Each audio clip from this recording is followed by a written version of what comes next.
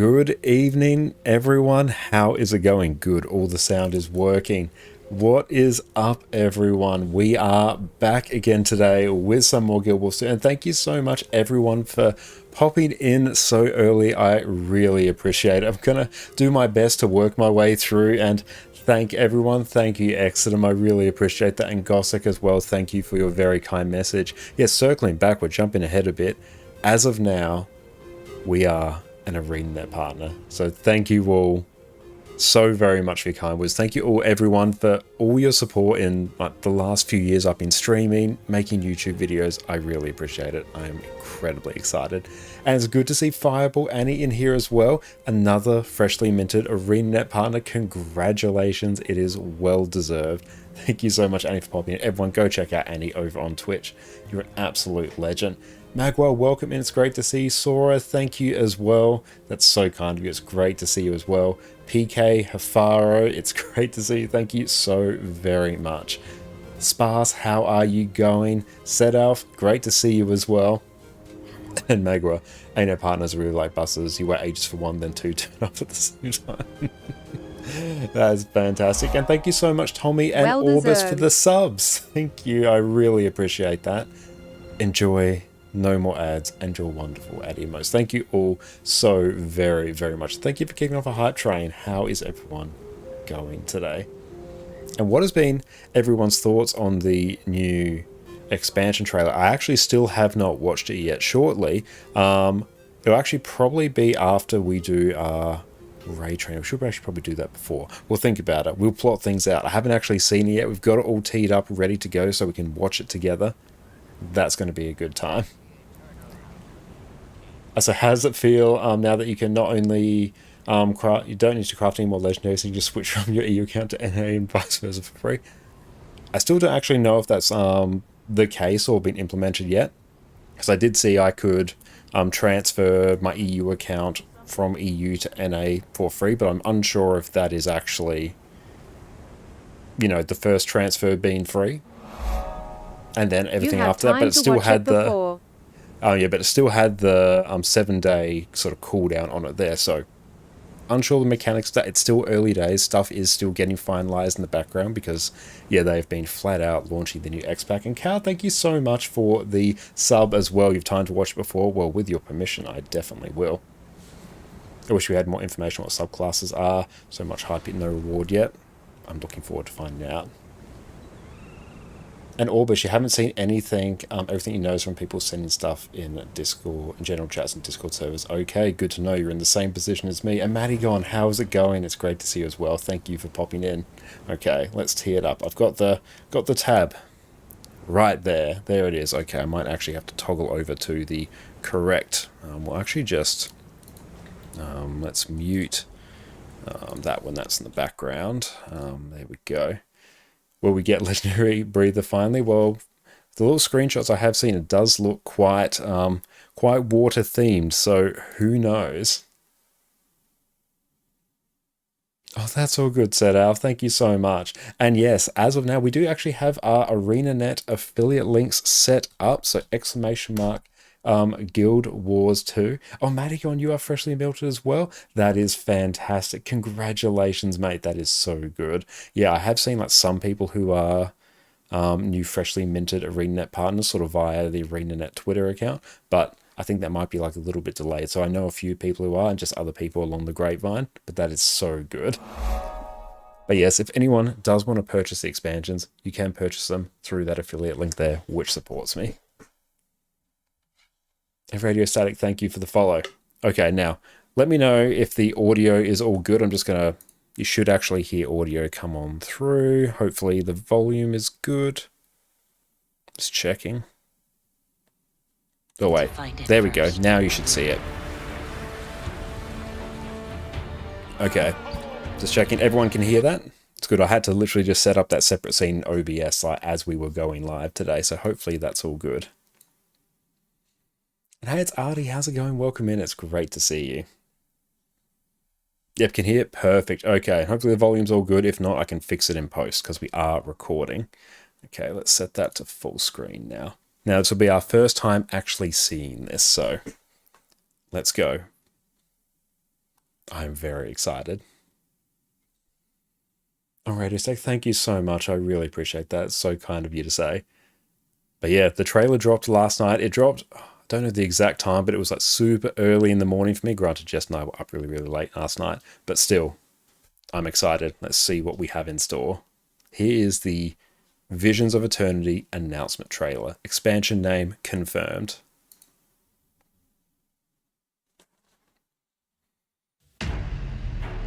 Whatever the Inquest are searching for, Oh, hang on. we need to find We'll turn it off first. subtitles. We don't need those. There we go. I'll splice it together in the edit. Whatever the Inquest are searching for, we need to find it first.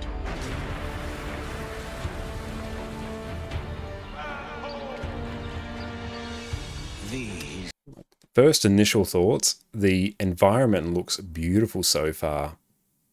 Like, I don't know if it's going to be aquatic themed or anything, but we do have large bodies of water to play with. I'm liking I presume it might be like Corsair related or something like that.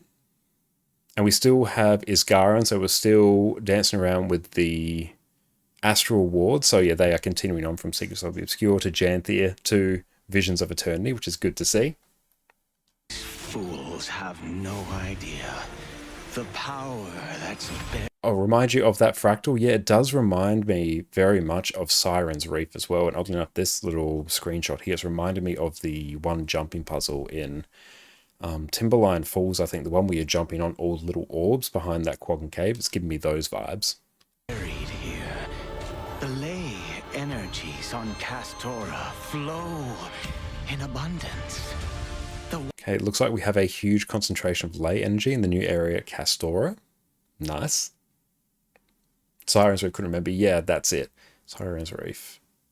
Yeah, I'm pretty sure it's Siren's Reef, yeah. And I'm liking the new wildlife that we have as well. Looks like new species of raptors. Wildlife is vicious. That's really cool. Finding the future And looks like a new variant of the Karka as well. vision.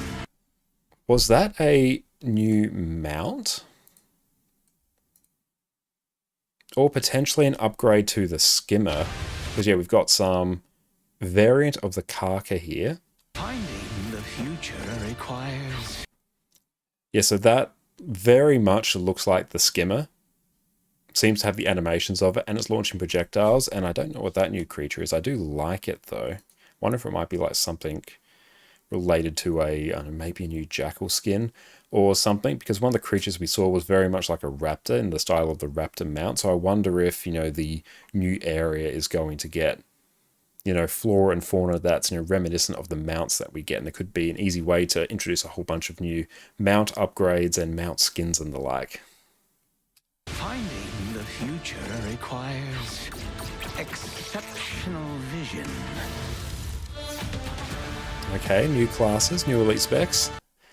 Alright, so we're seeing the sort of Firefox. Yeah, the new, one of the elite specs, it is sort of it's not the fox mask, it's got a particular term, it's not Kitsune mask or something like that, but that seems to be tied to, yeah, Firefox. Yeah, just the Mozilla Elite specialization. It seems as though it's tied to Elementalist. That's just my gut feel so far. Mozilla Ellie. Got to get on that character name while you can. We will use every Okay, and we saw another one back here. So that is looking like a ranger. Would it be a ranger? It's also got a pet here, but it's also got rifle, and they also said they weren't doing any new elite specs. We will Yep, so Mesmer being the bard, that seems to be confirmed there, judging by all of the notes floating around. will use every tool at our disposal. Could potentially be Thief as well. So maybe it could be... Yeah, I guess it could be Thief, because main rifle wielding classes right now, we've got Engineer, we've got Thief, Warrior, and Mesmer, but it's obviously not Mesmer, because that seems to be Bard.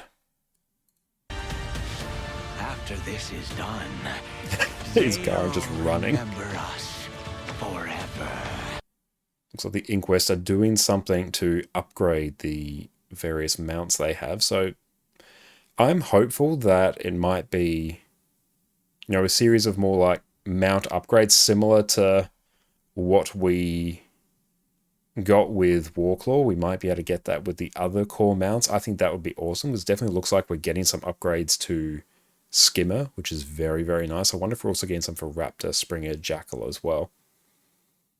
For Mesmer, it looks like kits, because we see multiple weapons in the trailer and in screenshots. Okay. It goes like you see Moneybag around it. Okay, because that could be tied to the Gambler spec as well. Guild Wars 2 Zero Dawn. It does actually look like a Horizon Zero Dawn. You're thinking Mesmer's F1 to 5 are different instruments like flute, lute, trumpet, cymbals. That would be really cool. And more skim upgrades. Yeah, that's going to be really nice. Lyron, welcome in, struggling to contain your excitement. I'm looking forward to this as well, and welcome in, mate.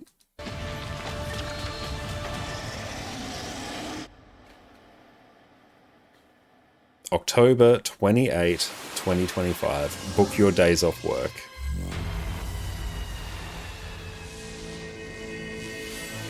On another note, I do really like that icon there as well.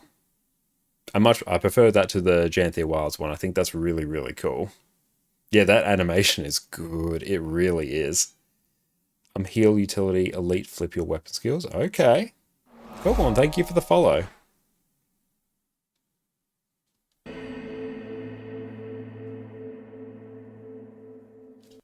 But yeah, so with the standard edition, you get yourself a level 80 booster, shared inventory slot, you get the Commodore's hat skin, and a new weapon skin choice box. I do like that hat as well, so we can cosplay a pirate, which is always fun.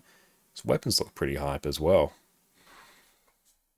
I'm really hopeful for more mount upgrades as well. Arca Ninja, welcome in, it's great to see you.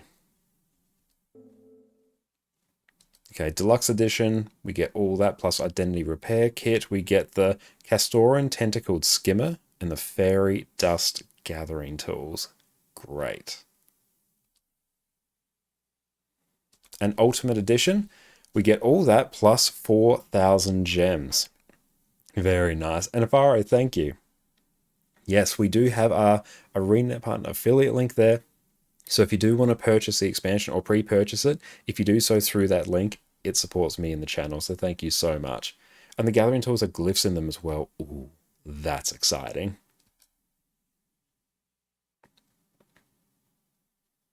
Very good. I'm very, very keen for this. So yeah, October 28, lock it in. We'll start booking our days off work now. I'm very, very excited. You've already bought? Wonderful. That is great to hear. Yeah, obviously the thing I'm probably most excited for with that, I think would actually be... Obviously, Elite Specs. I love Elite Specs. That's fantastic. I'm really excited for the prospect of more mount upgrades, actually. That's probably the next thing I am most excited for. And also the new environment looks fire as well. Because yeah, if some of the core mounts, your Raptor, Skimmer, Springer, and Jackal can get the Warclaw experience, that would be amazing. But yeah, I'm very excited, looking forward to learning more about the Expacs. And check out the announcement blog post. Awesome. I'll make sure to go through and do that after we do raids, because we're going to do that in a bit. So make sure I remember. Feel free to remind me. Okay, stop recording that. Back we go there. Okay, cool. And we'll fix that. Okay, so I'm actually going to probably be rocking some Heal Spectre for the bit. Boruto, thank you for the standing desk, mate. I'm very hyped as well. And welcome in. Thank you. That's really kind of you to say. Hey, I'm so excited to be an Arenanet partner. Okay, let's go. Aerodrome. Where did I put my coffee? Oh, there it is.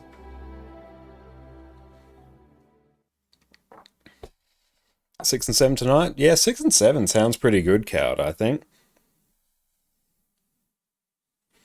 I wonder if someone's already at the cap of the amount of share slots, Garth, and then they get one with the new expansion. I don't know. I wonder if it might be the case if it just keeps upgrading it. And Al, speaking of which, you should get a purchase link for the new expansion. Yes, I do. Exclamation mark Guild Wars 2 will bring it up, and it's in my About as well. So yeah, I've got my link there as well, and there's also a link if you want to do the free-to-play like option as well to get introduced to Guild Wars 2. They're all in my About tab. And what's command for the referral links? So yeah, the exclamation mark Guild Wars 2, and for the free-to-play one, it's exclamation mark free-to-play, or let's go free-to-play, or should also be FTP. So yeah, one of those will do if you just want to do free-to-play, other ones if you want to purchase the expansions. So for raid quality of life changes, yes, I'm very keen for that as well. A great minds think alike, absolutely. So yeah, a good chunk of this afternoon was going through and setting up a few things on the back end there as well to get all that up and running. Okay, let's tag up. Okay, that's all good, all Gucci. I will need to start sending off invites now, so let's make it happen. Did you not read the blog post? Not yet. I will read that after we do raids. So after we do raids, feel free to remind me in case I forget.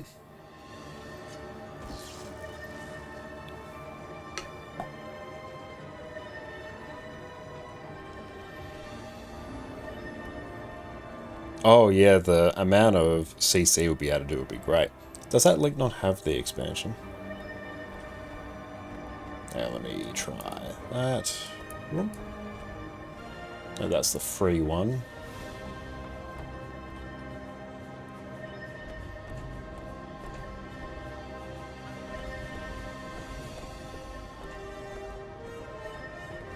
It does, you just have to click through. So you open that up and then yeah, you just have to click into the buy an entire decade's worth of content and then it has it there. So yeah, it is there, you just have to keep going through. And thank you, Mortal John, I really appreciate that. Anthony copy is the major sort of rest obvious. Great, I'll make sure to do that. Okay. Got everyone in. Oh wow, we've got a whole bunch of people tonight. Very exciting. Okay. Let's get everyone in here. We've got Dame Vamp in. Exos is not in yet, so let's rectify that. PD is here. Sora. Darth hasn't done it, so let's go. Do I have Lulu here? I do. Good. Invite to squad. Sheeves is here. I think I have everyone now.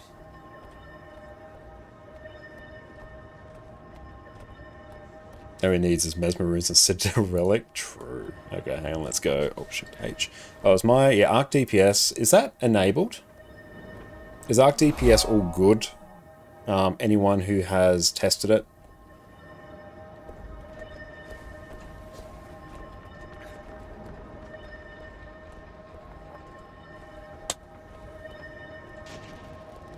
Seem to work for you? Okay, let's do... Installed. Load that. Alright, so let's go back over to just chatting. And we will exit out and reload. Bring that up. We'll see if it crashes our game. If not, then we'll fix.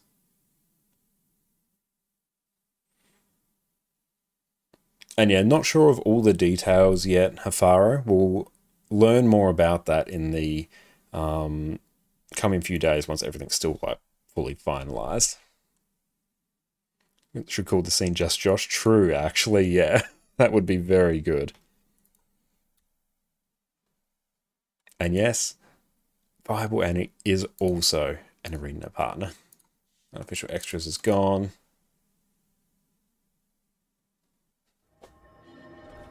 Okay. We're back. Arc DPS is here. I will go... I'll just go heal a lack. Hang on. Let's go in the waiting room. Discord should be... Oh, it's broken everything. Yeah, Hang on. right behind you. Oh, it's... Oh, things are... I can't hear you. Default. It's an output device. That needs Sound to go options. to Player instruments. operates. Yes. Okay. All player sounds? There we go. Excellent. That's fixed Just now. turn up the volume for instruments. Okay. No, I still. Oh, thank you so much. I really appreciate that. That is so kind. Thank you so very much. Let's go. Do you know which wing that we're gonna do? We're going to do wings what's 6 your and buddy? 7. Oh, 6 and 7. Oh, Okay. nice. There. And yeah, later on tonight, we're also going to be doing some giveaways when we jump over to EU as well. Yeah, congrats on being Anet partner. Oh, thank you so much. I tried for 5 Yes, years I now, know. and I failed majority of the time. I cannot because I'm a Steam player. I cannot even apply. Yeah, you can. I tried when I logged in on the page through my Steam account. It sent me to a totally different Anet website, and I cannot find the forum. Yeah, it's not allowing me either because I'm from Southeast Asia. Slash I D, don't know why it's so weird. boons. But then like Anet is from Singapore, so I don't know why I can't on my end. It's not allowing me to register. It feels so weird. Ben, I can ask Connor right now for you. Okay. Ben's wanting to know what experience level does the group usually allow to join? Can be completely fresh. Like, that's totally fine. No experience is required whatsoever because they are intended to be training raids. And yeah, we do have some quite experienced people here and some less so. So more than happy to bring anyone of different experience levels. Would you like to join, Ben? There's one spot, unless it's already taken. And yeah, still Connor has- unsure exactly whether I can transfer my EU account around for free. Like, don't know the details about that yet, which I will eventually figure out. But yes, my EU account is the one that is now our partner account. So that's the one that's been linked. The yellow louder?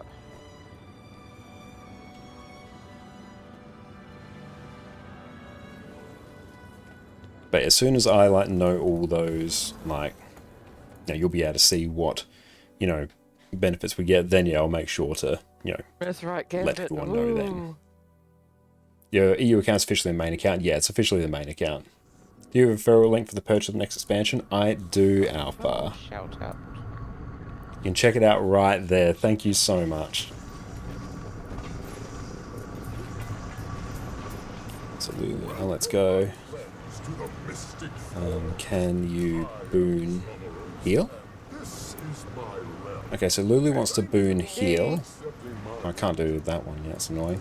The last one is... And yeah, EU, I think typically at this time slot is more active for Australians. Sorry, I don't feel like We do get worse ping to EU. I do slightly as well, like right here. Well, here's honestly, it's about on par with what I get on EU.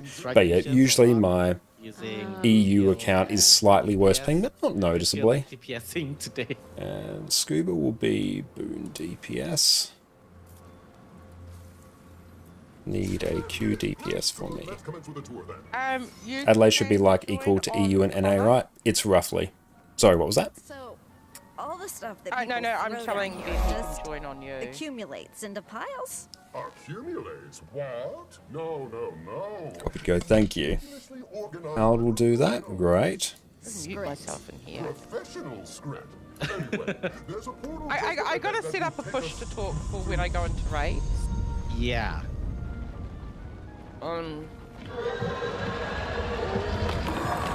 That is a big, angry thing. So, Sovereigns. Whisper, thank you for the follow. You're what? Oh, an achievement? Where, what? I accept 3 challenges to decide the true owner of your mystic forge. Just trying to find a push to talk button. Before you. This is a really weird tour. There never was a tour. Wait, is it under special?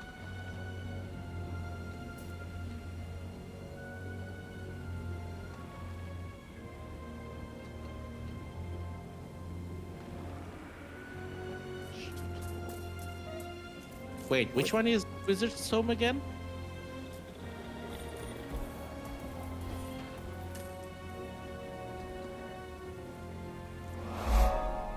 And thank you for that essence. Yeah, I can see that I can transfer my EU account. Has a zero cost transfer, but I'm unsure as well what that is. The first transfer for that account, because I've never transferred it before, or if it's the supposed partner one.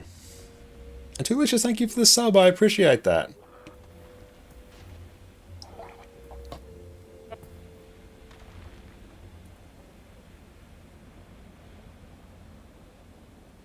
Can you hear me? Yeah, I can hear. Yeah.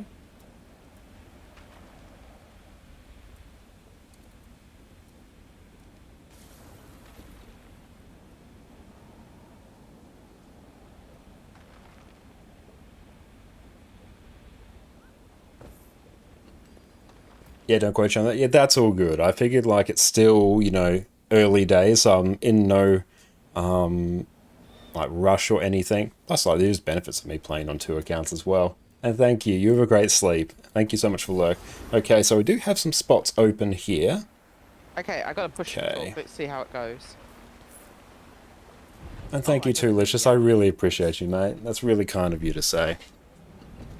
Let's take a Did you see seat. the new chair in the Black Lion Bring it chair? there. It's so sad we can't tonic before going into. But we have a permafrost as well. Thank you so much to whoever sent that through. Feel free to sign your name and then I can properly thank you. In the Black Lion chest. Let's tee that up.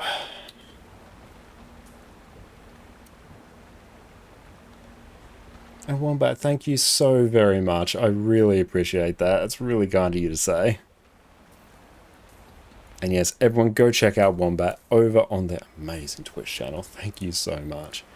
Okay, and we do have a spot open for Wing 6 and 7. Okay, so let's go raids. You should sign Game Mouse. Thank you. If that was PK, thank you. And no matter who it was, thank you nonetheless. Wing 6 plus 7. Full clear. DPS. State roll.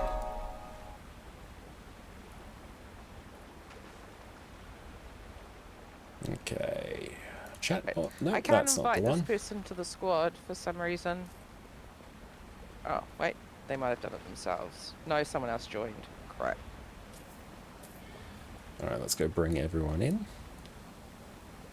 Got DPS. Love to see it. And /D. Welcome. There we go. Okay.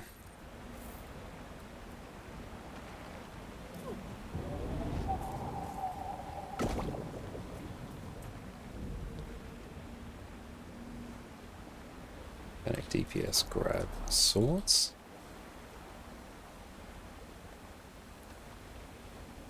Can someone grab swords?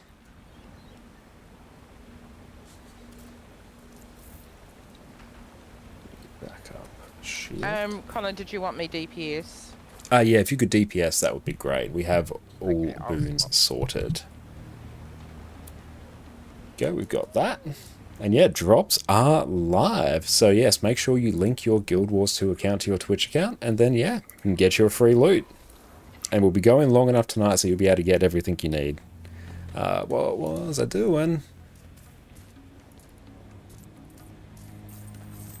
Does anyone have any power food? I do. Sharp Excellent. Sharp mind. Well, I Dane didn't win. win.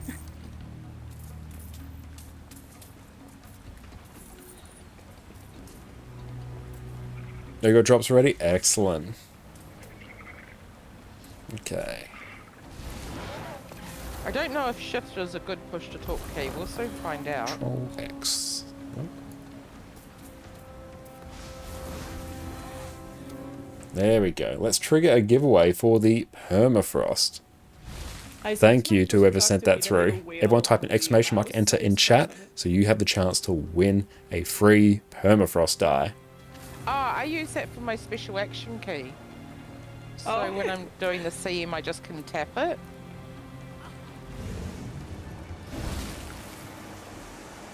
There we go.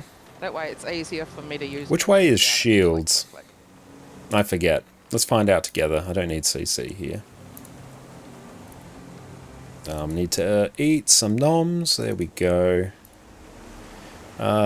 Should I? Yeah, I should actually record B-roll. Oh no, I've pressed the wrong thing on my stream deck. Oh, it's chaos. Oh no. Yes, let's...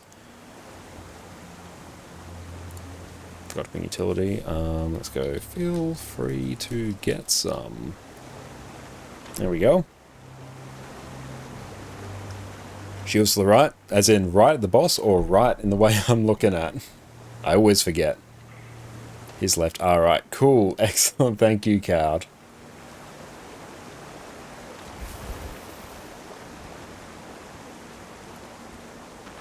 Let's just get the ready spaghetti check. And we'll start recording B-roll. And thank you for the follow.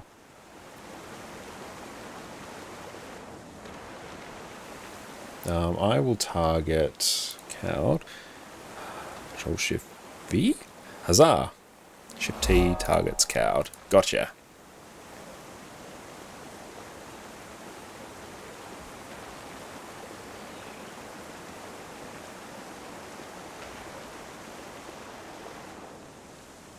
So yeah, over that way. That way I will do it. Very good.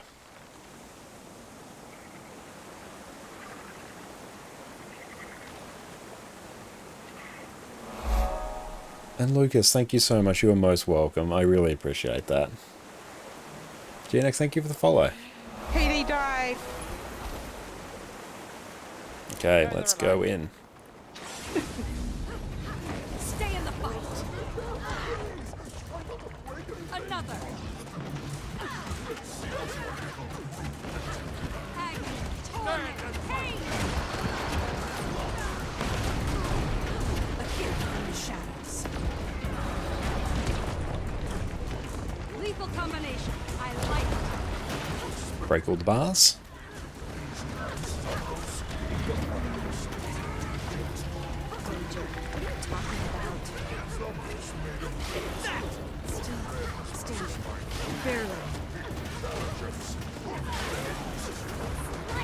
Kill everything, pick everything up.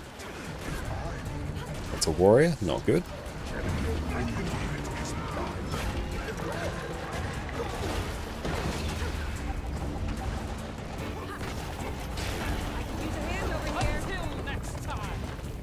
Great stuff. Let's just get all the reses. You're kidding me, right? This is getting serious. GG. Yeah, we'll GG that. But yes, make sure we are killing all the mobs, picking them up, and CCing them. We can't be leaving them alive or they merge. Yeah, I'll swap that to purple one for break bar, and here I'll do... Actually, I'll do that. I just realized my shift and click linked stuff. There we go. What are your opinions on the Expac? I'm very, very excited for it. Obviously, I'm excited for elite specs, also excited for potential mount upgrades as well.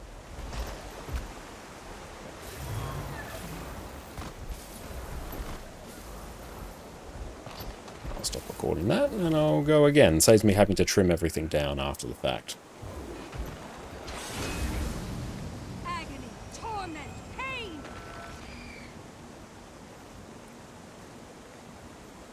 But yeah, the focus is on cleaving down the mobs, so bring things to pull them in if you can, and CC all of the shields.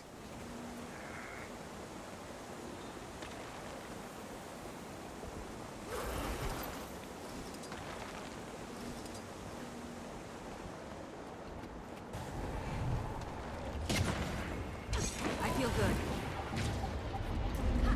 Feel the fury. DPS pick up shields. No escape. A gift from the shadows.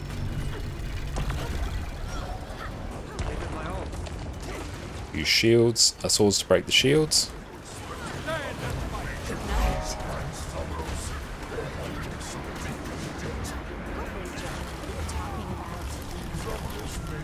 pick everything up.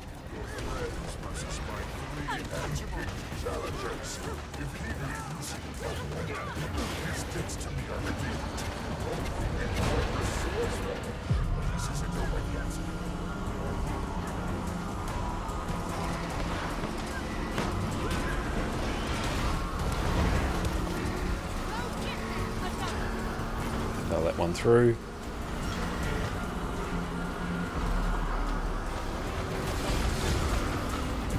Need a sword. I just my sword.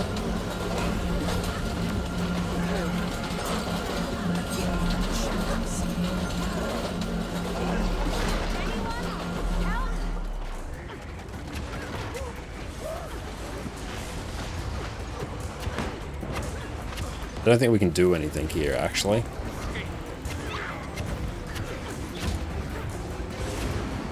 I need quiet. Good night. Impressive combination.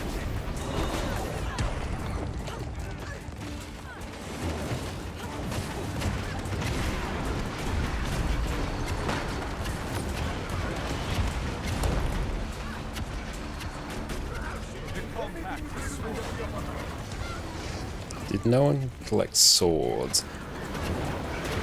And if we can have someone to collect the swords, I think that's what we actually missed. This one might be a bit cursed.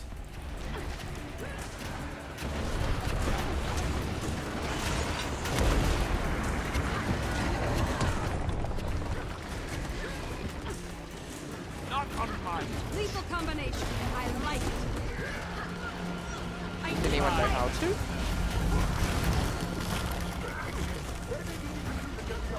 I do know how to. Can't assure that I'm very good at it, but I know how to.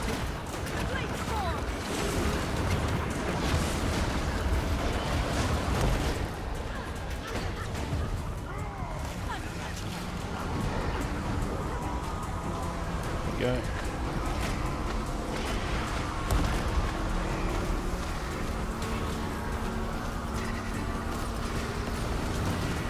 Sharp blade, sharp line. I picked up a few. I'll use my shield.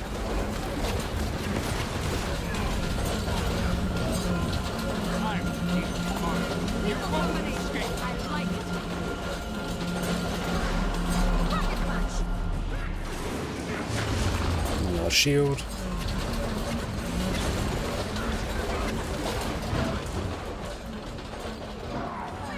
GG.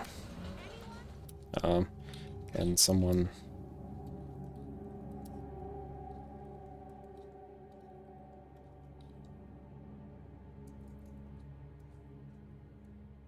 Okay, that is alright. Well, thank you for the hide the UI. Hang on, I actually need to... I'll do it once I get in, because I actually need to trigger the ready check. I mean, I can try if someone tells me what to do. Yeah, basically you'll start on the... I'll start towards here. Start at arrow, Do it together. and basically just grab any of the big orbs that have the big line through them. Ixo, we can team, eh?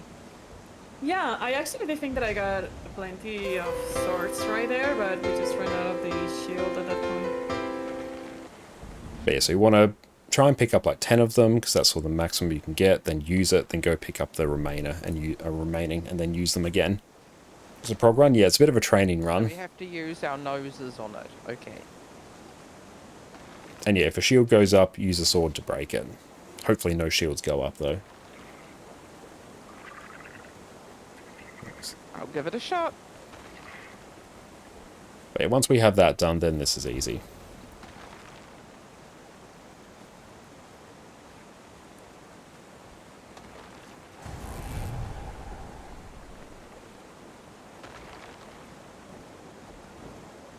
Oh yeah, we got this. It's just a matter of... Okay, there we go. You'll live. We'll pull in the swords, kill them. You'll have to hit much harder. Replenish. endurance. What's the build variety like in Guild Wars 2? Honestly, it's fantastic. Everyone cleave all the shields, break their bars.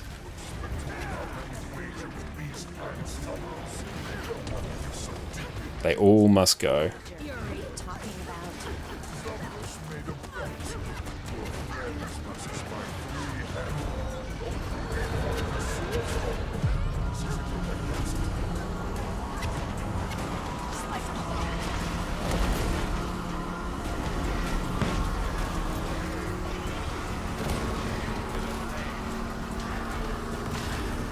I'm gonna grab some more of these.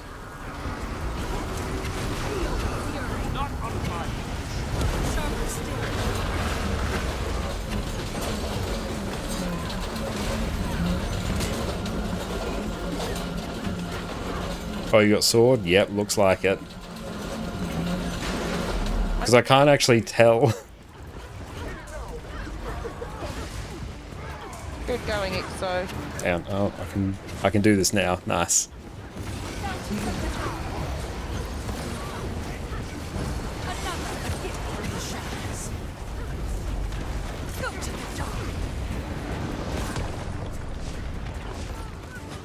And Joel, thank you for the follow.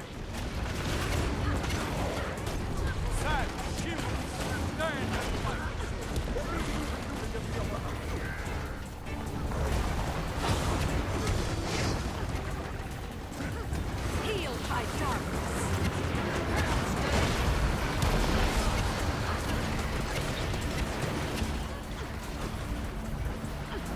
Need to break those shields. The mobs are actually the priority.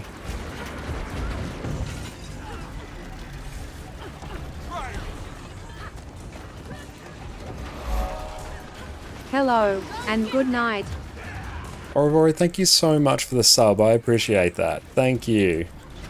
Enjoy, no more ads, and your wonderful ad emotes. Thank you. Lethal combination. I like it. Yeah, every mob must go.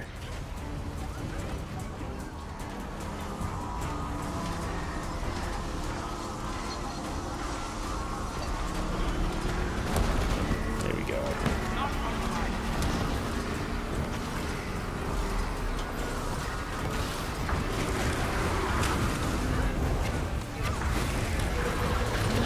We got shield.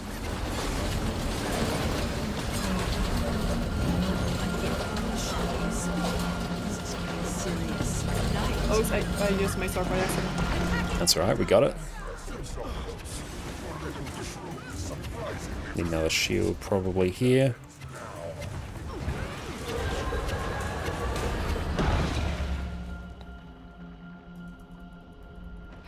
Another.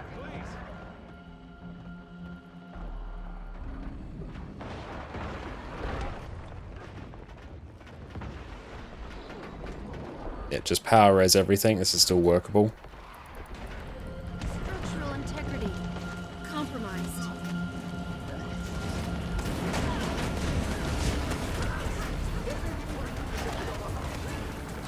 Break everything.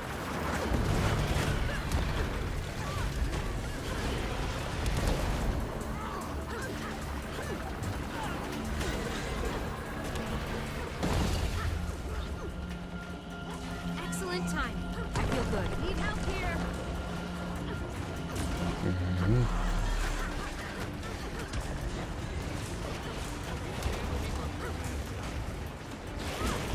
Let's destabilize right quick.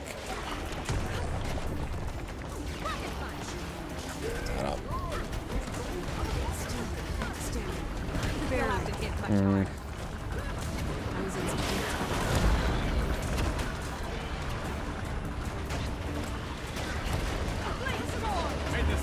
Just try and cleave as much as we can.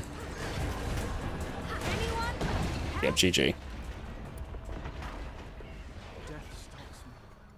Okay, so the way we'll set it up is I will use the first shield, and then if we need the backup after that, if Cal can use it. This one's always a bit of a weird one to prog as well, because there's actually quite a bit going on. 2 swords this time. Yay! Bill, thank you for the follow. And yeah, we want to get every sword that we can, because every sword that gets the boss means it does more damage. And when you use the swords on the boss, it means it takes a massive like damage debuff, so it makes everyone do absolutely bonkers damage. Oh, so we don't hold it until we see the blue shield. No, no, no. You want to actually use it to buff the damage. So ideally, we don't let a single shield go through, but you want to use it to buff the damage, because that means we can just phase it like instantly. Okay. A little boost. Cool, so we want to pull in these mobs, ideally with CC, and then kill them. We need to pick them all up. Every one of them is important. A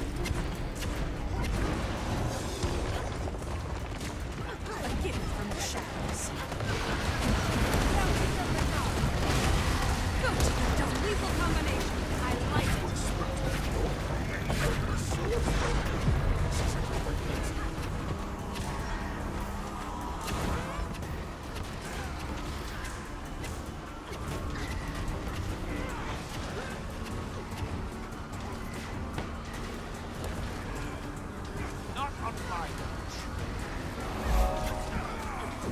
They'll have to hit much harder.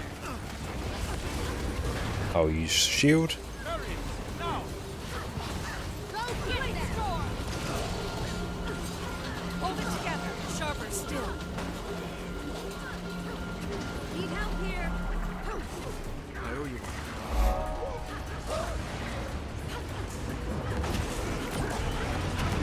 Yeah, if you have a sword, use it. This means we just do huge damage. We need to push it to 50%. I missed. A gift from the shadows.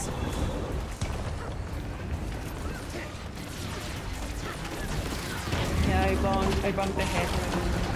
I'm satisfied. That's right, focus on the swords. So we'll use them to break the arm and the shields. So line it up so it hits the arm and shields.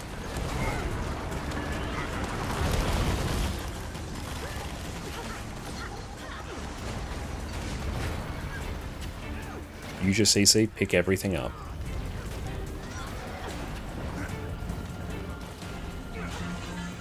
Time to do some real damage.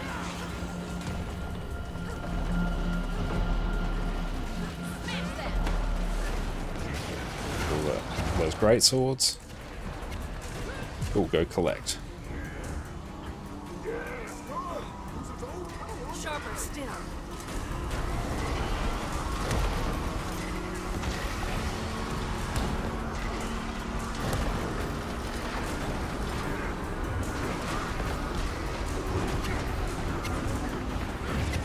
Nordenheim, how's it going? Welcome in. I got this one.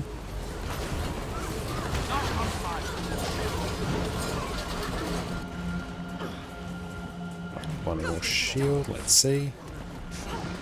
Another share.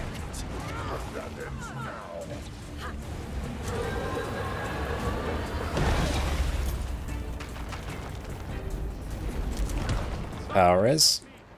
Not too bad, thanks. How are you? I'm going very, very well. Had a new expansion revealed for Guild Wars 2. Power res, everyone. We are now a freshly minted Arenanet partner, so it's a great time.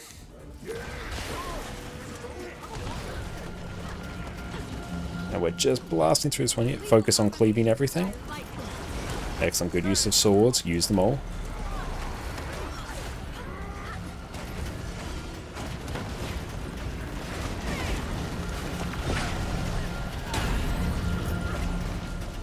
Make sure we pick everything up.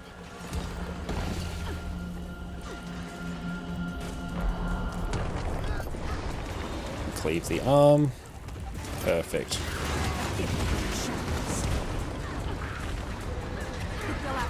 Cool. Trash collection.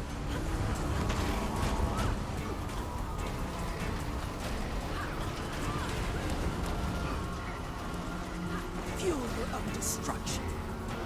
There we go, we're getting there.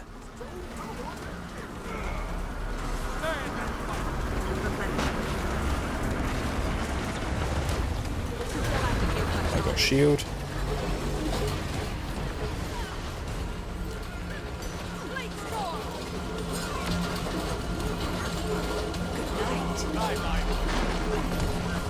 lead down the boss. There we go, we got it.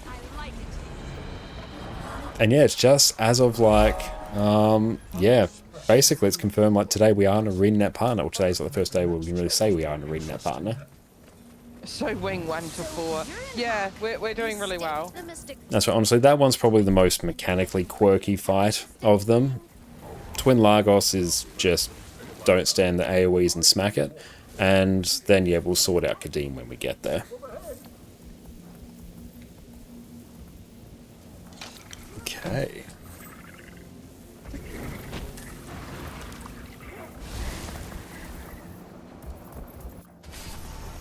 And thank you, Nordenheim. I really appreciate that. May I present your second challenge? Okay, that one is done. It's a bit chaotic, but we got there. But yes, everyone, make sure you type in !enter for the giveaway. You know what? Fine! Must feel good to tell people. Yeah, it does feel really good to tell people. We've been sitting on that for a few days now. But yeah, now we've all got the go-ahead to tell people who the various new partners are, which is really exciting. Deal. Now, all you have to do is find my pet before he decimates your little operation. What? Hey, that isn't fair! Okay, so is that this way? Not yet. I have to see. Critical failure in ecto-containment. I might take Scorpion Wire here, because I feel like I'm going to need it. Change of plans. If that ectoplasm gets free, that's bad for me. Us, bad for us. Let's go! Good luck. Yeah. Okay, let's Thanks. try that for question. La la la. Oh, wrong one. There we go.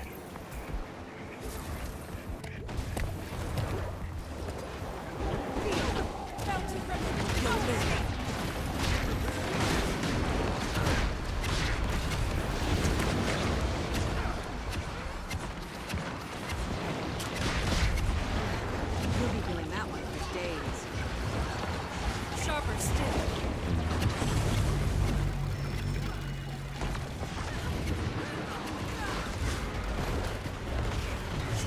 The Reds.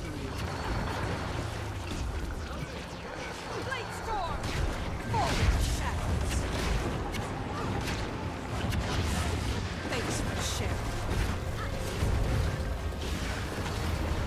Let's clear everything down.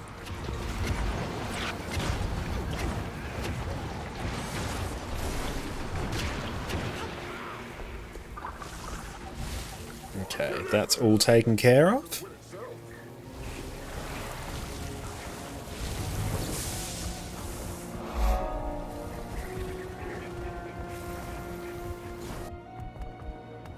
Ah, Dreg Shark, nice.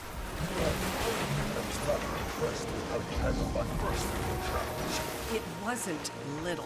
This specimen is small, but no less interesting. From the cast of sounds like our friends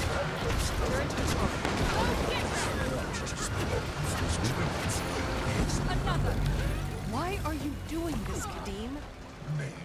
Starbucks put you into this. I'm involved. You don't Let's wait for the next one. It's over there.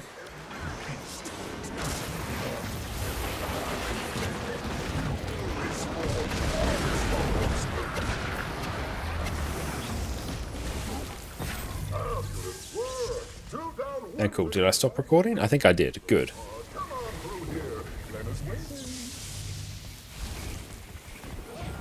Wonderful. Okay. Hey, any problems? None.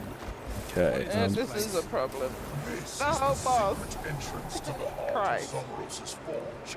The Mithrite cauldron. What? Oh, So I might change this. nearly had How much toughness do I have? I don't. Oh, it's I'm on my. more than straight and piles of junk. The cauldron is what forges your legendary relics. It is an artifact of incredible power. I'm on that. I want it. That's weird. I don't want that. Let's just go Harriers. For you, defeat them, and perhaps I'll give you your freedom. I present your final challenge. The twin I Lagos. wonder this was a bit weird. Kari and Canute. Look, sister. The gem is throwing us some meat. Oh, what even is this? Hang on. Shadow Arts, I think? Hang on, that's the actual build.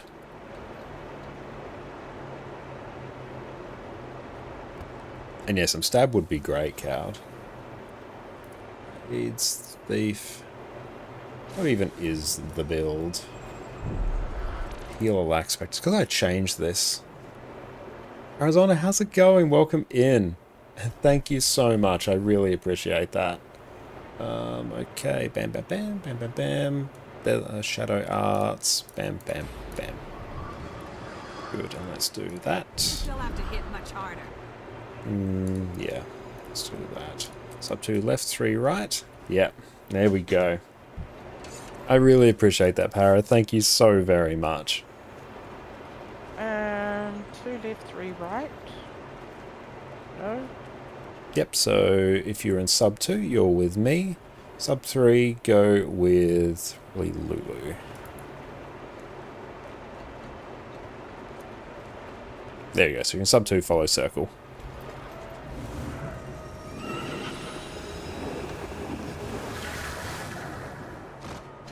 Don't try too hard. This will be embarrassing enough for you. Watch that.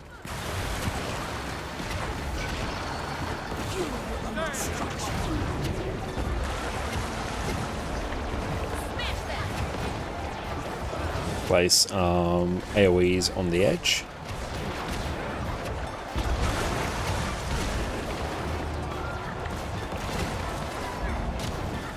Dodge that. Dodge those AoEs. I think the Hydra and the stretch key, I really appreciate that.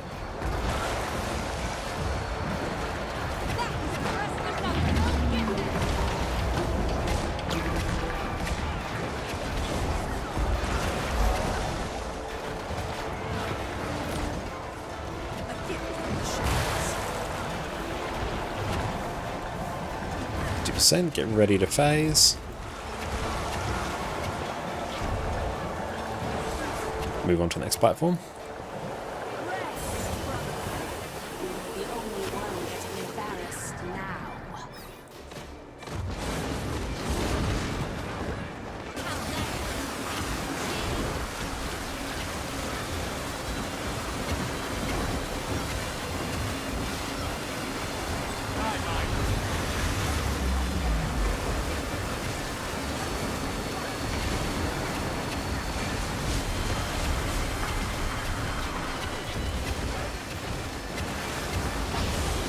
Go.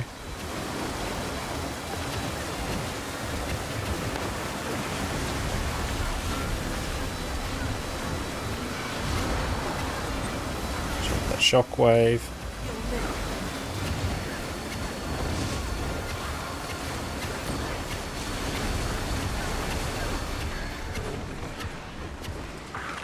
Cool, so sub 2 with me, sub 3 to the right.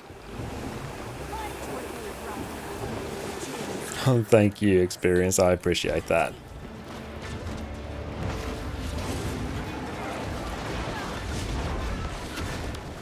Sidestep that. I'm just trying to count how many people are here. Yeah, it looks right.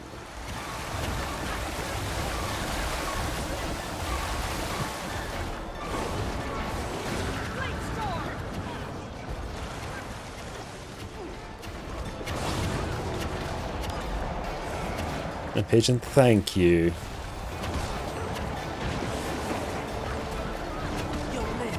I love this fight. They're pretty closely matched.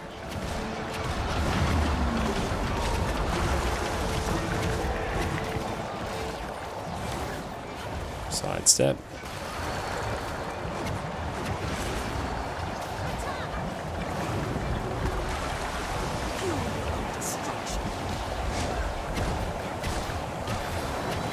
Go.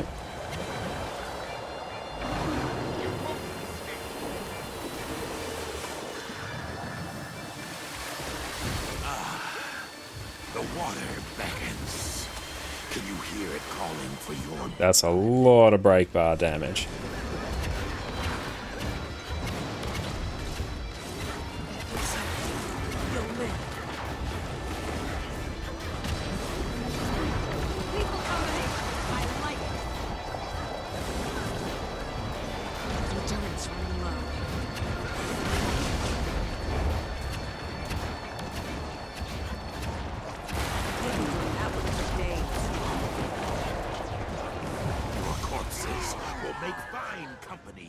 Okay, so I assume it wasn't going particularly well over on sub 3 side there, because we had a few people dead. So yes, try and avoid that. Hurt.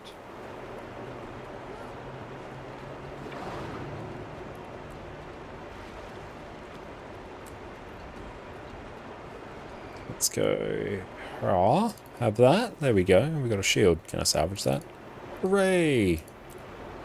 Sweet, sweet loot. Oh, I love this encounter as well. It's one of my absolute favorites.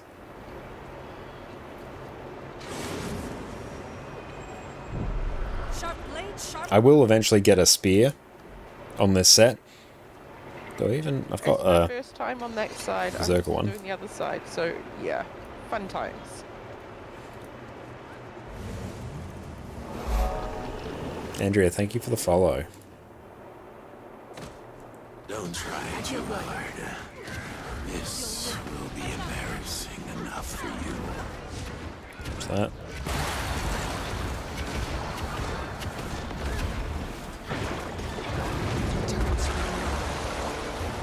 I could outrun us. Replenish. Hurts, doesn't it? Yeah, the CM's like really well tuned for just, yeah, you're right, adding in that little bit of extra difficulty.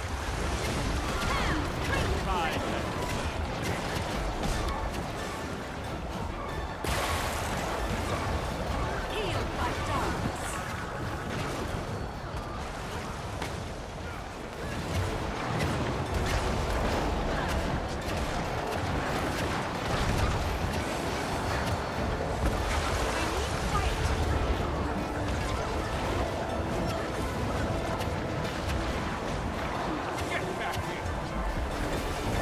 We have ample alacrity. The only one getting embarrassed now.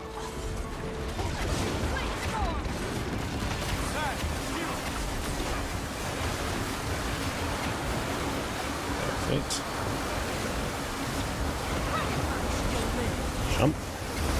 Things can shift.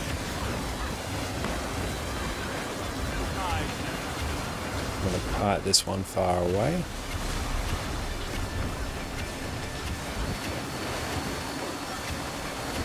There we go.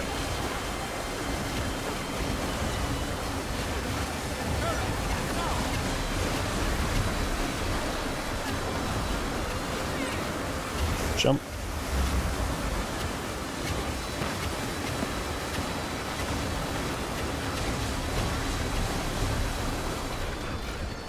Cool.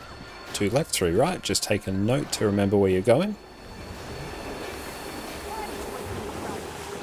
Jin's finally given us something with teeth.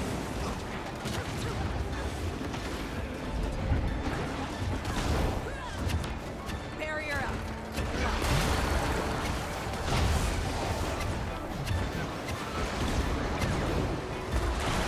Love all the boons that this gives.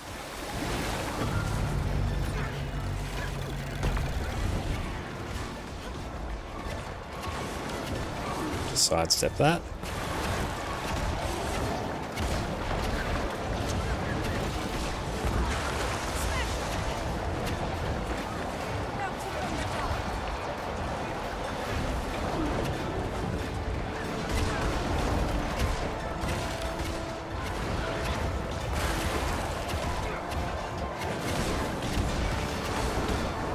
There's that. They're much closer now. And everyone's alive on that side. Can you hear it calling for your blood?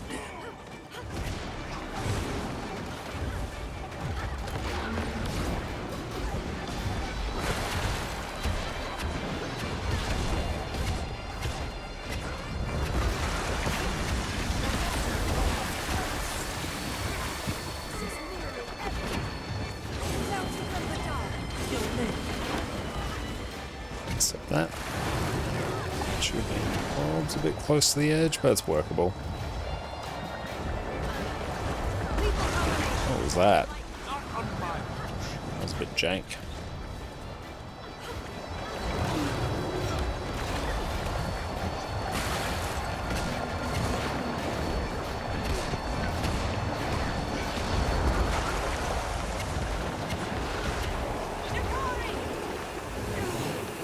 Or sub 2, go help 3.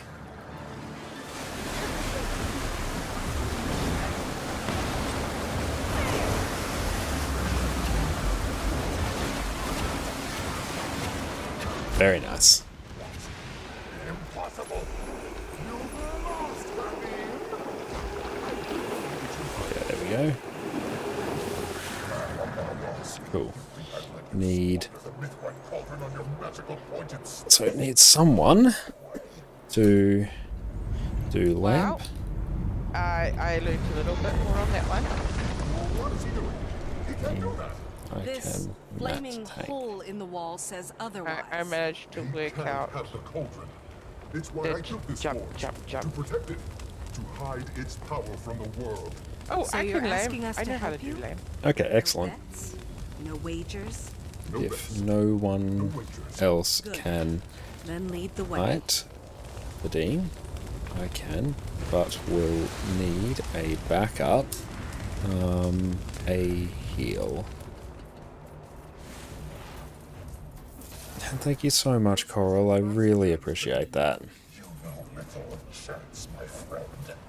Okay, I'm gonna set everything here to minstrels. Collection was complete. A menagerie of every creature from Just give me all of the boons. I learned of this. And all the toughness, all the survivability. I will take it, and I will forge new life with its power. Something magnificent. Something legendary. Death is nigh. No, he can't. The cauldron isn't made for the living. There's no telling what Okay, that push twisted to terrors talk does will come not out of work it. well. That's all good. I forgot it's also the one that makes my mount go down. And stream you excellent. Okay, so if you don't have a specific mechanic for this one, honestly, it's pretty chill. You don't actually have to do too much. Really just sort of stand behind the mini bosses that appear, hit them, don't stand right in their hitboxes. Their aggro is based on who is closest to them, so you do not want to be too close or else they're going to spin around and attack the group rather than me, who will be the one sort of tanking them. So just avoid that.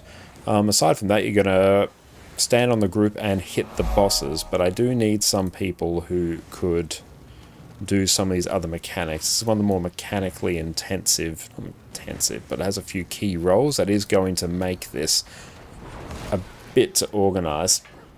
And what masteries are you missing? Oh, it's the Janthir stuff, or the homesteading. Yeah, it's homesteading, massage, shadowcraft on this account.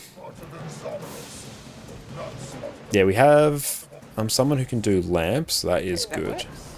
Right. I could outrun a centaur.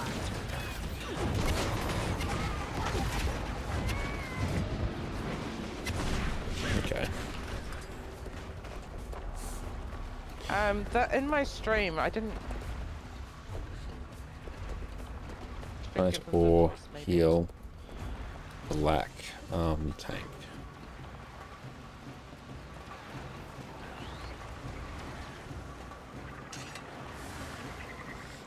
It is an accidental lamping.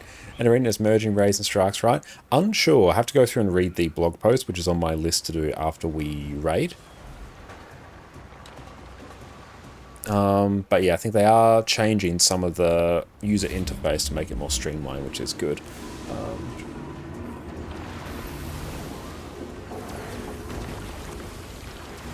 Great, so there we go. I will height Kadeem. Can one of the healers tank plus tank Matt? So Connor is talking in his stream. Okay, Everyone's so basically here. talking in their streams, that's why you can't hear them. Yep, that And you is only hear me because you're watching my stream.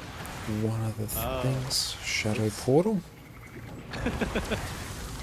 I think that's all good. I don't know if Connor can give us a link for his one. Okay. Alright, so we've got lamp You won't be able sorted. to hear them all because they're actually talking in here. Let's go 1 and 2. Sub 2, go Okay, to go Connor. arrow at split. Sub 3, go to circle. Okay, so we have kite sorted, that will be me. We have lamp sorted, that will be Dame. And if we can have one of the healers go down on the third one to help, that will be good. And need someone to tank. Lulu or Arch, who wants to tank? Okay, I'll tell you why. Arch, can you go down on lamp 3? Gee, do I even have anything resembling good food? No, I don't. Okay, I think we are sorted. Also, incredibly important, make sure to CC very quickly. That's like the most important thing. Here, do that. Do we need more CC? I can switch into Hammer Breaker. Yeah, like that would be great. We need a lot of it. And quick CC as well. Connor, do you mind if I put your Discord in my Twitch? Yeah, sure, that's fine. Or do you want to put it in squad chat so they can do it from there? Yeah, we'll try and do that.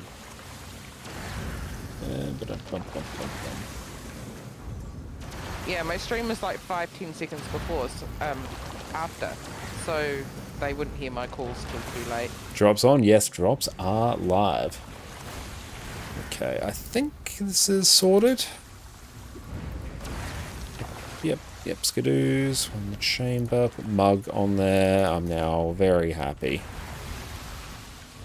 So remember, at splits, sub 2 will go to arrow after each of the mini bosses, sub 3 will go to circle. What's the giveaway for? It's for a permafrost die.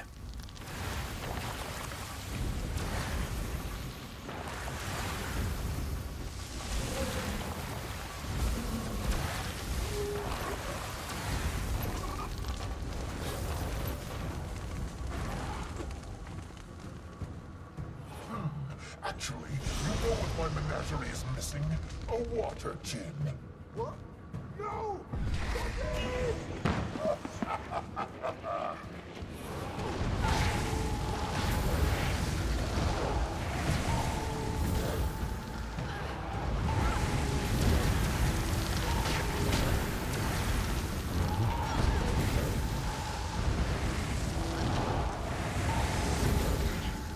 Need to CC far quicker there.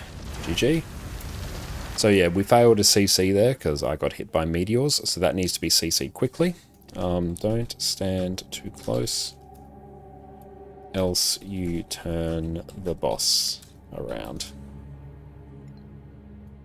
Yeah, we'll just GG that. I will show where to stand. So yeah, very important once we actually get there. If you are DPSing the boss, or if you're not tanking it, so Lulu will be tanking it, so they're going to be pointing it away from the group. Make sure you are standing like on this circle here. This is where you want to be standing. If you go in, you're going to be too close to the boss, you're going to turn it around, it's going to attack the group. So don't do that. Lulu will stand right about here.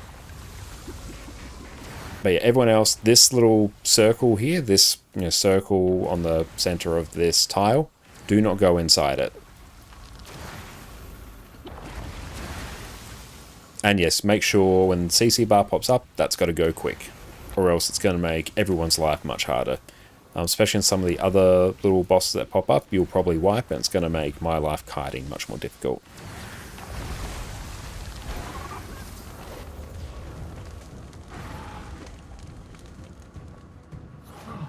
Actually, you know what my menagerie is missing? A water gin. And yeah, make sure you're pre-buffing, doing all that good stuff.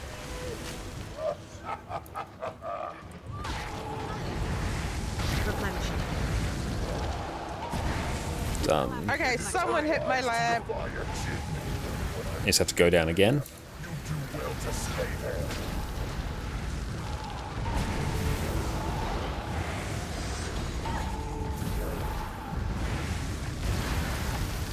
End is not.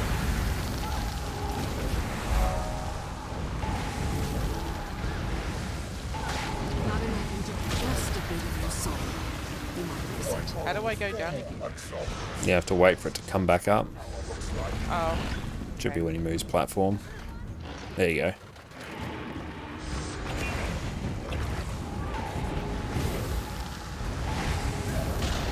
It's a good thing I actually don't care too much about getting hit because I've got just copious amounts of lifesteal. Oh, your Carno finally sold. Hell yeah. It is unwise to defy a Jinn. Please don't break my lamp. I'm dead, by the way. Okay, so we'll GG that. Exos, that time I saw you open the lamp, so be very careful not to hit that.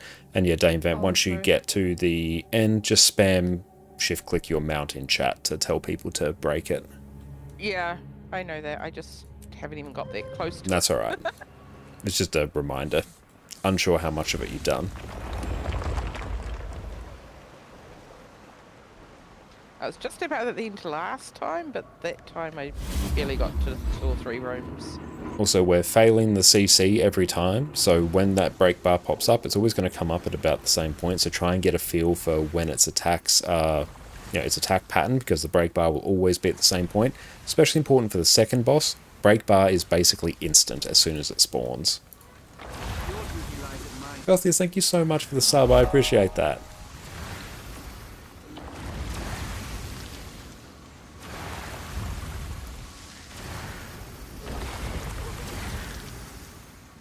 But it's good, yeah, everyone stand right about there, where everyone is. You'll hit the boss.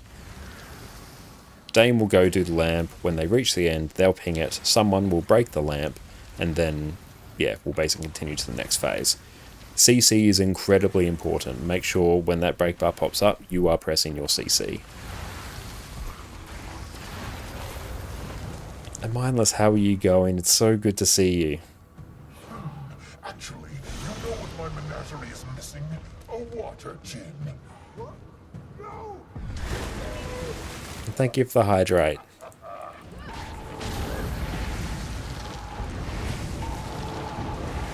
Time to do some replenishing. Your home.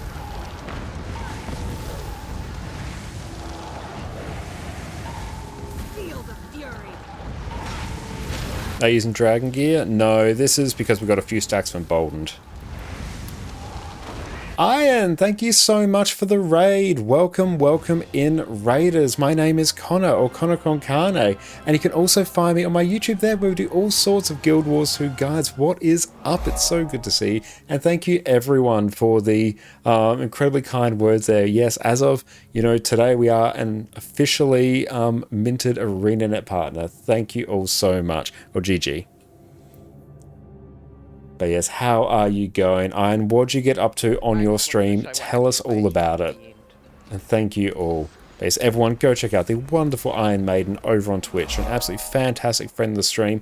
All around absolute legend. And yeah, Iron, thank you so much for all your support as well throughout, my Arenanet partner journey. I really appreciate you. Thank you so very much. And it's really kind of you to raid over with all of your wonderful friends. Thank you.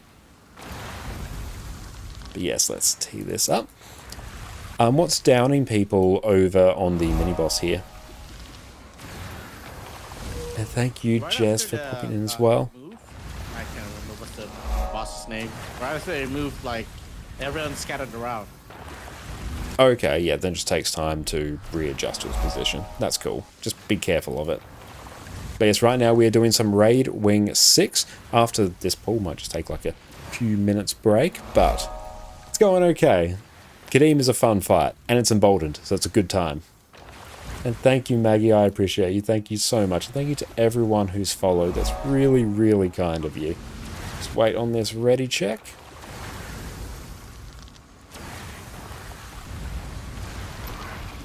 And thank you so much there, Mindless. I really appreciate that. And yes, if you do want to try out Guild Wars 2 or purchase the expansions, we do have links for that as well.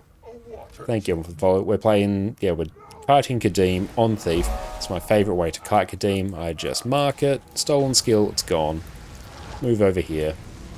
Mark it, stolen skill, gone. Who's next? Strawberry Cider, thank you for the sub. I appreciate that. Thank you. So here I just get to chill, contemplate my existence.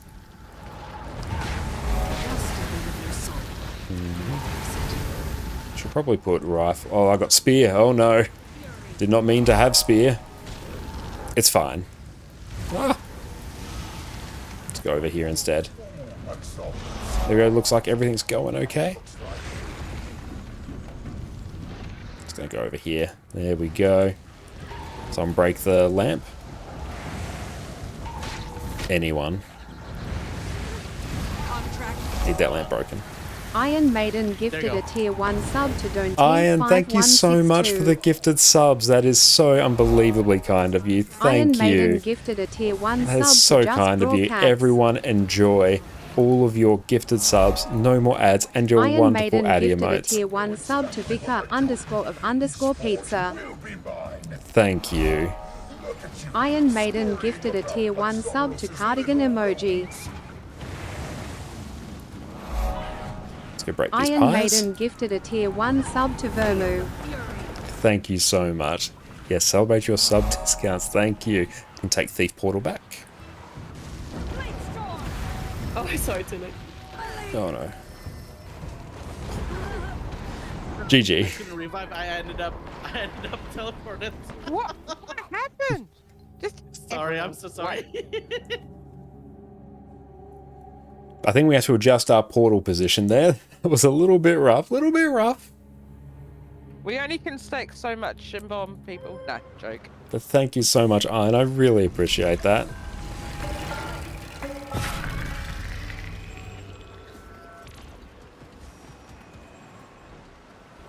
Yeah, Wing 6 is a bit tricky. Like most of the other raid wings, Wing 5 and 6 are, and obviously 8 as well. They're the ones that are a bit more punishing. We did better. We got the lamp broken when it was meant to be. We're winning.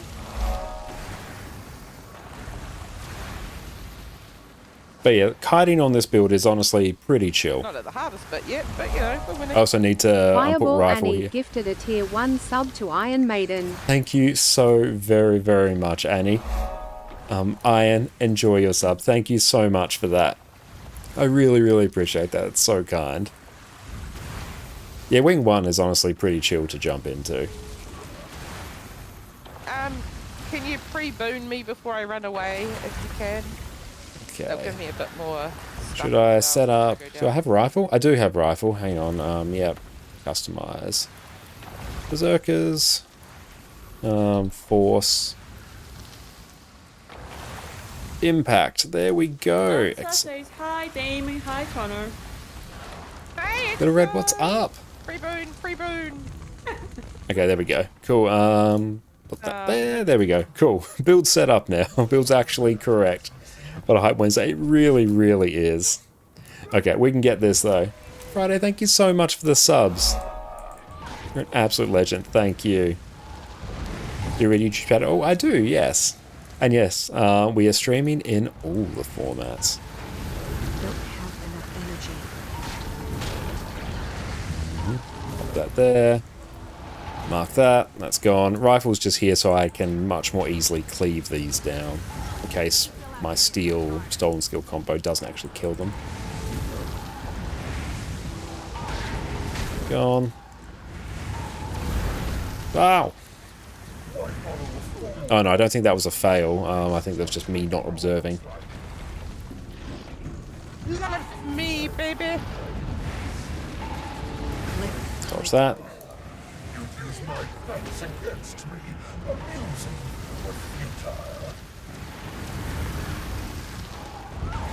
You don't know what you're doing, Kadim. I know exactly what I'm doing. This forge will be mine. Ha!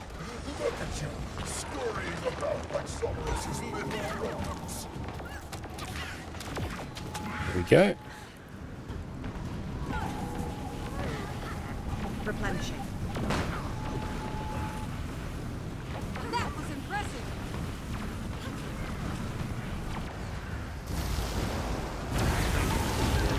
Get the res. Whoop. Where is Kadeem? There we go. Still workable. Just don't stand those big AoEs, they instantly down you.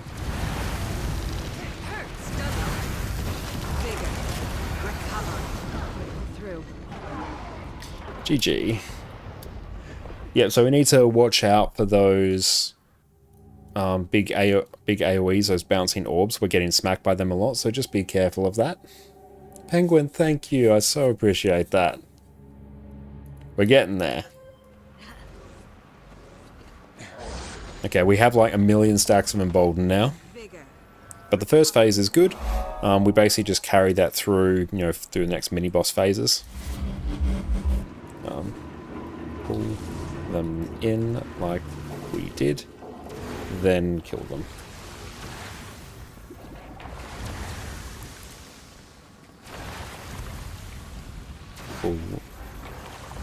Pull in was good.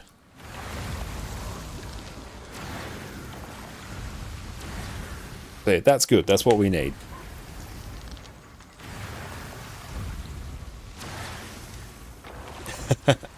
Thank you for popping in over on YouTube. I appreciate you. And Jay, thank you for the sub. I appreciate that.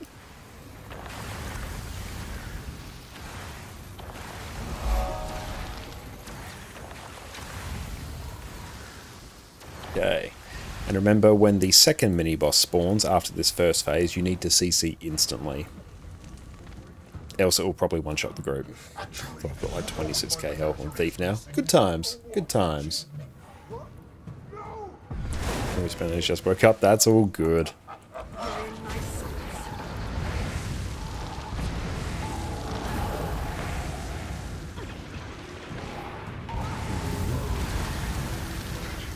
Steal that.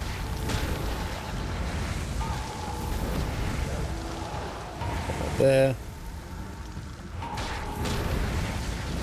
Health bar so looking more Necromancer. It is, yes.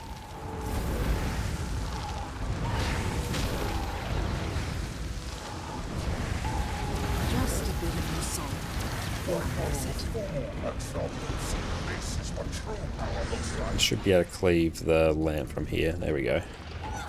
There we go. Dodge that.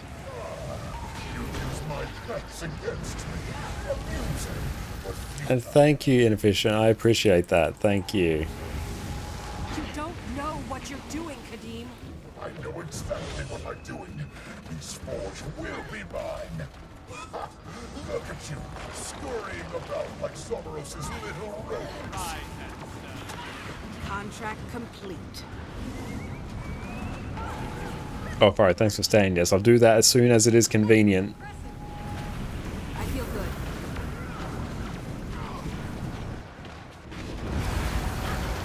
Power res.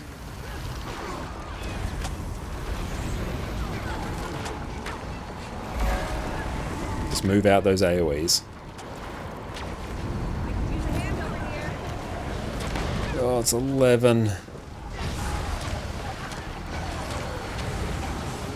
GG.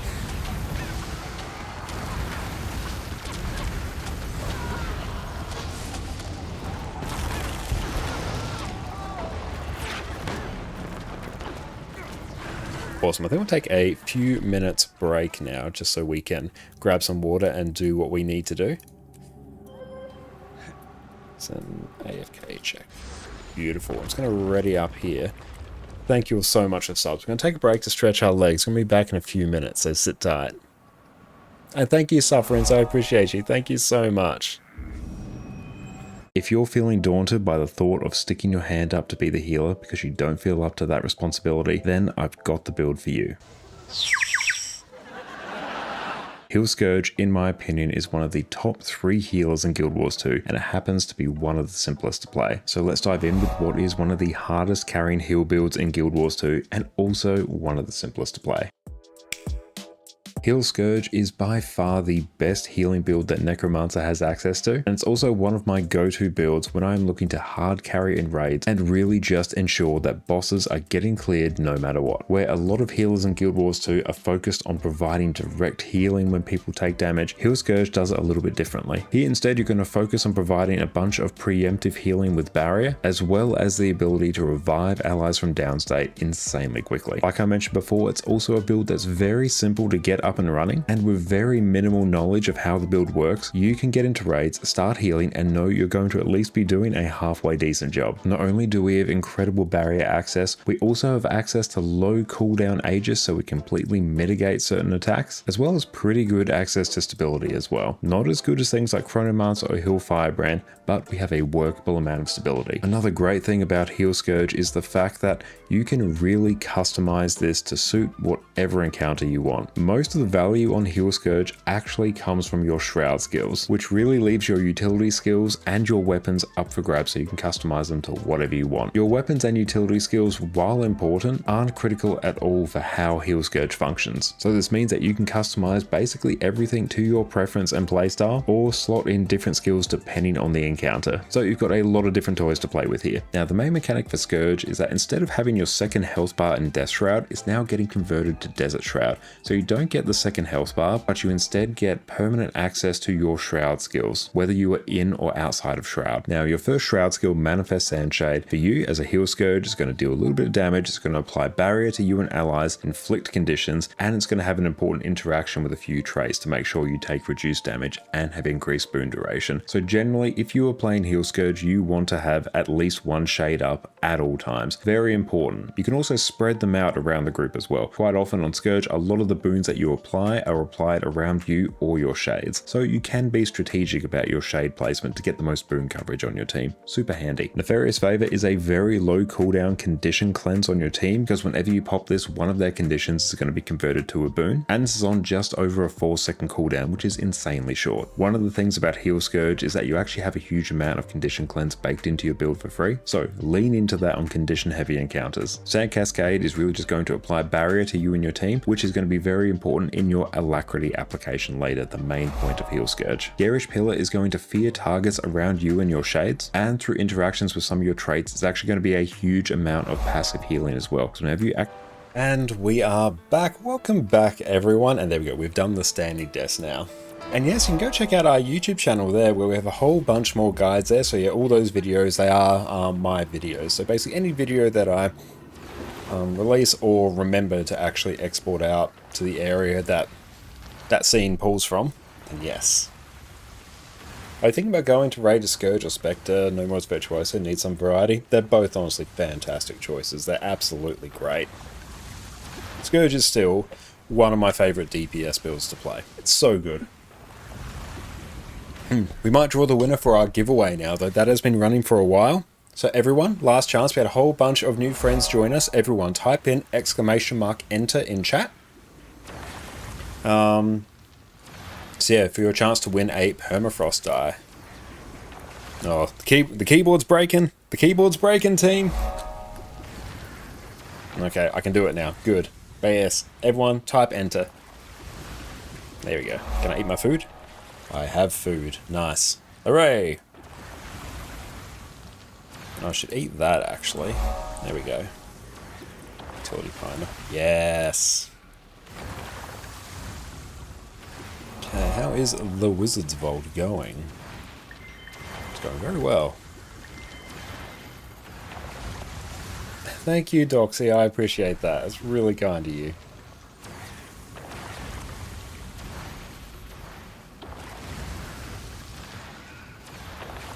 Beautiful. Just waiting on everyone to come on back. But yes, last chance. Everyone enter. I'll draw this in a bit. Beautiful. It's good seeing some more entries in there. Love to see it. If you want a free permafrost die, this is a way where you can do it. Imagine if eating food was that easy, IRL Penguin. I need food, now I have food eaten back to back. They would be so good. Wouldn't get a chance to savor it though, that's the problem. But okay, we're gonna close this giveaway and then draw the winner. So everyone stay tuned. Accounting for a little bit of a delay for stream. Alright. And thank you, Mr. Rokobot, for the follow. Okay, so 3, 2, 1. Close. Let's draw the winner. Congratulations, Kiwi Garden. You are the winner. Kiwi, type your account name in chat and I will mail this right to you. Or let me know if you're here, if you do need a bit of time. Thank you, Mars. Appreciate that. Thank you, Ailsa, for the follow, not for the follow, the sub. As well as you, Zorboro. But yes, Kiwi, if you were here, just let us know. Give you a few minutes. If not, everyone stay tuned. Thank you all for the follows. Cool, just waiting on a few peeps. I actually have power food now, so that's going to be good. Kiwi Gun's such a good name. It is. That is a hype name. But yeah, drops are live, so make sure you get your drops. Oh, that's all good, Kiwi. Just type your account name in chat, and I'll mail the... I will mail the permafrost right to you. So just need your account name. That's it. Excellent. Thank you. Control C. Let's bring this up. This is coming your way, and we're going to be running some more giveaways after raids tonight, because we have some gem store giveaways to give away on our EU account. Gems provided by Arenanet. Thank you.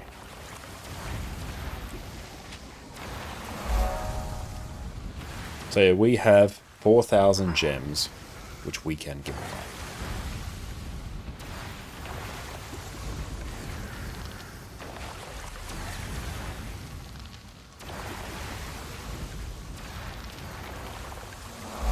Our squad ready?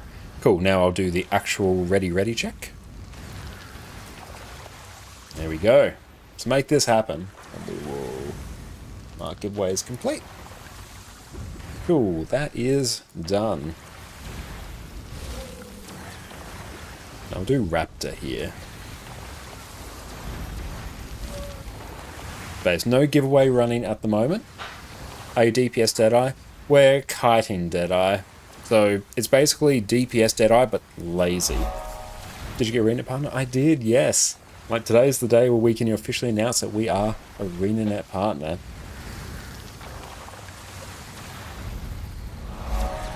And yeah, if anyone does want to download the expansions, you can do so via my affiliate link there.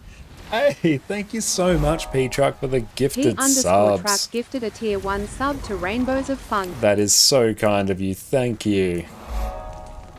P_Truck gifted a tier 1 sub to Joe of 101. What is up?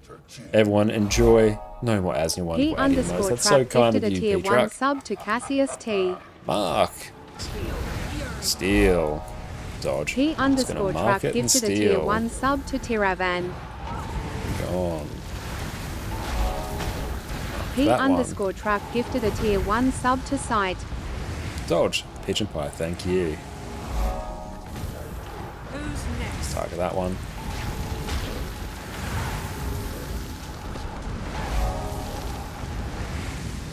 Gonna probs dodge now. There we go.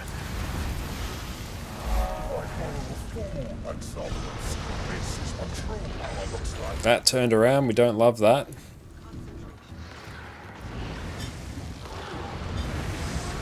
Ah!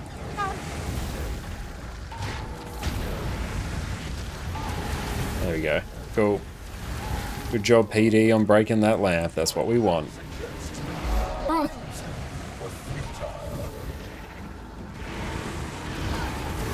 You don't know what you're doing, Kadim. I know exactly what I'm doing. This forge will be mine. Ha! Look at you, scurrying about like Someros's little rose.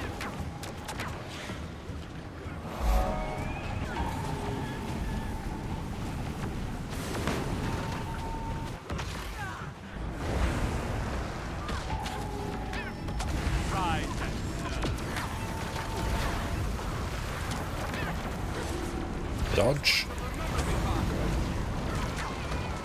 Get ready to pull them in.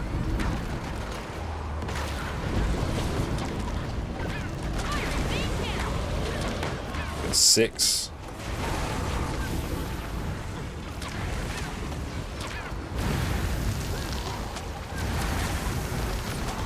Dodge. Now, next boss that spawns, CC it immediately. As soon as it spawns, you're going to see break bar pop up. That needs to go.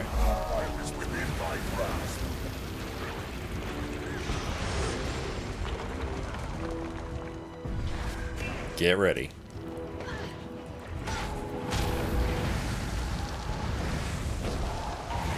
Time to do some Good job. That's a very good point there, Kiara. Dodge! Hooray! contract We're winning. Doing very well. contract accepted.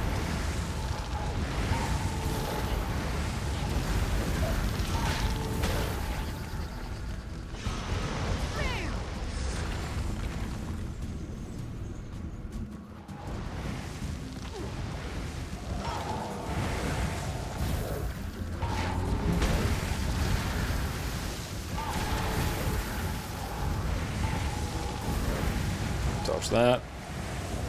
Let's target that. I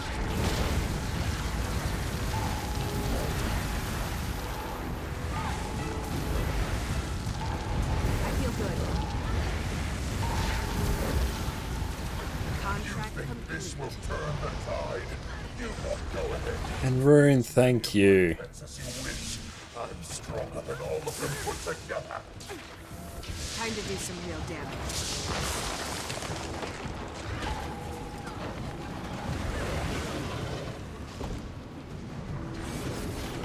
Feel the fury. Oh, thank you so much, Jess. Let's grab that. Thank you. Ooh, grab our paw before we go. There we go. Thank you. Jess made us a wonderful dinner of nachos. Thank you. Dodge. Don't get all the reses.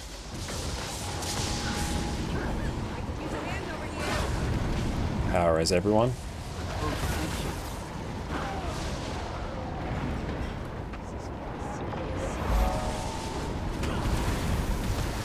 Cool, yep. So be careful of those orbs because they just instantly down.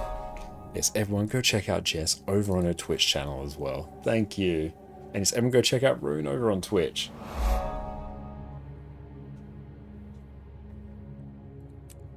Okay, let's... This. But yeah, that is our nachos. That is going to be incredible. Ye of little faith.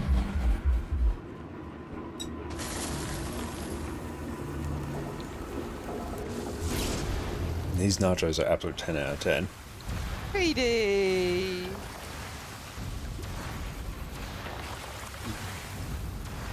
We love you.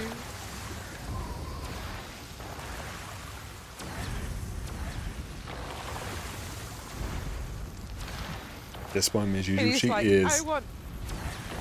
I want the easy wings. I want the easy wings. I don't want hard jobs.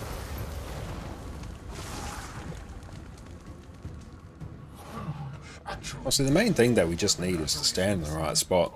We can kind of just avoid any of those orbs.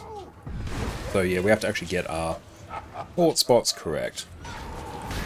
Hiding this is actually pretty chill when you have a build that's a bit more specialized for it. One more. Because here, I'm just marking them and using my stolen skill, having a good time, living my best life. I have to dodge that attack. Click, click, boom. Got rifle there in case I need it. Probs won't.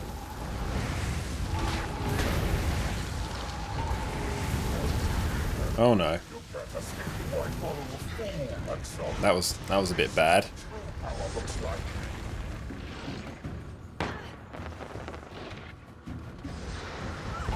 feel good.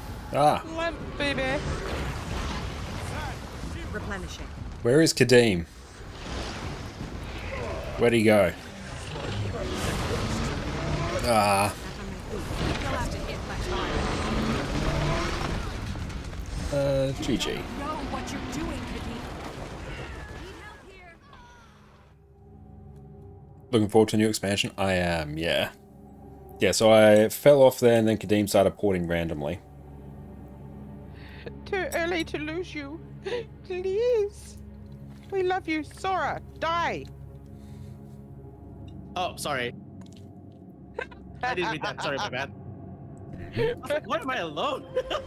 My bad. Oh, Brenton, thank you for the follow. We love you.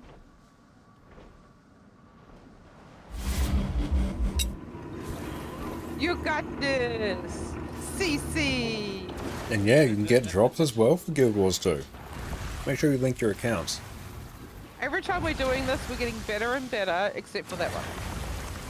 So we got this.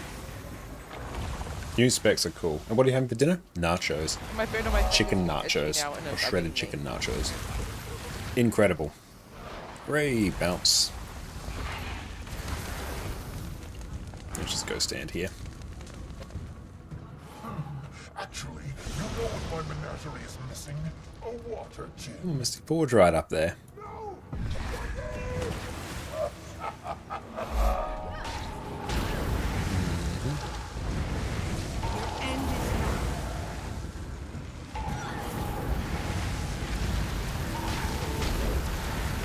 Kadeem is one of the encounters where actually Embolden doesn't help you that much because so many things just one-shot you anyway because it's how they're designed. Extra damage is good, but it's not a DPS race at all. Spirit is mine. Oh, dang. That was silly.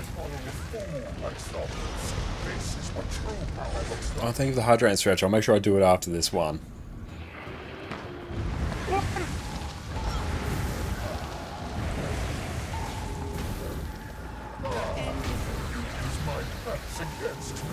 There we go. Feel the fury. You don't know what you're doing, Kadeem. I know exactly what I'm doing. These forge will be mine.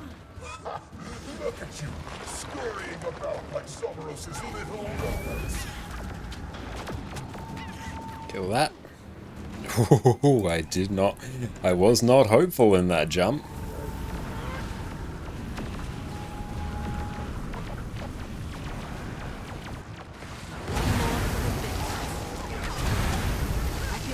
Get ready to dodge.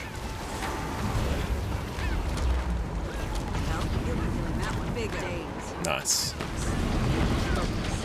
Concentration. Perfect.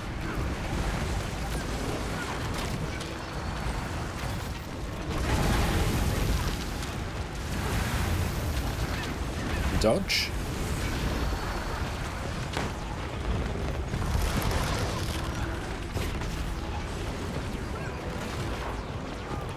Perfect. I can feel it. The power of Odin calls to me. The power of new life is within my grasp.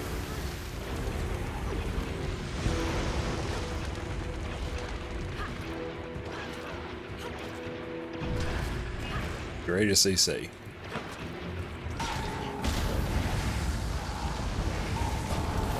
What's that?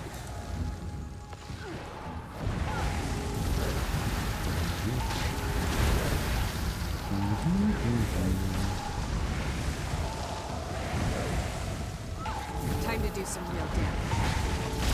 One more for the mix.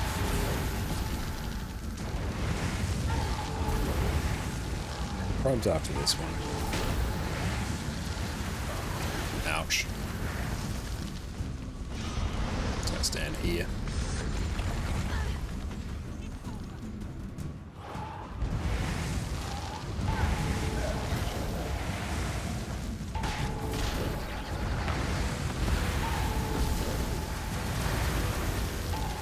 Next time.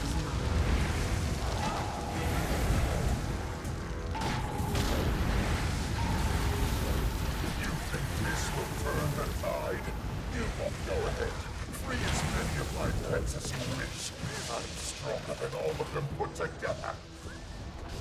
Replenishing.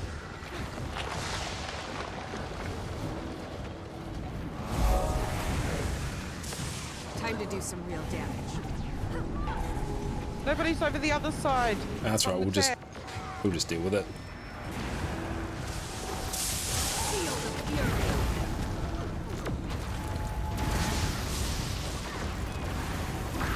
Dodge. Power res.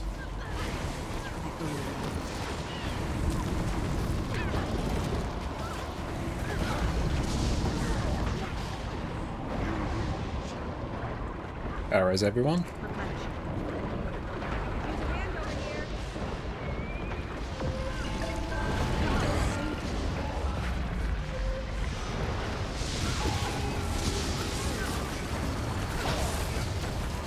Yeah, that was honestly a mistake. I need to actually change what that marker is.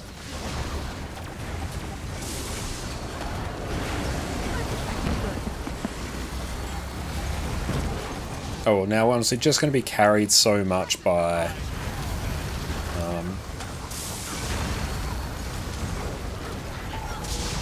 you're going to be carried so much by Embolden, that doesn't really matter.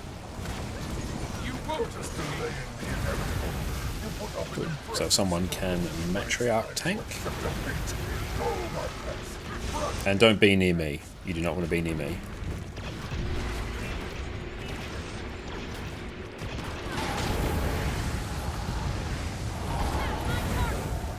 Yeah, 10 stacks ain't ideal. Contract. You know what? We live for this.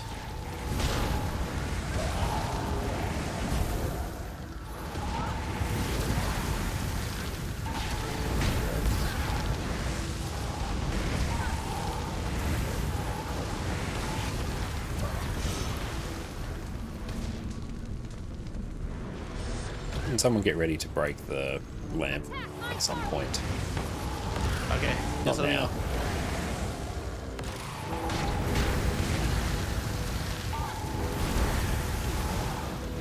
Contract accepted. Thank you for the follow.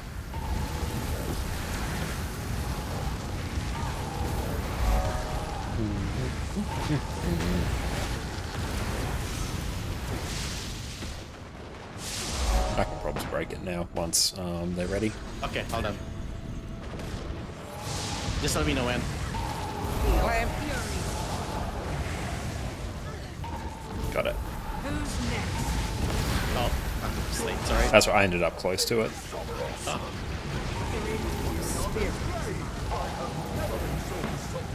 I suppose your ashes will make a suitable conversation piece. Now, rip these fools to shreds.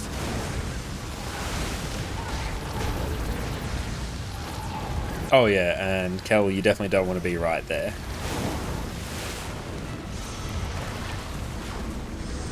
Oh no. We'll make this work. Replenishing. Standing. Barely.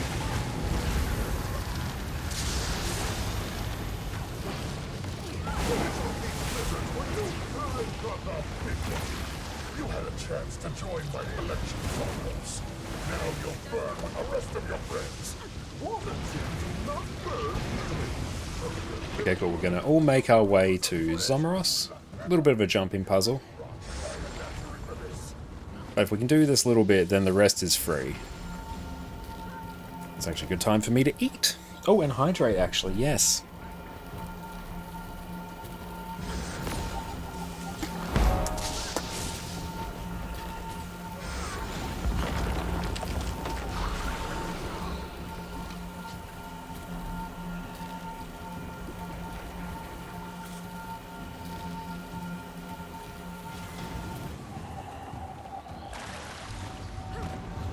Trust support.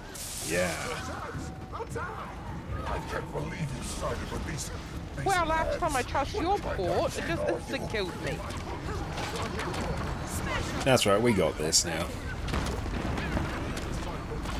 Yeah, we'll stretch just after this. I have no idea how your port will killed me, but thanks.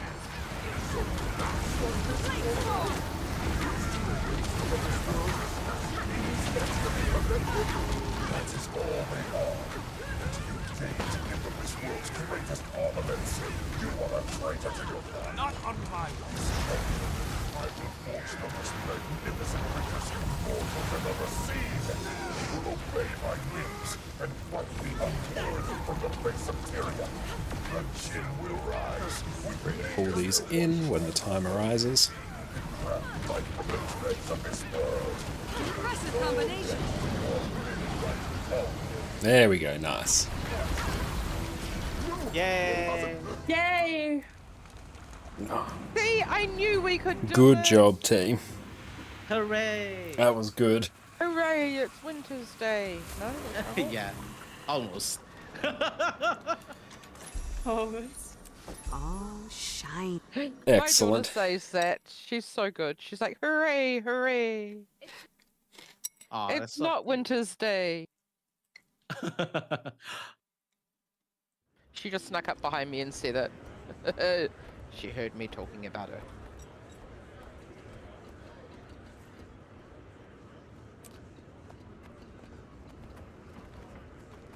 I did take the portal and took it fast. And then I instant died. Yeah, it's good work there, everyone. Kadeem does take a bit to get used to. But once you do, then it's not too bad. That was so much better than I've seen in it ages, especially even the new people. Like, God, the amount of times I died on those fires and that. And yeah, we definitely why need to have I tweak got our this right portal again? spots. But, is that where we're going next?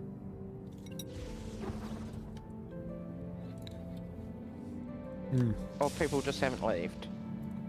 Oh, the key of Adashin? Okay, hold on.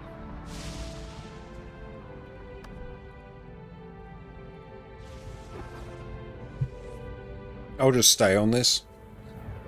It's fine. I don't know, we can put Shadow Flare. Yeah, there we go.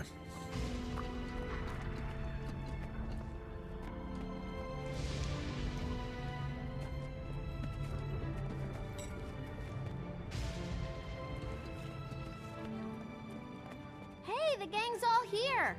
But the gate's all the way over there. Mm-hmm. And the front yard's kind of hostile.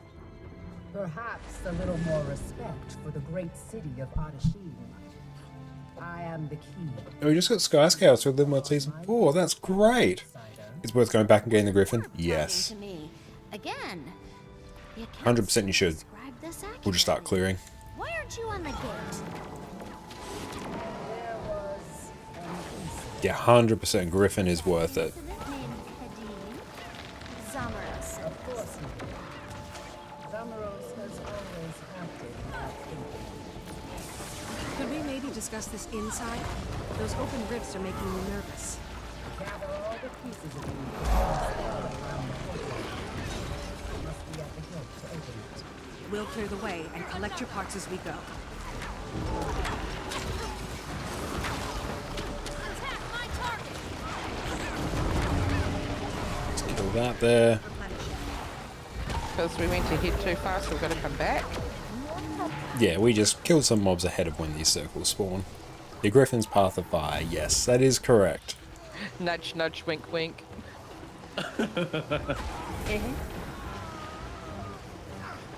Wing 7 is much more chill than Wing 6.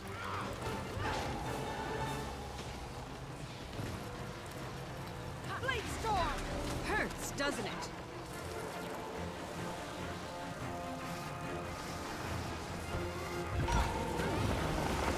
Gotcha. Wow, you weren't kidding about your pieces. Kadeem must really have an axe to grind with you. I feel good. We came back to playing last month from Soto to Janthian Marathon from Mastery. Nice. Welcome back.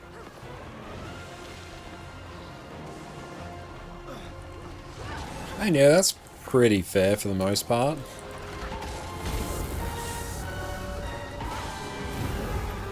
You're not exactly a djinn, I take it. What are you? Consider me Adashim. I was made by the jinn. But yes, everyone should get a Griffin. Lethal combat! combination. I like it. I pre-ordered the new Expac last night. That is awesome. Congratulations.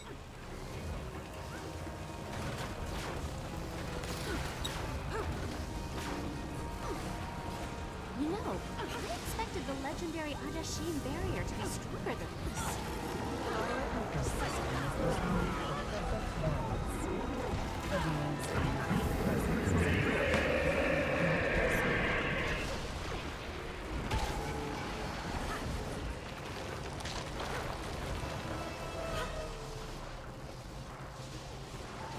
Contract your phone. It would have to be PD.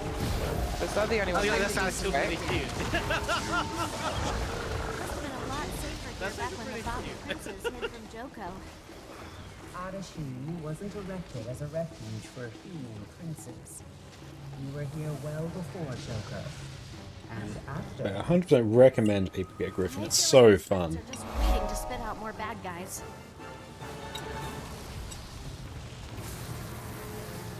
So, knock knock. Kadim sabotaged the mechanism. I cannot repair it in my current state. Right, lack of hands. Okay, walk me through it. Guys, buy us time. Oh.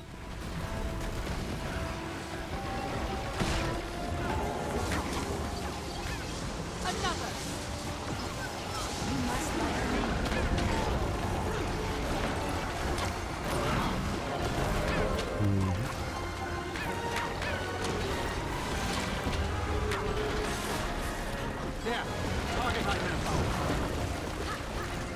Slice them apart.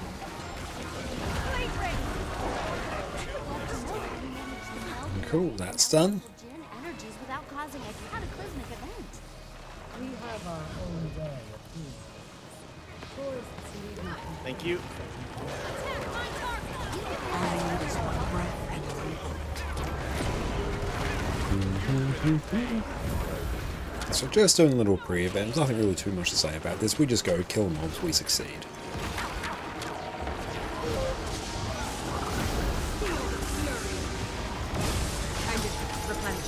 And it's quite fun seeing a lot of people run the Chronomancer relic. mountain up ahead. Let's see. Very swarmy. We're inside Adashim. Our once-in-a-lifetime chance to see Jinn in their natural habitat. The Jinn Team are EXO not and exotic Dame for the species win. fire and study, little scholar. Back to door duty. You are but guests in this house. Well, magically speaking, your house seems to be listing to the side. I'm getting wildly unstable readings here. Shouldn't your cardinals be trying to stabilize the city? Kadim killed water and fire. The remaining two have been seduced. But Yeah, we'll do Adina first. it is a Jinn affair. Well, given the crowds of living Jinn in here, I'd say we're your best option. Here I'll just bring smokescreen. Yeah, if you're a ranged player, we'll just kite the pillars. Wonderful. Sorry, Now be my on cat your- stops my push to talk. I'm going to be yelling at people. Whole again, are we? That's right, my caps lock is weapon swap, so I do it all the time. Decided by Kadim the Peerless. Good to know. Just because Yeah, Wings 7 is way easier than Wings 5 and 6. it belongs to So we're not doing the wins on the other side just to empty them out then. My domain Probs not, everyone's just sort of chilling here, so that's fine. Yeah. Because we've only got about 10 minutes or so anyway, don't we? Our fellow weapon swaps shouter, ah yes. Right. Man of culture, I love it. avoid of corruption. And yes, go check out Penguin over on Twitch. They're fantastic We don't Guild Wars 2 finish, we're coming streamer. back on And Friday to taught me do everything I all know our about games. Griffin as well. Suboptimal for all of us. I don't apologize. Thank you so much for Time to Annie. think of it. Air and earth. Both traders must be dispatched before Kadim's hold on the ley line. Which is a bit less RP here. Good luck. I'll see if I can get the key to open up a little more. It'll be just like talking to my great aunt Kidda. Only I'm less likely to get whacked with a spoon. The lowest of Jinn.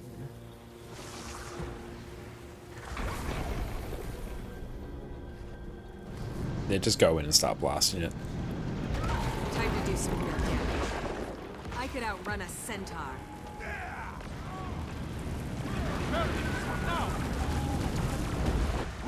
Okay.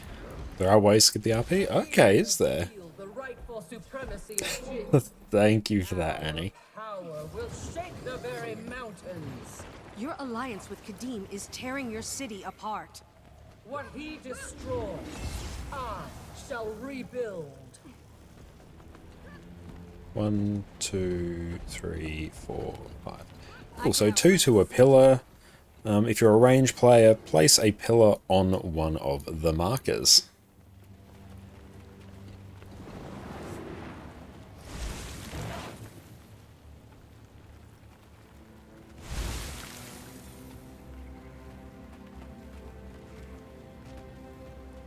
I could outrun a Oh, centaur. we're going. Live to see Kadim's dominion. Or mine. I feel good. Still have to hit much harder.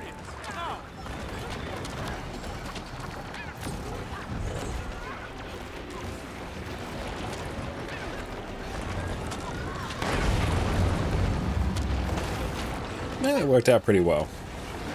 Go get them! You will be blinded by the brilliance of my ride.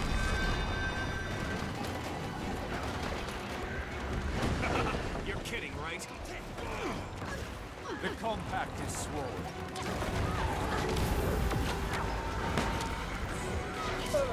Perfect. Go north, round about where circle is, after the full revolution.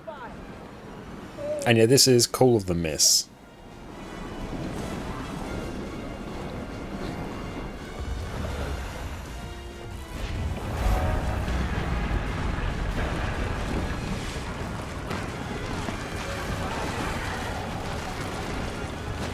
Yep.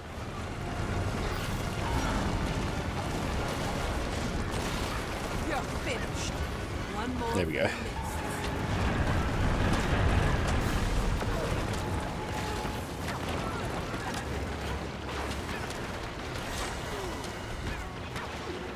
We'll be doing that one. There we go. Not ideal, but we did it.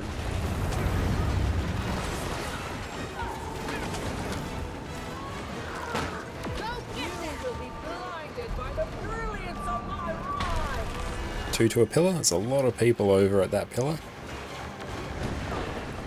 Res. Back on my feet. Place your pillars on an existing pillar. Oh no. Oh no.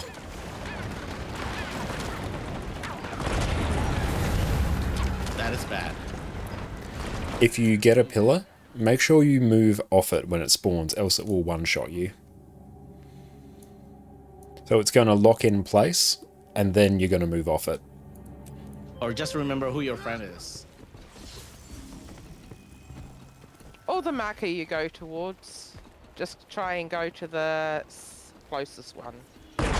Yes.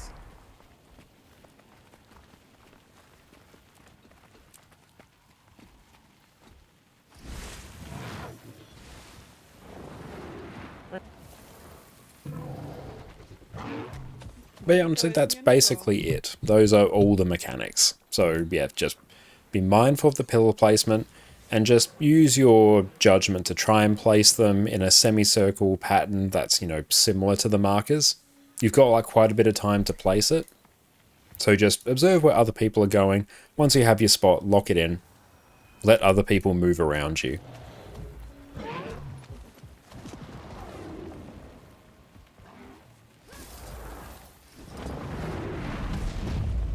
Come then.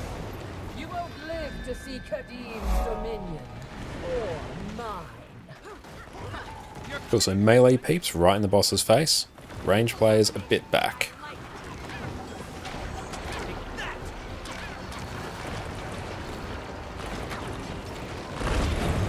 Ouch.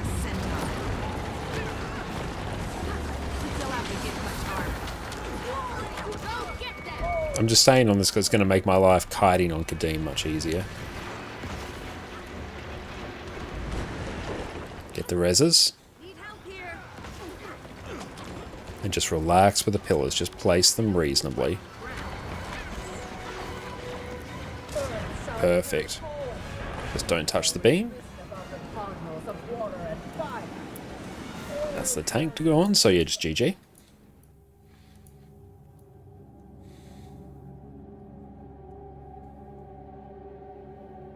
Three behind a pillar, someone will die. Yep, just so do GG. try and keep Yeah. two.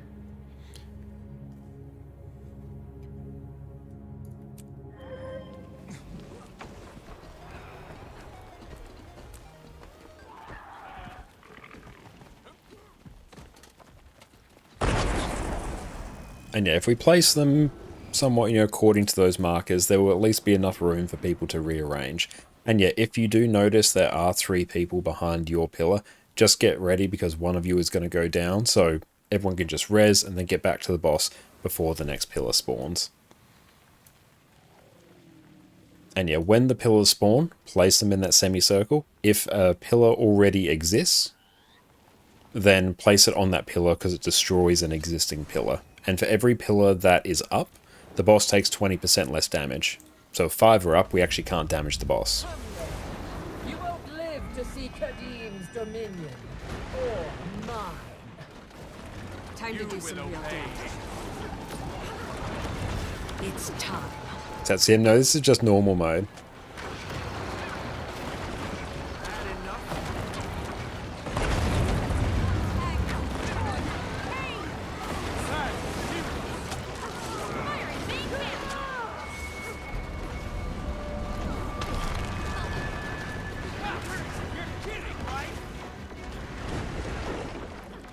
Get that res, especially on our tank.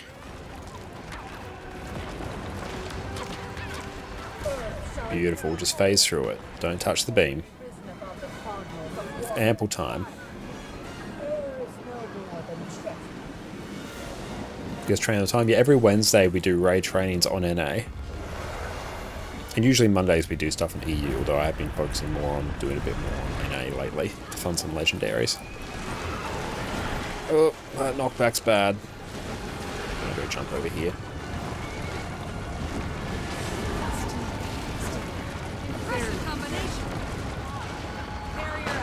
Take the time to get the reses. I don't think we can get that res. Is our tank sunk under the rocks? No, it's not our tank.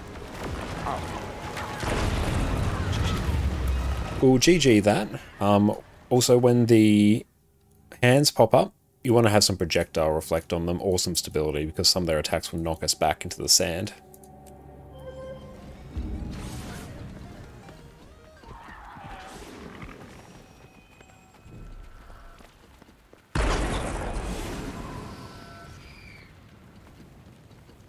I thought we did. I thought we did assign people. The one who has the turtle is the pillar. The one that's sitting in the passenger seat isn't. And thank you, Lynx. I appreciate that. Passenger seat. That's how we did it on how we do it on pug runs. If you've got a turtle, you're the pillar, you turtle up, and Yes, the let's person go. who isn't, they're the one who sits down and shuts up. That's very cute. Oh, shift 3.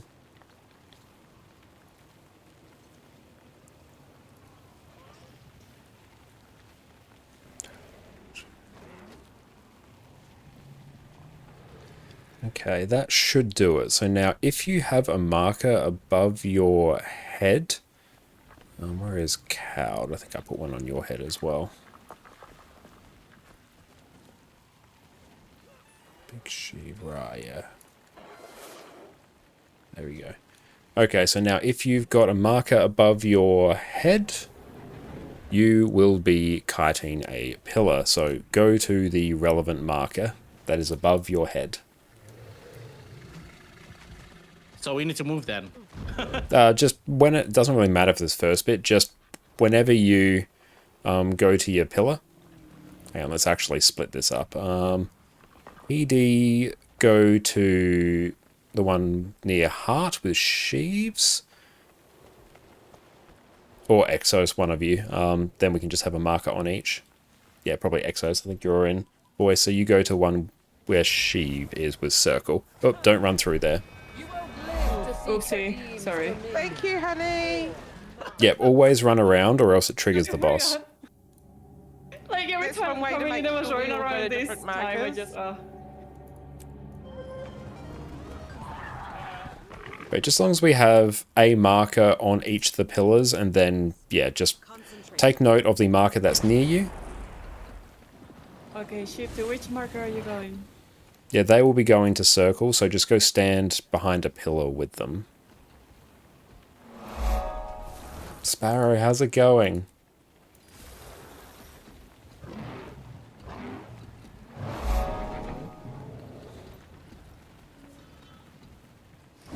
So you need 2 to a pillar. So confused running around in circles. Yeah, just find a pillar that has a marker and just pick one. And you will then go to that corresponding pillar. And thank you, Sparrow, that's really kind of you. You won't live to see Kadim's dominion. Or mine. They'll have to hit much harder. So just match up your markers. Try and place them on the actual marker themselves, which just make it easier. Thank you, Sparrow, that's so kind of you. And yeah, exclamation mark Guild Wars or GW2 will bring up the link.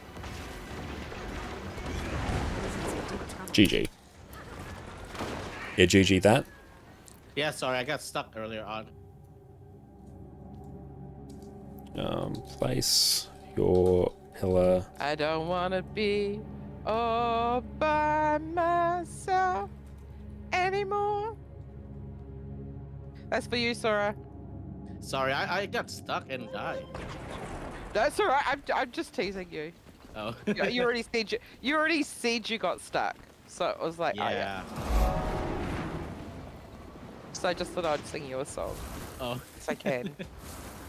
Oopsie. And yeah, if you do not have a marker, make sure you go straight up in the boss's face, because they are based on the people who are furthest away from the boss.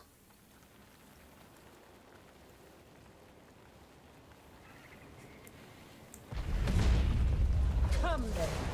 You won't live to see Kadim's dominion. Or mine.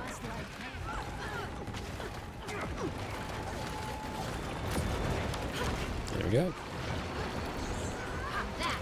They're not going where they are.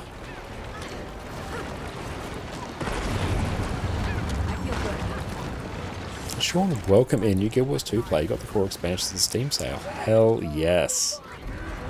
Nearly 50 hours so far. It's been awesome, but no clue what's going on though. Don't worry, that is pretty common. You have a friend. But just honestly, I'd recommend just going through, playing through the story, exploring the world, and then sort of picking up, you know, what you kind of want to be spending your time doing. Don't touch the beam.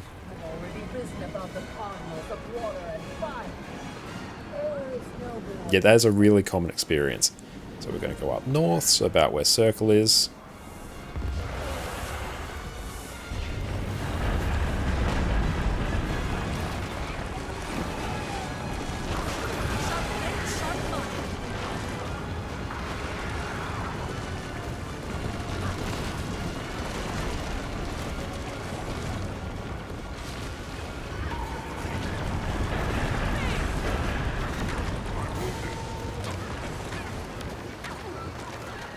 Impressive combination.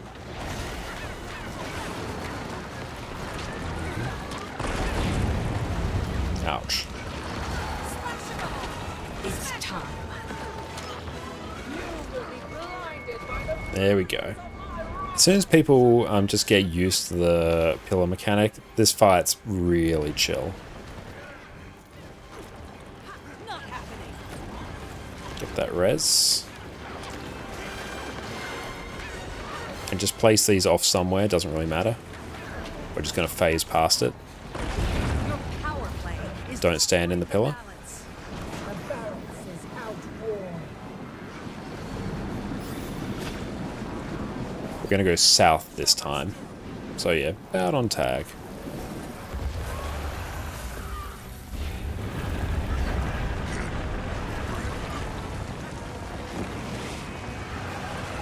Make your way to tag.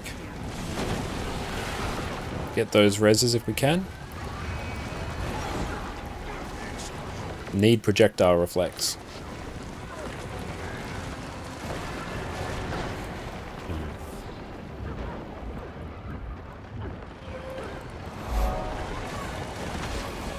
Yeah, this is... I've never actually seen a wipe on this part, though. Okay. Alright, just regroup.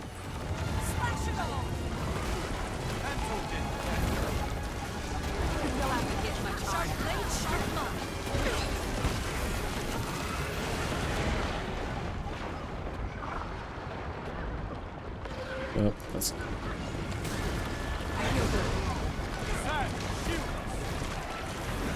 GG.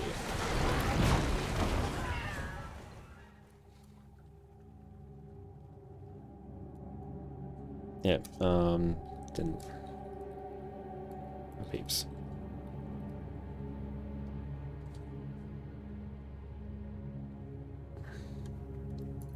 Okay, so let's do that. Should be fixed now.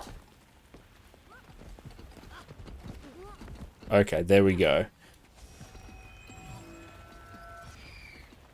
So, who's there?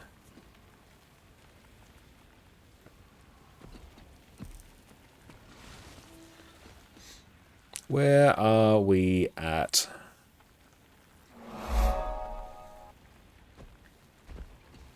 And thank you for the follows. I feel like I'm going to need to fix this. Hang on. So their quickness. So I need a DPS. And Dante, welcome in. It's great to see you. Yeah, both members bring feedback. Should be good to go. Yes. Oh, a DPS. Things are a bit cursed. Can someone... Can a DPS go a DPS? Then I think that should fix it. And thank you, Dante. I really appreciate that. Okay. Can a DPS go a lack DPS? I can go... Oh, wait. A lack DPS? Okay, I can elect DPS. Perfect. That's in sub 2 or sub 3? Sub 3. I'll swap you around as needed. Okay, I'll... Oh, okay, then Arch can go to... Arch can be... Okay, perfect. There we go. Boons should be sorted now. But yeah, if you have projectile reflex, bring them on this. Because yeah, you want to pop them when we're in front of the hands, because some of those projectiles will knock us back. And just honestly, make sure your Guild Wars 2 account is linked to your Twitch account, and then just watch and get drops.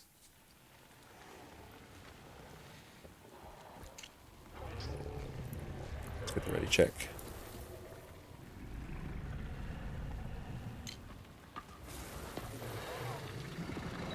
Okay.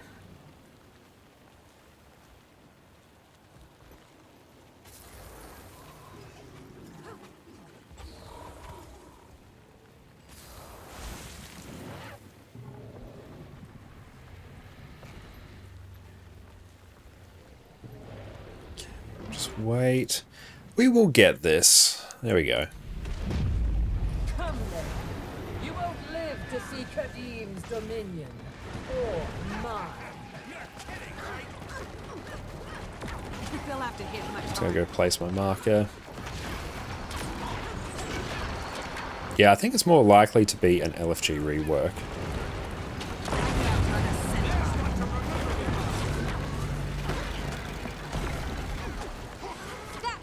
Which I think LFG rework would be insanely good. Oh, someone's gone. Can't be having that, you know, we're just gonna have to go.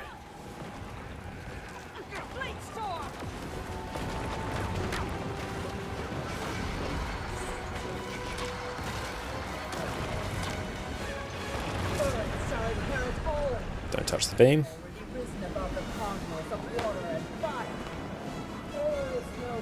We're getting there.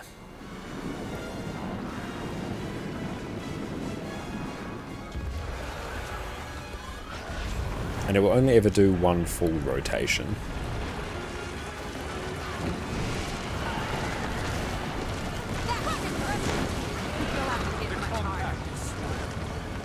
Good reflex.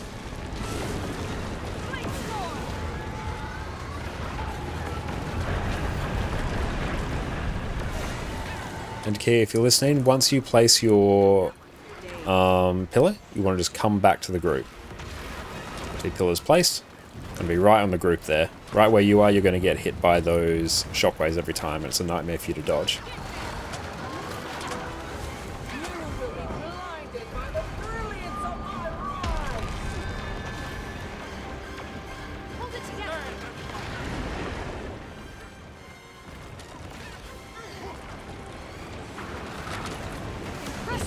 Good, I actually did that.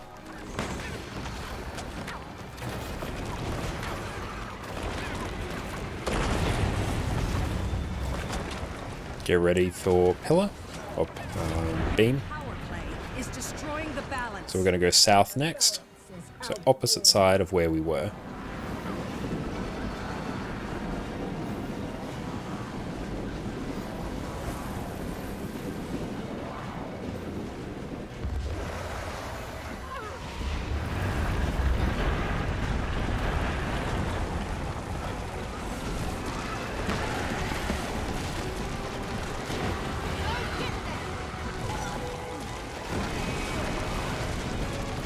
There we go.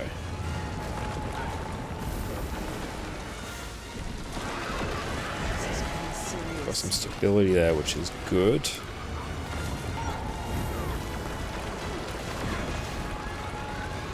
This boss fight looks great. It is quite a fun boss fight, especially once you get it down. It's actually not hugely difficult, you just need to understand how the pillars work. So the 5 people furthest away are going to get a pillar assigned to them. I'm going to go place it on a marker here.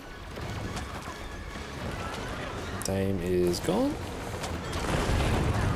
We're going to combine 2 pillars.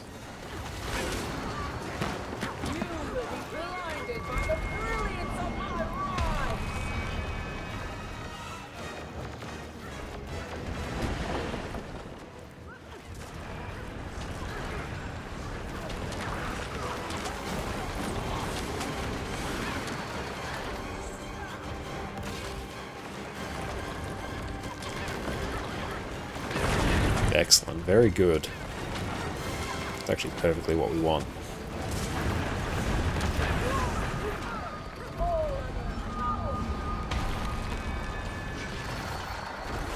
If there's too many people, get ready to res. Just place the pillars wherever and we will phase.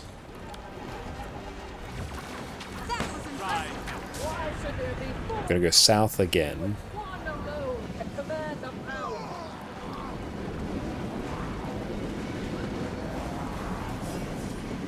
Alright, we'll make this work. We've got 25% left to go.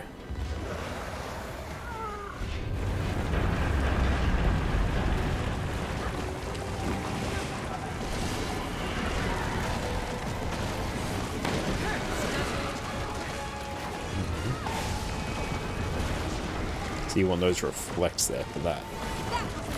Good. Bounce, bounce.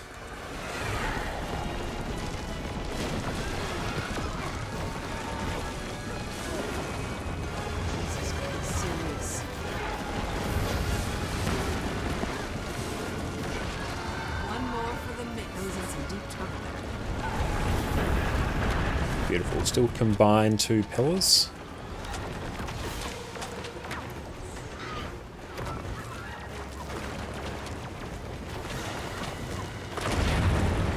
Oops.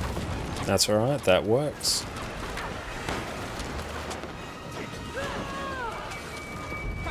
You're kidding, right? Still standing. Barely. Contract accepted.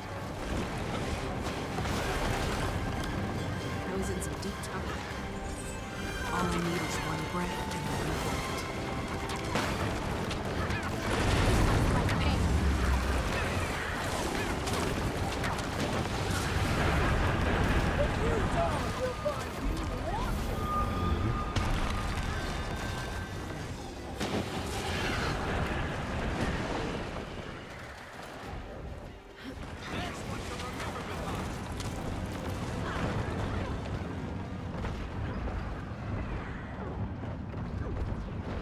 What class you playing? I'm playing Thief at the moment.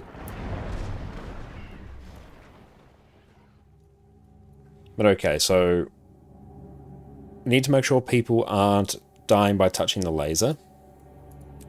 And yeah, not dying on the pillars.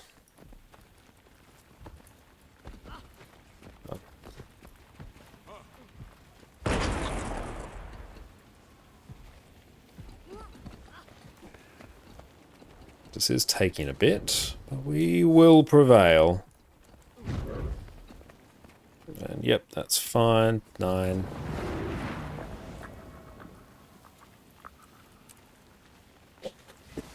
Yeah, it was one tricky part with that is because once you place the pillar, you need 2 people to stand behind it so it gets hit by 2 projectiles and destroyed. So when you start losing people, it actually becomes quite tricky to manage it so that each pillar is destroyed. Because for every pillar that's left alive, the boss takes 20% less damage.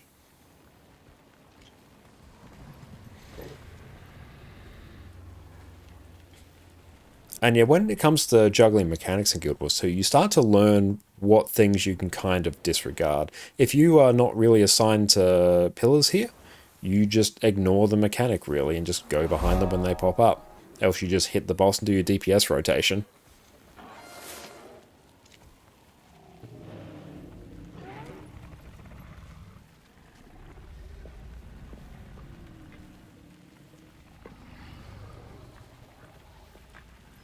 Yeah, and try not to fall in the hole as well. And also people aren't, especially at the hand phase, they're actually spread out far too much. Like, we're always going to go north, south, south for our, you know, pattern that we're moving. But when people are spread out all over the place, then they have to navigate, which is actually a pretty treacherous part of the arena, to try and make it back to the group. So it becomes a bit dicey. So you want everyone just to be stacked up. Gonna move in. So there we go.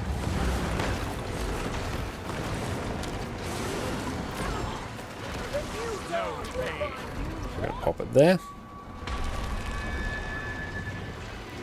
Yeah, it's the 5 people furthest away from the boss.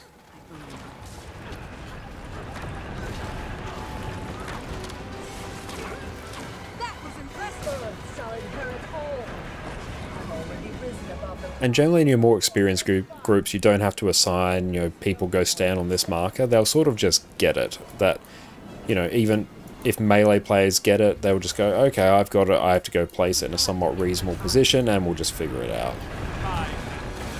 You don't have to be ranged, you just have to not be right in the hitbox. Like even here, I'm standing further out than would be typically required, and it's because I'm erring more on the cautious side. You just have to be not the closest to the boss. Like, I could be right here if everyone was closer. But it's a bit safer if I'm, you know, chilling out here. Just because people are moving around a bit more unpredictably. It's just making it so it's a bit more consistent. Kraut, what's up?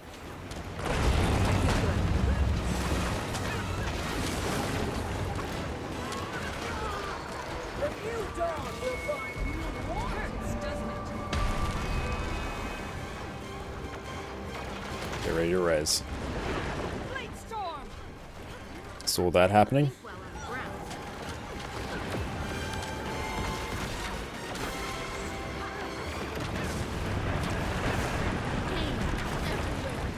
Oh, that's Gonna go south. The balance is outworn. And yeah, it's not that hard to skip the hiding behind pillars. Yeah, if you have high enough DPS, you just ignore it entirely.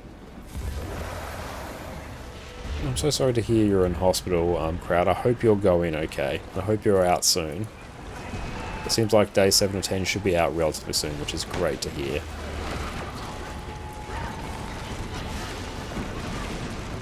There you go, a double reflex there. Do we need to combine the pillars again? No, it's only when we have 8 or less. It's just one pillar's going to be up. Okay.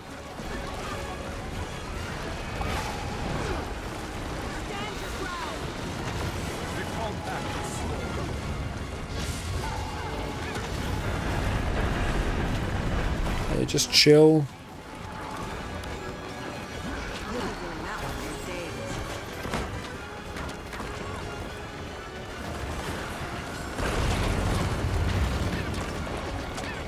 And once you know the pillar mechanic, that's like the only mechanic you have to do. There's no other real mechanics to this. Just don't fall in the sand as well. Get the reses. Lethal combination. I like it.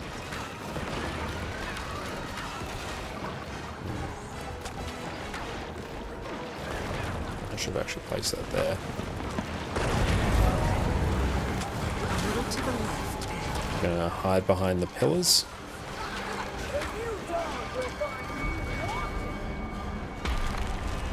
Don't look at the boss when it does that, it will blind you and do a burst of damage. It's gonna phase. Don't stand in the beam.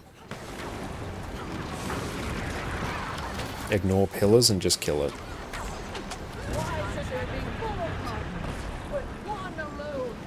Gonna go south again.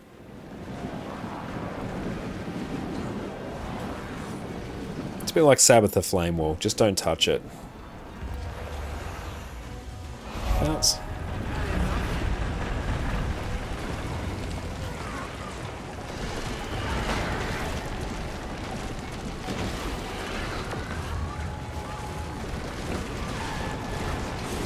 Got lots of reflex, that's good. Just kill that, and we'll target that one over there. Okay, that's fine. Dodge that. Time to do some real damage. Oh, same deal, just repeat until we win. Can you bomb through the wall? No, I don't believe so.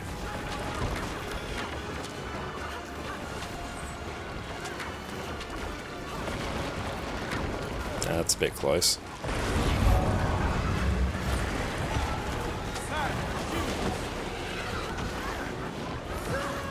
You must like pain.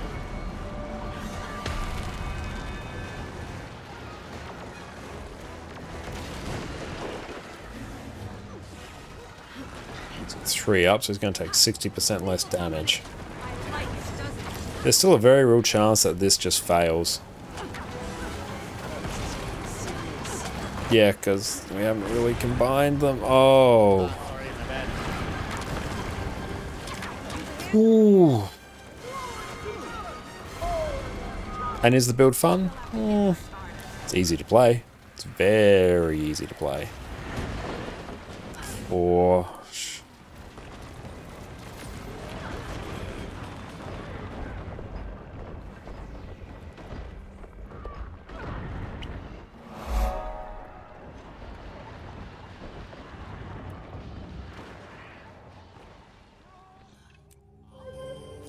So we understand the mechanics, but also one thing that what's happening there is the pillars are getting somewhat messed up, and as soon as the pillars are in a different position, people don't adapt. So pillars are remaining, things are starting to destabilize and get chaotic. So try and consistently place the pillars in the pattern indicated by the markers. So then it's going to be consistent each time, because if it's changing every time, it's going to be hard for people to adapt.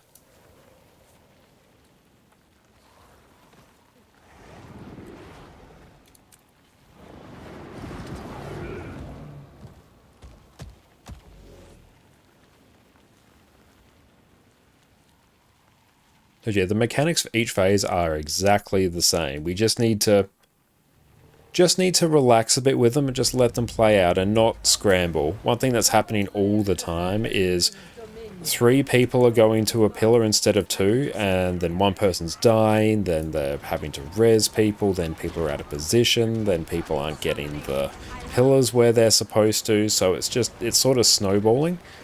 So people just need to go to they just always need to go to a pillar with 2 people. They just need to do that. See, 3 there, like, don't know how we survived that. Just place these off the group and then we'll phase. Make sure we're sending 2 people to a pillar.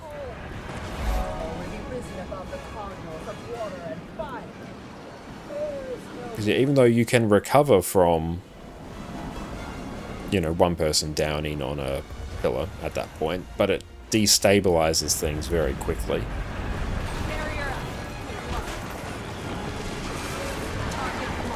Thank you all so much for the follows.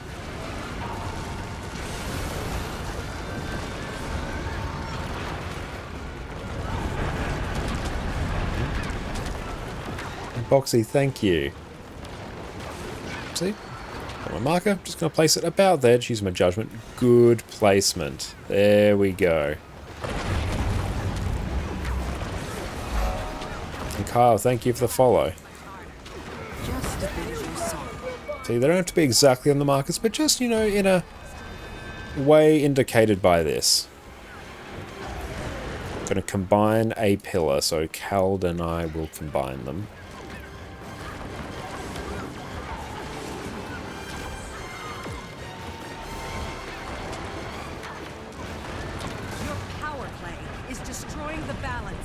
Having multiples of 2 people out is actually good. Oh, there goes me. Keep going, see what you can do. I forgot that doesn't stop there.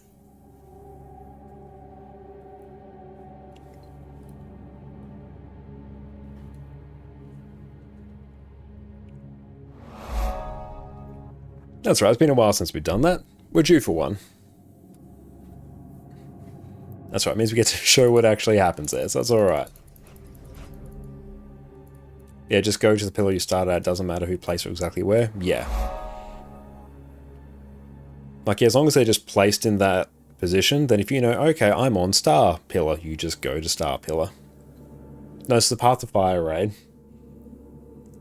You're having multiples of 2 times, yeah. See, because now what's going to happen is at least one pillar is going to be up, and there's nothing we can do about it. But this is okay, this is still doable.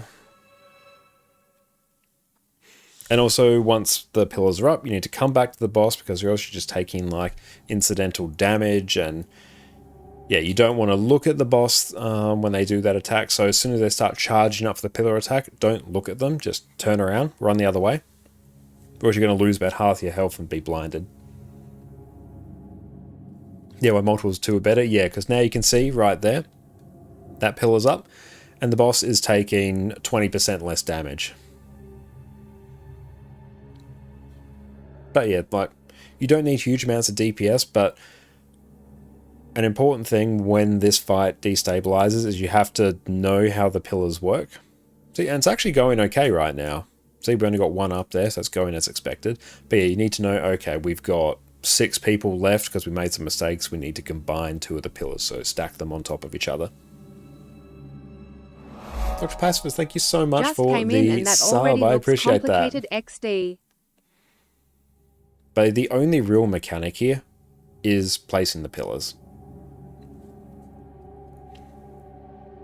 And you can adapt them. Even if you get a pillar and you're not the one assigned to it, just take a beat, look where the commanders place markers, or just the pattern people have been placing them in. Quite often commanders won't place markers, they'll just go, yep, just place them off the group somewhere, and just place them somewhere reasonable and trust people to adapt.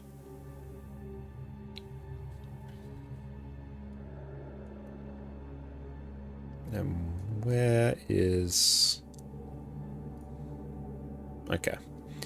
So now we need to combine 2. That's still good, because now we're not going to have 1, potentially. So it's not too bad, actually. But so now we need people to adapt and place 2 pillars, 2 sets of pillars on top of each other. So we're going to need 3 final pillars up, and it doesn't look like that has happened. I see 4. So what we needed was 3. Now this is still workable, it just means that for the next bit the boss is going to take 20% less damage. See, right here, the boss is taking 80% less damage from stack, and we actually destroyed the wrong pillars there, so now he's going to take 40% less damage. So now what we want is a pillar to be placed on one of these pillars that's already stacked here, because then it will destroy it. See, there we go. Notice how Sora just placed one right there and it destroyed the damage pillar and replaced it with a full pillar. Here we've got 5 up, which is really bad because we didn't actually combine them. So now a lot of them are going to be up. 2 or 3 are up. Place your pillars on the existing ones. Because now the boss taking 60% less damage. And if you have 5 up, boss isn't taking any damage. Like, it will literally take 0 damage. Okay, so I'm seeing 3 there. So that's good. That's what we want. Just repeat the mechanics until we win. Good. No pillars. That is great. That's what we want. So now we just place on the group. Now we want to combine 2 of them because we only have 6 people alive. Good. See, 3 pillars are up. They combine them correctly. That is good. Excellent. Well done. That was good. And it was very good combining of the pillars. That's the correct way to adapt to that fight when you start losing people. So that's really good. And yeah, we were the one holding the team down. That's it. Sure affected the city's energy balance, but I think it's getting more volatile. Stop being evasive. My guys. But no, that's very, very good. So well done tonight. That's good. A wing 6 done and a bit of wing 7. That is pretty good. And yeah, it is very good practice there dealing with the pillars. Now that we know that, all future runs of that should be much easier. Because yeah, it's good we know how they work, and even more importantly, we know how to adapt them as well. Or whip wild through Adashim, destroying all in its path. But yeah, in terms of raids, we will leave that there for this evening, and we'll pick it up again next week. Or they lose. All right, sounds like a plan. Thank you, guys. So cool. Excellent, thank you. Spicy were fun. Yeah. So yeah, that was pretty good overall. Obviously, there's quite a bit of time. We spent a lot of time on Kadim 1, and a bit of time on Conjured Amalgamate as well. But like, we did get there, which is good.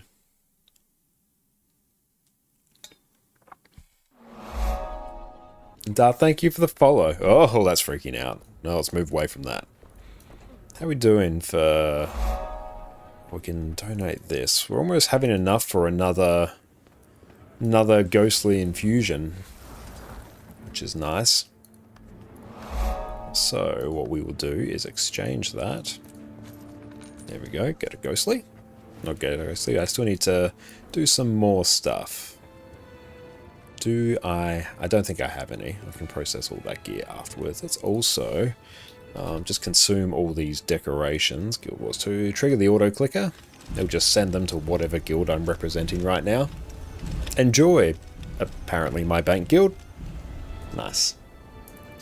Excellent. Now what we will do is take a break and then come back on EU. And we have some gem store giveaways to do there. So everyone sit tight, enjoy a video. We're going to be back in a few minutes. So sit tight, everyone. Secrets of the Obscure has brought us the Wizard's Vault, and with it, one of the best ways to make sure you are perpetually flush with gold. So today, we're going to work out how to extract as much gold as possible from your vault. I just peed on gold. And really jumpstart your wallet, which is especially useful if you're a new player.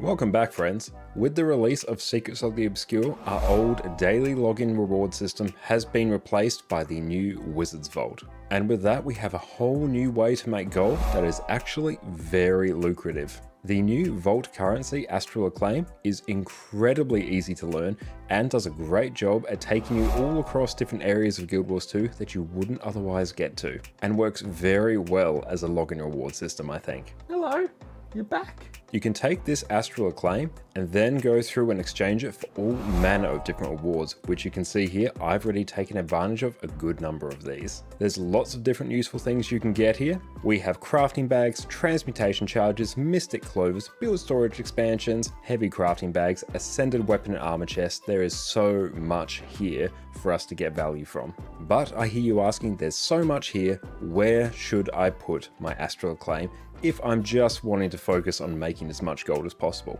So today we're going to walk you through that so your Astral Acclaim purchases can be perfectly well informed.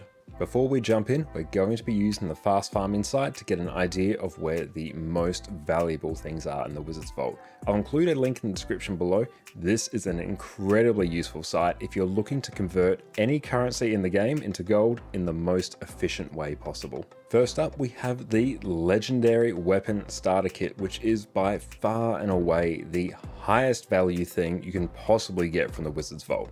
Here in your starter kit, you're going to gain a precursor specific to your weapon, either a gift of magic or a gift of might at random, as well as the gift specific to your legendary. At this stage, there are just 4 of them to choose from. However, it's expected when the Wizard's Vault refreshes in a couple weeks, we'll get a new choice of legendary chest to pick from. For only 1000 Astral Clay, which I believe I earned within a few days of the expansion launching, that is 580 gold profit right there. Even if you don't choose to keep this legendary for yourself, you can just go and sell it on the trading post and pocket that extra gold for yourself. For almost every player, this is probably the first thing you should be purchasing from the Wizard's Vault if you're wanting to maximize your gold. From there, we simply have a list of things that we can work down in order to try and maximize our gold. First up, we have the bags of coins, which will give you 1 gold and will cost you 6 Astral Claim. The caveat is this is limited to 90 purchases per account, and this will likely reset when the Wizard's Vault is refreshed in a few weeks.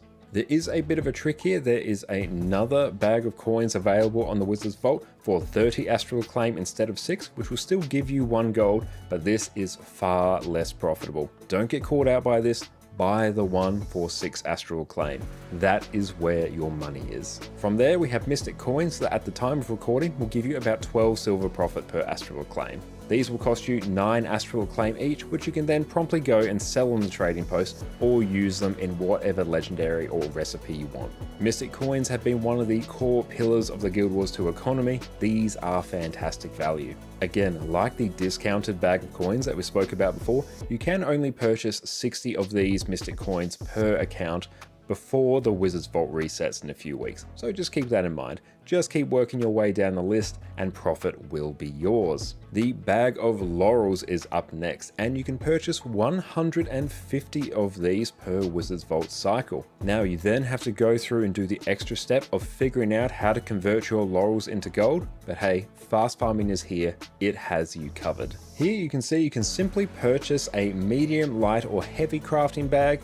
I go medium if you're wanting to convert it directly into gold, or potentially heavy if you're wanting to use these materials in some legendaries. Really up to you, but this will give you the ideal way to make profit for each of your laurels. So once you are done with your legendary starter kit, your bag of gold, your mystic coins, then start looking at laurels. You can also use these to buy very cheap infusions in World vs. World, which I really like doing. For the cost of a few laurels and some badges of honor, you can go through and get some +5 stat infusions, which are very nice if you want to try and min-max your damage as much as possible, which we are definitely taking advantage of in our Harvest Temple Challenge mode progression right now. Come check us out on Twitch if you want to watch that. From here, we simply have the heavy crafting bag, which you can purchase for 8 Astral Acclaim. This has a much steeper limit where you can only purchase 30 of these per account, but you can either use or sell these materials and will give you a profit of around about 10 silver, 30 copper per Astral Acclaim. Still not bad.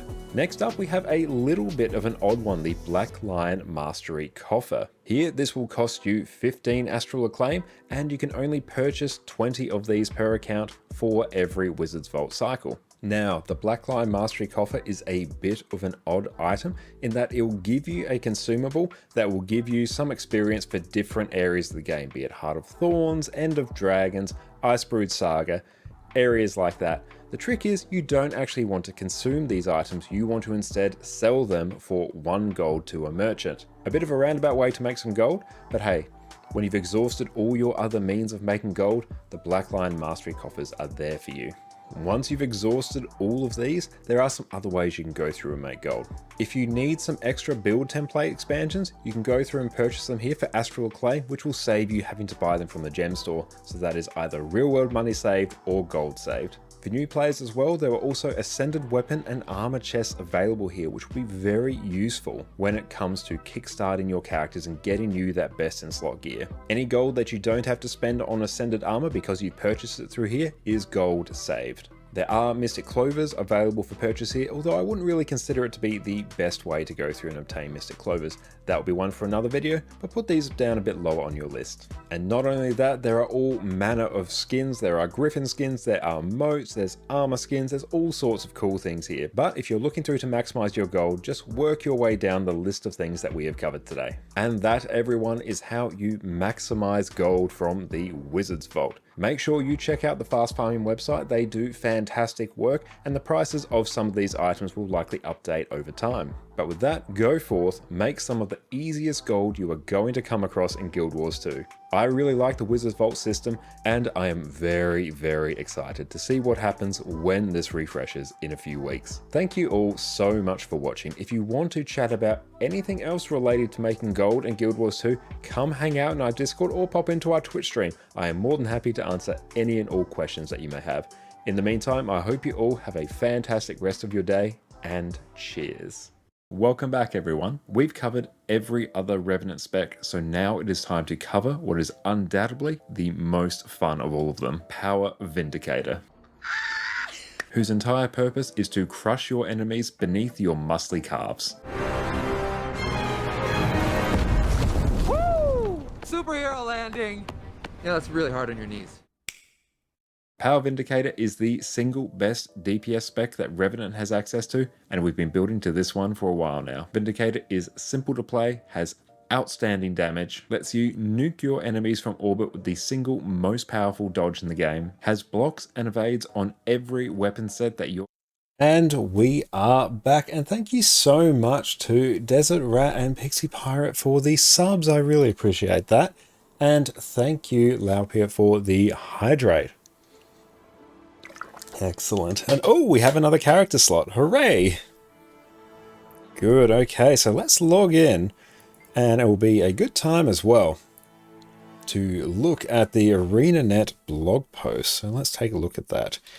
It was to news. Okay.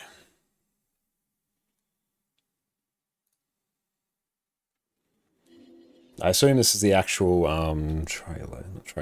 blog post here. You have so many characters, and that's just on that account. My NA account also has 25 characters. Astro, how's it going? It's wonderful to see you. Okay. Let's see what we have, because yes, we do have the Visions of Eternity pre-order added. And oh, mining tools, hooray. Okay. So let's... Parthene, just turn that off. Did I do it? Turn it off, please. There we go. Okay, so we have the Castoran. Also, actually be a good one to record. Hang on. And Alt-Shift-H, hide.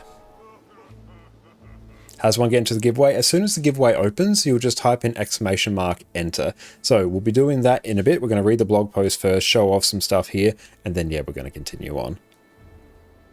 Don't think I'll start recording. Okay, so what we have...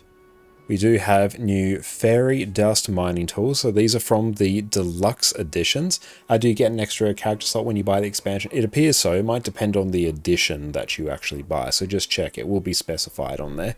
So we have the Fairy Dust mining tools, which is great. We have some Blackline glyph selection containers. So yeah, we will open up those at some point once we figure out what we want. And preview this. Ooh, is a jellyfish. That's very much a jellyfish. That's cool. Hang on, let's let me equip it. I'm just going to use. Oh, that's been unlocked and added to the wardrobe. Let's bring that up. Mounts. There we go. Actual mount skin. Oh yeah, look at that. That's a cool skimmer skin. Not gonna lie. Only in Deluxe Edition Ultimate. Good to know. Thank you, PK. Boom, up. There we go. But yeah, that is very cool. I rate that well. It's good. I don't have anything more than a default skimmer skin on this account, so that's a pretty hype one. I like it. Yeah, that's fun. Down we go. Oh, look at that view. Glorious. And we also get an identity repair kit as part of the deluxe edition as well. So let's go preview. Oh, that's a cool hat. I like it. We don't want to go that way. Let's go over, I don't know. And we need to go to park our character somewhere where it's not gonna cause issues. It's a cool skin.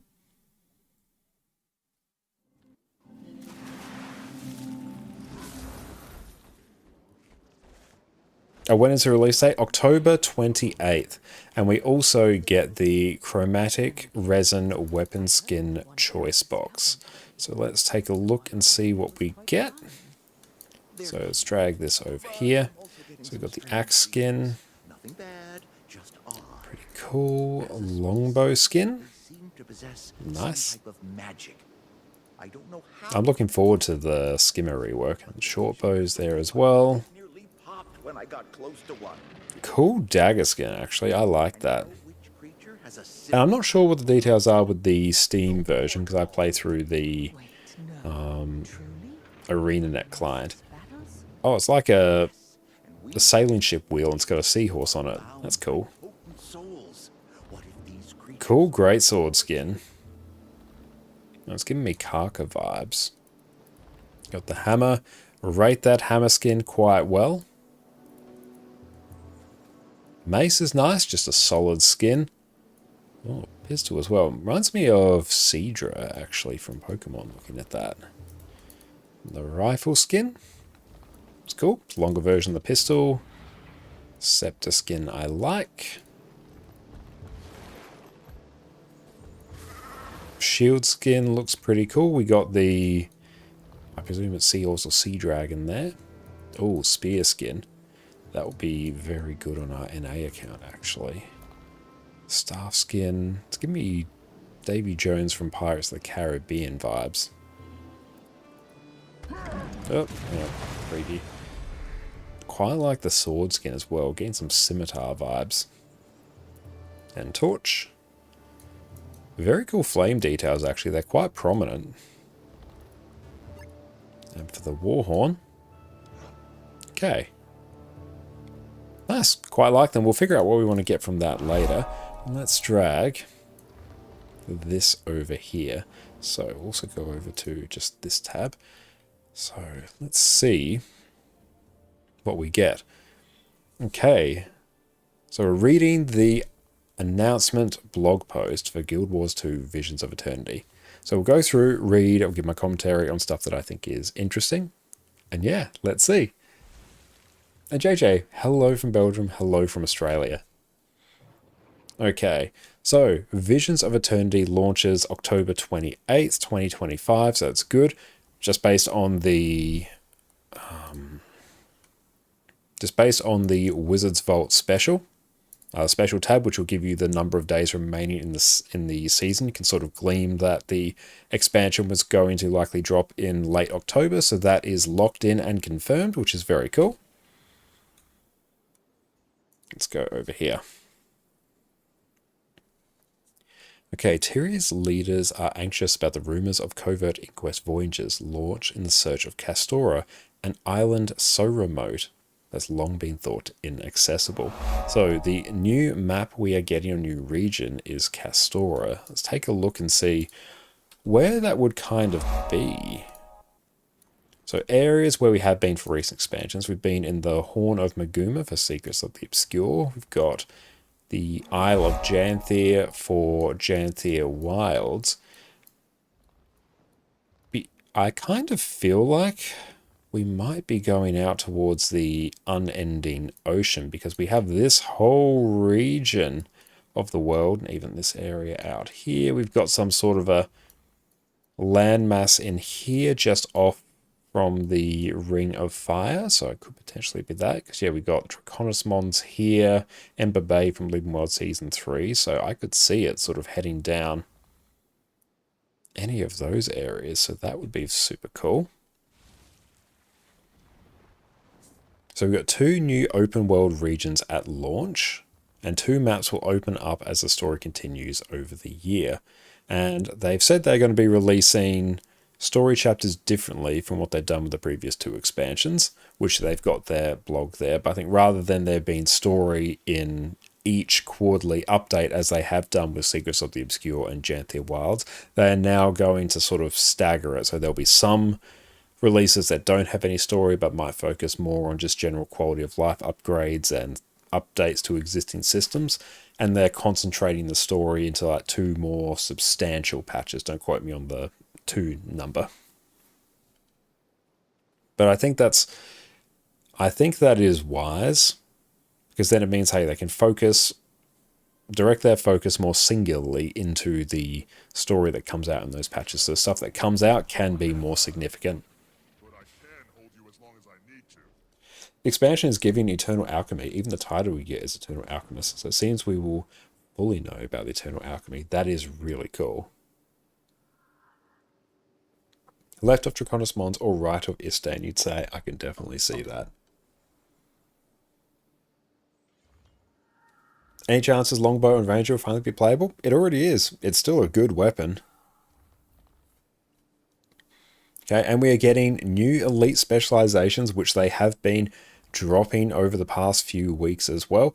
So we will be getting a new trait line, profession mechanics, and healing, utility, and elite skills. So basically the full elite spec experience, except for weapons. We're not getting a new weapon for each elite spec now, which sort of makes sense given what they've done with the Secrets of the Obscure Weapon Master system, where you can now use any elite spec weapon on your class, regardless of whether or not you're currently using that elite spec.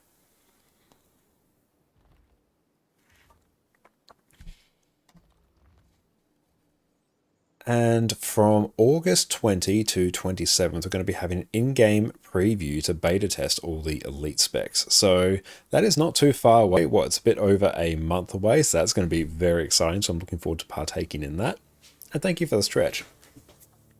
And yeah, Ranger Longbow is pretty good burst damage. It does. It has quite good burst damage, actually. And yeah, I'm very excited for a new elite spec for each class. It is going to open up a whole bunch of balancing challenges for them. But hey, the Guild Wars 2 balance has actually been in a really good place. So given a bit of time, I'm sure things will be balanced correctly.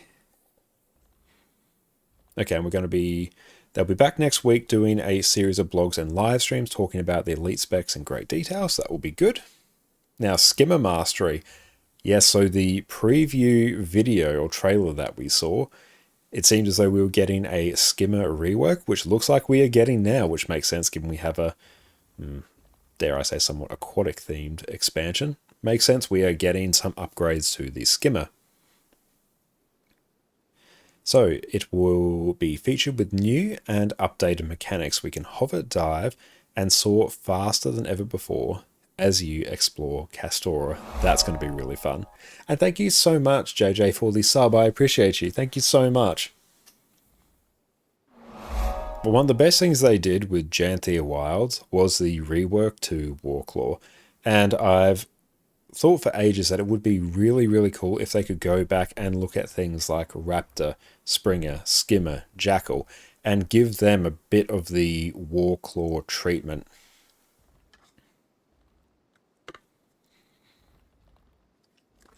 Because what they did with Warclaw was one of the best parts about Janthia Wild, so more of that is great.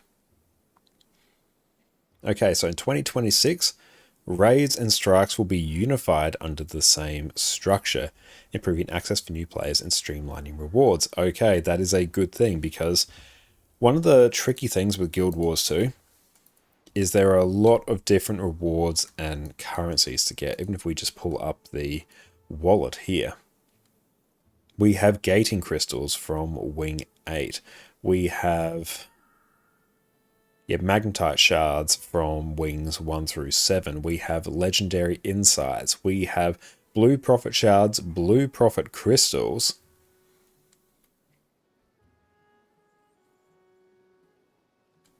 And there already was green profit shards in there as well. They've been streamlined. There was legendary divinations, which was separate to legendary insights. So even after this has already been streamlined, this is still quite a few systems for players to get their heads around. So a refinement and a streamlining of that system, I think, is fantastic. So we'll be getting 2 new raid encounters will be added in the major updates, including a challenge mode and legendary challenge mode. And we're getting a new convergence and fractal with challenge mode, which will release in the final expansion update next year. So a little bit before this time next year, that's when we should be getting the convergence and challenge mode next year. So that is going to be really good. And thank you for the hydrate.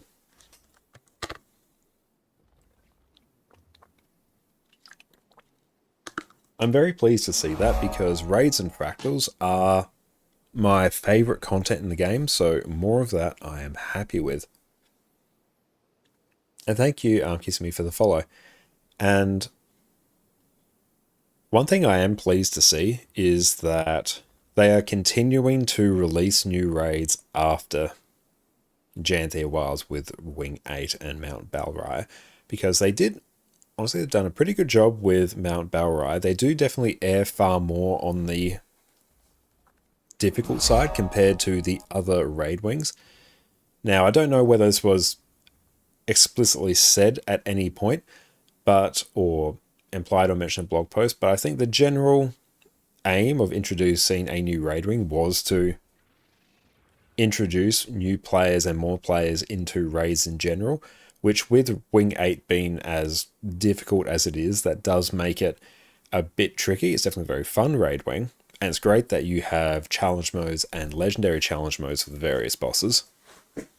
But I'll be very interested to see what level of difficulty they actually put the new raid at and how they position that compared to the other ones. Because at the moment you have raid wings 1, 2, 3, 4, and 7, which are relatively easy and approachable. Then you have 5 and 6, and put 8 in that same ballpark as well as the ones that require a lot more coordination and overall just skill and performance to actually get through. So I'll be interested to see where raid wing, I presume 9, will end up. Okay, so we're going to have new legendary weapons, and we'll circle back here. So we're getting 3 new legendary weapons, a ring, an accessory, and the long requested legendary aqua breather. We can be full legendary in every single slot now. No longer will we have to worry about what aqua breather, or any aqua breather if you're going to equip one. Soon we will have legendary aqua breather. You can absolutely bet that we're going to get that. And Moe, thank you for the hydrate. How are you going? It's so good to see you. That is awesome. Legendary aqua breather incoming.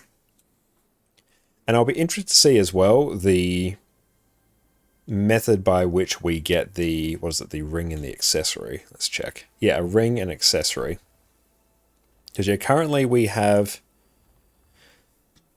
we've got the 2 accessories which are obtained via PvE. We have Coalescence obtained via raids, and Conflux, which is via World vs. World. So I'll be curious to see where the next ones come from. I wouldn't be surprised if there was some mix of World versus World and PvP, because currently you can get the PvP amulet. You can't get any ring or anything from PvP or accessory. You can get a back piece. So currently, like, PvE almost has everything covered except the 1 ring slot, which must be World versus World. So I could kind of see PvP getting some love, maybe with the ring or maybe the accessories. I would guess accessories if I was a betting man. But yeah, I'll be interested to see the acquisition method for those. More legendaries means more choice, which is great. Glad to see it. Okay, and if you have Janthea Wilds and Vision of Eternity, you'll get a whole new homestead map, which is great, because the Janthea Wilds homestead map, I'm trying to remember what it is actually. Is it Hearth's Glow? Hang on, I'll check that actually. What is it?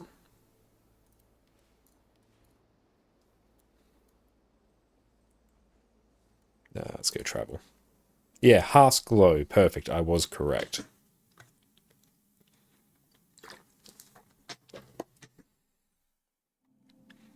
Okay. And you will be able to freely swap between the Jantheria and the Castorum maps with the new layouts feature. You'll be able to save your decoration layout and freely swap. That's cool.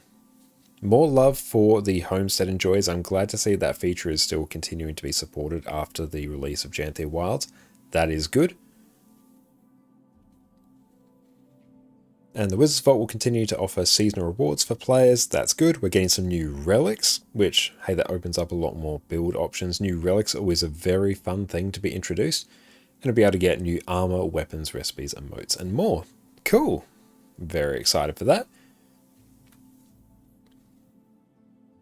So yeah, you can pre-purchase the expansions now. They are available for you to pre-purchase, and as a new Arenanet partner, I do have an affiliate link for that. So if you purchase it through those links, that will support me. So thank you all so very much if you do choose to do that. Okay, and fashion forward, we have one final feature that will launch in one of the major updates next year. Fashion templates, and they'll be available to all players regardless of expansion ownership. That is amazing. I am so glad to see that. Fashion templates will function similarly to build and equipment templates, allowing players to save a certain template of aesthetic features. Great. That's so good, because currently it's actually really difficult to transfer. It's currently really difficult to transfer and save one particular look between different equipment templates. It's really fiddly and really complicated to take the look you have on one character and then transfer it to another equipment template on that same character. There's a whole bunch of steps you have to do it, aside from just, recreating it manually. So that's great. I'm very pleased to see that.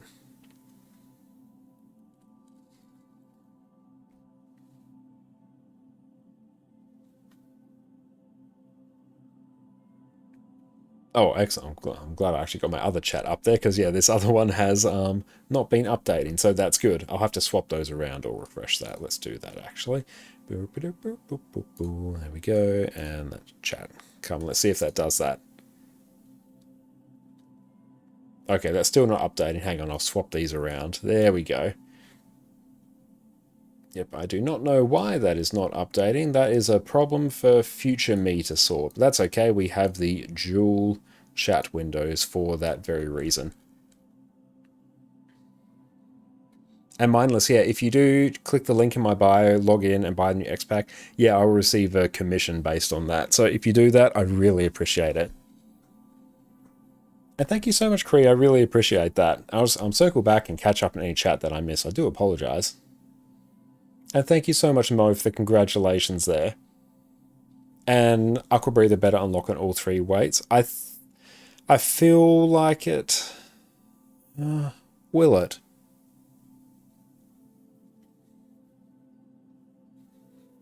I'm not sure, because currently Aqua Breathers are limited by weight, so unless they did a bit of a rework to that. Yeah, I'd be curious to see if it does, actually. It's a very good point. And no news of swim speed infusions as far as I know. But yeah, legendary Aqua Breather, so exciting. I was finished reading this and then I'll go back and circle back on more chat. But excellent. You can read more details about the full contents of Visions of Eternity on the product page. Let's bring that up. Ah, cool. So there we go. There you can buy the standard, deluxe, or ultimate edition there. So we've got more details there, which we've somewhat gone through and covered. But if we were to just compare. Okay, yeah, so if you get the standard edition, you get Visions of Eternity, the shared inventory slot, and the max level boost. So a free shared inventory slot is very good value. In the deluxe edition, you also, on top of that, get the additional character slot to make use of your level 80 boost. You get the tentacled skimmer skin that we now have, the fairy dust gathering tools, an identity repair kit, and if you go up to the ultimate edition, you get 4,000 gems as well. So yeah, very excited for Visions of Eternity. I'm loving the idea of new elite specs, the skimmer rework super keen for, and fashion templates. Honestly, fashion templates are huge, and new legendary items, so I am very keen for that. What are you most excited for? And everyone down in the comments as well, when this does get uploaded to YouTube, what are you excited for as well? But yeah, I am very excited for... Yeah, very excited for Visions of Eternity. My brain just completely blank there. But yeah, cheers. Okay.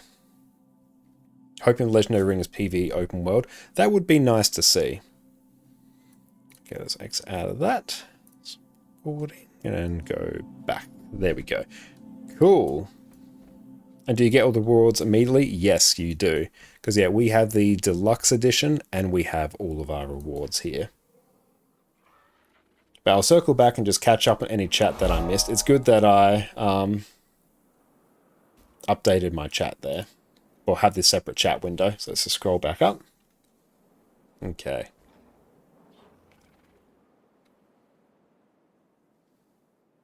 Yeah, skimmer rework sounds reasonable. Lots of underwater combat. Yes, it does.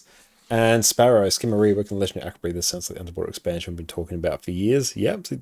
This is how we get the underwater expansion. It wasn't Ender Dragons, it was Visions of Eternity. But yeah, I'm very glad to see Skimmer in particular, because Skimmer's already like a really cool mount, especially with the fact you can go underwater with it. Let's go down here. Don't think I can, it's not quite deep enough here. But yeah, you can go underwater with it, it's fantastic. Why are you not going underwater? I assume it just can't in here.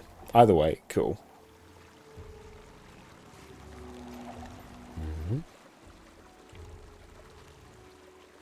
It's a race now to get the legendary aqua breather and max swim speed infusions. Oh, the amount you need for max swim speed infusions is just biblical. I said to you that's going to be 2 strike missions. I had to check that. Let's take a look at that actually. Yeah, I could have misread, but let's check.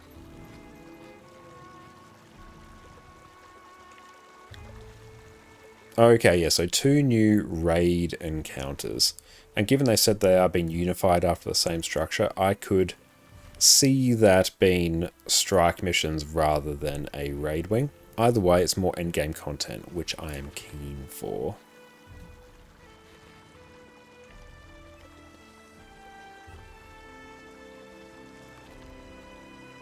Legendary Fractal Ring, that would be very, very exciting. Surprised they didn't add new Homestead Door skins to the gem store yet. I'm sure they will in time. And thank you, Ungeka, for your kind words. I appreciate that.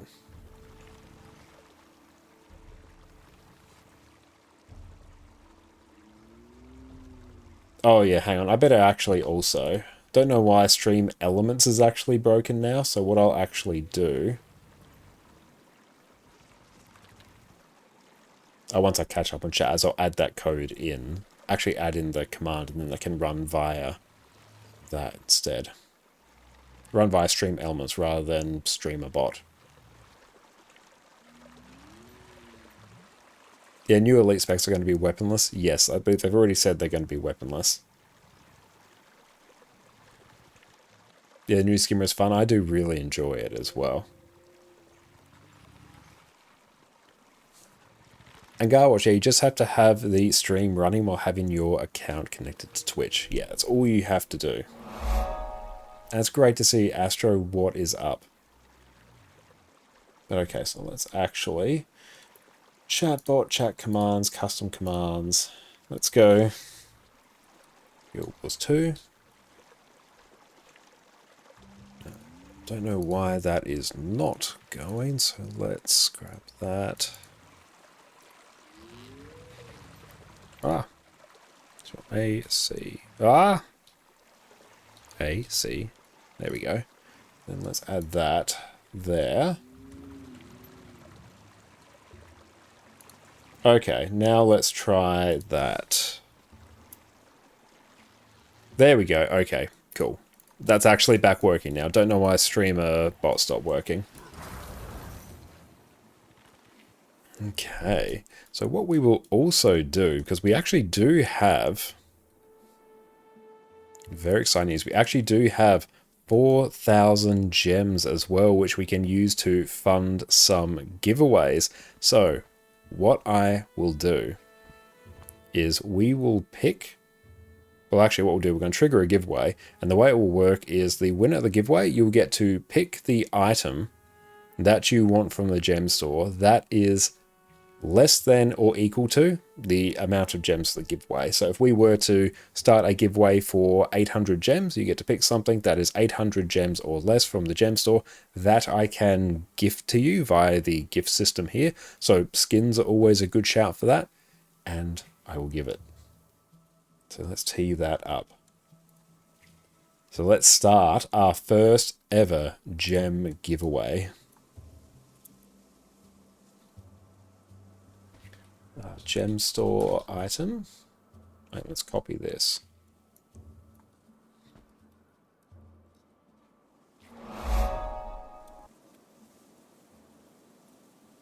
Gem store item, 800 gems or less. We'll just create and start that. So if you do want to enter the giveaway, just type in !enter in chat, as you'll be able to see everyone doing right now. We're going to let this run for a little bit.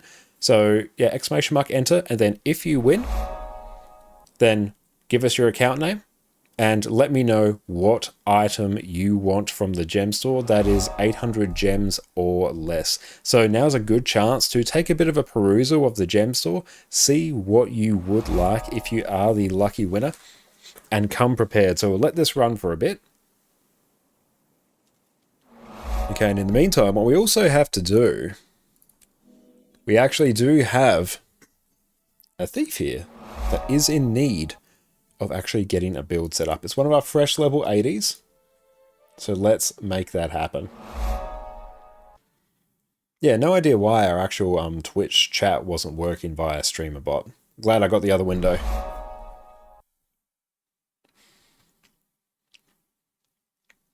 So it is 1 ticket per person.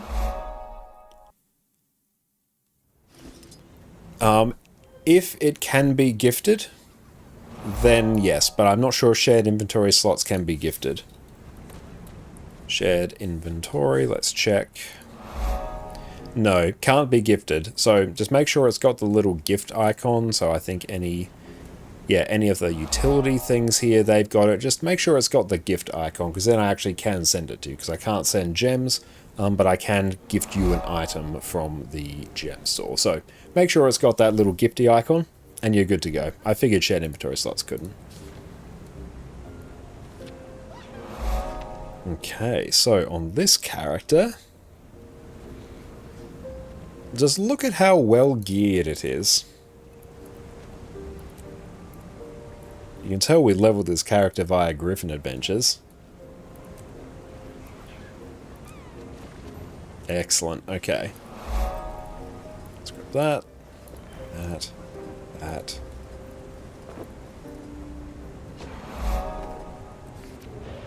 We can yoink that. Joys of legendary armor. Let's get the spear.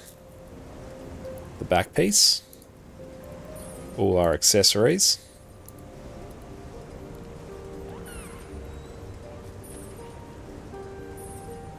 Okay, let's go customize. Here I might throw... Actually, I might just do Celestial, actually, because we're going to use it to unlock hero points. Yeah, new legendary ring in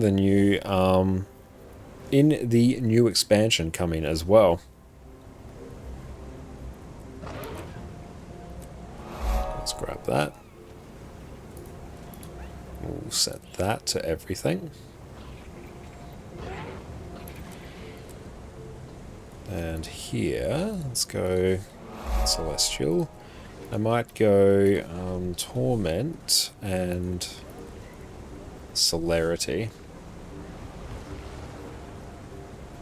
What would you buy with 800 gems? You can't get to the game at the moment. I'll take a look. Like, if I was winning, what would I buy? It would definitely be some sort of a skin. So we might go into the style category. Can I set a filter here? No, I can't. You can get the Boatman hat pack, so you could go, you could do the Luffy cosplay. Do have that option available to you. A copper-fed salvage, that would be insane value. So, like, a lot of utility items would be really, really good. Gathering tools would be really nice. Could be game and do Black Lion keys. But yeah, the copper-fed, insane value.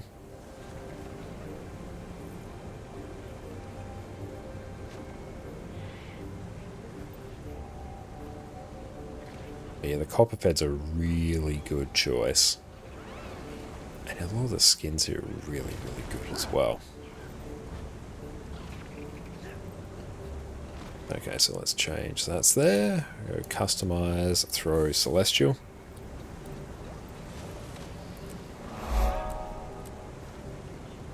Customize. What will we put here? We can't do... This might be Fractal? Yeah, probably that.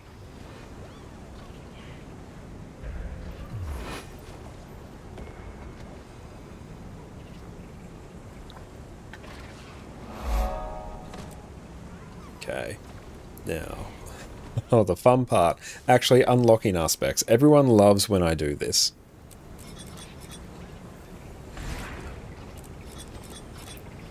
So satisfying doing this with the auto clicker. And yes, I know I can click on the last skill to unlock everything, but I can also not do that and do it this way. And Celil, thank you so much. That's really kind of you to say. And thank you all for your kind words now that we have become an Arenanet partner. That is, I really appreciate it. And thank you to everyone who's supported me on my journey to get here since I've started streaming and making YouTube videos.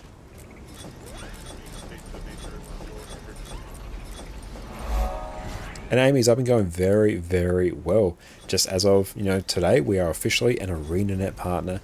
Got a new expansion reveal. Life is good. Yeah, gotta press the button for dopamine. Yes, exactly. Okay. So, for a Condi Thief build, we will want Trickery. I will want Deadly Arts. And for the last slot, we might actually want Shadow Arts for something that can just solo Heart of Thorns hero points. So, in Trickery, I'm going to want Thrill of the Crime, Bountiful Theft. Oh yeah, I know I can select the last trait. I refuse to do it, because that is way more fun.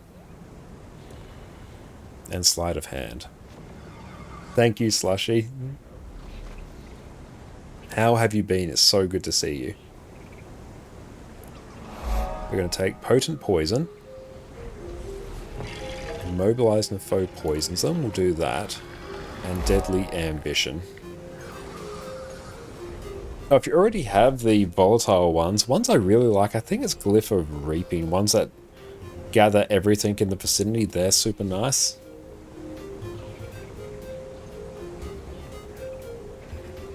Oh, thank you, Valg. I really appreciate that. And yeah, Afaro, to answer your question from earlier, which I just now remembered, I haven't yet gone through and updated all my YouTube videos with my partner link. That's on my list to do, but I need to just sit down and spend about an hour going through them all to do it. So yeah, I haven't done it yet, but I will do it eventually. Okay, so we've got those. Now here, Stealing inflicts blindness and stealth attacks inflict weakness. That looks pretty good. Remove conditions when you enter and exit stealth. We will be entering stealth a bit with this build, so that's pretty good. Grant barrier, and Dark Aura to nearby allies when you use a healing skill. Also good. Yeah, job for future Josh. Yep, exactly. It took me a bit of time to get the commands all set up because I tried to set them up via YouTube and Twitch as well. And they were working for a bit and then they promptly broke, so great.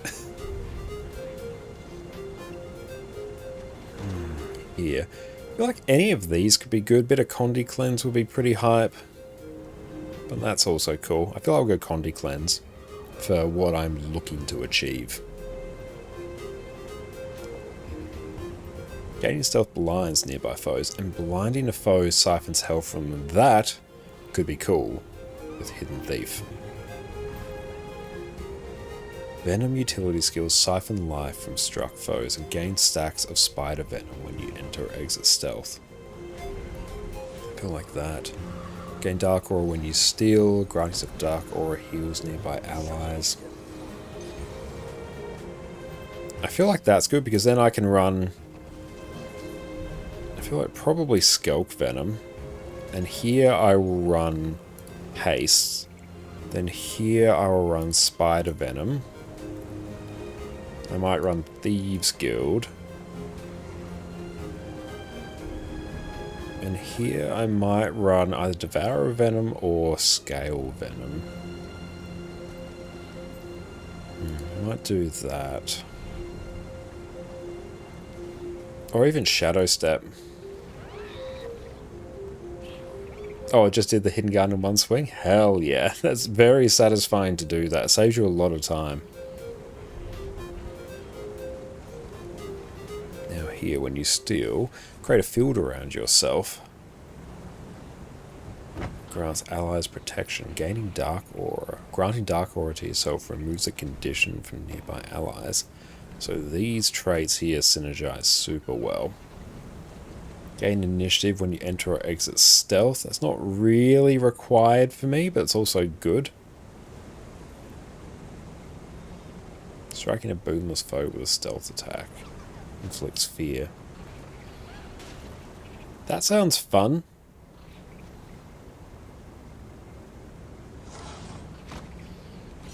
But that just sounds useful. But I already have like so much...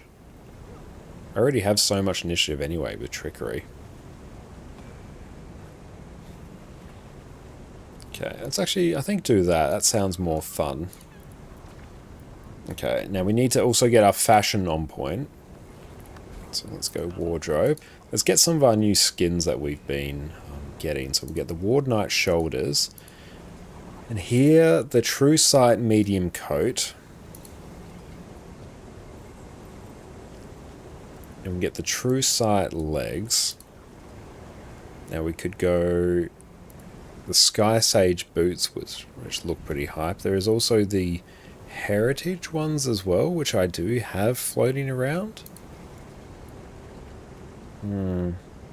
I feel like the Sky Sage ones look better. Here I shall do Sky Sage.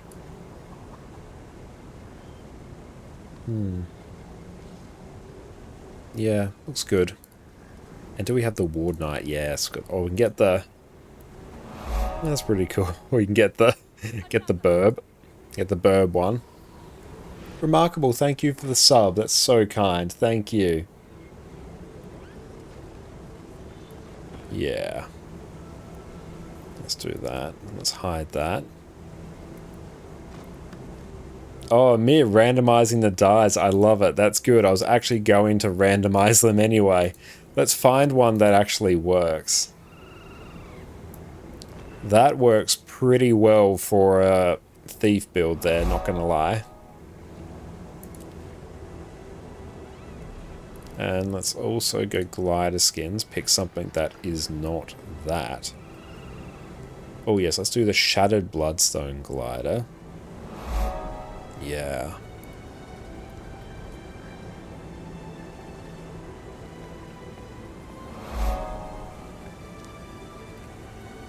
Okay, cool. So that is all set up now. We can rep there. Should I actually get some food?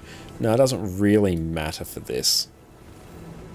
But okay, let's unlock a new elite spec. Don't know which one yet. But so everyone, make sure you enter our giveaway. And thank you for the stretch. Type !, enter in chat. We're going to be giving away an item of your choice worth 800 gems or less. And how are you going, Fugan? Thank you. Please believe me. Okay. So we're going to need our best pathing pack.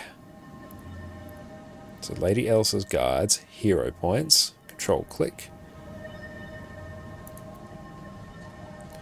So one out this way. Wow, that's quality armor. Wow, that's quality armor. Take a look. Which way is Sky Scale?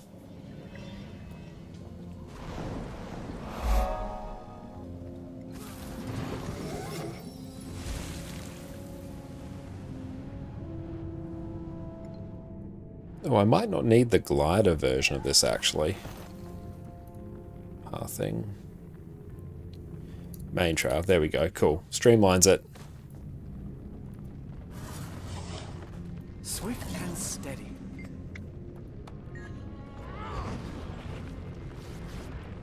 My pain is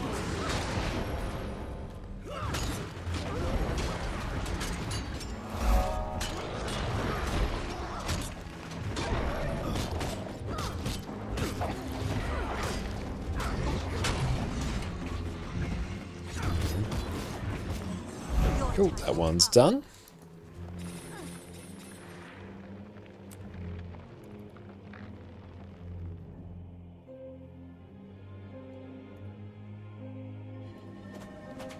So we've done that. To say which way to go now, I think this way? Yeah, this looks correct.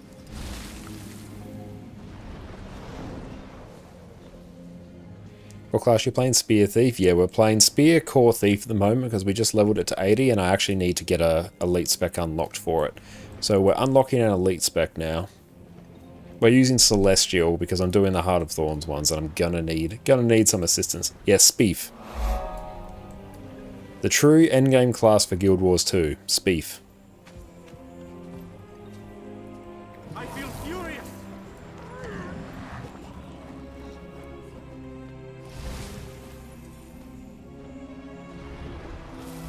Grab that.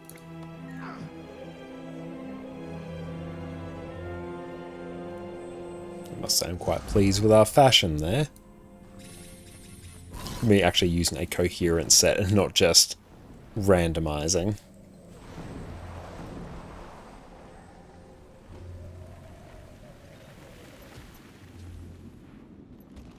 I love Vernbrink as well. It's one of my favorite maps. Usually start with EOD to get the first elite spec easily. EOD is definitely the smarter choice than what I'm doing now. And I'm using Lady Ellis's guides and their hero point pack.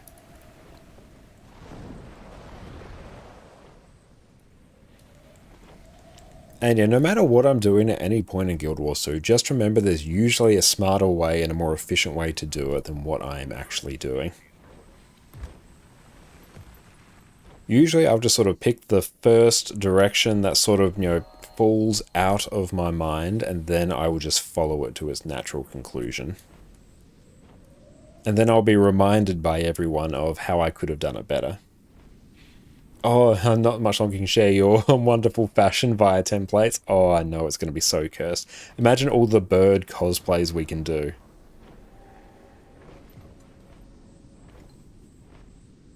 Everyone knows I'm a machine of pure efficiency. Bharati, thank you for the sub. Enjoy no more ads and your god tier ad emotes. Thank you. Okay, so now we have this hero point to do. Vampire Broodmother, the true challenge. And we're using Blish HUD. I have a guide for it over on my YouTube channel. So you can check it out there. Steady.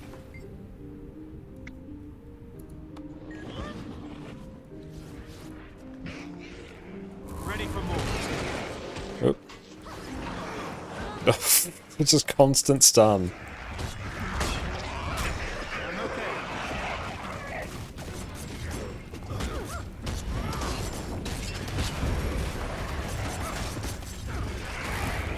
I hate the stun on that.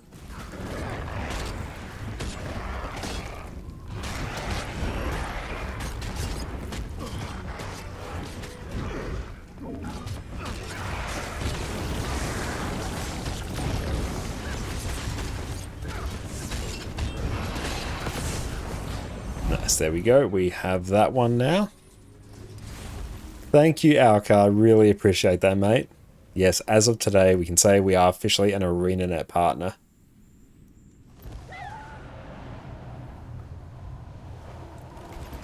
And thank you, Sean. I appreciate you, mate. And yeah, that one can be a bit cursed. It's much easier on Spectre, I find, because you just have so much more sustain.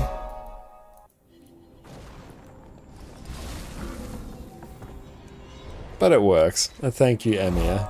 And thank you to everyone who's helped get us to this point. Couldn't have done it without everyone here watching.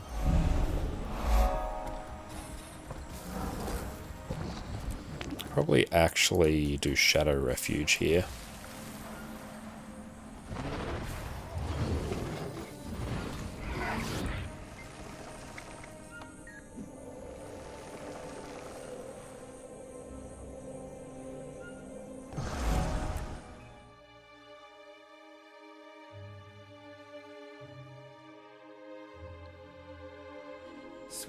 I think it's this way.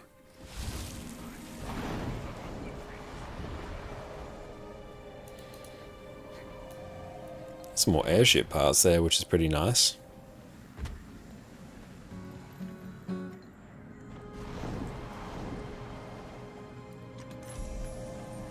Level 3 rewards. Cool. We can do this in the meantime, actually.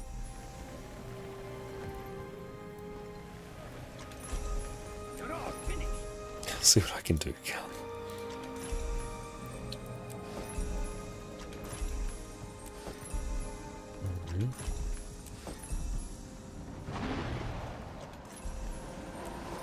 Congrats on level 5. Yes.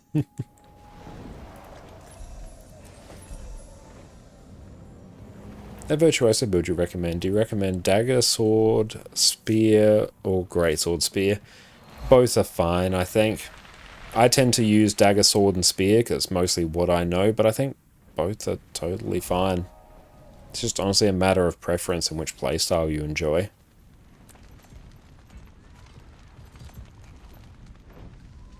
Can't remember which build it technically does higher damage. Someone will know. Someone will also probably look it up.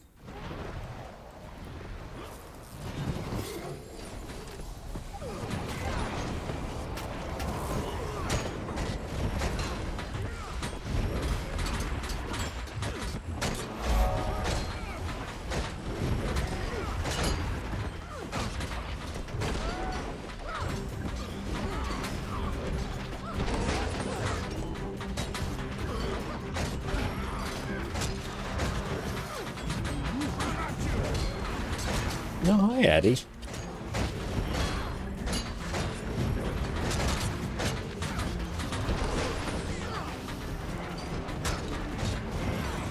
Cool, that one is done.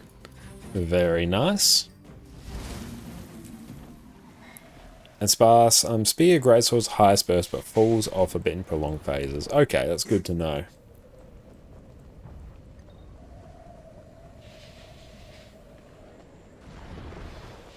Oh, you want to finish the core Tyria Mastery Pack Commander? Probably Fractals might be your best bet. You can like set up a bit of a farm in Citadel of Flame where you can just farm mobs endlessly, but like you do need a bit of a group to set that up as well. So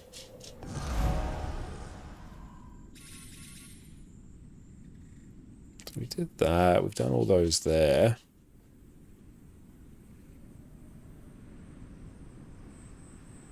And then I feel like, yeah, we hit up Farron's Flyer here. Need a group of Fractals as well? Yeah, like Fractals as well. They're like insanely good gold. So like I recommend you do them anyway. And Fari, thank you so very much for that. And thank you so much to you and Dante for all your support. I really appreciate you both. And yeah, it's so exciting to, you know, finally being a Arenanet partner. And thank you, Marky.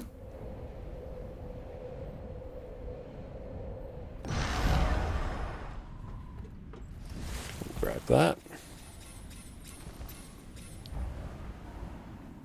And yeah, we're using a pathing pack from Blishhud. And I have a guide for it over my YouTube channel. So !Blishhud, or you'll be able to find my YouTube channel there quite easily. Oh!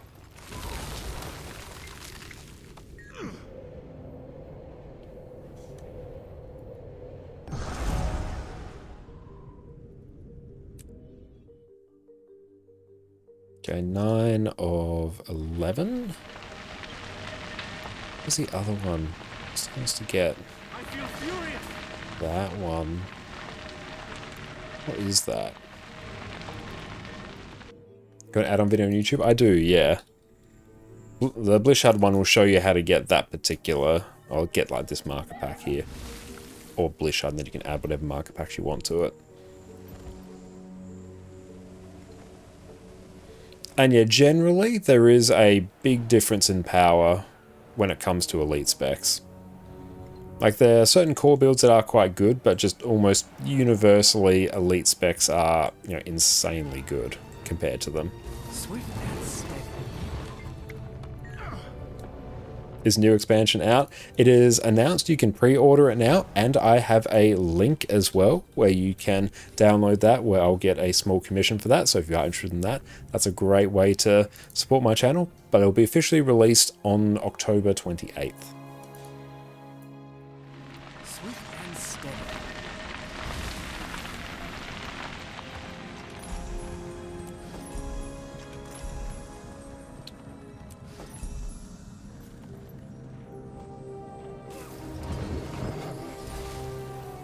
Okay, now we got this hero point. Let's go get that. It's okay, friend, we've got you. Ready for more.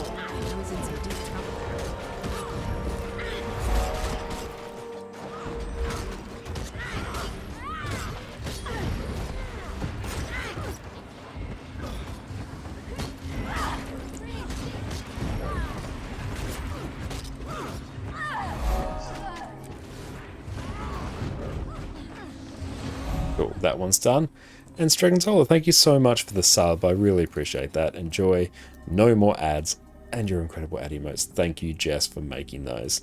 But excellent. We are going to go take a break and stretch our legs. And then when we come back, we're going to draw the winner for our first ever Gem Store giveaway. So make sure you type !enter. Enjoy a video in the meantime. Let's all find out which one it is together. And we'll see you in a few minutes. Are you tired of your team not having boons? Do you watch in despair as everyone around you falls to damage they should easily be avoiding?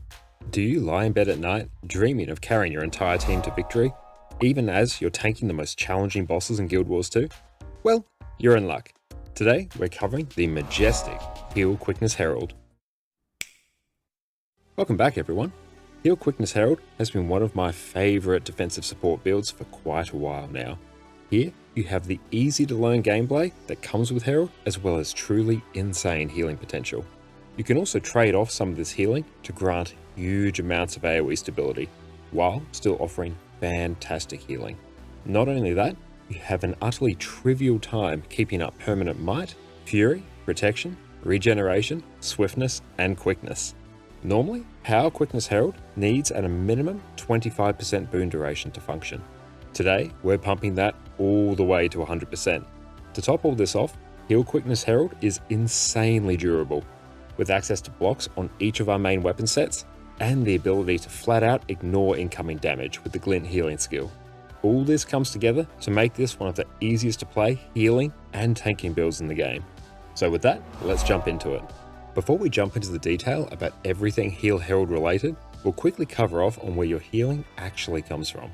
Your regeneration you pump out from Facet of Light will heal for a ton due to it being buffed by Elder's Respite.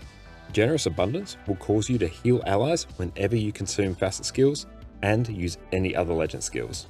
Your staff auto attack will heal allies at the end of the chain, and this goes really fast when you're under quickness, which with this build you will always have. Staff 2 and 4 give some nice burst healing, with Staff 4 also granting some additional Condi Cleanse. Shield 4 will give you a burst of healing and grant protection to you and your team.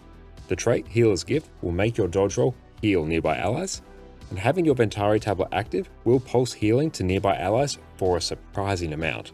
Natural Harmony will also offer a huge chunk of burst healing, especially if it's the first skill you use after summoning your tablet. It's also on a super short cooldown. Now with that, let's cover off on the weapons. For our weapons, our typical loadout will be Staff, Mace, and Shield. Staff is what you'll be swapping to when you need some burst healing, Condi Cleanse, and catastrophic levels of CC. Your Staff auto attack will simply deal some strike damage and heal nearby allies on the third attack in the chain. This pumps out a surprising amount of healing and is a key part of your sustained healing. Mender's Rebuke will deal some strike damage, heal allies after a short delay, and heal even more if you manage to strike an enemy. Warding Rift will grant you a super handy 2-second block, which can come in clutch if you find yourself without a dodge roll. Renewing Wave will grant you a nice chunk of burst healing, remove 2 conditions from allies, and is also a blast finisher to boot. Surge of the Mist, as I will mention on every Revenant guide from now until the end of time, provides godlike levels of CC. You'll charge forward, attack 9 times, and deal 150 Defiance Bar damage for each strike. This is an insane level of CC. Use it. Mace is included in this build only for its ability to blast might with the 2 and 3 skills. Your Mace auto attack chain will deal some strike damage and inflict torment and poison. It's not overly relevant for this build, but use it whenever you have nothing better to do.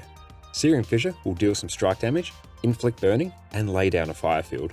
We'll be blasting this for And we are back. Welcome back, everyone. And Rava, thank you so much for clicking on my link there. And yeah, if you click through the where it's got the buy now section where it talks about, the 10 years of content there, it will take you to the actual shop page that will point you towards the next expansion. So you just have to click through there a little bit. And Surge the Mist, let me eat myself off this platform quickly. Yes. But okay, let's actually draw the winner for our giveaway. So everyone, last chance, make sure you enter. We are going to be drawing this momentarily. So have a think about what you want to get from the gem store. And yeah, let me know, because we're going to close this now. And then we will win. Oh, we'll win. Well, someone will win. We won't. We'll give it away. So let's close. Let everyone just get in. Last chance. Okay. Now let's draw our winner in 3, 2, 1. Slushy, congratulations. Slushy, you are the winner. Well done. Or is it Slushy or Suishi? But yes, thank you so much. Type your account name in chat. And let me know what item you want from the gem store. And let me know if you're here as well. Because then I can make sure to... Actually, there you go. Yeah, I thought it was. Yeah, it was like doing weird things with the font there. But yes, make sure just you type your account name so I have it. Thank you so much. Darius Day for the sub as well. I appreciate you. Thank you so much. I might even have you on this account. Let's see. I don't. I'm on EU. I don't have you. So yeah, account name.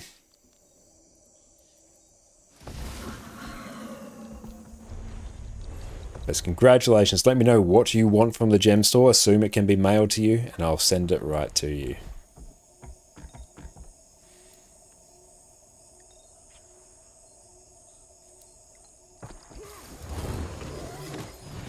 Oh, we got some food here. Nice. Can we eat it? Hello? Yeah.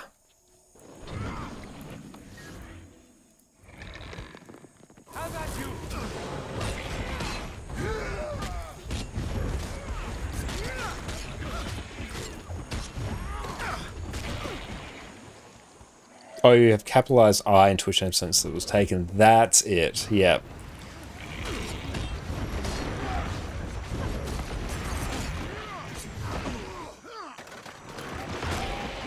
Ouch.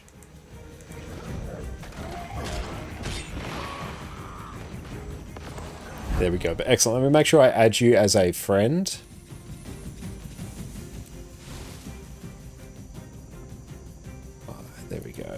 Slushy. Excellent. So yeah, let me know what you want from the gem store, and I'll mail it right to you. Oh, if it's 800 gems, then yes. So let's check. Promotions. Oh, we'll just search for, we'll search for piano.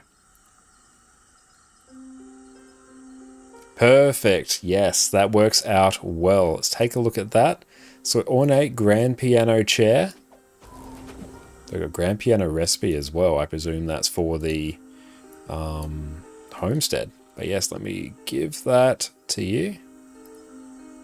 So let's go Slushy. And just double checking. Swift and steady. That will be your account name. That is how it happens.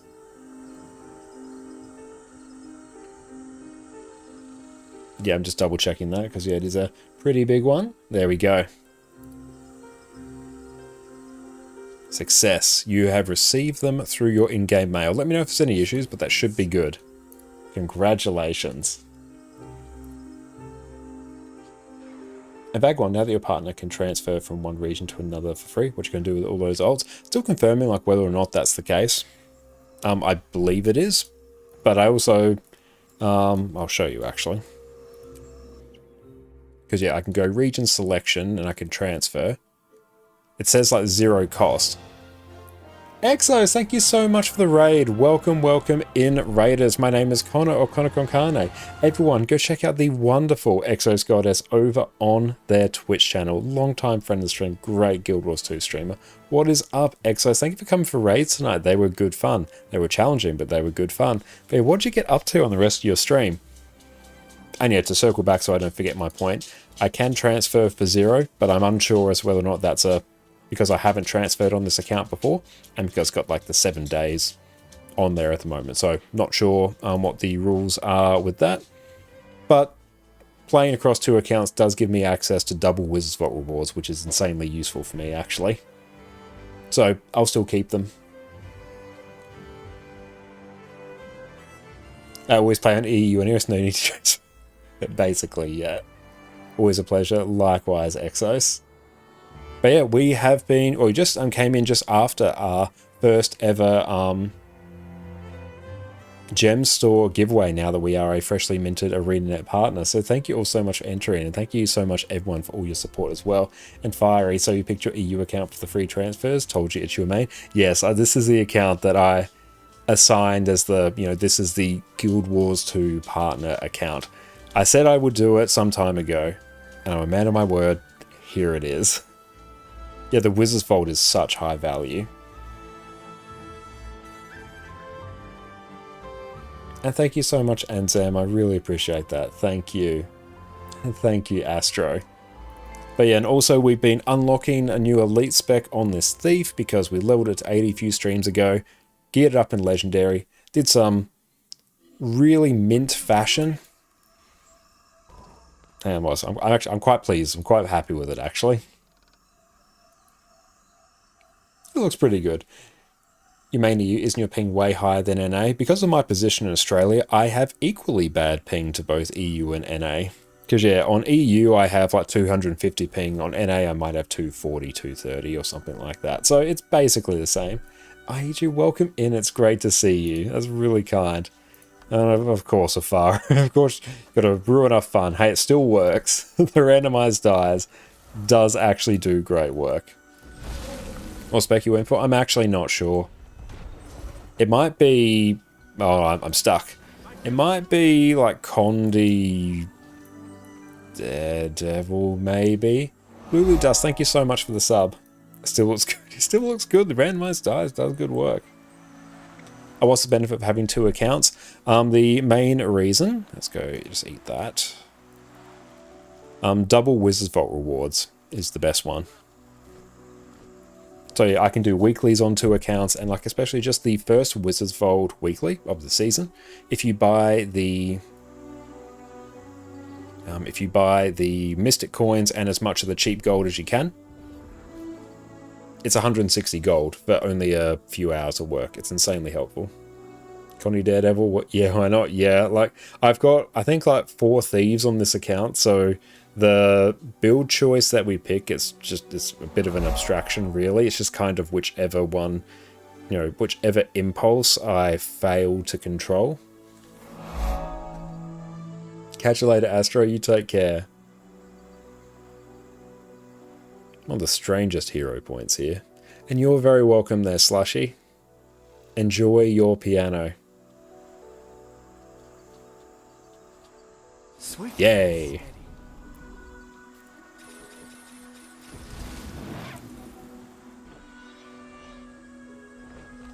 And Mischief, thank you for the sub as well. That's so kind.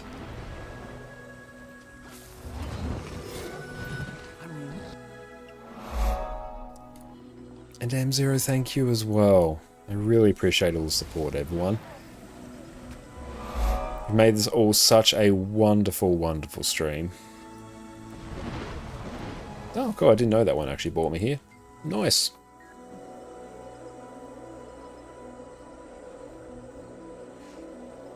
Swift and steady. Extra long stream today? Yeah, we're going today. Oh, we still got a good few hours left in us today.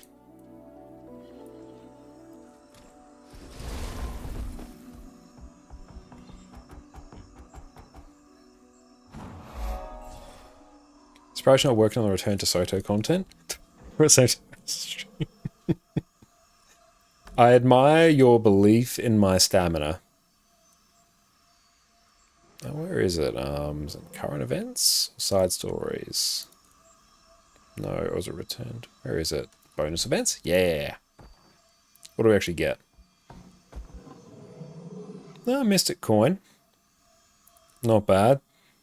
Abomination Web Box. I mean, the Mystic Coins are quite nice. Local response of Rift Hunts. Local response events. Just do a bunch of rifts. Yeah.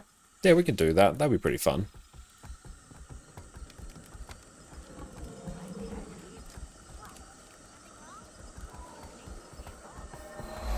All bonus stones have a ton of Mystic Coins. I mean, that will actually be like really good gold for me, actually.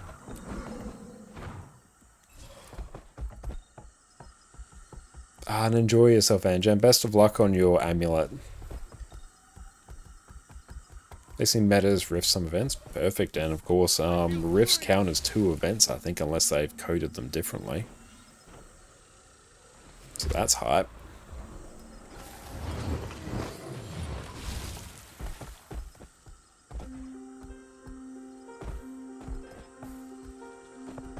But yeah, let's get a spec unlocked here. Oh, hang on, we'll go help our friend. Hurts, doesn't it?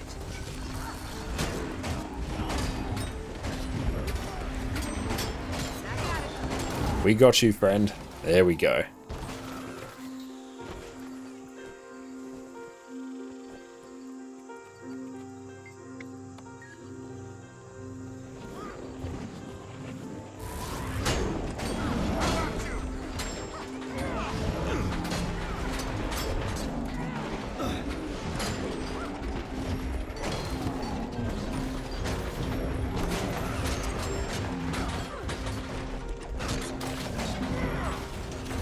There we go. So let's go to Wanderer's Waypoint. Or no? That's fine, go out this way.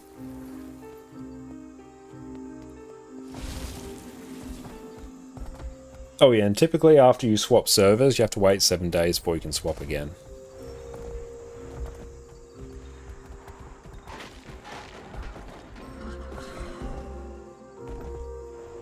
And eventually I will test that on my EU account, just not right now.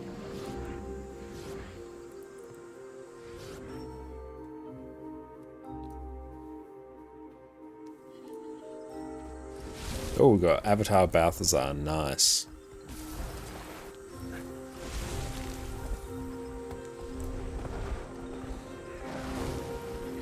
Swift and steady. Might and glory.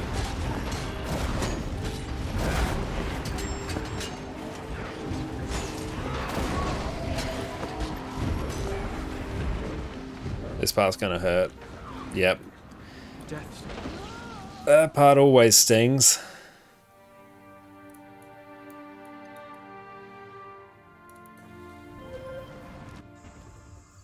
How do you get the boon damage and damage miss had in the raid? That will be through Arc DPS, which I have a guide for, and I install them through the Nexus add-on manager. So I've got a guide that will cover you on both of those fronts right there. Someday you'll learn how to do that fight without dying. Depends on the build you're running. There I could have just not died if I actually moved a bit quicker and didn't just dilly-dally, but I didn't, so I got punished for my hubris. We flew too close to the sun, and we're punished for our pride. But yeah, really it's just when he gets that 50% phase, either you don't break his bar at the start and you CC him as he's channeling that attack and it'll interrupt it, or you have to go up the, what do you call it? The bouncy mushrooms, and then you're fine. And depending on the build, can solo this. It might be a bit spicy on core thief, but let's find out what we can do. Ah.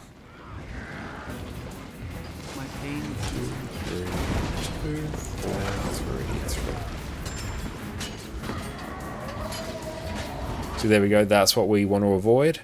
Might even die, yeah. I need to just take Shadow Step, it was silly of me not to do that. Oh, you're a Linux gamer? I think you can actually get some of the add-ons, particularly like Nexus, working for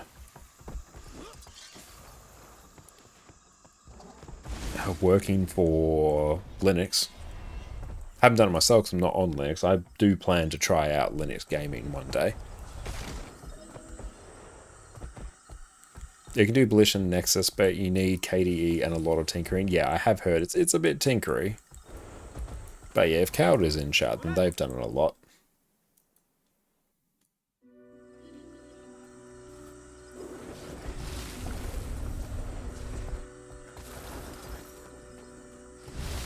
Oh, it's already done now. Damn, I was hoping to go back and do it again. Oh well.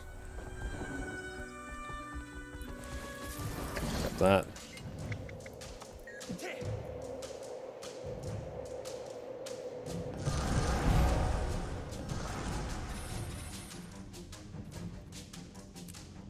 So we've done all the ones down that side.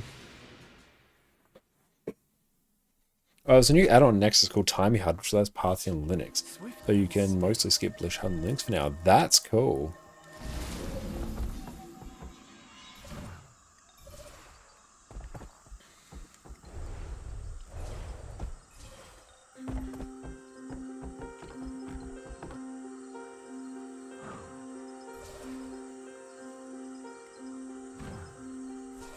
Love Auric Base, and still to this day my favourite map in all of Guild Wars 2.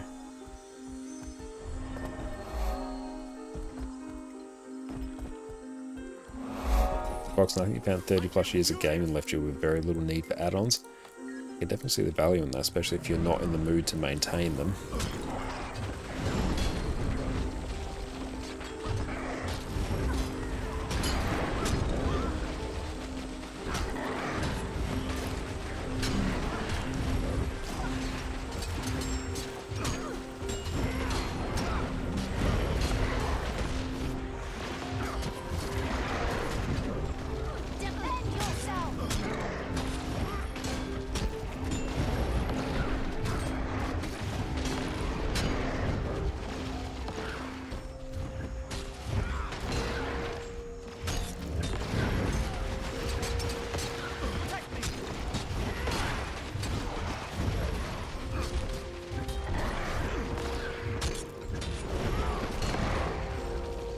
Sounds like your dog when you just cut the grass. Very true. Or just after you've given them a bath as well. All hot maps are incredible, Auric Basin stand out. I completely agree.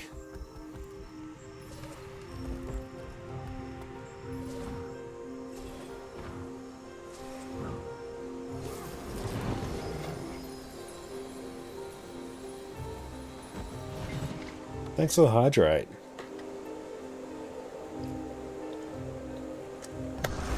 And yeah, I think there is Pathing Overlay working on Linux. I haven't set it myself, I'm not on Linux. And Wayfarer, welcome in. Yes, we do have a partner link for you now. So yeah, you can check it out right there. Thank you so much. Let's go through here.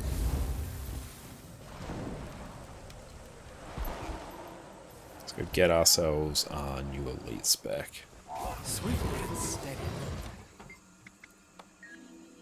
Help me!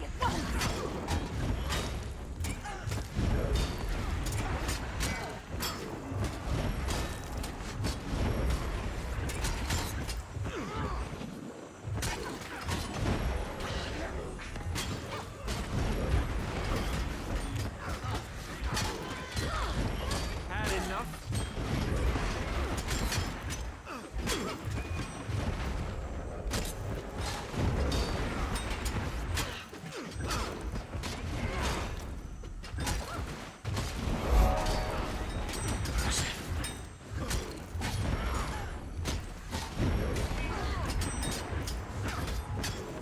Cool, that one's done. And thank you so much for that on Wayfarer. That's so kind of you. All those wiggly chests, I know. I've got to open them, but also I have the level up rewards as well. We're gradually doing it.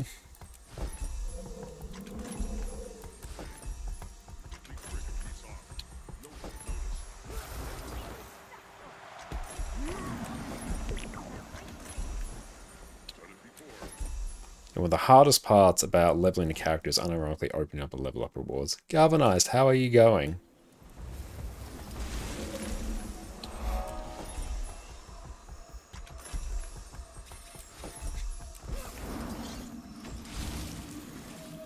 I do really love doing the Heart of Thorns hero points. I just find them honestly quite relaxing to do.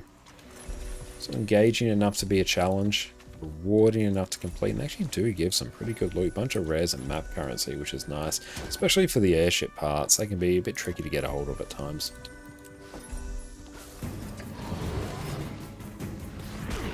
There's no escape for you now.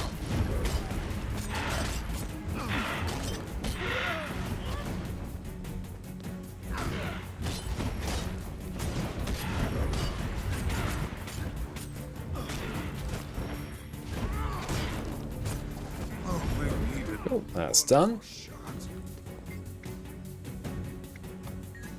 I'm sorry we've been having issues with the drops there.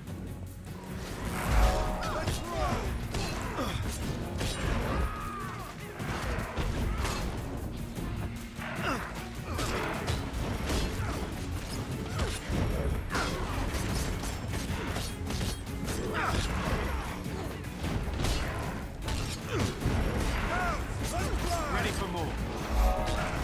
This is the end.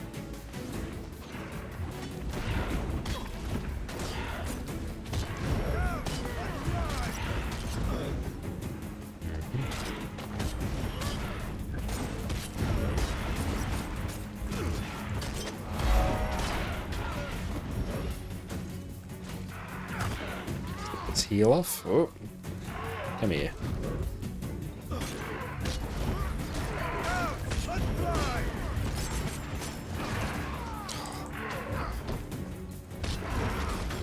Might and glory.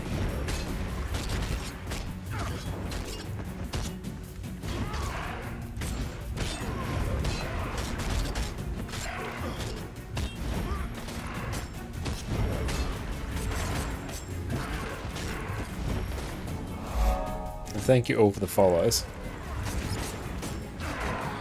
How do you feel about actually being able to have all slots in legendary gear? I'm so excited. That has been a big goal that I've been working towards on this account for quite some time, is actually getting full legendary. This would be our second account that we're basically in full legendary on, so I'm very keen. Is this full Selly? Yeah, it's full Selly gear. It's just a nice cushy build where we can just blast through the Heart of Thorns hero points.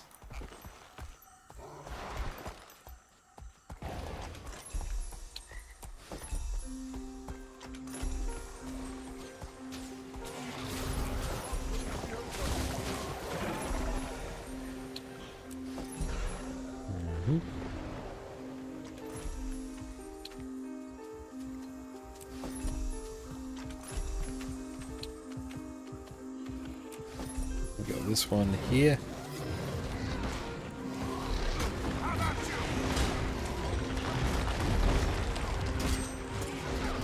And thank you for the stretch. We'll make sure we do it after this.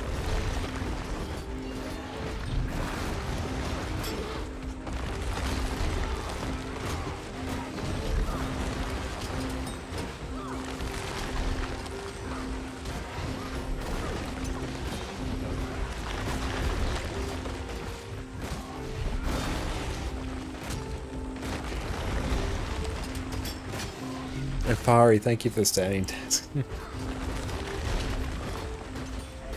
Might, glory. There we go.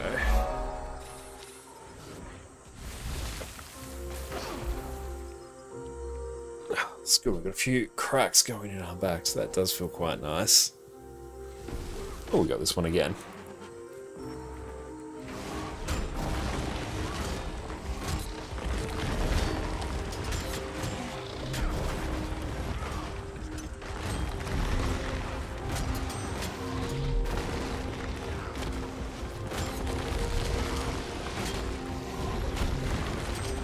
Might and glory. Give it my all.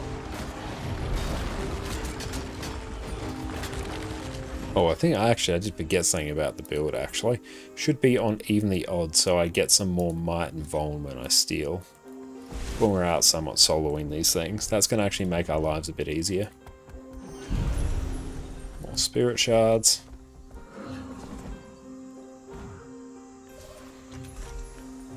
Oh, you're getting bigger bags on new characters. That is true. That is a monetary challenge.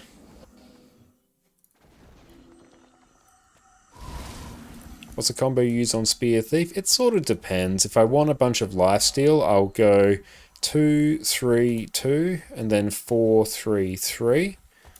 If I want more damage, I'll go 2, 2, 2, 4, 2, 3.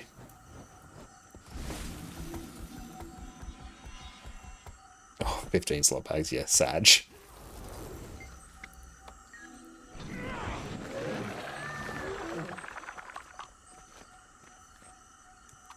Might 2, 3, 2, 4, 3, 3. Stealth attack. 2, 3, 2, 4, 3, 3.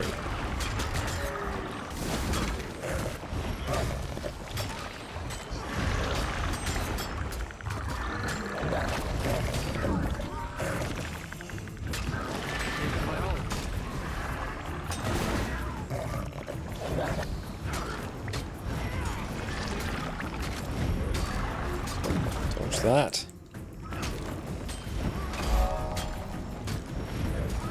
And these, how's it going? I'm going very, very well. Thank you for asking.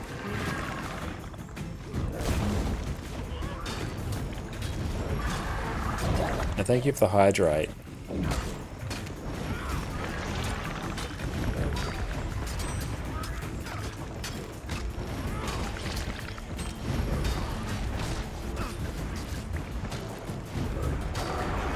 There we go. And yeah, the marker pack that I'm using, I am using Lady Ellis's guides for hero points there.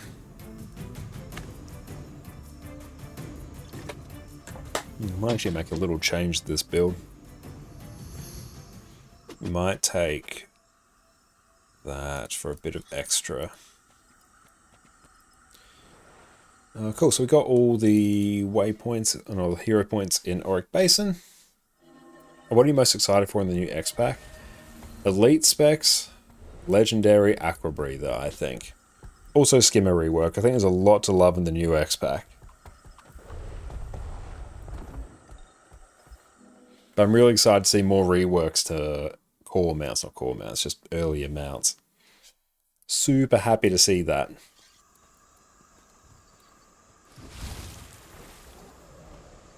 Oh, Blishhut is an absolute game changer.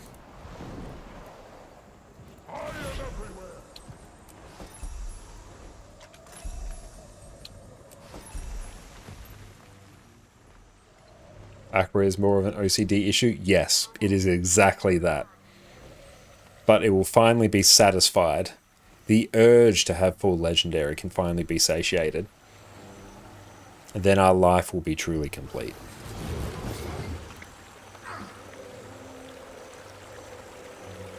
What's the point of exploring the map on alt like this? I'm doing this to unlock hero points.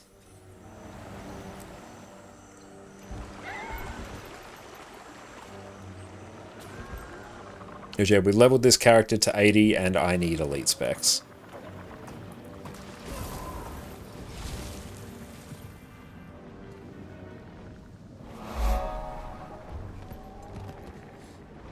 How much you take the new elite specs? Did you get any of them right? Haven't actually like fully been across the ones that they've come out with. I was surprised to see Ritualist getting pushed to Necromancer, I think, instead of Revenant. Excited to see the new Elementalist one as well. And presumably Paragon for Warrior? Isn't that your 10th Revenant? No, it's not a Revenant. We're on our Thief now, but like the point stands, I do have many Revenants, and I will continue to have many Revenants. Ah! Ah!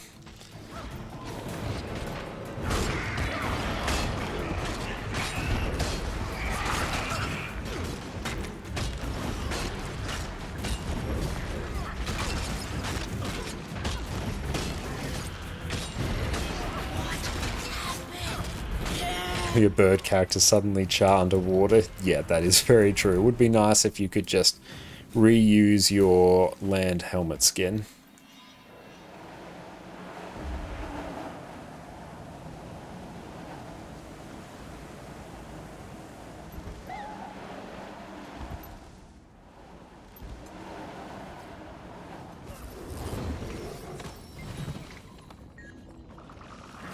Why do I have my auto attack bound to my utility skill? Particularly on Spear for Thief, so Spief, you actually don't want to have your auto attack on your weapon, or else it will actually interrupt some of your combos and it becomes actually a lot more fiddly to play. So I may as well just set it on my utility skill there that I'm going to want to be pressing off cooldown anyway. That was one of my better Griffin dives, not gonna lie. Swift and slick.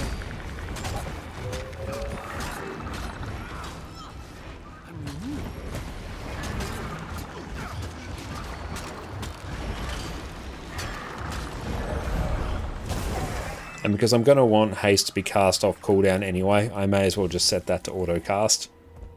One less button for me to press. Because yeah, on Spief you do want to do quite specific weapon combos to get the effects that you want.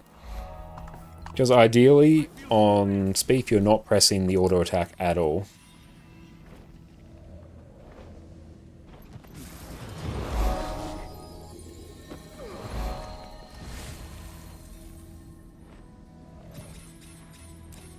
Do I even have an underwater weapon? I don't think I do, actually. Okay, that's actually going to be quite annoying.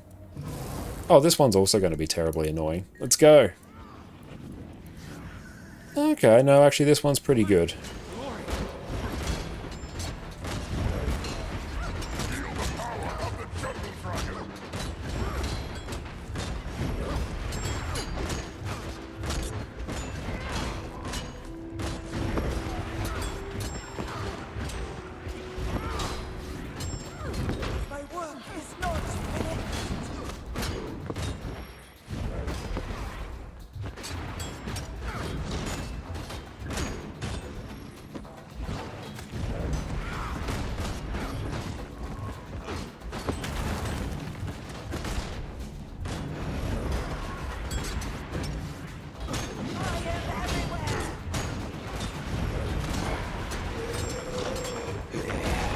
There we go. Sweet, okay, not too bad.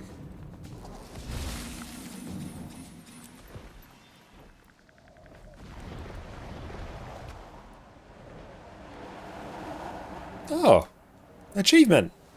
That's fun. Now, oh no, hang on. Can I... Yeah! We have skills! Okay, good. Yes.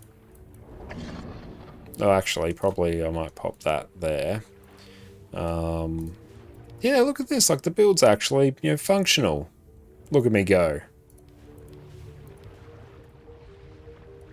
Oh, stats. Did it not contain stats? Okay, no, it's good. It did. It's got stats. I just transferred it from here to there. Or else I wasn't going to have anything, so we're good now.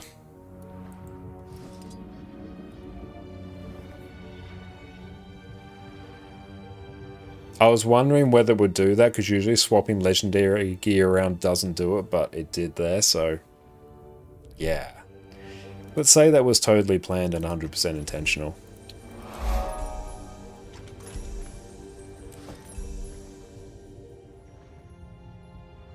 Yeah, if only I had a legendary Aqua Breather, I could actually have the final rune bonus as well.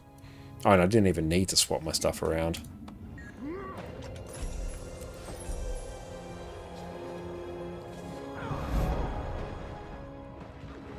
Are we in combat now? Ah! And what even are the skills that I should use here? Probably not anything. It's all going to be bad. I think we're okay now. Downloading the game, what server to go to as an Aussie? If you're on the east coast of Australia, go NA. If you're in central Australia, you can go both. I think west coast typically go EU, typically.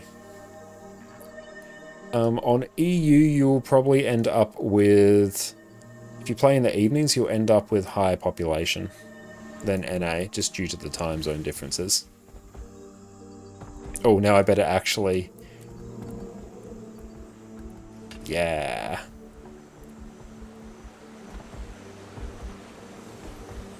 We're going to see my build.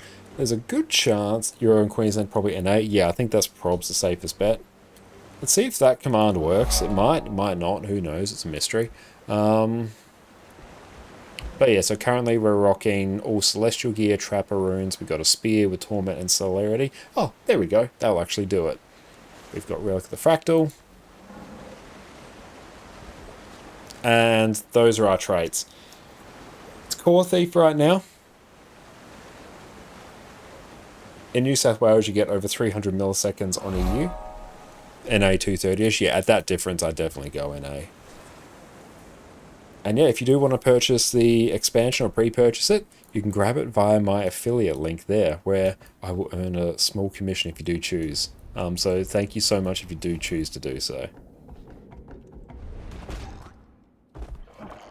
Yeah, the only thing that matters is the region now.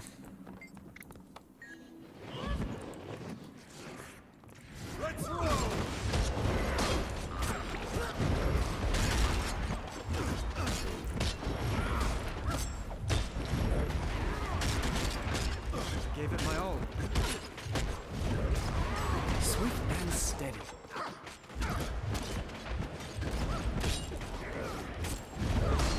And yeah, we're using full Selly here.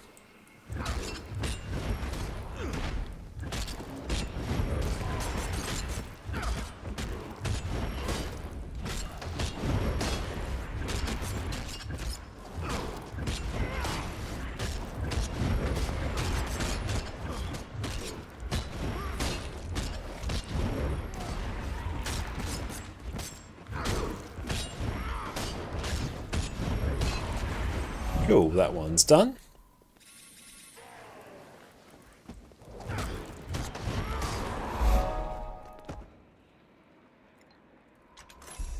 Level 37 rewards. Progress has been made. All the classes will be viable for 200 ping. You just have to learn to adapt to it a bit. Guild Wars 2 is still quite a ping-friendly game overall because of how well it actually does skill queuing. So you can press one skill while another one's still casting and it will queue it up, so it will cast as soon as possible. So at any class you can get used to it. I find anything that has a lot of instant casts and, you know, kit and weapon swaps can be a bit slower to get used to. Oh, did I just straight up miss the first leg of this? I think I did. Thank you, Ducksalt, for the follow. But also, you could make anything work. I've played Guild Wars 2 for, what, 13 years now, on upwards of 200 ping. There have been 2 times where I've seen sub 200 ping, and they were glorious. It was always while I was standing around AFK, but still.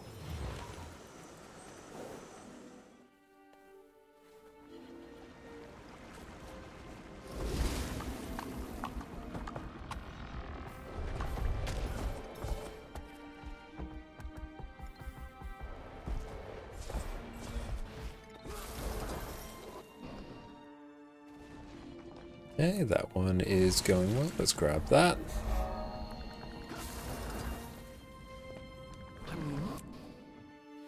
Is this build mainly for PvE, viable for raids, fractals and strikes? This would be more for pure open world, and what I am doing now is because I don't have any elite specs unlocked. So it's basically just what we can work with a core thief, and then it will become something else. And unfortunately, the affiliate links don't work via Steam or Epic, but like if you own the game on Steam or Epic, buy the expansions on the platform that works for you. But I appreciate the thought and the question. Might and glory.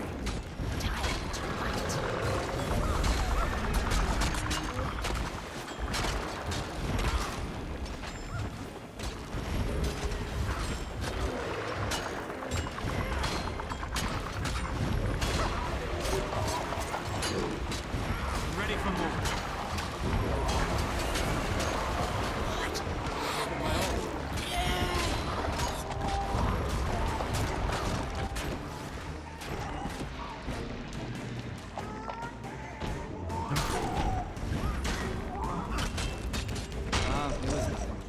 Nice. I feel furious.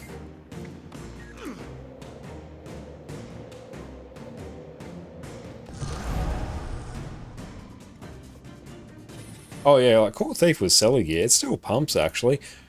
Core Thief with Spear is actually a totally viable endgame PvE build. It actually pumps out, it had like a 40 plus K benchmark or something, it's still good. Safari. The true endgame. And thank you, Impulse, I really appreciate that, my friend.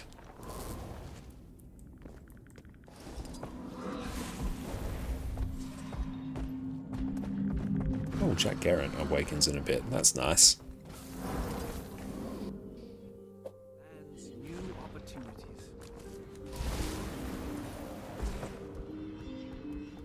Let's grab that. Oh no. Ah! Oh wait, can I? Might and glory. Yeah, what does that do? No, but oh, it heals. Yeah, you got this, team. Yes, use my elite skill. Perfect. See? Who needs underwater weapons when you have Thieves Guild?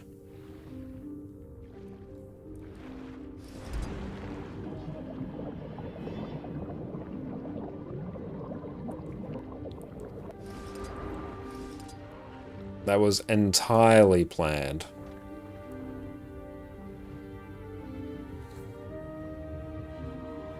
Now no main spear. Yeah, see, now I need to remember to swap them back after. Or else, yeah, we're going to be a little bit balked. Which is better, looks Perfected Envoy or Obsidian Legendary Armor? I think it depends on the set. I really, really like the Raid Heavy Legendary Armor and the light stuff I really like. I don't like the Raid Medium though. So that's why I got Obsidian Medium Armor. And Raid Armor for the remainder. Matter of preference though. Yeah.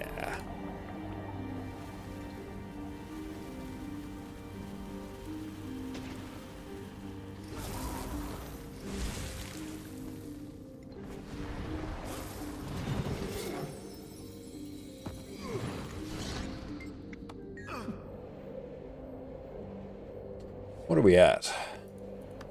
Oh, we're like well above the number that we need. I could actually just equip Spectre now and everything would be better. Or we can stay on Core Thief. Yeah. I didn't know you scaled this way.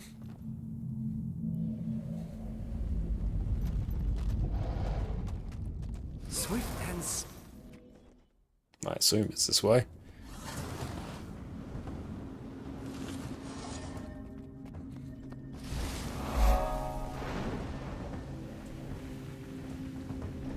Where's it taking us this way? 8 of 11, we've got that. Hero point to go. Oh yeah, no, I remember the ones we need. Just need to remember how to get there. How long is it to farm legendary armor? I'd say broadly, it depends how quickly you say clear raids or how hard you farm in open world, PvP world versus world. I'd say 3 months-ish for a full set for, and you'd be sort of not like hardcore grinding it because our friend Exodum did a full set of open world legendary armor in a week, but that was unhinged. But yeah, 3 months or so I think is pretty good. Definitely do a bit more over the long term though.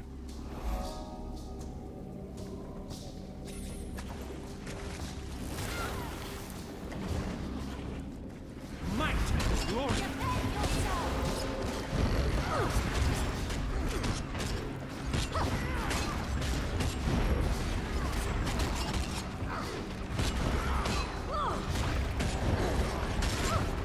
And you can certainly do it quicker, it just really depends on, your playstyle.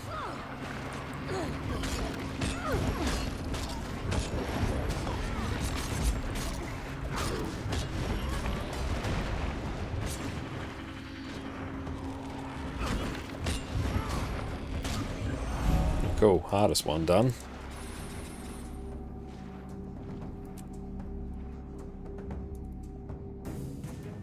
The question is how fast you want to burn out. Yeah, like don't burn yourself out. Just take your time with it.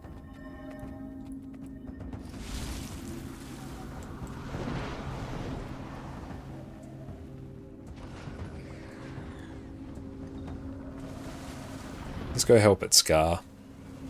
I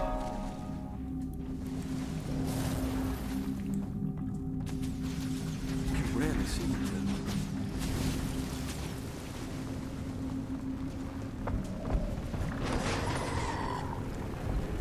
And El McToll, thank you so much for the sub as well. I super appreciate you, mate. And it is so nice once you do get legendary armor that you can really just test out new specs super easily. And it's something we've been working on this account for a better part of, I don't know, like 2 years now.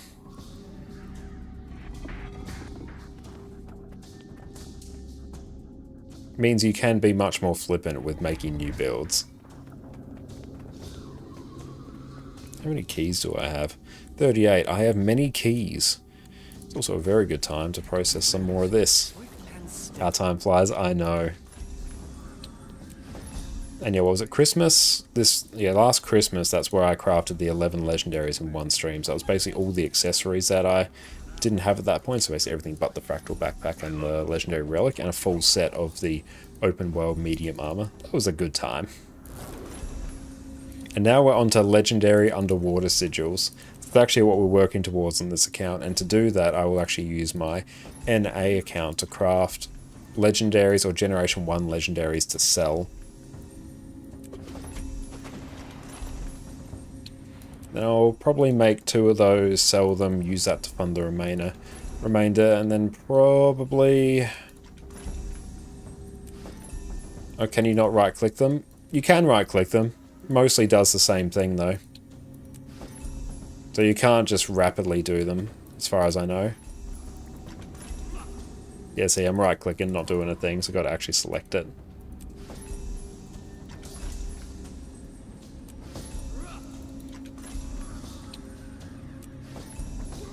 How do you sell legendaries? Just put them on the TP, Insta-Sell, Discord. What's the best way? It depends. I think for most players, the best way is going to be listing them on the trading post and then forgetting about them. Don't undercut someone by like 1 copper though. Undercut them by like, you know, 20, 50 gold or something notable, or else you're just going to get undercut yourself. And I have sold legendaries via the Overflow Discord before, but it's a bit... I've never had any issues at all doing it. It's a totally good way to go through and do it. It's just I don't have the time to be monitoring Discord and jumping on at any point, you know, when someone actually wants to buy it. So it's usually easier for me just to set it and get it on the trading post. And yeah, or you can do what I do, which is list it, then unlist it, then insta-sell. Yep, I have done that before. That's why it's always very important to remember it's a do as I say, not do as I do kind of situation here. So I have done some unhinged things out of sheer impatience.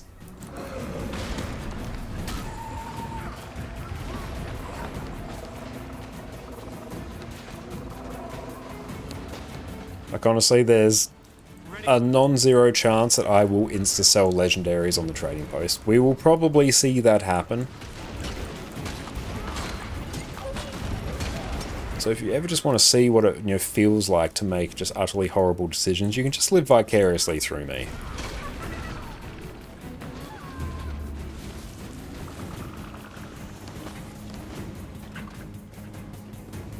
I make a new vid, what not to do in Guild Wars 2. Oh yes, that's actually an idea.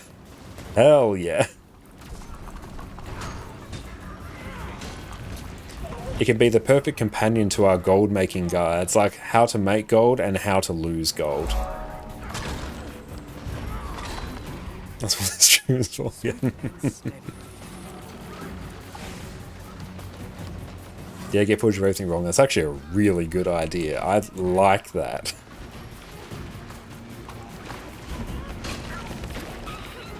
And then we can just get the, Curb Your Enthusiasm music going. Yep, it's going to be a meme. If no footage, do it again. Oh yeah, no, it's the, oh, I forgot to record it. Here, let me do it again. Yeah. Even better.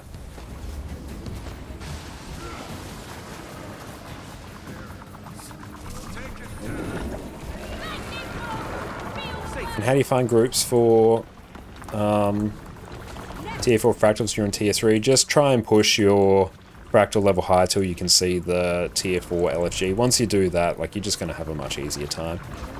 The fractal climb can take a bit, can be a little bit tedious, but once you do it once, you'll never have to do it again. And then you can access the promised land that is the Tier 4 fractal LFG.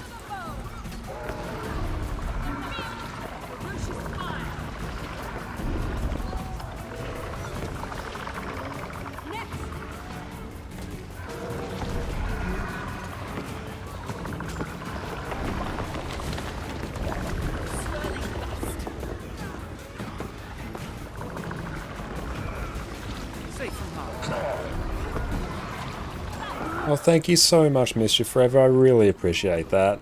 Like, truly. Thank you so much to everyone who's, purchased or pre-purchased the next expansion through our affiliate link. Like, that's such a huge source of support, and I super appreciate it.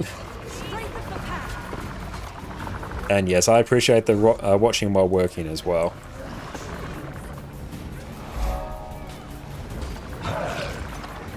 And Lever, thank you for the follow.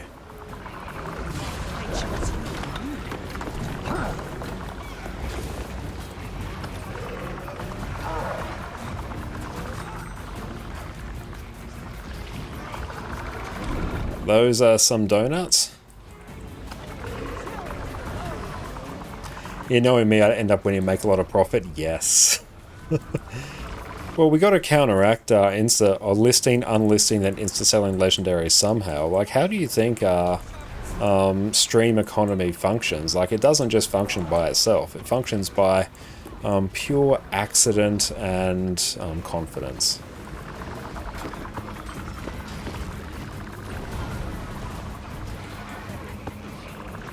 And then we spend like every last bit of our gold on Blackline keys, and on the very last one we get the infinite crafting station, but then we don't have enough gold to sell it.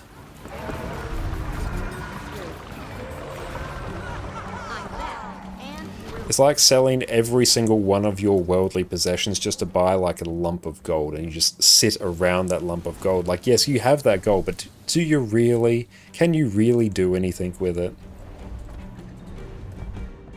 That's basically what we'll do. We'll just liquidate everything in our account, unequip every piece of gear, although it doesn't really matter because we have legendary. Then we get the infinite crafting station, then we can't use it. Any tips to farm the gifted battle? You want to make Sunrise your first legendary thanks to the booster? Go into World versus World, find a Zerg to tag along with, and run as many experience boosters as you can. And I believe Fiery will still need to pre-order it. I haven't forgotten it. I've forgotten to do it, but it's one of the things that I always remember that I need to do. And yeah, next week is a World vs. World rush, so just farm up some Gifts of Battle then. I'll probably be farming up at least 2 of them on NA and a couple on EU, I think. A Zerg is in roaming around. A Zerg is in a giant blob of people roaming around. Term might be different in your particular game. Yeah, Zerg is a huge group, yeah. And you can like roam around as well, like there's no issues with that. That's how I tend to get most of my Gifts of Battle, is just by roaming around flipping camps. Yeah, I think next week is the World versus World rush. So great time to get it. And yeah, run as many boosters as possible. You can easily get a few Gifts of Battle next week. How do you get Gifts of Battle? You pull up the... not that, where is it? Go to World versus World. Go down to your reward track. Select the Gift of Battle reward track and just fill it by doing things in World versus World. As you defeat other players, capture objectives, defend objectives, you're going to get more and more participation up to tier 6, and depending on how much participation you have, you get increased ticks every 5 minutes. So more points every 5 minutes. You fill up this bar, you get your Gift of Battle. And you run experience boosters as well. That increases the amount of points you get each tick, so you can drastically speed it up. I think roughly with a decent amount of boosters, you could probably get a...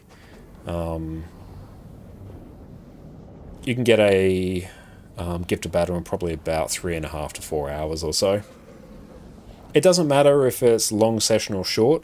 Once you reach your max participation, it will only decay if you are in World versus World and you don't do anything, because then it will gradually decay. If you exit World versus World, then your participation stays at that level.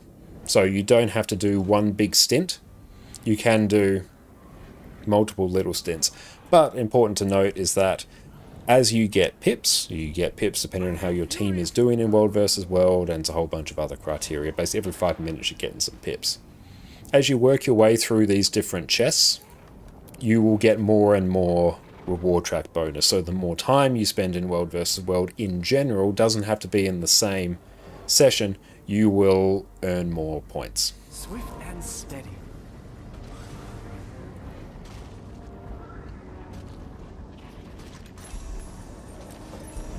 There we go. Much better.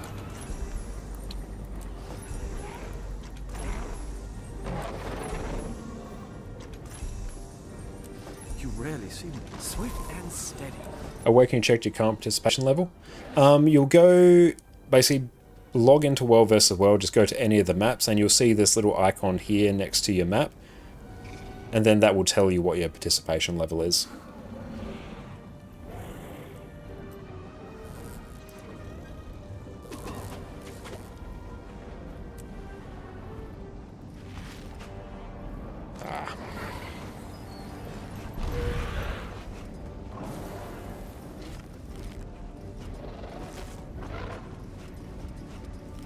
Yoink it. Just get rid of it. Pro tip, type CONS in your search bar, and then you can see what items you can consume. Makes it very easy to clear your inventory.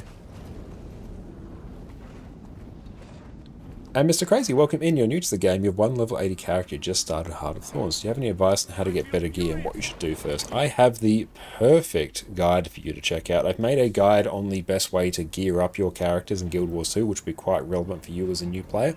So check out that guide. I'm going to answer a lot of your questions there, and you can refer back to that.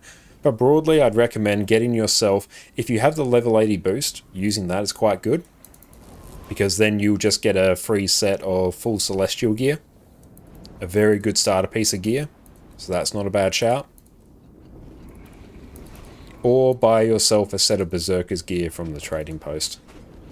But I'll cover the specifics of it in that video. What pack are you using for pathing or to locate the directions? I am using Lady Ellis's guides, one of my personal favourite ones, especially for map completion. Ah, good, you found it. Excellent.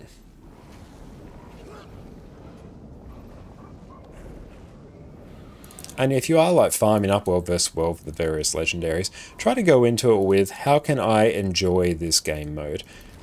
Because yeah, then time is going to fly by. Don't go into it as a like, oh no, damn, I have to play world versus world. No, go into it like, oh, I get to play world versus world. Let's try and learn this as best I can, figure out how everything works, learn how to have a good time. Because then yeah, time is going to fly by. You're just going to have a better experience overall. Oh, thank you for the stretch.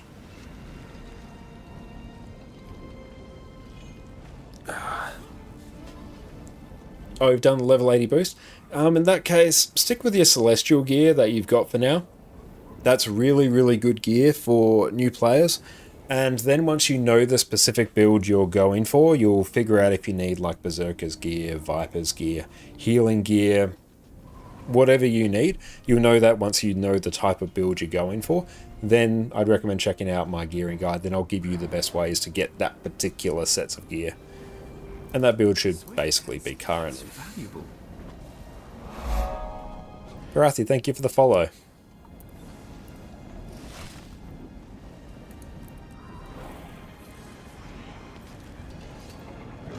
Alright, let's... Just tossing up the best way to deal with this. Yoink a lot of these, yoink a lot of these, yoink that. Send it to the void. There you go, on your bike. Might, glory. A bunch of the other stuff. It's probably best just to wait. Swift and steady.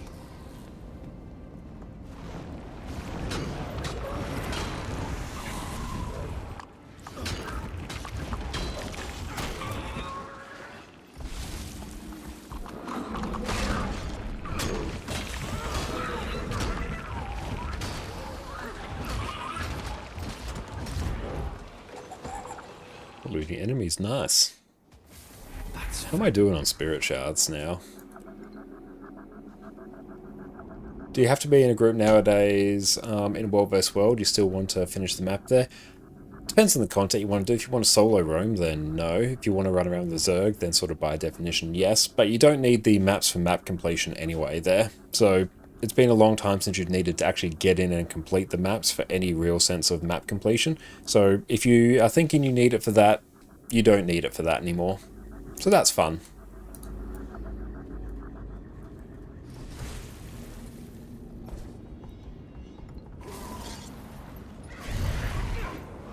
Lily Mawson, thank you for the follow. I was going to say, I usually don't bother waiting around for that door to open, but I've waited around for long enough that it's about to open. Oh, you're going to be a healer. You have your first ascended gear, but you've been doing the fractals to get your accessories. Fractals are a great way to get accessories, so yeah, I recommend following along that train of thought that you got there, because that's one method that I do really recommend in my gearing guide. And thank you, Mr. Crazy, for the follow.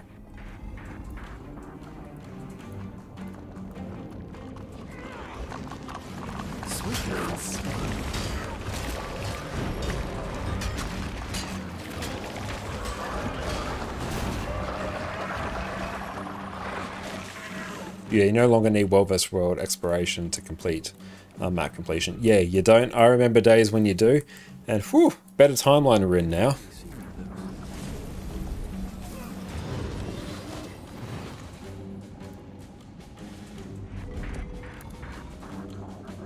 cool. Done that. It's very exciting.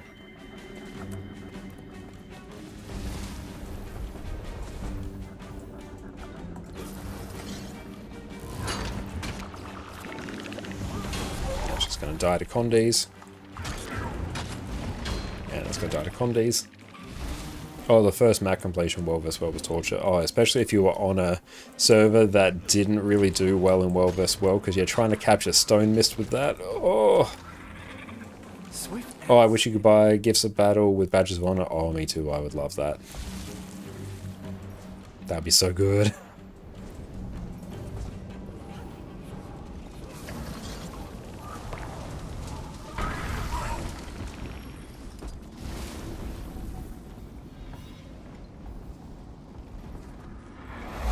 Thank you, Ravenscry, for the follow. Let's go take a seat now.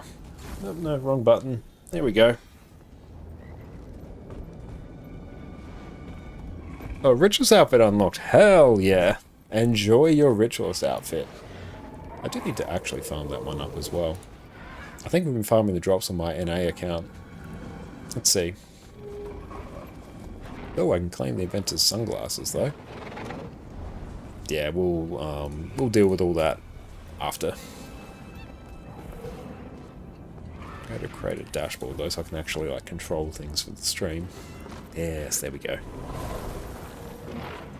All heat expelled.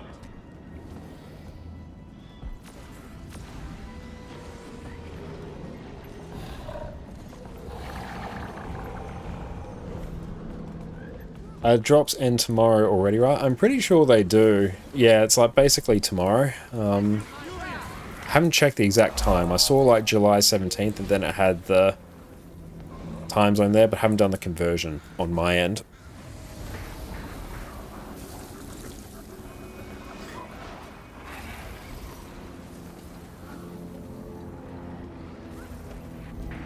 Swift and steady. Okay, unfortunately, yeah, the YouTube chats haven't been working, so yeah, gonna have to keep those tabs open. Actually, let's open that tab there and that tab there. There we go. We've got 3 different windows with 3 different chats now. Yeah, sorry, streamer bot hasn't been working, but at least we've got Twitch chat going. You rarely see them. How the Raisins game? Very, very fun. They'll be on the easier side compared to things like some World of Warcraft game, or World of Warcraft raids, as is my understanding. But there'll be a healthy challenge for new players. How do you make Tone of the Mage? Not sure exactly what you're referring to there. Okay, Friday 18th of July, 4:58 GMT plus 10. So that's basically... yeah, I'll finish a bit before my normal stream time were it on a Friday. It's Ivory, thank you so much for the sub. A nice little surprise round of drops. And yeah, those who have played WoW, feel free to comment on the specific difficulty of Guild Wars 2 raids compared to them. Like, some of Guild Wars 2's challenge mode and legendary challenge mode content will be exceptionally difficult. But the regular mode raids generally are much more approachable. Do I have an affiliate link for the expansion? I do, actually. So yeah, you can check it out right there. PK, thank you for that. Yeah, thanks for being on top of that. Okay, good. Now I can actually keep an eye on every chat. That's valuable. Oh, excellent. Thank you, Fiery. There we go. Yes. And welcome in, Delta. It is so good to see you. How have you been? But thank you for the reminder of like all the various things that I have forgotten. I do appreciate it, because yeah, I did not even think to do that. That would make perfect sense. You're pretty fast sometimes, man, if you know. No, you beat me to it more often than not. Do you get the gems and skins today when buying the upgraded versions of the expansions? Yes.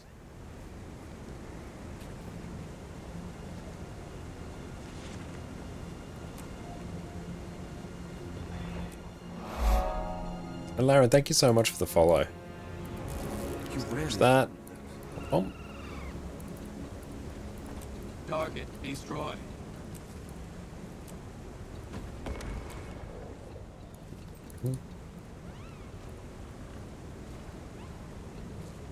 Power flow at 30%. Rerouting. Baby Lee, thank you so much. Done. There we go. Send that off to the void.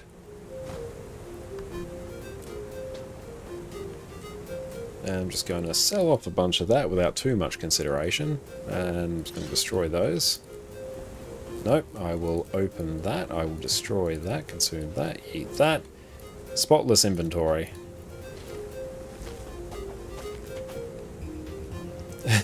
It's the third time you got mistaken as a bot on a Discord server. Oh no. Okay,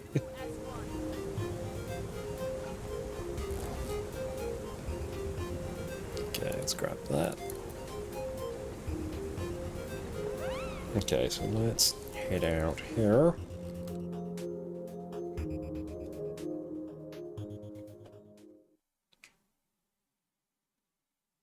Get to mute music because of Mistlock. You hear it in your dreams sometimes. Mistlock do be like that at times. Oh, hey, I can literally reopen these chests. Isn't that fun?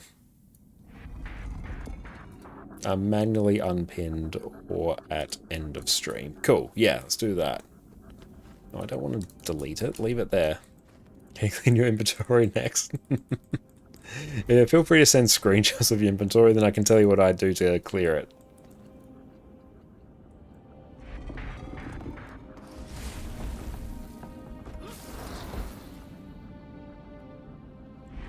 Loot.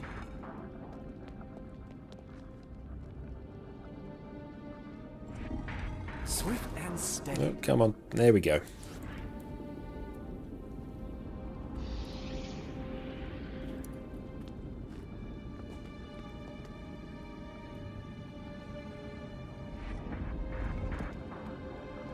And well, thank you so much for popping in. You take care, and thank you so much for your kind words.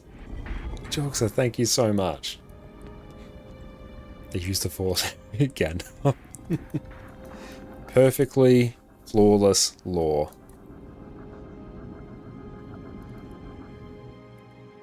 Yeah, double loot. Hell yeah.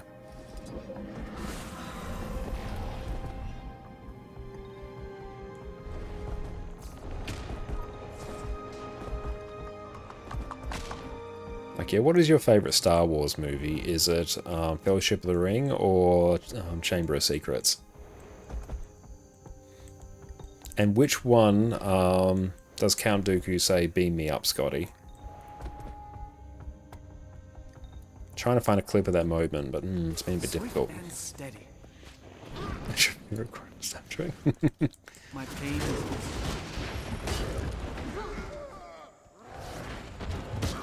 It's less grind than Lost Ark. Haven't played Lost Ark, but Guild Wars 2 is not a particularly grindy game for just like, you know, getting particularly ready for Endgame.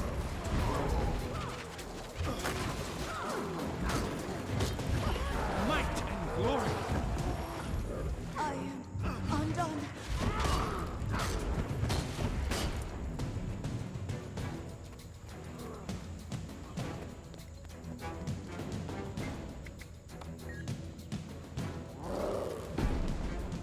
They're in trouble now.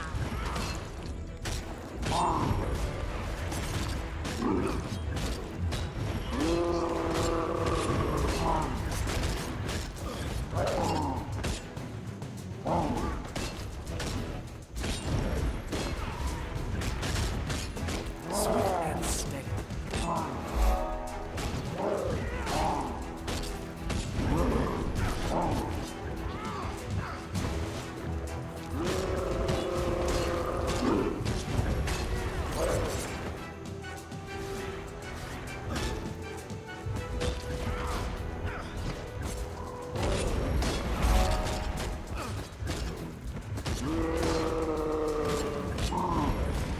Thank you so much, everyone, for the follows.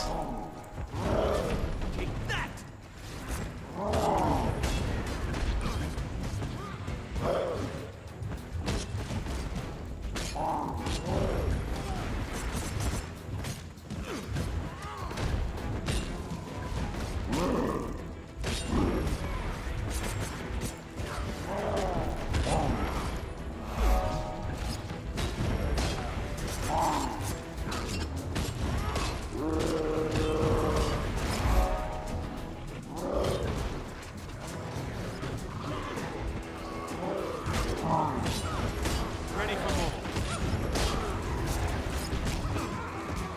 Oh, this one's gonna hurt. Oh boy.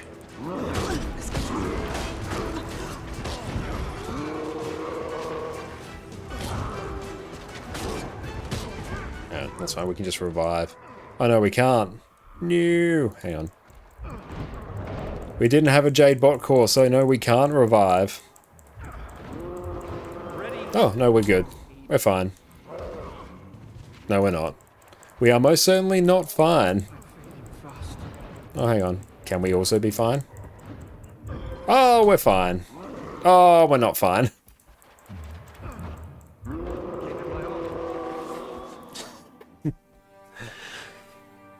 Most certainly not fine. Yeah, well, back we go. We were doing so well. It would have actually been fine had I just had a Jade bot core. Yeah, that's total rollercoaster of emotions. True. See, now I could go and get a Jade bot core, or I cannot. And Days, thank you so much for the follow. Sweet and Okay, let's try. I literally just need more damage. Oh.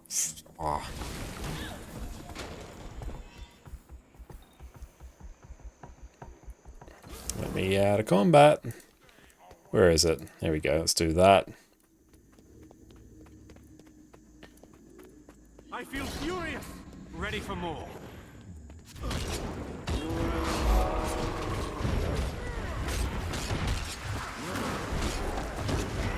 Oh, the not having stability is rough.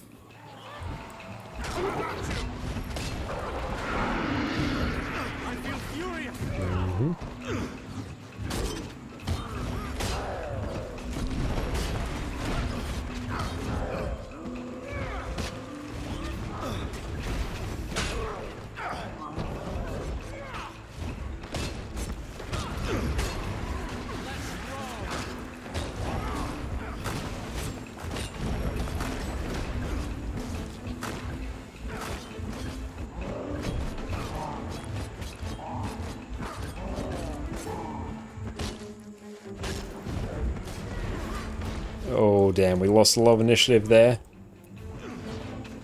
I feel furious. Okay, I'm actually probably going to need a J-bot core just to actually deal with this one.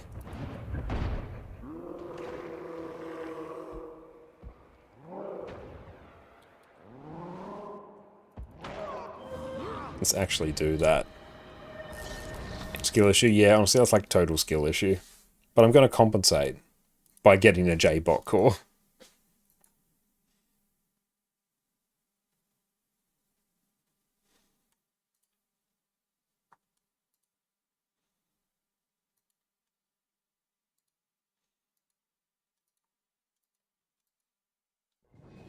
Morticia, thank you for the follow.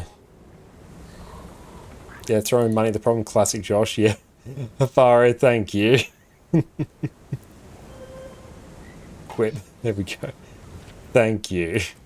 And now can I... Is there a battery thing in here? Oh, there is. Good. Hey! What path are you using? I'm using Lady Ellis's guides.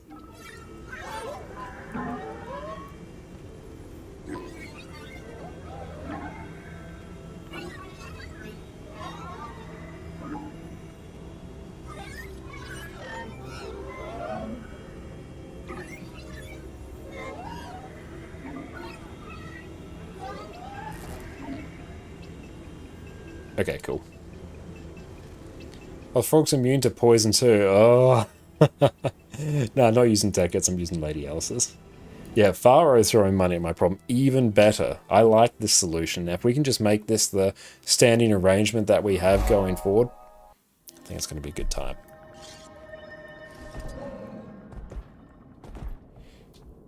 Like, you know, obviously, look at how little gold we have. That's 16 gold.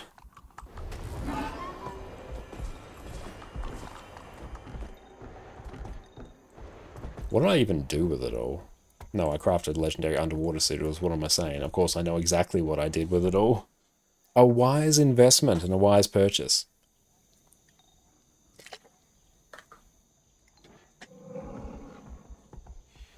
About as useful as me buying bedazzled rims for my car. Would you look at the time? Oh. Okay, let's go again. Let's just clear everything here.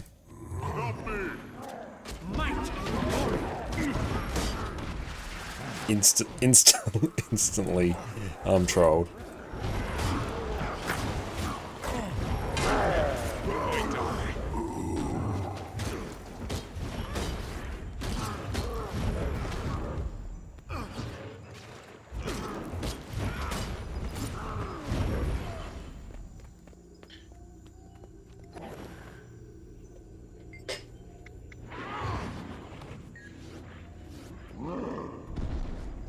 Jump to it, brother!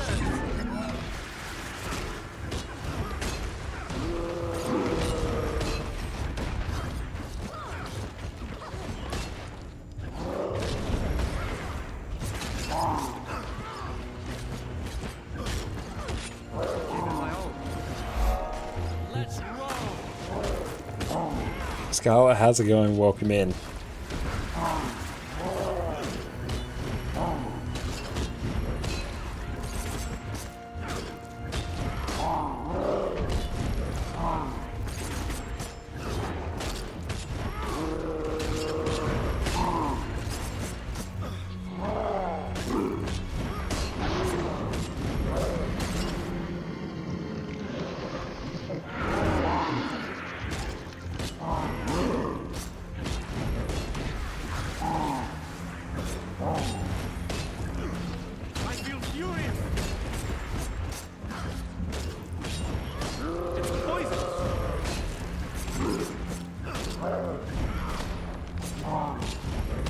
And yeah, you can add a filter to the achievement panel and that will do the job for you, but it's not like a page where you can just look at only stuff for that particular expansion. And yeah, make sure you link your accounts and claim them on Twitch. There's also a section on the Arenanet applications page for unclaimed drops as well, which might be helpful.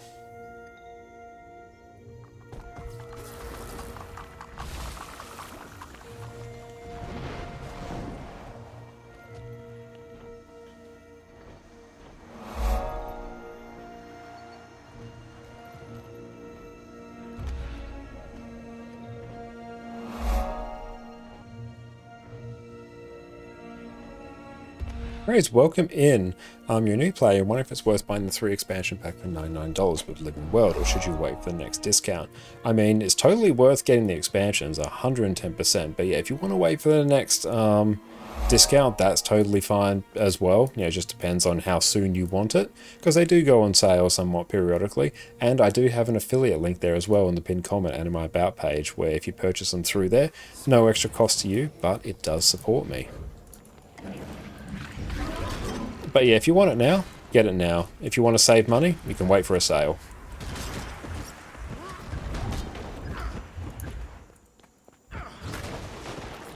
Ouch.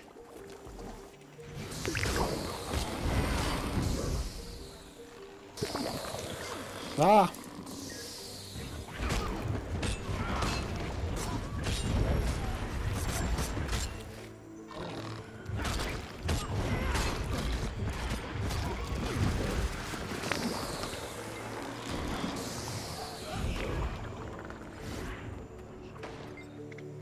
And yeah, like if you're new, making your way to 80 is a good shout as well, because there's a lot of content for you to do in the meantime. We've done all hero points there, very happy about it. Still in combat? Not anymore.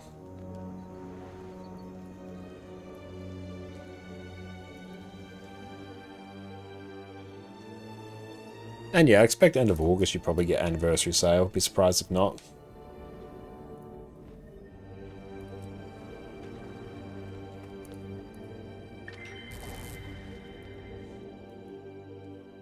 And yeah, honestly, for the core game and like it, the $99 is a bargain considering the amount of content. 100%. Yeah, I would quite happily pay full price for all of the expansions for Guild Wars 2, and I would consider it to be an incredibly worthwhile purchase. I've played Guild Wars 2 for, what are we talking about? Almost 12,000 hours now, I think. And yeah, the amount of value and great time and great memories I've had in this game. For the amount of money I spent on it, it like eclipses any other game, so it's worth it. Do you map clear on all your ults? No. There I was just doing hero points, so I could unlock an elite spec, and now's actually probably a time where we can unlock said elite spec. Where are we going? Right here. Let's unlock Daredevil. And we will do that, not by doing that. That's no fun. No. We do it one at a time. Yeah, the dollar per hour spent is off the charts value for like MMOs. Yeah, if you like MMOs, it's insane. I confirm playtime with Age. Well, this is our, what, third account. So this account has 1,400 hours, whereas our NA account has somewhere over 10,000. I'll eventually unlock all of them. And then there's another account that's got about 500 or so hours on it.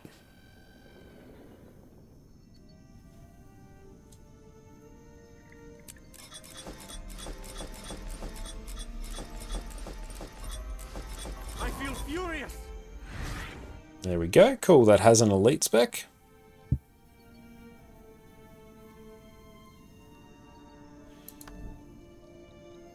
I had about 7k hours and stopped playing a few years ago. Damn, like those are good numbers.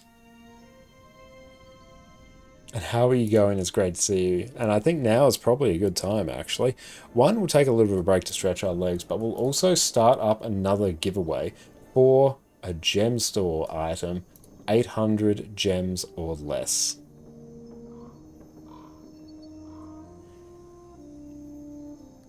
So let's tee that up. We'll copy that, start it. Beautiful. So yes, everyone type in ! enter in chat. The way this giveaway works is you enter one, first and foremost, important first step. Then, if you win, let me know an item on the gem store that is 800 gems or less, and I will purchase it for you and send it to you. Has to be an item that can be gifted, but make sure that you do. And in terms of whether or not I can transfer between servers, pretty sure I should be able to. Haven't tested it yet, because on my EU account, I don't think I've ever transferred, so I have it's like cost me 0 to transfer, but says there's a 7-day lockout, and the 7-day lockout for me is inconvenient, whereas I still cycle between my NA and EU accounts anyway. So like both accounts are set up to fully play on them. So yeah, it doesn't really bother me that much either way. Would be nice to have, but in no way is required, and might not even necessarily change our immediate gameplay patterns. That's there, so we have Daredevil unlocked, so let's yeet Shadow Arts. We'll put Trickery there. Make this Daredevil. Did you get the hang of Thief Axe? No, I really haven't invested any more time in Thief Axe. I have to go back and take a look at it. I gravitated to Spear a lot more. Spear clicked with me far quicker, I think. Daredevil. Lotus Training. Okay. Recharge Steel and inflict a pulmonary impact when you interrupt an enemy. Strike damage is increased when your endurance is not full. I feel like that's pretty good. Yeah, Copperfed is an incredibly useful item, so yeah, that would just be a universally great choice. And what do we call Thief Axe, by the way? We got PP Teeth and Speef. Thax. Yeah. And yeah, there are pathing modules that will do that. There's quite a few of them that will do that. Swift and steady. Yeah, that. Mining tools are great as well. Let's try this actually. Just go find something to hit.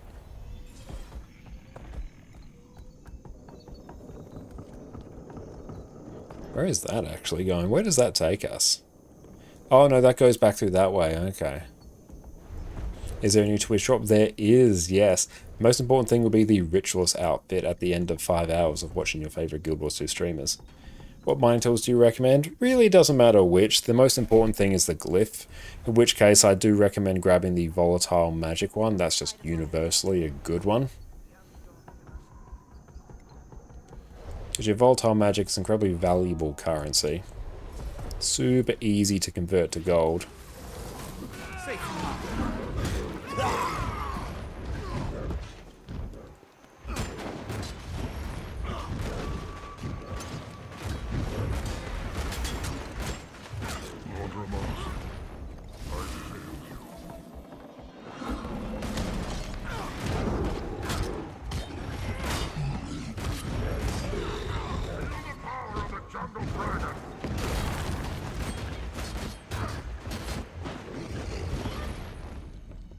Yeah, that's pretty fun.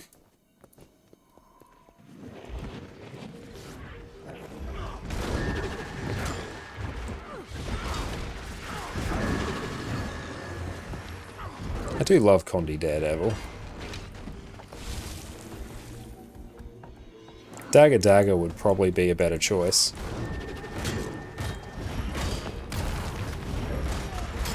Do you think we'll be able to mount Skimmer in combat? I kind of feel like we can, or we will be able to. It just seems like such a... It's a very easy mastery for them to implement, and it would line up with what they did with Skyscale and what they did with Warclaw, the two mounts that really got the love and attention there. So I'd be quite surprised if not.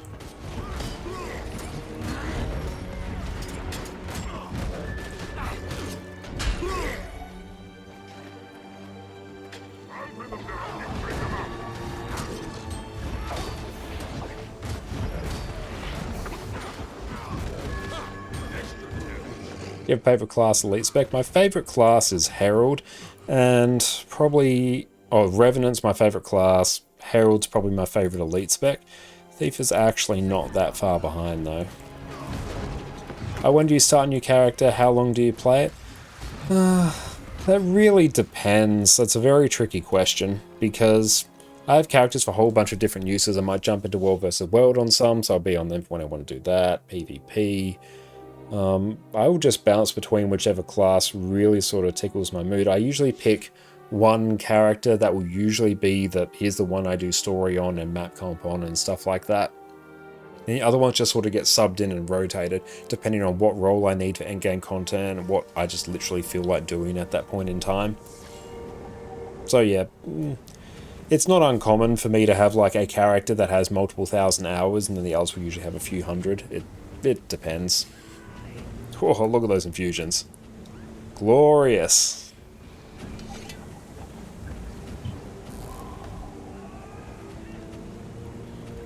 Okay, let's go take a break. Stretch our legs. Gonna be back in a little bit. So enjoy your video. Make sure to type !enter so you can win a gem store item of your choice. So sit tight. Hello there. Hello there. I see that you're tired of having to switch characters, wishing that you could be blasting through content, farming loot, and dropping infusions. All you want to do is play the game, but worry no more. Today, I bring you the class that can do it all. With a single build, we have the perfect healer for every situation. And when you pair it with our last build, the Power Boon Chronomancer, you end up with something truly special.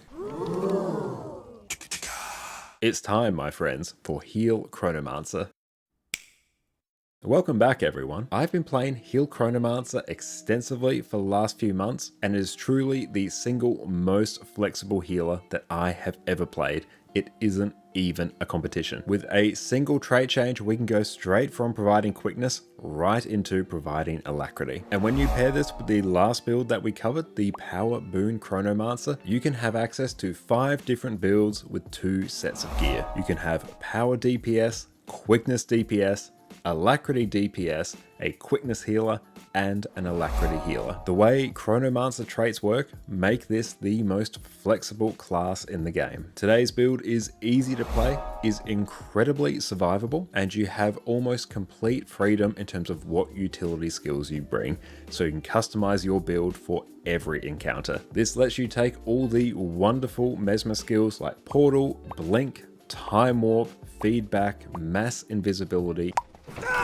you name it. If you gear this build, this may well be the last healer that you ever need. But that is enough of me gushing, let's dive in. When you become Chronomancer, you get access to Shield as an offhand weapon, which has an amazing block and the absolutely loaded Tides of Time skill. Unlike the Power Boon Chrono in our last guide, Shield is going to be one of your go-to weapons for heal Chrono. You'll also get access to Wells for some powerful AoE effects. Your shatter skills have also been changed. Mindrak becomes split second, so now you will shatter your clones twice instead of once. Rewinder will replace Cry of Frustration. You still inflict confusion and damage foes, but now the recharge of this skill is reduced by 3 seconds for each clone that you shatter. This will be one of your most important skills due to the combination of the traits Illusionary Membrane and Chaotic Persistence, which will grant you and your allies Chaos Aura whenever you use this skill. Time Sync will replace Diversion. You now inflict a shorter daze compared to the original Diversion, but you also now apply Slow to enemies as well for some extra soft CC. You also get access to the new and improved Continuum Split Shatter. Continuum Split is one of the most unique skills in all of Guild Wars 2. You'll activate it, save your current position, health and cooldowns, and while it's active you can use whatever skills you want. It will last longer the more clones that you shatter, and when it runs out, you're reset to your starting position with all of your health and cooldowns intact. You're then free to cast your skills again straight away. It basically lets you travel back in time and use your skills twice. You've got to come back with me! There are countless ways to use this skill, but we're basically going to use it to extract as much value from this build as possible. In terms of our gear and food, you hideously overcap on boon duration. The Power Boon Chrono build that we covered last time doesn't require any boon duration, and this build functions very similarly. So your exact choices of gear and total boon duration don't really matter in the cosmic scheme of things. However, more boon duration is generally always a good thing. However, the main decision you need to make in terms of your gearing is figuring out whether you want to tank or not. You can take Harrier's gear if you don't want to tank. This will allow you to max out your boon duration very easily. You can take either Minstrel or Giver's gear if you do want to tank and be as survivable as possible. Minstrels is the more survivable option at the trade-off of having lower boon duration compared to Giver's gear. My personal recommendation and what I do is to run Harrier's weapons and armor and Giver's trinkets. This is going to let you have 100% boon duration when you have regen on yourself, which is very nice. It will also give you 1692 toughness, which is high enough so that it will give you good personal survivability. You do have the option to tank if you prefer, but you're also low enough so that those who have more than 2000 toughness and really want to tank will easily be above you. However, feel free to customize this to suit your needs. If you really don't want to tank, Harrier's gear is the way to go, but I find this to be a good middle ground, and it's also very easy to remember. Just Giver's trinkets, Harrier's everything else. Bish bash bosh, you are done. For our runes, we'll take Rune of the Monk, which will allow us to crank our healing as much as possible. Rune of Rebirth is also a very cheap option if you don't have access to the dungeon currency. You can also run Rune of Water instead if you want a bit of extra boon duration, especially good if you're running the Minstrel version of the build. Relic of the Monk will allow us to crank our healing as much as possible, but Relic of the Flock is also another nice option due to how often you spam Mantra of Recovery. We'll be taking Sigil of Transference and Paralyzation to increase our healing and CC output. Chronomancer has loads of break bar damage baked in, so it makes sense to double down on this. But you could also run Sigil of Concentration if you're in full Minstrel's gear, which makes up for the boon duration that you're missing compared to Harrier's gear or Giver's gear. For your food, you're going to be taking a bowl of fruit salad with a mint garnish. The extra outgoing healing modifier is exceptionally useful here. For your utility, make sure you take Bountiful Maintenance Oil. This will grant you additional healing based on your healing power and concentration, and this is going to end up being a significant outgoing healing multiplier for you. Do not neglect these. These are one of the most useful items you will have as a healer. For our weapons, non-negotiable are Scepter and Shield. Scepter is going to give you unparalleled clone generation through its auto attack, which is going to generate a lot of sustained healing due to the trait Illusionary Inspiration. And it's also going to fuel your shatters, so you can shatter off cooldown as much as possible. Shield is going to give you access to an amazing block through Shield 4 and great CC and boon output with Shield 5. On Scepter, Ether Bolt will launch tormenting bolts towards your target, and on the third strike, it will summon a clone. Most of the time on Heal Chrono, you're going to be camping on Scepter just so you can rely on the insane clone generation that this skill outputs. Illusionary Counter will allow you to block attacks, and you can either activate the skill again before you block to generate 1 clone, or after you block an attack, you'll generate 2 clones instead. Another great resource for you if you're tanking, but also in the clone generation department. Confusing Images will fire a beam at your target, which will damage them and inflict confusion.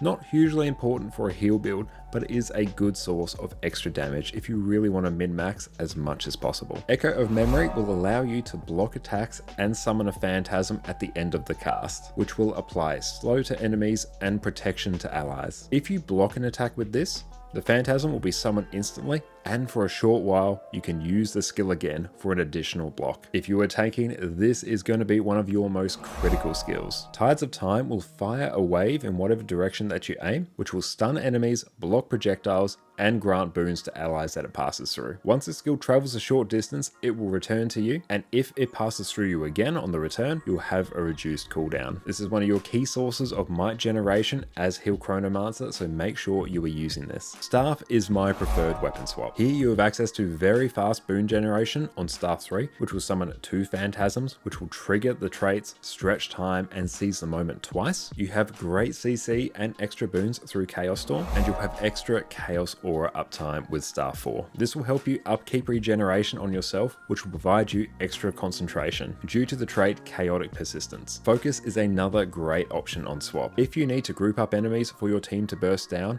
or provide some extra projectile defense. Your Temporal Curtain will lay down a line of energy which will grant swiftness to allies and cripple enemies. You can then collapse it by activating again, which will group up mobs together, which is the main use for this skill. Your Phantasmal Warden will summon a phantasm that will throw axes at nearby targets, block projectiles, and if you choose to buff it with specific traits, can even reflect projectiles as well. Sword is another viable option for your alternate weapon. Here you get boon removal just baked into the auto attack chain for free. Illusionary Leap will give you access to some soft CC through Cripple and Immobilize, and Blurred Frenzy is another great tool to avoid damage, especially if you're tanking. You also get to rock the tried and true sword and shield aesthetic, so if you are an enjoyer of that, the option is there for you. In terms of your skills on Chronomancer, you have incredible flexibility in terms of whatever skills you bring. I'll start off by covering what I consider to be the default loadout, and then we'll go into the skills that you can sub in as needed. For our heal, our usual choice will be Mantra of Recovery. You'll first charge this mantra, which will then give you access to 2 healing charges. Once the initial charge is finished channeling, you'll grant both yourself and allies a significant amount of healing. The main reason we take this skill is due to the trait Ego Restoration,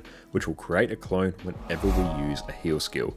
So whenever we use a mantra charge on our heal mantra, we will generate a clone, which will fuel our shatters and generate a ton of sustained healing. Mantra of Pain is incredible for the might that it generates when you channel the initial cast of it. Once you channel the initial cast, you want to then use your 2 charges as quickly as possible, so you can then rechannel the initial charge again. This is going to allow you to ramp up might exceptionally quickly and easily cap out might for your team. It is quite spammy, and personally I don't run this all the time, so this is one of the skills that you can easily sub out if you need. Well of Action will lay down an AoE that will slow enemies and provide might, fury, and super speed to allies. Another key skill. And we are back. Welcome back everyone, and thank you so much Schultz Fam and Electric for the subs. I really appreciate that. Thank you. And thank you so much Desi for the follow. Really appreciate that. Let's take a look and just see what the regular Condi Daredevil build is, just so I know. Swift and steady. The volatility glyphs will be if you buy a set of permanent gathering tools from the gem store. That's the glyph you should pick.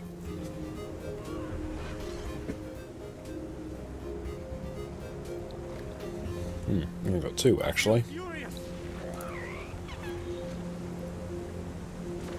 Hey there Gozek, how is it going? Damn, Condi Daredevil's on a 46k bench.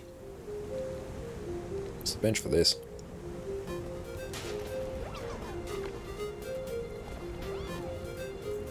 The Daredevil one's going to be way easier.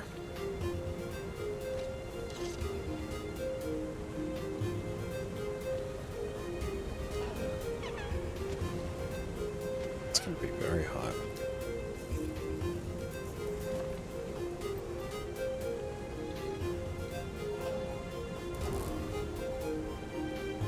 Conny Daredevil is tiring to play to you? I can definitely see how it would be. I really enjoy it though. Okay, don't think I have any easy access to some ascended daggers. Let's see, how am I going for currencies? Nah, we're nowhere near.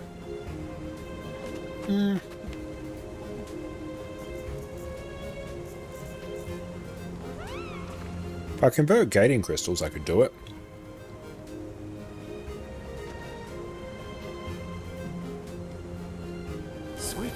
I'll have a think about that. Or I could just get them as a drop. Now, here... Oh, we've also got quite a few... How much would it be for me to craft a Twilight? Let's take a look. Yep, that account, crafting.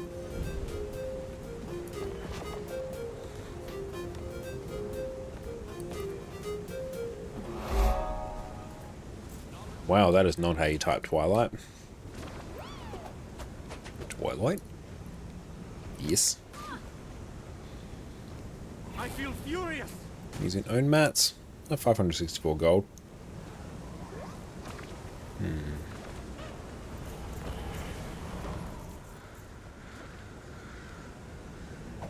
Strength, potency, power. How much is Twilight going for on the trading post now? Swift and steady. Wow, I cannot type it today. There we go. One day I will. Oh, I can't do it. Don't know why.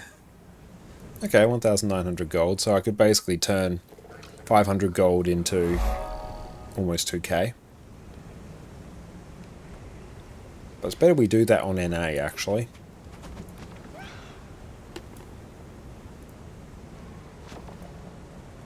Have you had to access all content visions of it turning into own both legendaries?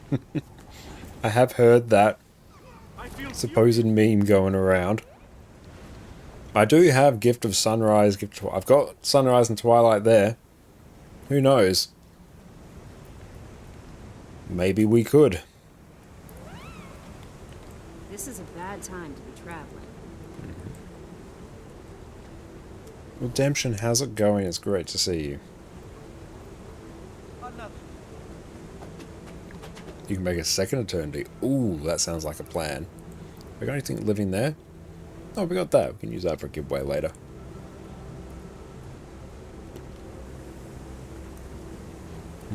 Do we do the level 10 story for a... we do. We do such a thing. The Black Lion Key.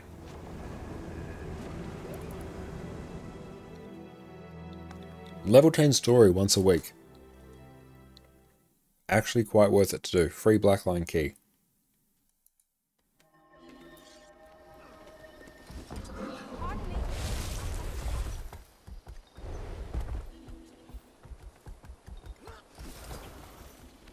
Stay alert.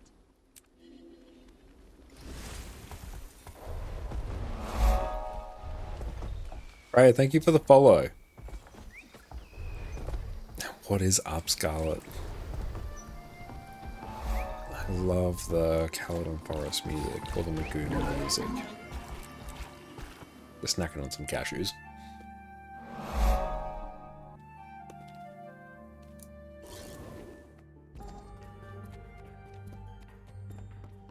I could probably do Season 2, Episode 6 on ton of characters for extra keys. I think I probably could.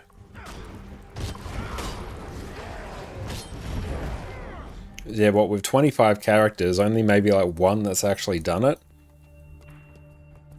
That's actually... it's a lot of keys.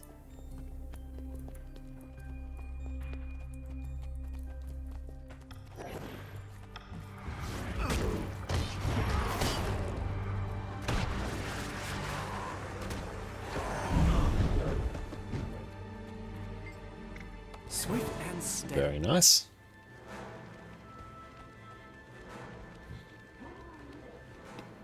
Yeah, we'll just get 25 crafting station contracts. Like, it's just a skill issue after all.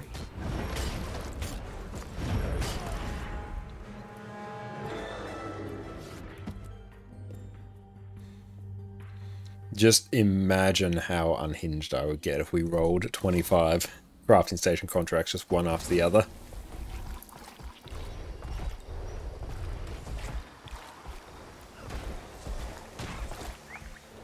Like, I think I'd probably be incoherent at that point. We fight against nightmares here. That's true. Luck is indeed sometimes considered a skill. Dimas, thank you for the follow.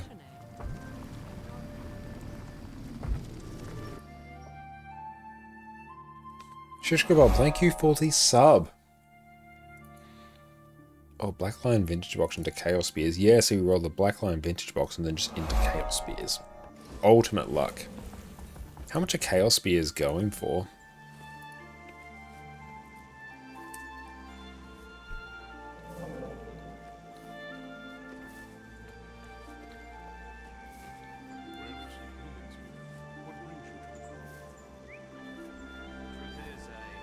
Is it even on here? No, it can't be. Are there none on the trading post? Well, if the Trident skin is like 3k. So yeah, we can sell them for 10k.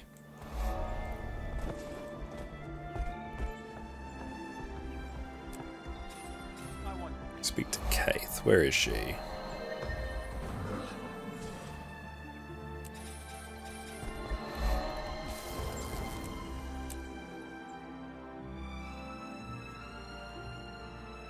Eldra, thank you so much. It's going so well. And yeah, thank you so much for your well wishes about us. Oh, your congrats on us getting a Arenanet partner. Hurry, the antidote. He won't last much longer. Excellent. I feel furious.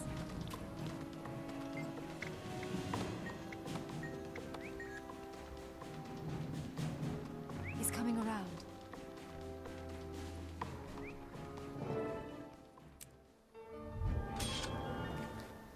Winner, winner, chicken dinner.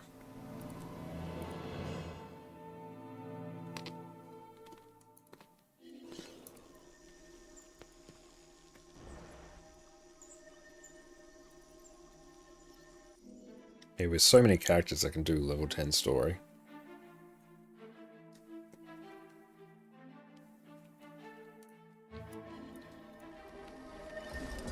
How much longer will the stream be?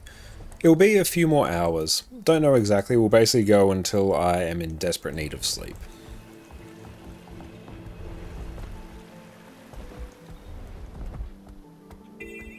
And thank you for the hydrate. I left my water out there. I'll be right back.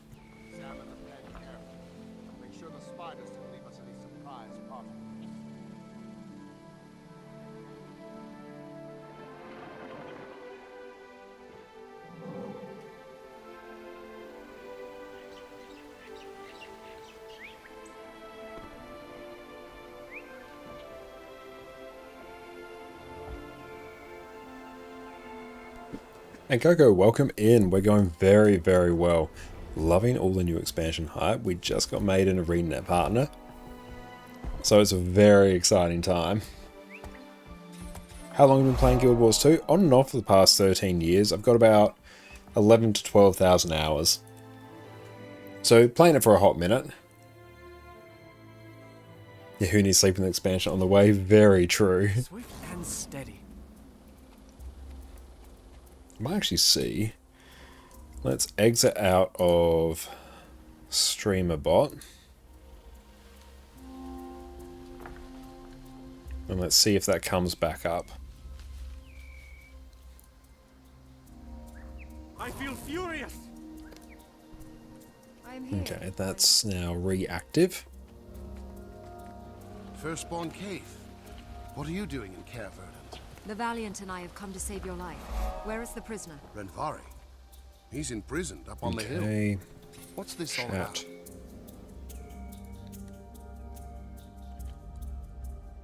Warden. Okay, cool. That actually seems to be reactive. Good. Aid me. Firstborn. Active again. Nice. So let's swap these around. Enemies are approaching. Guards, defend the road. The rest of you, spread out and provide cover. It's good, yeah, because then I can see all chats combined, so I don't have to have 3 separate windows up. Let's just rearrange that. There we go. Okay, cool. back in business. Just had to restart StreamerBot.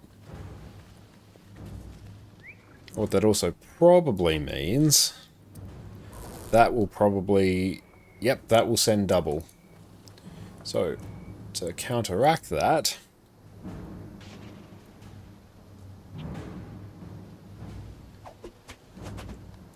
I will disable this one. Sweet and steady. Chatbot, chat commands, custom commands. And that one should disappear or appear down the bottom, so we can disable that. Okay, cool. So now it should all work. So now, skills 2. Well, that should just send one response. Good. Just throw that there. Hold your ground. Don't give them And Casey, welcome in and welcome back to Guild Wars 2. Have you want to play Deadeye with dagger and rifle? Would you still be able to do endgame content without having to cry for a position? Yeah, that would be a totally fine DPS build. There's a ton of different DPS builds, and even if your build's not like 100% optimal, like it'll still be fine. I wouldn't worry about it.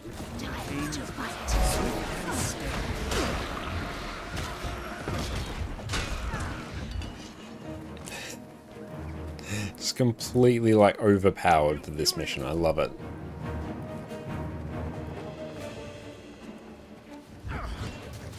Might, glory.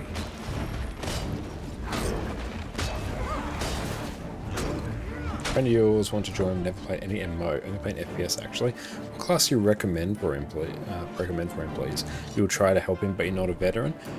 I'll say like the ideal class for like new players in Guild Wars 2, there's a lot of different variety out there. The ones I tend to recommend to just sort of like ease your way into the game will be things like Ranger, because you have the AI control pet, which can be super helpful. Guardian, which has just a lot of really useful defensive utility and it's very flexible and quite easy to play build. And Necromancer, because you get access to the second health bar with Death Shroud. But all classes in Guild Wars 2 are honestly really, really well balanced, and there's no bad choice.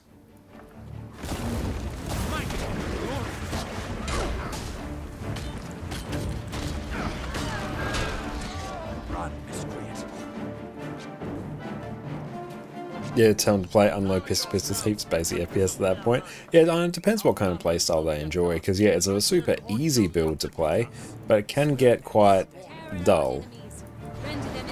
As someone who plays it quite a bit.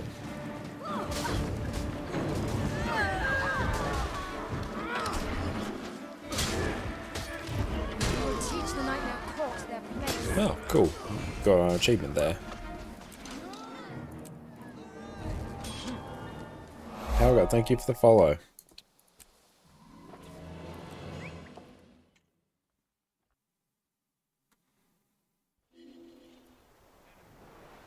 Where are we off to now?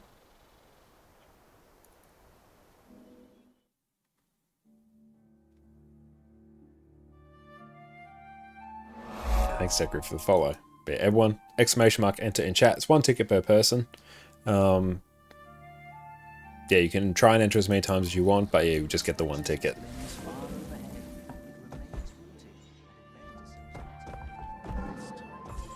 Down even more? Yes.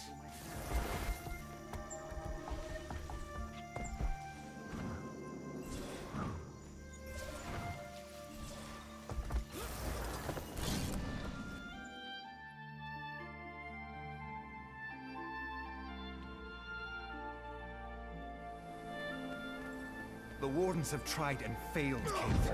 We must make Renvari talk. Calm yourself. Since the Wardens cannot sway him, we will use cunning.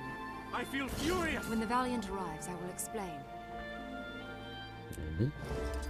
Follow me. Act oppressed. Act oppressed. More troublemakers? Put them in the thorns. Don't get too close to Renvari. I've heard he can kill you with the touch of his hand. When do we leave?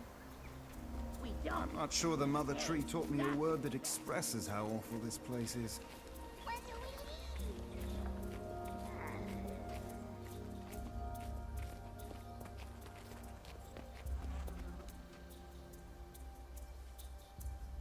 Do you have any pig meat you don't need? I don't think so. I think I probably sold it all, Gossek. Ah, cave. Come to set me free. Not likely. Enjoy prison, Renvari. You'll be in here for a very long time. Huh. So that's the famous criminal Renvari. He doesn't look 12 feet tall.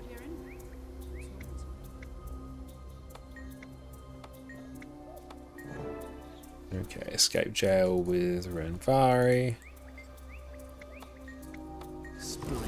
What a good raise the alarm. Renvari's escaping.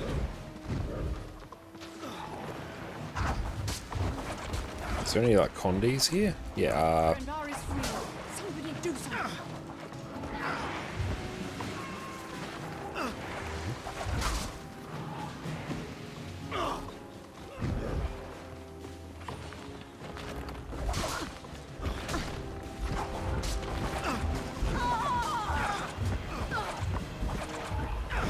Look at that, just complete lack of health.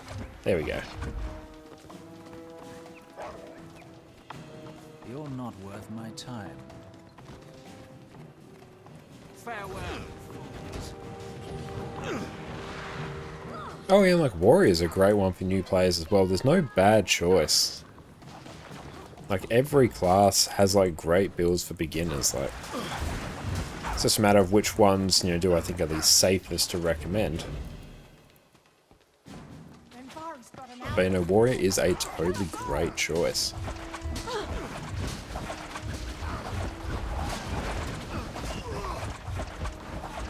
And your exclamation mark ticket is the same as enter. You do either, it will give you the same amount of tickets. Hey, thank you for the standing desk. Yeah, so just exclamation mark enter or exclamation mark ticket, whichever. I feel furious. Escape jail, did we win or we're just waiting for him? Stop and surrender, prisoners. Not this time, Keith. Watch out. We're dangerous folk. Sweet and steady.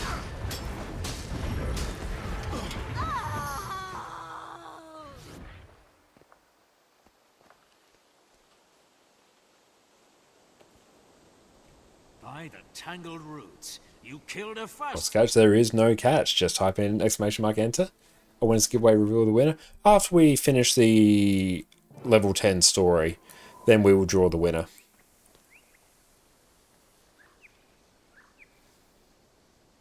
I deserve an award.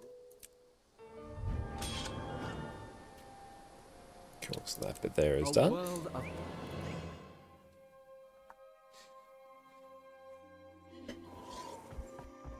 Okay. Nightmare Court Gathering. Out that way. Getting your weekly key. Yeah, I figured it's a good thing to do. It's been a hot minute since I've done it. And who knows, maybe this could be the time that we get the permanent crafting station contract.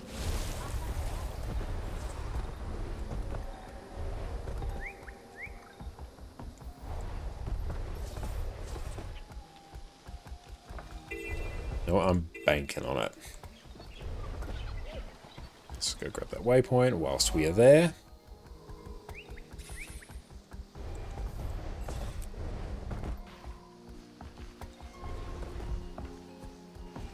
Love the Grove. Sylvari was my very first race in Guild Wars 2. Sylvari Ranger all those years ago. So I have such a soft spot for it. Startup Necro assumed to be a pet class. Now realizing nobody uses pets, only see Ellie having a new pet. Probably unlikely to be that pettish. I don't know. I have to see what Necro is like with this new Ritualist Elite spec. Bank contract would be quite nice. Well, I wouldn't be disappointed with either. Their camp is at the top of this hill. Isvelta must be so frightened. If they've hurt her, I swear.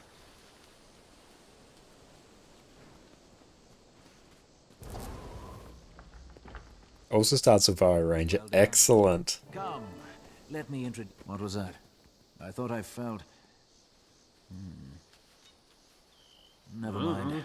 Must have been the wind. Just a casual bank contract. Yeah, yeah. I think we're owed a bank contract now. we've always had bad luck with the Black Lion Keys. Our luck's about to turn around. Lord Renvari, how did you escape the Wardens? These two scoundrels broke me out. Can they be trusted? Haven't you heard? They're the ones who killed Keith. They killed a firstborn? I thought it couldn't be done. Welcome, friends. Char NG is objectively the best character. Was that yours?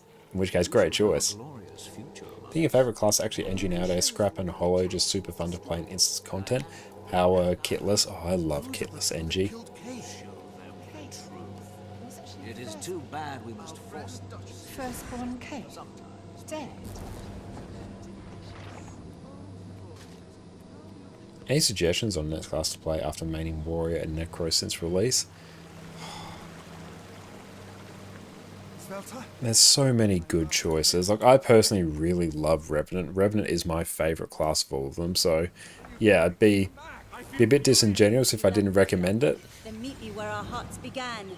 You remember the place. I was also the character that Bertha's name you used. That is so cool. An end to your evil. Quickly, we must be away.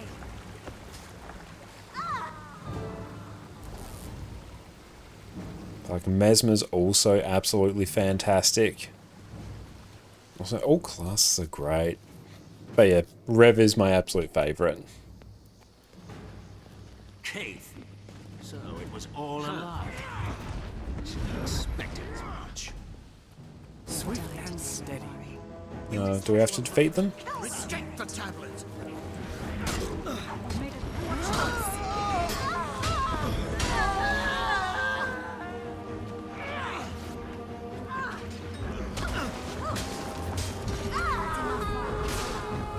Nightmare take you. I feel furious.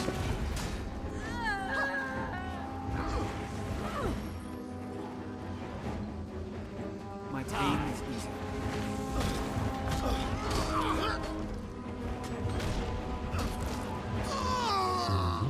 Can we actually kill him, or can we not? And this time, Banza, thank you. I really appreciate that.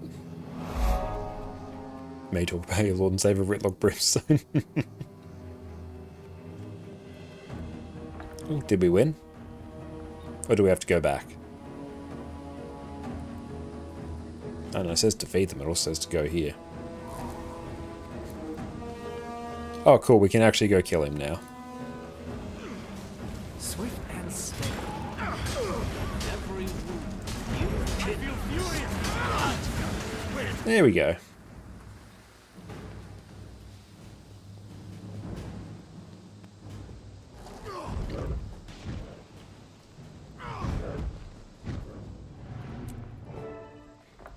Also got to do that. Never leave a wrong to ripen into evil. Thank you, Valiant, for believing in love. Living or dead, I must go to his Cool. So let's move on from that. I think it's probably this next mission might be the last one. And let's go. Thank you so much for your congratulations there. Appreciate you.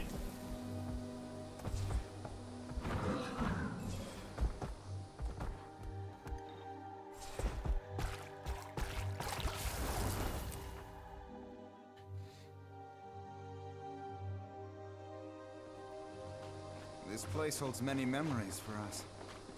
Perhaps I can use those memories to entice Isvelta back to the dream. Isvelta said you'd come. She said Look, there she is. I'll kill you. Quickly, before I lose heart. I've got to defeat all the other courtiers. Swift and steady. Stop! Please, don't do this. Creatures of nightmare, rise up, show your power. I think I literally got 2 attacks in and then she phased.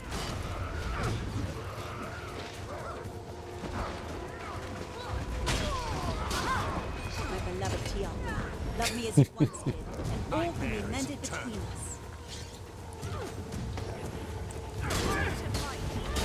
I apparently need a PvE build and a raid build. You don't necessarily need 2 separate builds, But like a raid build is usually a build that's a bit more optimized in terms of, you know, the damage that it outputs or boons or as a healer or something. But if you're just taking a DPS build, a raid DPS build, you can just turn it into a regular, you know, quote unquote PvE build, maybe just by swapping out a few skills or a few traits to make it a bit more survivable, or to give you a bit more quality of life. Some stun breaks, Condi cleanse. Is there any thief build that has as much self-sustain in the open world as, say, Untamed or Scourge does? I'd say probably Spectre, I think. Swift and steady. I'm really excited to see Ritualist on Necromancer. That's probably one I'm most keen for, because I played a lot of Ritualist in Guild Wars 1, so seeing that come back I'm super, super excited for. I haven't actually looked too much at Ranger though, but I'm very keen to see what they all do. And I know how much you and Isvelta loved one another. I know you are in pain. Remember that the heart is also a garden. Though burned, it may still bloom again one day. Thank you. It gives me peace to know that Isvelta's spirit will live on within the dream. Rest now, gentle Tiakran. Fan of Vipers, Ascended Sword from Convergences, any builds out there that use conditions and swords? There'll be like... Condivert definitely does it, but you can stat swap it in the Mystic Forge as well, so stats actually don't matter that much because you can change them for a tiny bit of an investment. We must all play our parts. Yeah, I kind of hope that it gets... a Rituals gets Spirits as stationary as well. I feel like that would be really cool. I know, but I'm afraid all will get to see us sleeping. I'll get a Black Lion chest. And then we'll draw the winner for our giveaway, so make sure you stay tuned.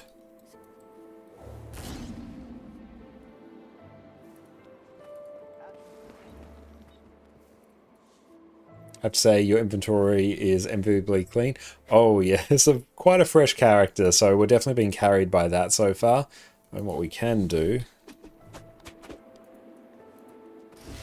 Our deeds are reflected in the dream.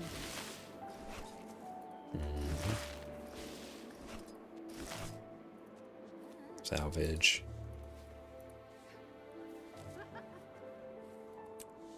It was nothing. And thank you to Butcher for the follow.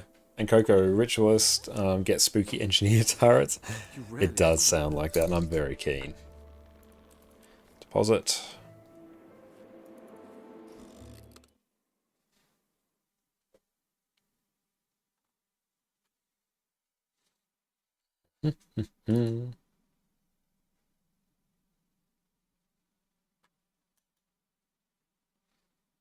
Is Silvari the fastest finished level 10 story? I don't think so. I think it's actually human, but you do like the commoner story. I think that's the one.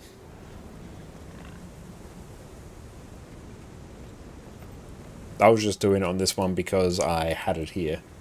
The human commoner is fastest. Yeah, I used to do key runs somewhat regularly, whereas now it's just, oh, whichever character has a level 10 story. Swift and steady.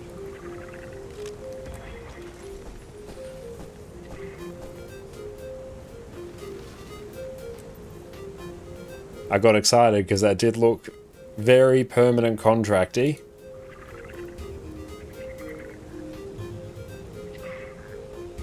Nice.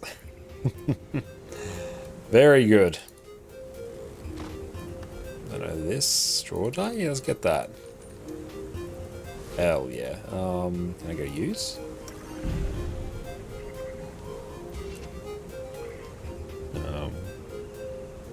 Nope. That can't be summoned here. Hang on. Do I have to exit? Let's go to Lion's Arch.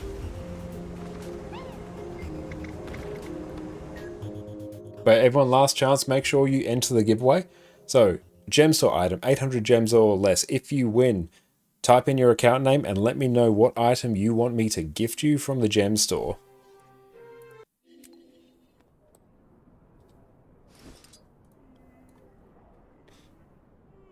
Just wait for the chair to actually load in. If so, if not, great chair. Great chair. Hang on. Just wait till it actually loads.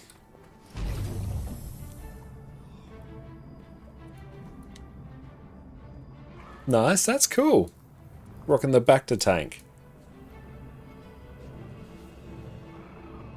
Can it be gold too? No, you can just be an item from the gems from the gem store. It is for both. Server doesn't matter. He's just floating there menacingly. Excellent. But yes, we're going to close this giveaway. Then we're going to draw our winner. But yeah, it's pretty cool. Kind of want. It's not bad. I quite like it. Okay. So let's close this giveaway. And we will draw our winner now in 3, 2, 1. Congratulations, Cadlinks. You are the winner. Cadlinks, type your account name in chat and tell me what item you would like from the gem store. I have to be able to gift it to you, so just keep that in mind. Make sure you check that it has the little gift icon. If I were to click on this, see, I can gift this here. There you go. Welcome in. And yes, thank you for entering. But yeah, type your account name. Let us know what you want. And yeah, this will be on its way to you. That's all good. I know you're here, so yeah, you can take your time. No need to apologize at all.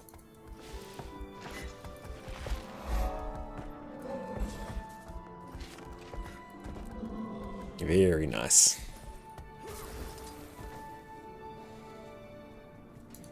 Send those in. Yeah, that can just live there. I feel furious. Okay, cool. So those are vibing there. Let's see what else we need here.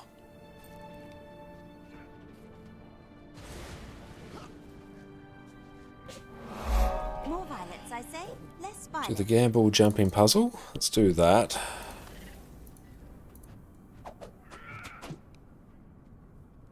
Buddies.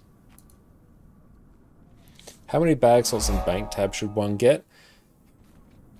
But there's no right answer. They're really just as many as you're comfortable with. Like, I enjoy having at least 3 or so bank tabs, and I get by on just a regular number of bag slots. But yeah, honestly, as many as you want. All of them's a good shout. And yeah, I do have a code where you can, not code, a link where you can purchase the expansions from. It's not a discount, but any purchase that you make through there, that supports me. Steady. Oh, you want the Copperfed? A great choice. I love it. A very wise choice. Okay. Ah! I did not do the thing. I know your face from my dream. Copper. Yeah. There we go. So let's gift that to you. Hang on, I've got to add you as a contact first. And you shall find.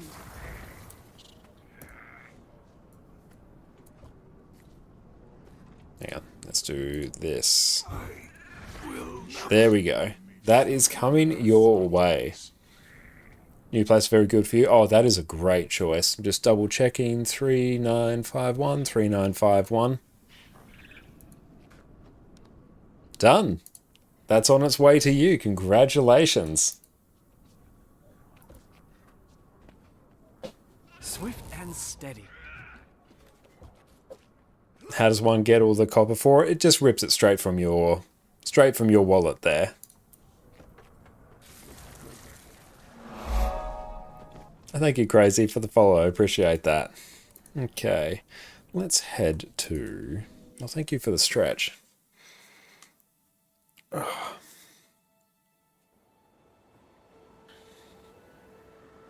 Yeah, it takes money, not copper ore. No. Yeah, it just takes literal copper from your wallet. Yeah, it's copper coin, not copper ore. Yeah, it's one of the single best items you can get as a new player. Because dealing with salvage kits can get a little bit tedious after a time. What do you use the Rune Forger on? Greens. Use the Copper Fed for blues, Rune Forger for greens, Silver Fed for rares. Nebleon, thank you so much. I really appreciate you, mate. Let's go over to this character.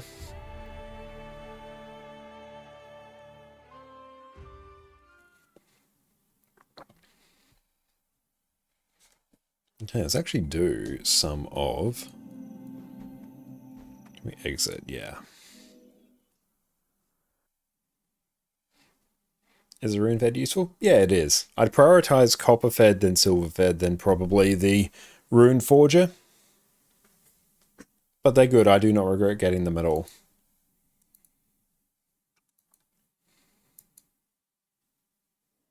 The feline companions of the lowlanders. What do they call them? Journeykin. I heard that. The main reason you do copper for the blues is because it's the cheapest of them. You don't typically get much else from the blues. You use silver for the rares because it gives you a good chance to get ectos. And you use the rune crafters, salvage-o-matic, or rune forgers, whichever one that is, on the greens because then it means you will have a chance, well, you will just salvage the actual upgrade within the things as well. Which that will give you a chance for charms, sigils, or charms, symbols, lucent motes, so it actually makes them more profitable. Wait, no. Truly? From the mists? We want to craft legendary relic, but the lucent crystal prices went crazy. I think everyone want to craft their 7th rune for legendary breather. Oh damn, I'm glad I was gonna say I'm glad I got on that, but lucent. Whoo!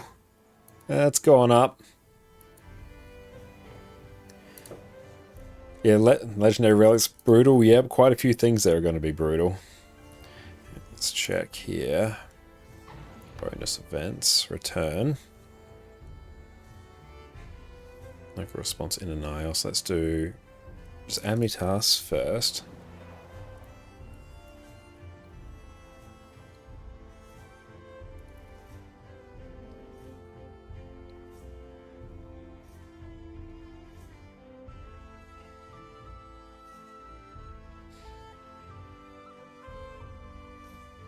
And you're most welcome there, Cadlinks. You're doing Dragon Sense as short messages, but you're new here on Twitch, but been on YouTube for a while. Thank you so much for hanging out with us. I super appreciate you. Legendary Sigil would be the last thing you'd ever craft. The on-land ones are very, very useful. I'm, of course, looking at the underwater ones. Because, again, I don't necessarily always make the best decisions.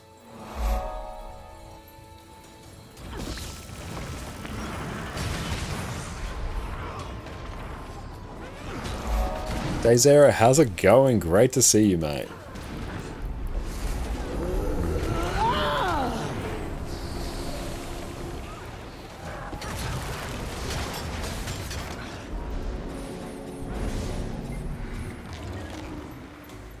It's good. It should give us some extra mystic coins, which would be pretty hot. And what feature is everyone most looking forward to? That's a great question. For me, it'll be elite specs, then the skimmer upgrade. I love the mount upgrades they do.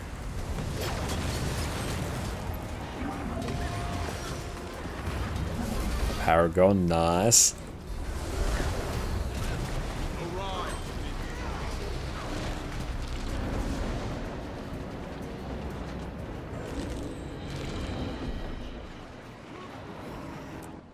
These should all count as events. New strikes, yep. More endgame content, always a good thing.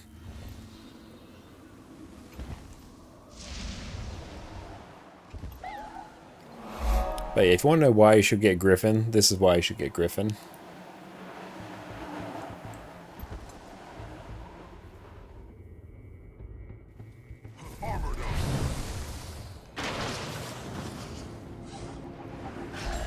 And yeah, sure thing, in terms of what I use, so I'll use the copper fed for blues, use the rune crafter salvage-o-matic for greens, and I'll use the silver fed for rares and any exotics that I'm quite happy to salvage. So, blues, greens, rares and above.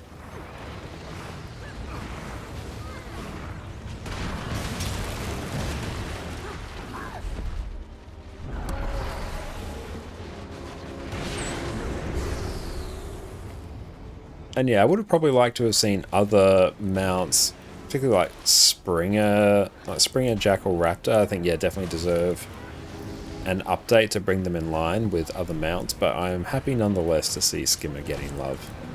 Yeah, Jackal. Before Warclaw, Jackal was actually my main on-land mount. I love its, you know, dodge, it's like teleport dodge.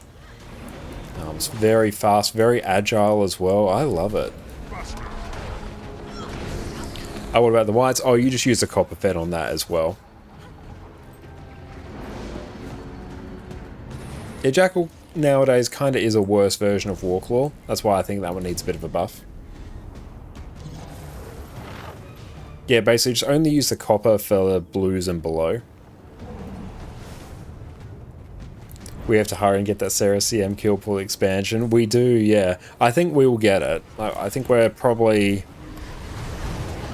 Don't think we'll get it this week. I'd be love to be proven wrong. But yeah, given that we're getting into the latter parts of the fight and we've seen the sub 10% phase now, I feel like we're a few evenings away from it.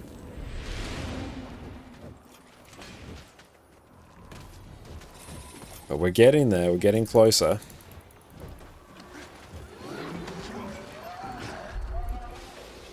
I'm going to get out of combat quite desperately.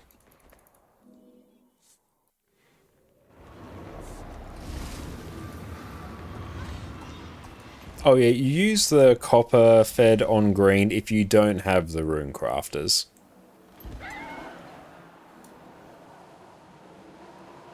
Got your drop sorted? Hell yeah, enjoy them. Yeah, this week CM kill, next week LCM kill, yes. And we'll all have a celebratory LCM once we clear it. And LCMs are the god tier Australian lunchbox snack. For those who know, what was your favourite? Was it the Rice Bubbles LCM or the Cocoa Puffs LCM? I was considering doing 2 bag slots for the memes. That bag slot's not a bad shout. I'm not sure if I can actually send bag slots. Oh, I can actually. Good. Honestly, that would have been totally valid to do as well.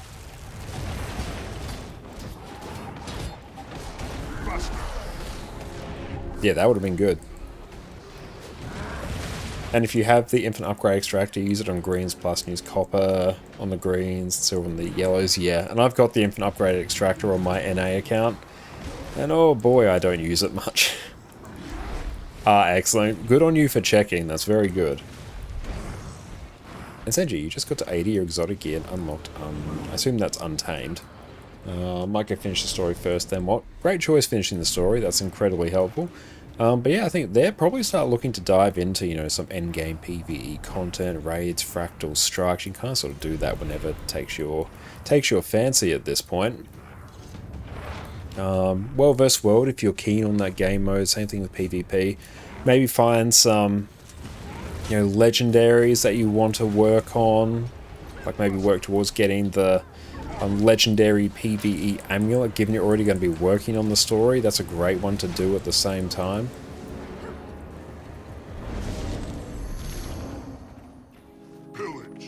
Oh, Mystic Coin, hooray.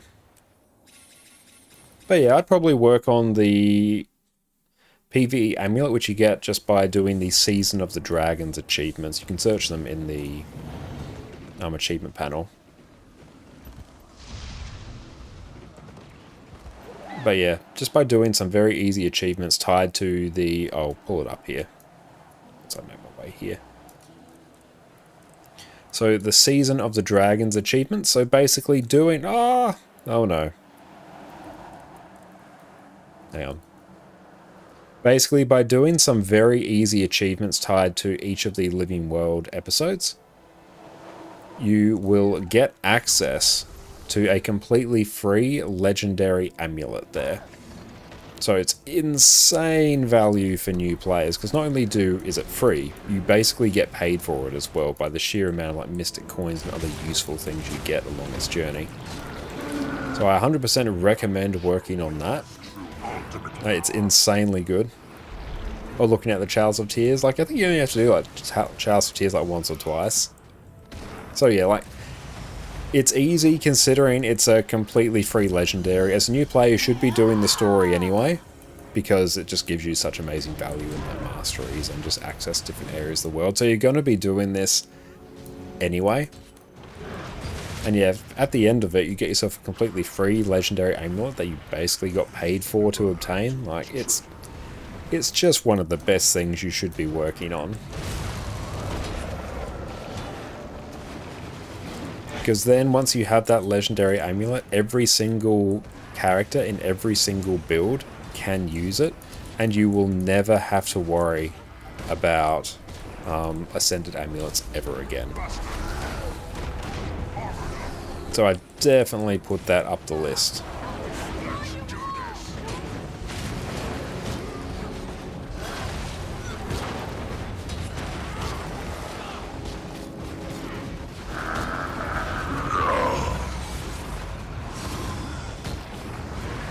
Your legendary fractal backpack's pretty easy to make. Yeah, if you get into fractals, that one's quite chill to make. You'll get most of it done just along your fractal journey. So honestly, like, working towards legendaries is just such a good goal that's going to take you across all different areas of the game. Especially working your way towards getting the legendary trinkets here. So anything in sort of this section is good value. I'd put off probably doing the relic for quite some time. But backpack, these two accessories, the rings, amulet, all good value.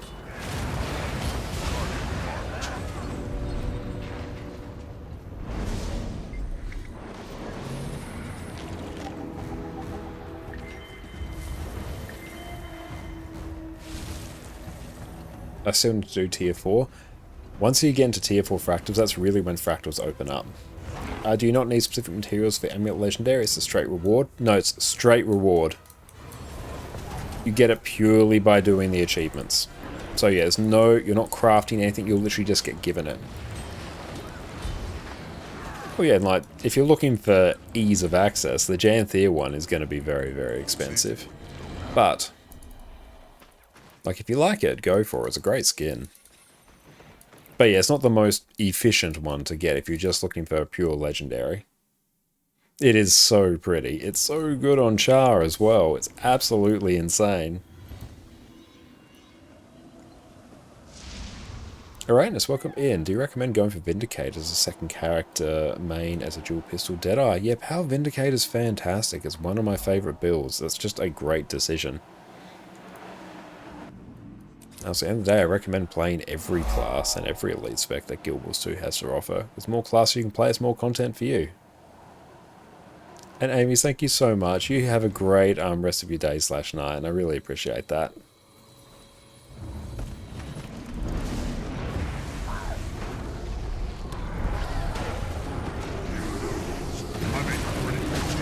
What's the easiest legendary to obtain? Which one do you recommend, like a tier list? Phenomenal question. The easiest to obtain, I would say, would be the legendary PvE amulet. Just because the achievements themselves are relatively easy, and you're going to be doing the story anyway at some point, so you sort of just pick it up along the way. Another one that's incredibly easy, Conflux, the World vs. World ring. It's literally just time in World vs. World. It doesn't require any actual effort. It's just you have to spend a certain amount of time in World vs. World to get the account-bound currencies and stuff, but then it's just a gold sink after all of that. So that's incredibly easy. I'd say Fractal Legendary Backpack's also pretty easy. The World vs. World one requires a lot more investment in World vs. World, but any of the World vs. World legendaries are just spend time in the game mode. That's it. And yeah, it's a great point as well. The Wizard's Vault legendary weapons are easy. Yeah, because you're going to get most of the materials you actually need to craft them. So you can buy the legendary starter kit, pick whichever weapon you want to craft. That's just very easy. You'll still have to do map completion and get a gift of battle, but easy. Then after that, I'd probably put Vision and Aurora as ones that should be probably prioritized because they tee up very well, because you're going to be doing a lot of stuff for Vision and Aurora as you're doing the Prismatic Champions Regalia anyway. And then if you can get the Raid Ring, but we're also going to be getting another Legendary Ring with the next expansion, so we'll see what that method looks like. But in terms of the order in which I recommend getting Legendaries, I'd go the accessories first, so all that stuff I talked about. Then I would go armor for your particular class. then I'd go either runes or sigils for on land. Then after that, I'd probably start thinking about the legendary relic once I got my legendary runes and sigils. Then for pure quality of life, I'd start going for legendary weapons last. Legendary weapons actually don't gift you a whole amount of quality of life, because it's actually a bit annoying to swap them in and out compared to just Ascended. So Ascended, even if you use, well, when you swap out Legendary, you have to reselect the stats. Don't have to do that with Ascended, so that's actually can be a bit fiddly at times depending on how you're swapping them around. But of course, if you like a skin of a Legendary, go for it.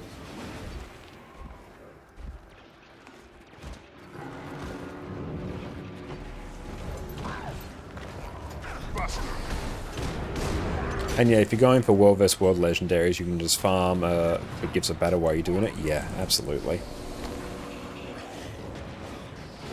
Yeah, Prismatic Champions Regalia and the Ad Infinitum, yeah, they're probably the easiest ones to start with, as well as Conflux, because it's just play World vs. World and you'll naturally sort of get it.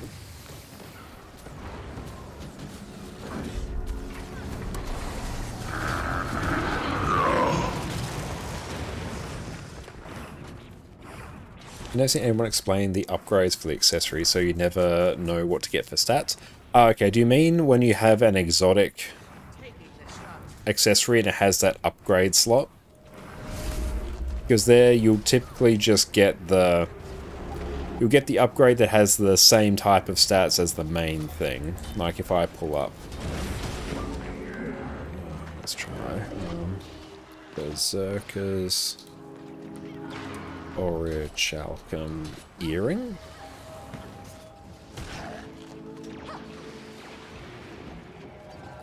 Oh, it's Ruby Orichalcum. Yeah, here we go. So Ruby Orichalcum Earring. You can see there it's got, its upgrade is a Ruby, Exquisite Ruby Jewel. It has the same type of stats as the main portion of it. So that's basically what you'll always get. And once you get Ascended, those two separate, stats just get cinched together. So then you don't have those upgrades, their stats are just combined in the one. And then you have an infusion slot, which allows you to put certain things in there. And yeah, the Wizard's Vault Legendaries let you skip map farming, yeah.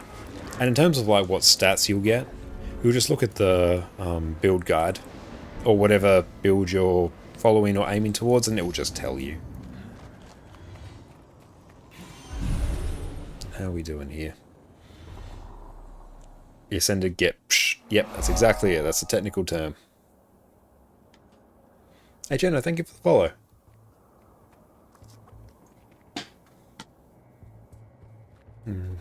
Let's see. Bonus events. Oh, we have to just do more rifting. That's cool. We can do it. Rifting is fun.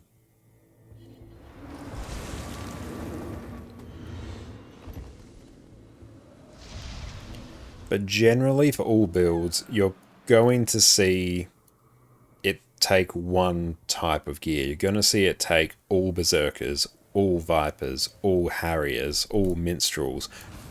It's generally quite uncommon to mix stats, unless you're talking about, say specific healer builds, where they might mix and match maybe some Givers and Vipers. But the case with healer builds, you can basically always just throw on either full Harrier or full Givers or full Minstrels, and they will basically work the same. You probably won't actually notice a difference. It is the Season of the Dragons achievement there. And no need to apologise at all. Yeah, looks at Condi Firebrand and Condi Virtuosos with the mix of stats. Yeah, there are some there. There are edge cases like that, because I've been playing a lot of Condi Virtuoso lately for Ceres CM, so yeah, I'm acutely aware of the odd combinations of stats that you can get for that. But generally, for like 90% of builds in the game, you just take the one.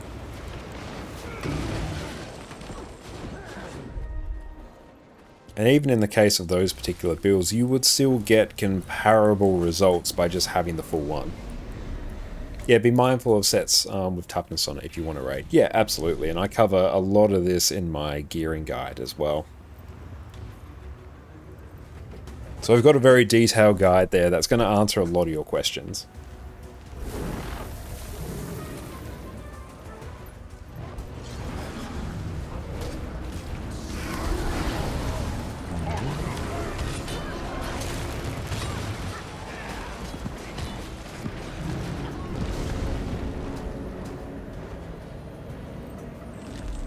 Son, I love Amnitas for doing riffs. It's just so convenient.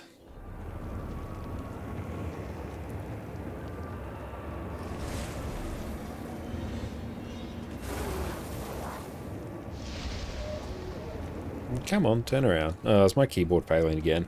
Gotta fix it. Gotta fix it at some point. Yep, that definitely is. Oh no. Every stream I must crawl under the table and fix that. Or do I... Oh no, say it ain't so. Say I don't go get the Bluetooth keyboard. Is that actually the solution? I think it might actually be. It's quiet. It just sort of universally works. It would save me from having to unplug my keyboard mid-Sarah CM. Like honestly, the main sort of criteria I have for a keyboard now is it quiet?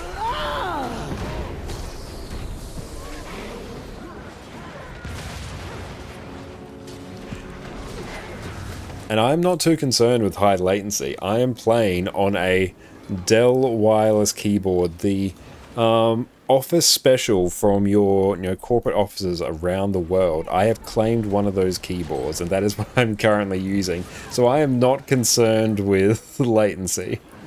I need it to be quiet, or else it just gets picked up. Like the clicking you're hearing, that's my mouse, and if I could silence that, I would. And I've got like a mechanical keyboard, but it's loud. It's very loud. There's a reason I'm going for a quiet one.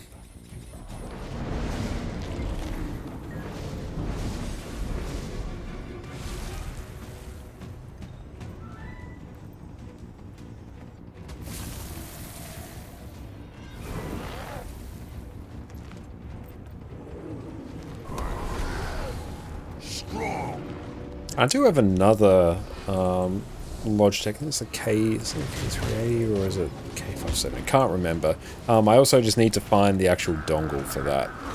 But no, it's like the itty bitty USB keyboard dongle. So trying to find that amongst the various boxes of cables that I have, that's actually going to be a bit tricky.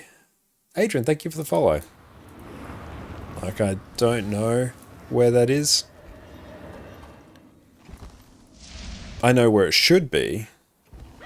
Your Logitech G815 keyboard's pretty quiet. Oh, they do good keyboards. Still using Daz keyboard you bought 10 years ago. Oh, nice. Like, I've still got it's an old WASD mechanical keyboard that I got. I feel like it was probably about 8 years ago. Works a treat. It's great. There are no issues with it, aside from the fact that I've worn through the labeling on some of the keys, but like that's fine. I don't need to really see what I'm typing for the most part. But it's just loud. That's the only issue with it, is it's loud. And I love using mechanical keyboards. It feels great. But the mic's going to pick everything up. And we're going to be hearing, it's going to sound like hail on your roof. Just that constant clickety-clack, which I enjoy, but I do prefer when it's not picked up.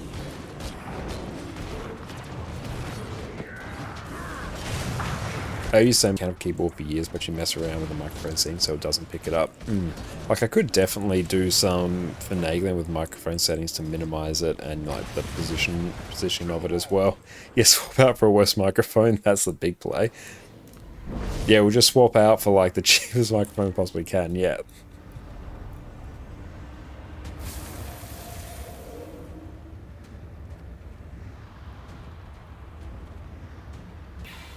never have too much treasure.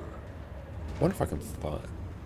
I'll take a break. I might try and find the... I'll try and find the thing, the Bluetooth dongle for the other keyboard. Is it in here? Allow me to act.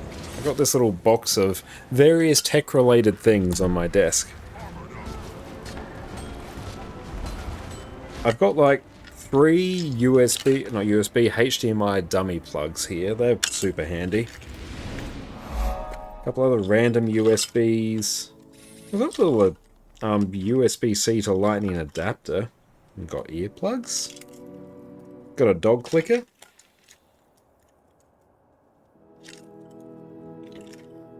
The other problem with those USB like little dongles like this is it's next to impossible to tell what they actually are for. Like this one says Targus, but I have no idea what it's for. I think it's a Bluetooth one.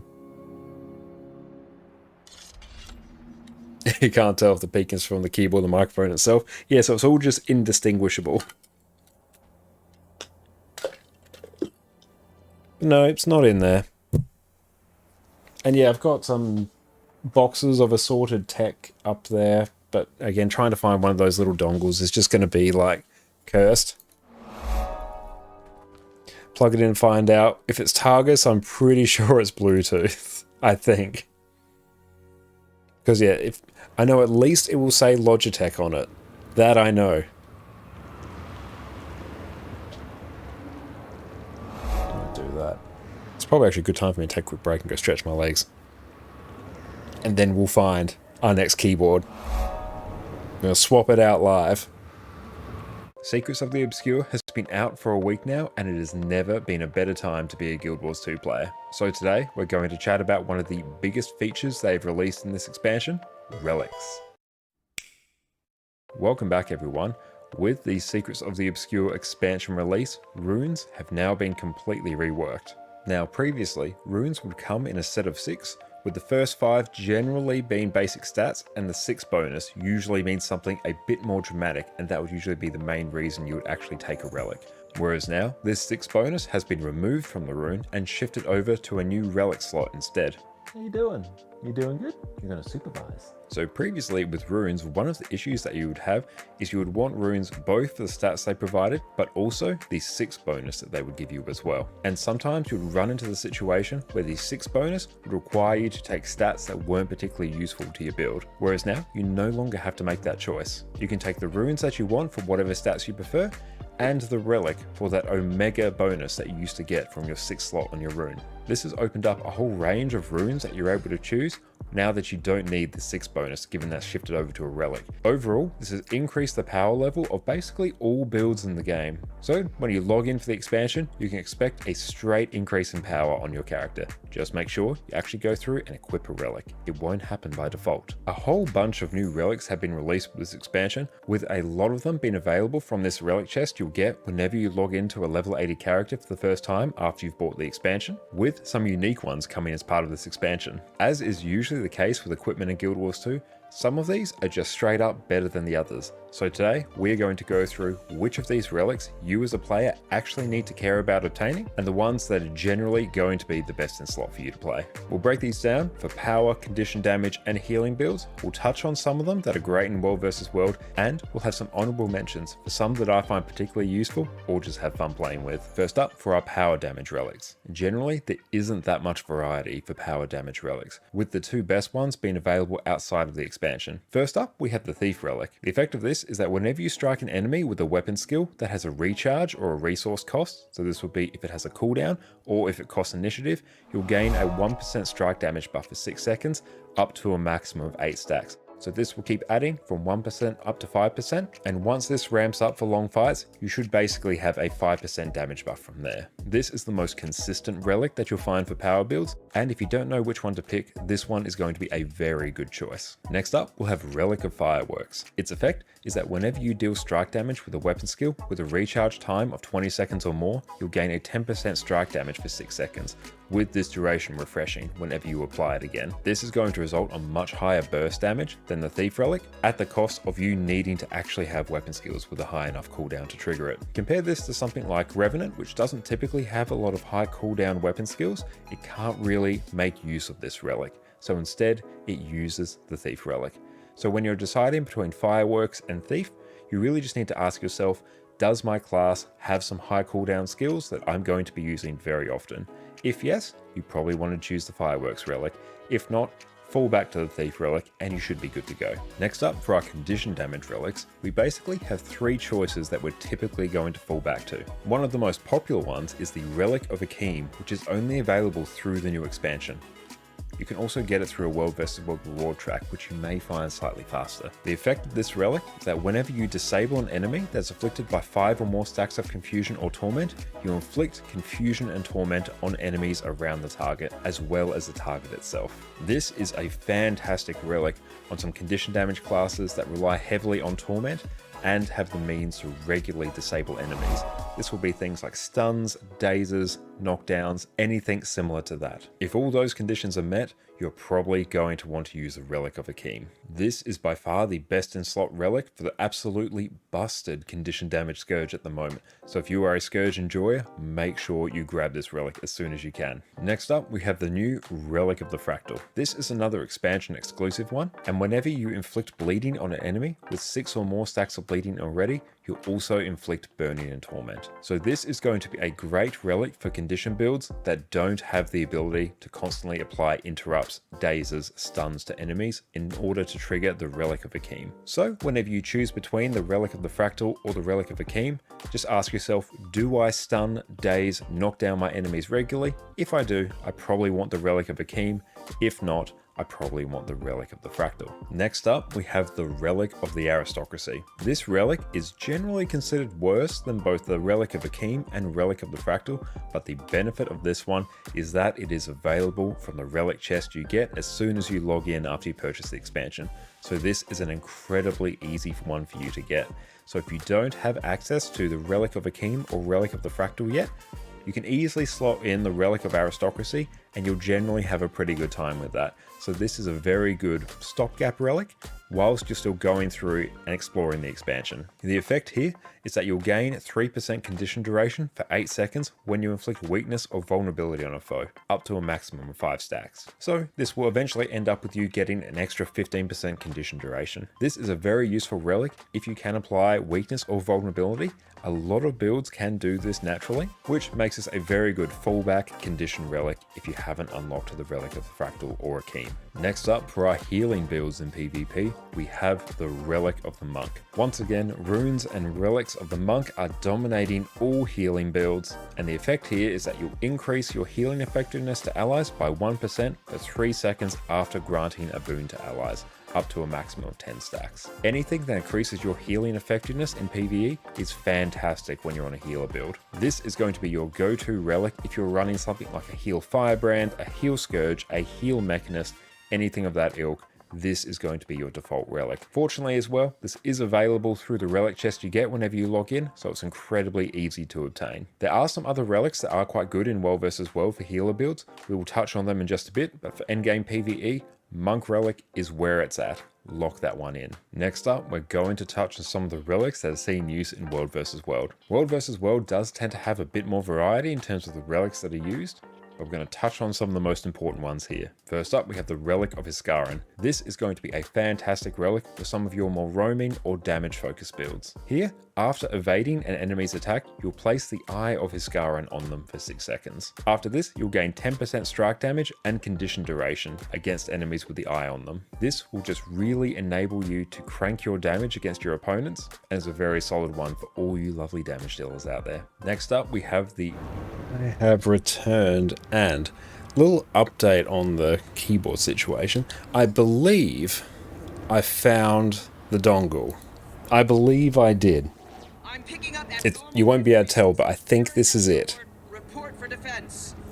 But, and this was the other keyboard that we were rocking, because we did have our little Logitech Bluetooth keyboard, but it doesn't have a number pad, and our number pad is what actually governs our mount. So if I don't have that, I don't know what happens. So our other keyboard was this beautiful other just Logitech low profile, quite quiet keyboard. So that's quite nice, but I plugged it in and it didn't work. But I don't know if that's because that's not the actual dongle, which there's so many dongles floating around that can't tell if that's the one, or if this is flat, because this does just have some rechargeable AAA batteries in there. But I've also never known a keyboard to actually run flat, but it hasn't been used in quite a long time, so that could be it. So I need to recharge those batteries and then we can try. Else that's just not the dongle. So the journey continues. I've plugged in this keyboard to another USB port. Hopefully it works. Hopefully. Do you have any plans to do dungeons? No immediate plans there, Gossek. Bonus events. Local response rift hunts.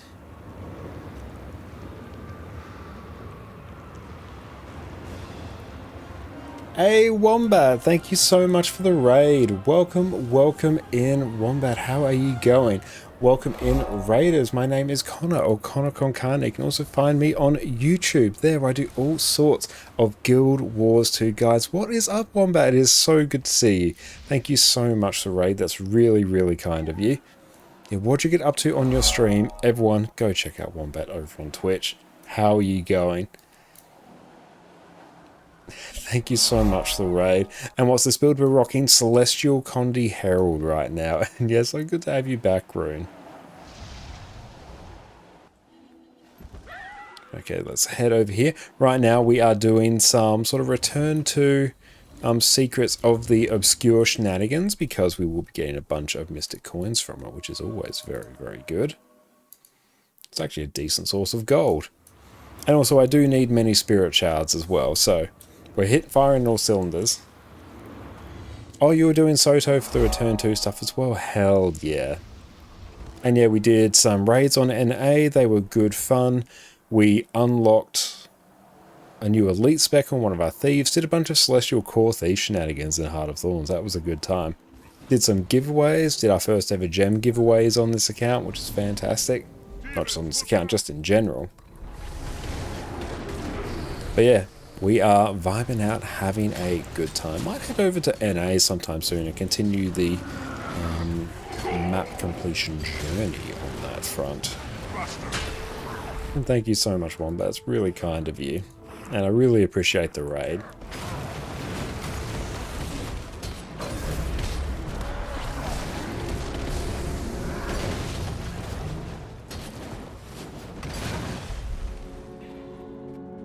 Okay, let's go pop that over there. Nice.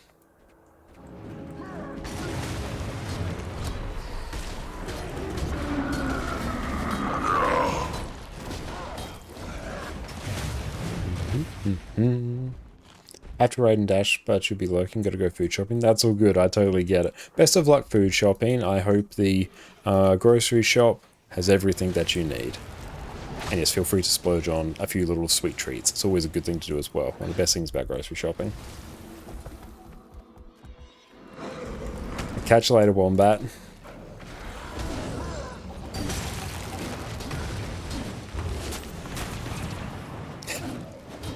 Yes, I'm a big snack enjoyer.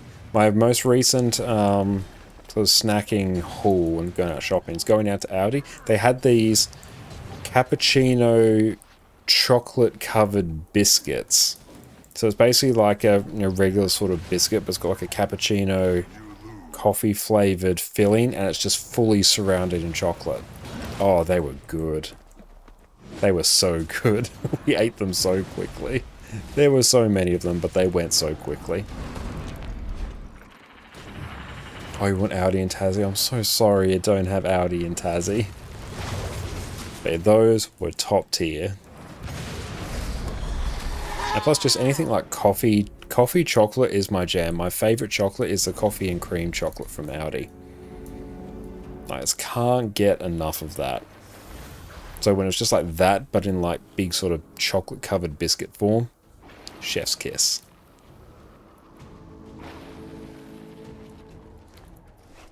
Oh, cool. Get some amalgamated gemstones. That's fun. Yeah, they were really good.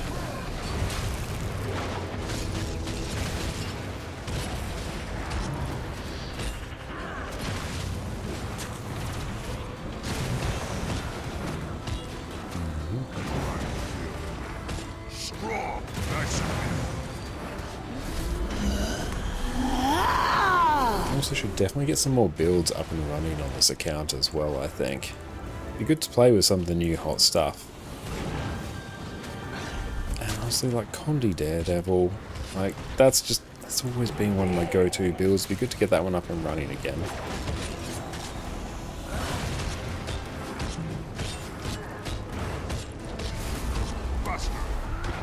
Do I have the right build on? Because this is taking a while.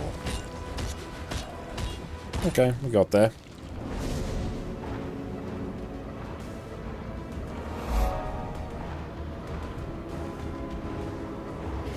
Kalimas, thank you for the follow. That's done. Oh, some convergence chests. Nice. Let's load up on just amalgamated gemstones. Yeah, that's good. Never have too much treasure.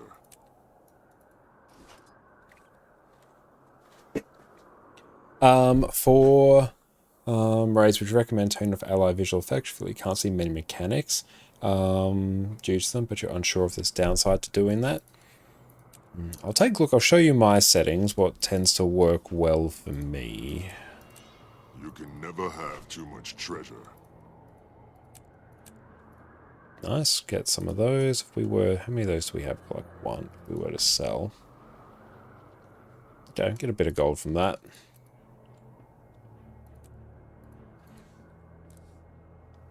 F11 for this.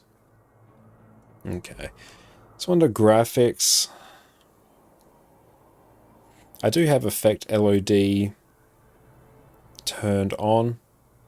Yeah, turning off hide ally visual effects turns off certain raid mechanics. Yeah, I'd be cautious about turning like hide ally visual effects off, because yeah, there are certain raid mechanics that might not show up correctly. Some of them that might actually wipe the group, so I'd avoid doing that. But yeah, I definitely do enjoy the effect LOD, so turning that on to unlimit detail particle effects. That's pretty good. Character model limit, basically always set it to medium in raids. If you turn that too low, then you won't see some mechanics as well, so yeah, be mindful of that.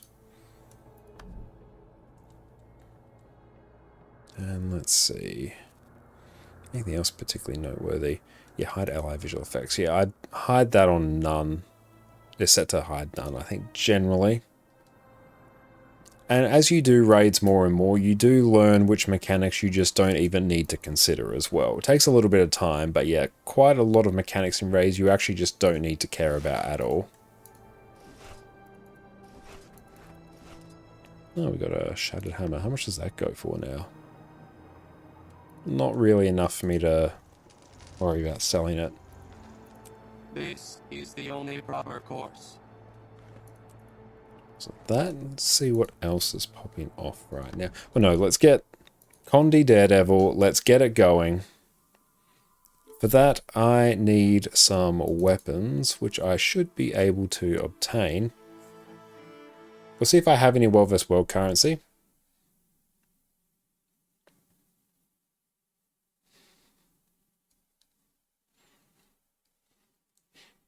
Oh, you think you're in Wing 4 where you and the other green circles have to stand together. Okay, so you were probably doing Samarog there, I think. That's probably the one where it's most applicable. But yeah, in that case, I'd focus more on the message that pops up in this part of your screen. That's usually a better signal. And then you can sort of gauge which circle do I have, where's the person with the other circle. Let's all go find each other. We're doing on World vs. World currency. Enough so that this will work. So we're going to get some... What do I have? Where's my build? Here we go. Agony and Doom, so I just need Vipers everything. Yep.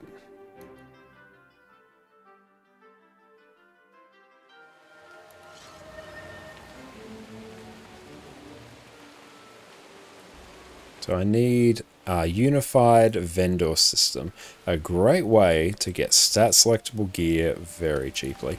Let's go to weapons. I am going to get 2 daggers for just under 2 gold and 100 badges of honor. Those are my weapons done.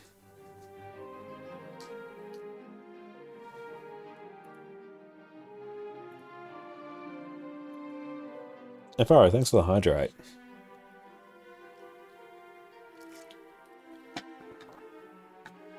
I'm gonna flick this line off out here, actually.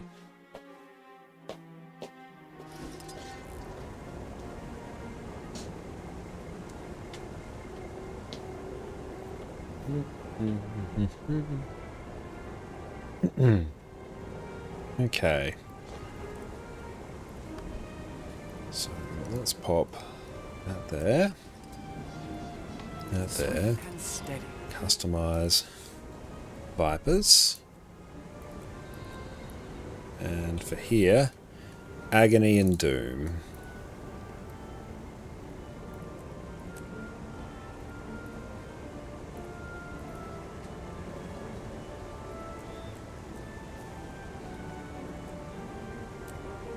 That's done. Let's copy the build template. Got Fractal. Let's change this all to Vipers.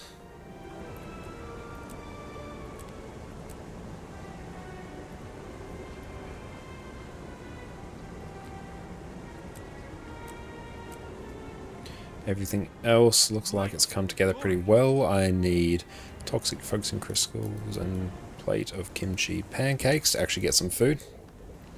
OJ finished the couch co-op game you're playing with Jess? Not yet, no. We still need to finish playing that. It hasn't fallen off the radar, it's just a matter of finding the time to do it.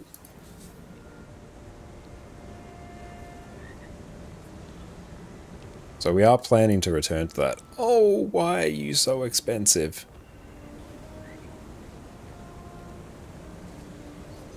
Oshpeed, place the build? Yeah, sure thing. And I'll dump that there. There we go.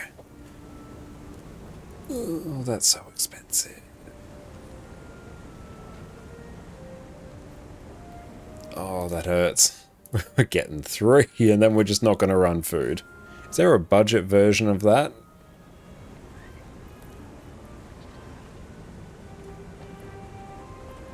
Toxic tuning crystal? Yeah. Is it toxic focusing or am I imagining? Oh no, toxic tuning. I've always just thought of them as toxic focusing crystals. Okay. Nope, I just want 5. Oh, that... Why is that so expensive? You know what? Let's just... Is there anything else I can uber liquidate right now? I don't want to liquidate mystic coins if I can avoid it. Let's just sell off some of these. As a wise man once said, don't think, just do. Yeah, and that's why I'm going to do this pro gamer move as well.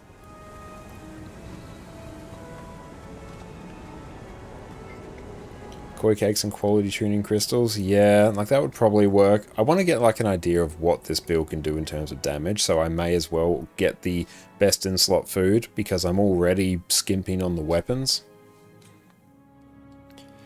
Okay, so we got the build in terms of the rotation. Okay, yep, that's pretty chill.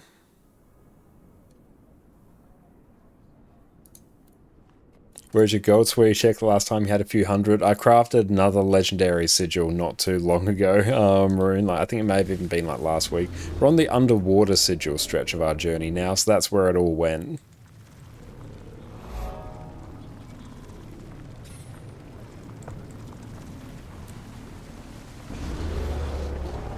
I do have a bit of gold sitting on NA, probably about 50 or so-ish gold, and I almost have enough to do another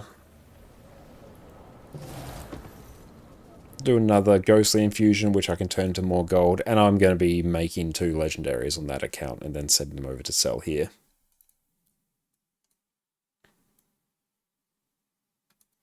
So I will be in possession of more gold sometime soon. It's just I'm in between gold right now.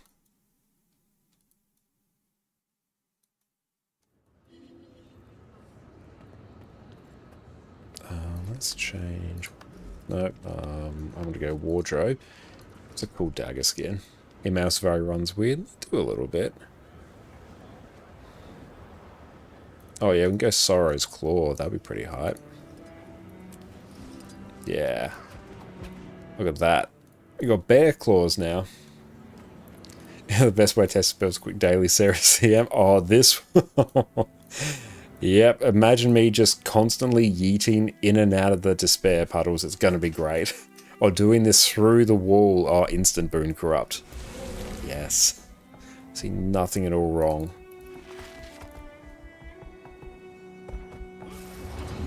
Welcome. Feel free Just to approach the self console and and begin boons, combat all of them. Swift If and you have steady. any questions, I'm all ears. Okay. Spawn, big.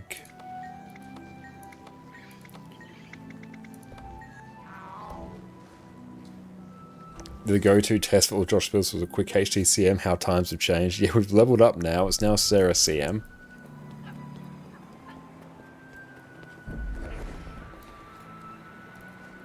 Okay.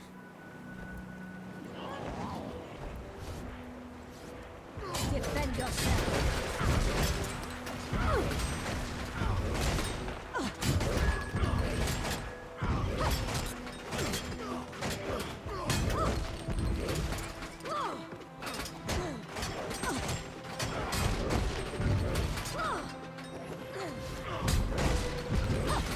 At least I'm dreaming.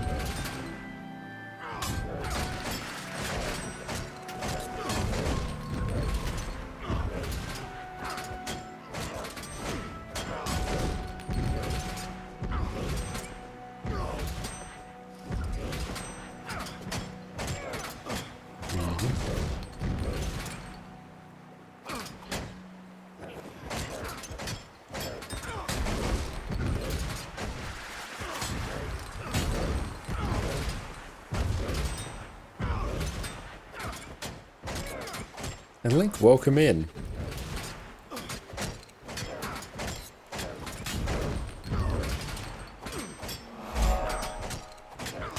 I feel furious.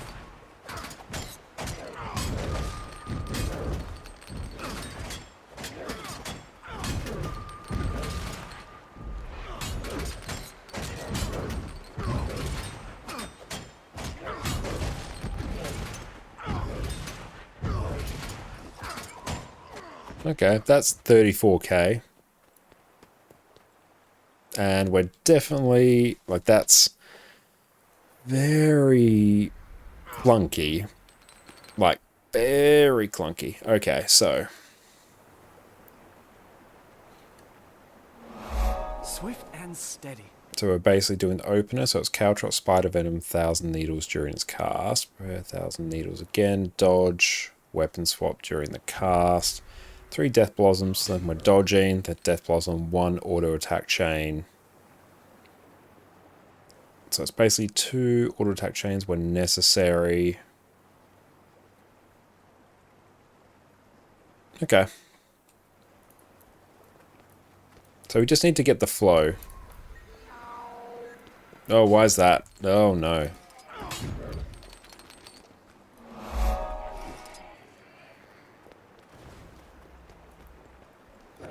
Get the precast going.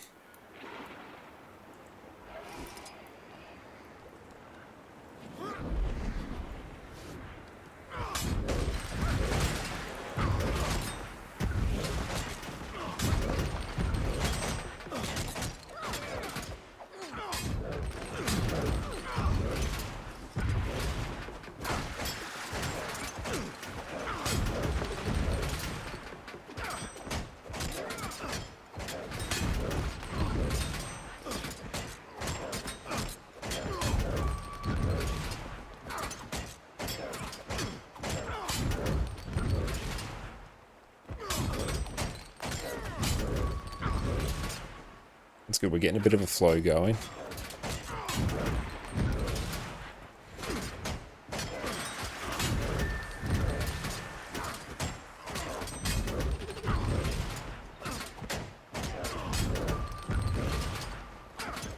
And yeah, that was Blishard there, Red.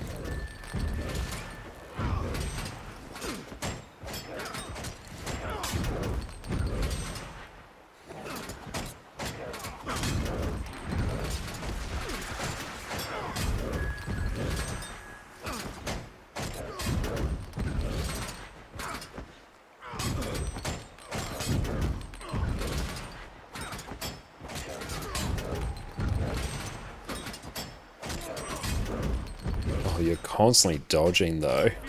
That's fun.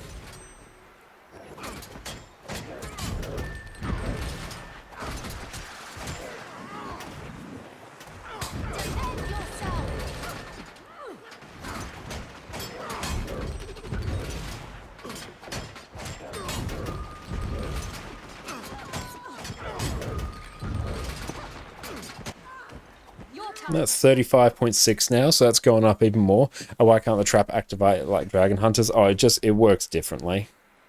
I will never. So I can change this. Swap these Guild Basilisk Venom for Defiance bars. I would like to change... I don't love Prepare 1,000 Needles. It's always just... yeah. So I would like to swap that. Oh, I can just run Sigil of Earth and simplify that even more. That might actually be better. Yeah, we'll just do that. Then we don't have to weapon swap. Okay. And respawn. And here I could run Devourer Venom.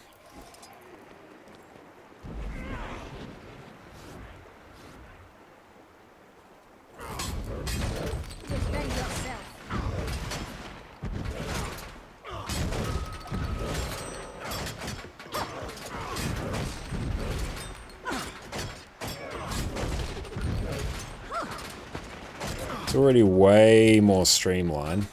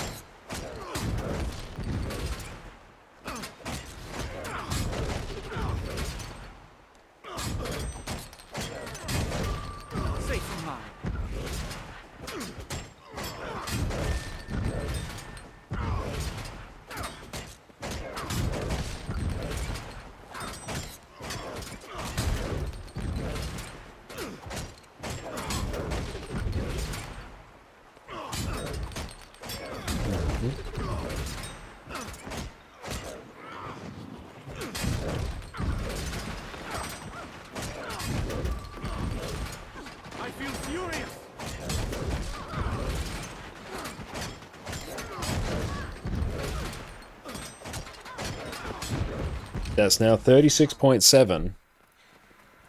So we've gone from 34 to 35.6 to now 36.7. So that's gone up very, very well.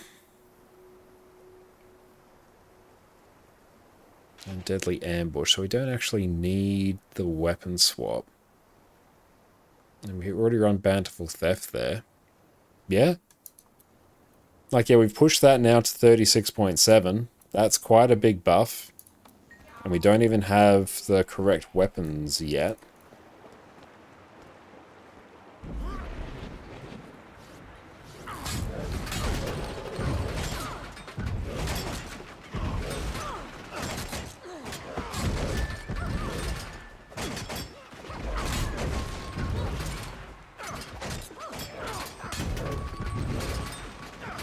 This is very easy to play now.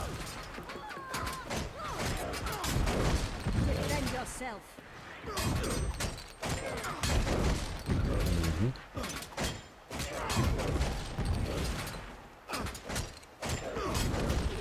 So I dodged the wrong way there. So we lost a bit of damage.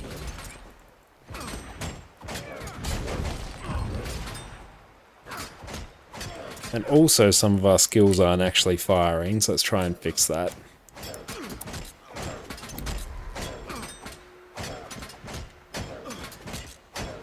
There we go. Let's just reset that. And yeah, we have made that much easier. Would that work for Alac Spectre? It would, actually. I think even Alacrity Spectre, a version of it just runs dual daggers and it does that.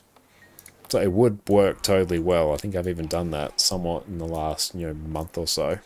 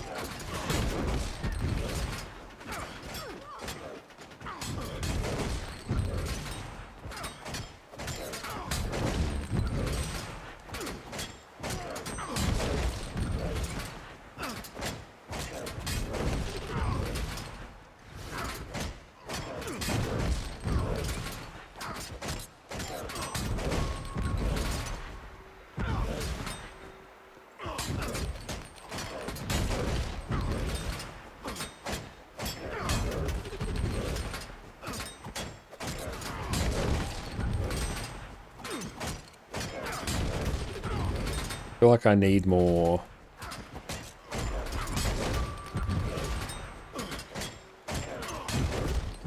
I need more lead attack stacks.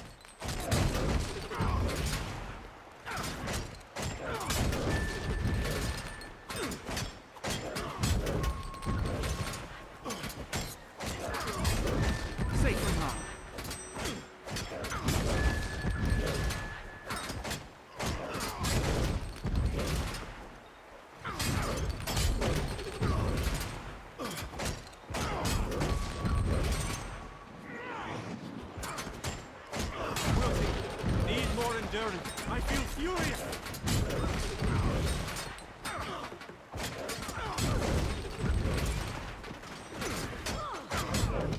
36.1 again. Okay, so we're sort of just capping out around that. That's not too bad. I feel like that will still be able to pump pretty well on some encounters. Let's see if there's any encounters up. There we go, the build's actually set up now. Just take a look at that. Here we go, full screen. I might just see if we can bring that up. Let's bring that up on YouTube there.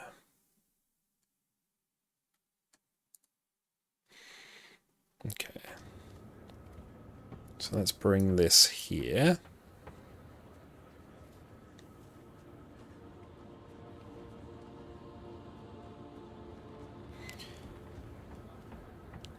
Okay, so they're keeping up 15 stacks there. Auto attack. Let's dodge 4.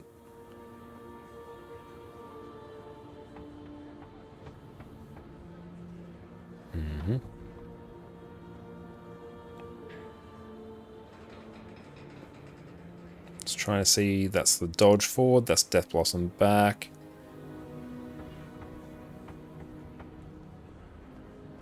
Okay, sort of hovering around 12.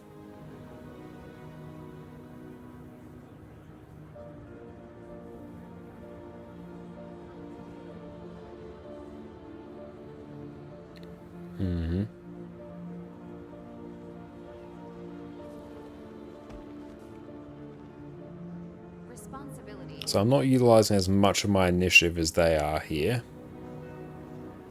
So that's a big improvement I can make.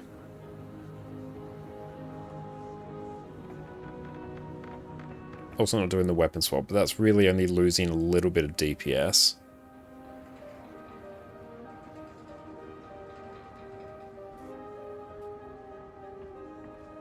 Okay. So it's just we have to do it better. So we just have to do that, but more.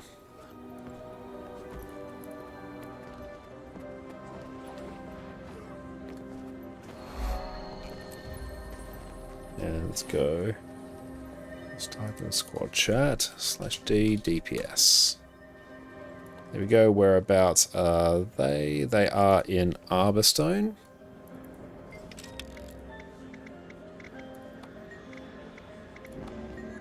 Cool, let's port over there.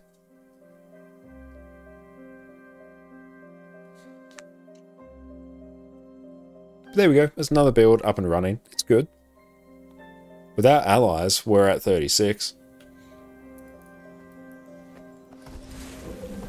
And we can turn off Pathy now. Don't really need to see it. Can I buy anything here? Ooh, I can. I'm glad Fury isn't alive to see his niece drag our good reputation straight through the guano.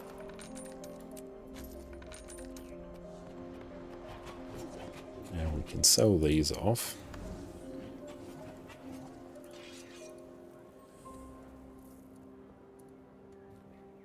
Get a bit of gold by doing that.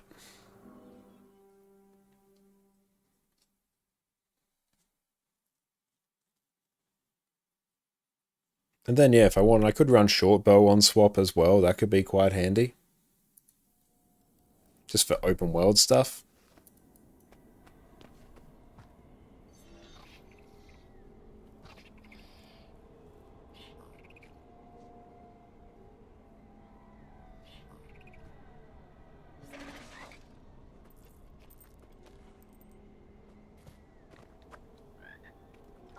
Okay, that's all sorted.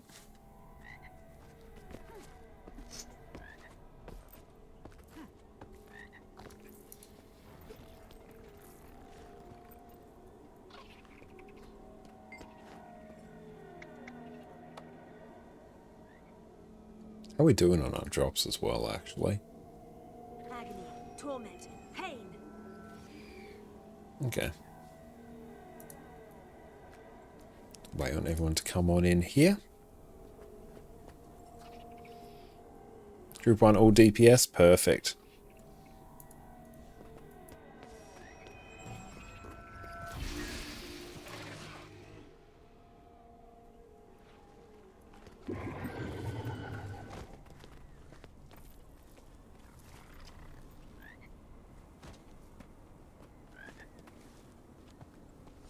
Waiting on everyone to come on in. Got 12 minutes on our food. We'll probably need to eat some more of that very expensive food. I should check Guild Wars 2.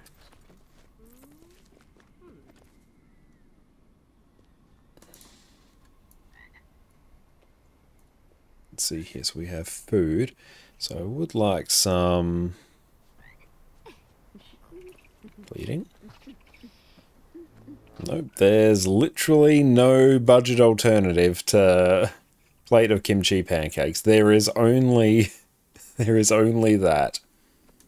I mean, I could find a different set and it would still probably work. It'd just be less. And like 57% of our damage was bleeding there. The initial burst there was pretty good.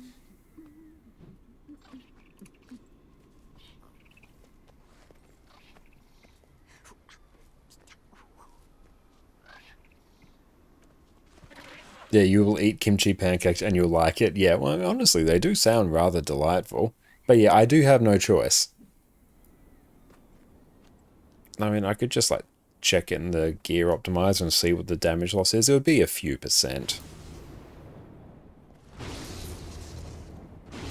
Oh, look at how stylish we are. I do like the Ward Knight stuff.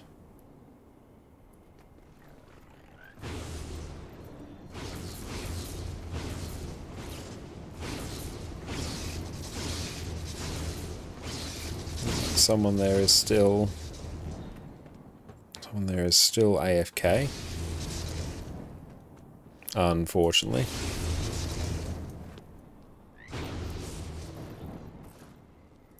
And the coat goes so well, so much stuff, yeah.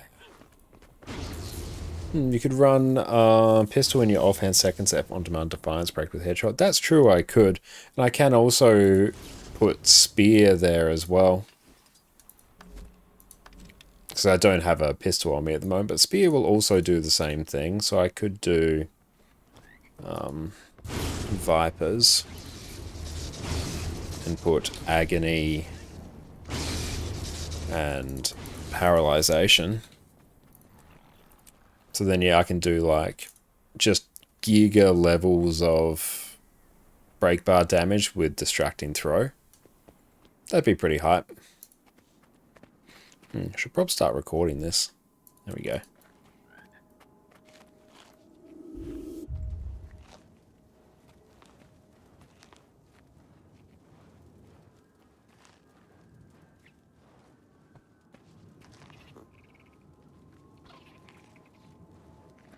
Yes, I won't lose too much damage going pistol offhand. I think so, because then I can at least do usual good spear things. Or speed things. Usually I prefer to handle these matters in private. But as deathbeds go, you could do worse. Enjoy the view.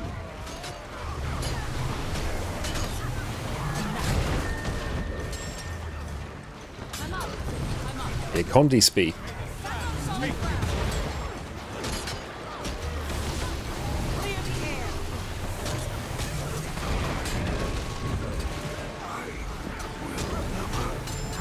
I mean, it's pumping. This part's going to be terrifying. Did you see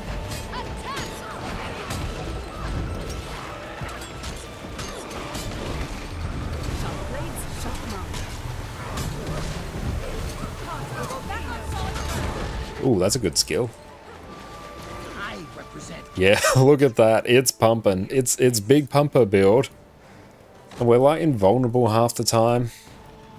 Look at that. That's a discrepancy. And we just picked this up.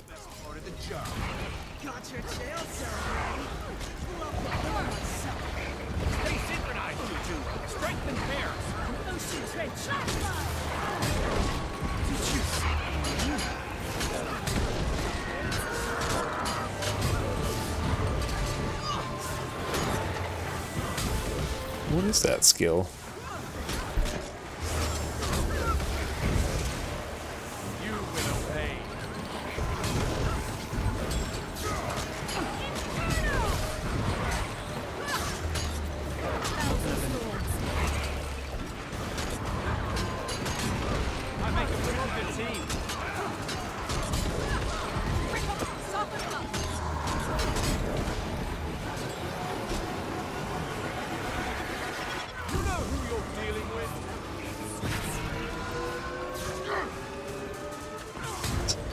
Ouch. No need to be ostentatious now. It's unbecoming.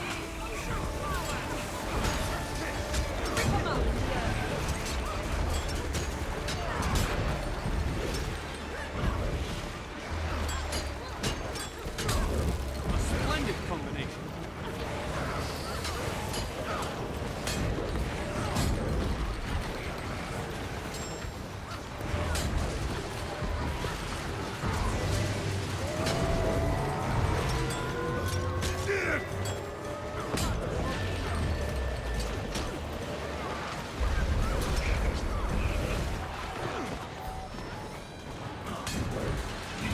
You're any match for me?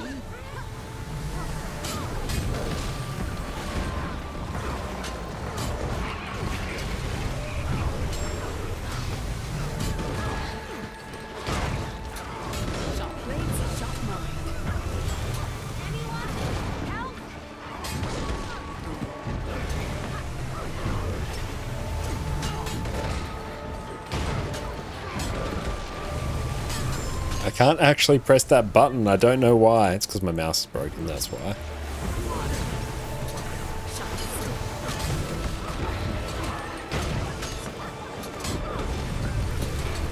Oh, well, we don't need to press it.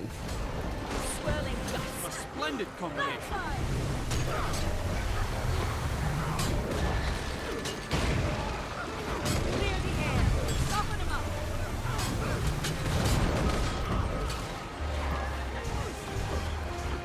Mouse off and on again. Here's hoping. Hey, I can press it.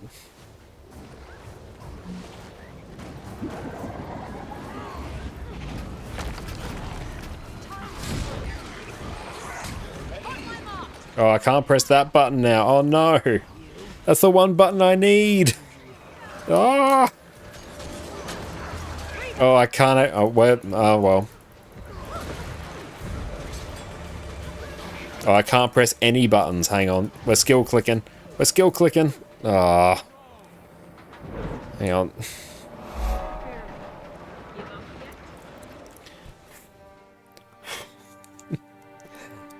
Fix one button, we break another. That's unfortunate. The one button that doesn't work is like the one thing we need to spam. Oh well. No, I get to, I know, look at the build page. That's not the build page. That's right, we had to be contained. It was too good. It's going to be really fun on Temple of Thebe, though.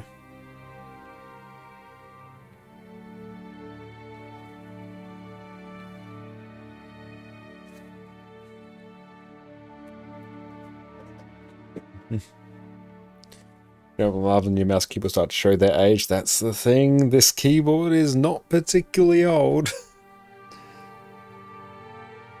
Okay, so I do 3 Death Blossoms.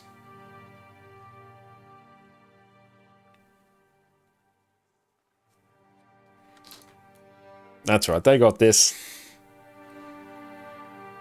I mean, we perpetually just have the highest DPS number now, so that's good.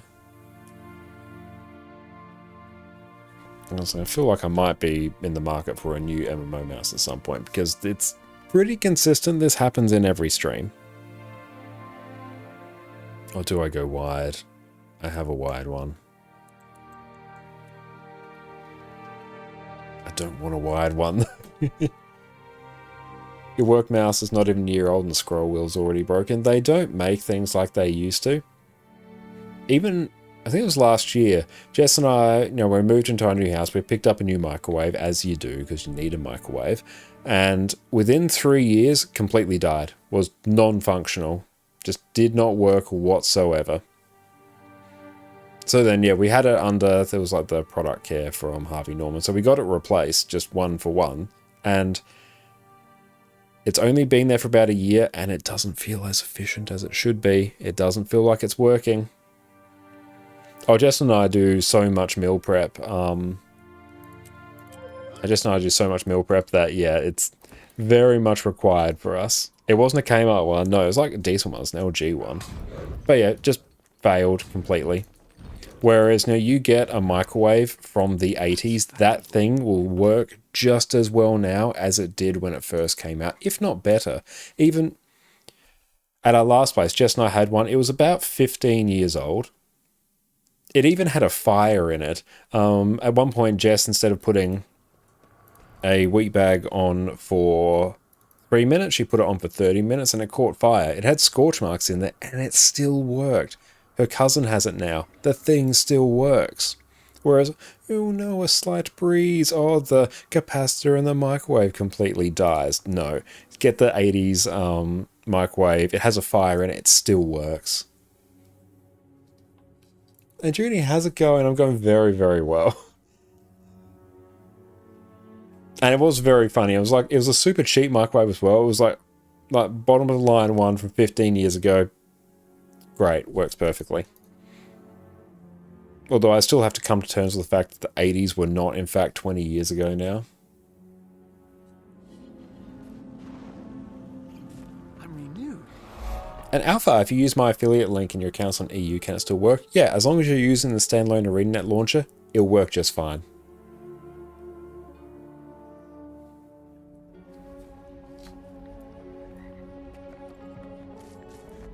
Is your GW launcher working? Yeah, mine should be.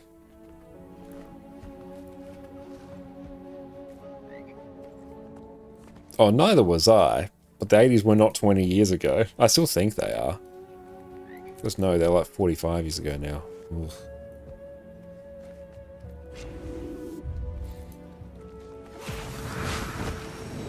Okay, let's just pray that nothing breaks.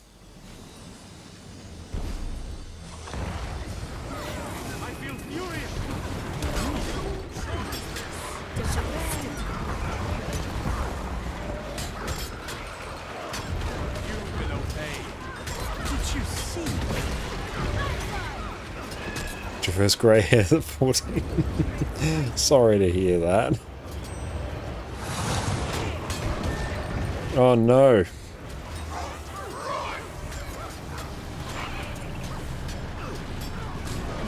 Oh!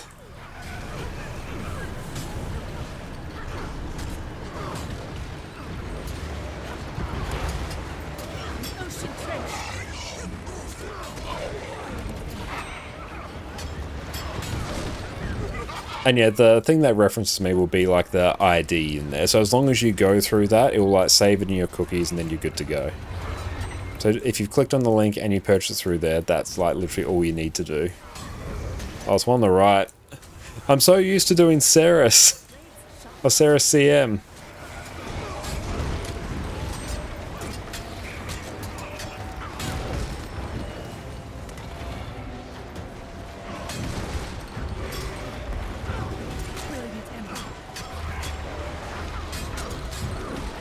Yeah, as long as you click on it, it stores in your cookies and you're good to go.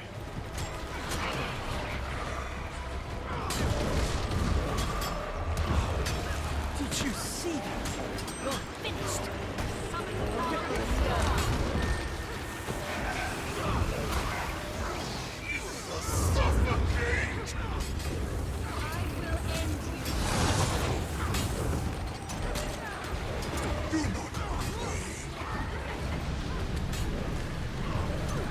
Swirling gust.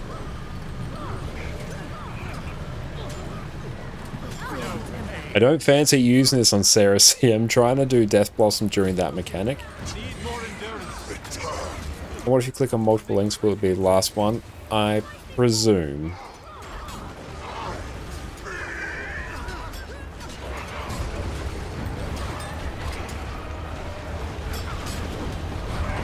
Howdy.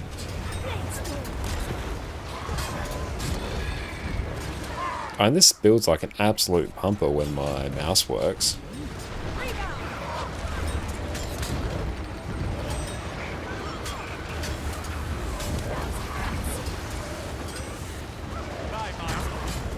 Vigor. Recovery. Another. Blade storm.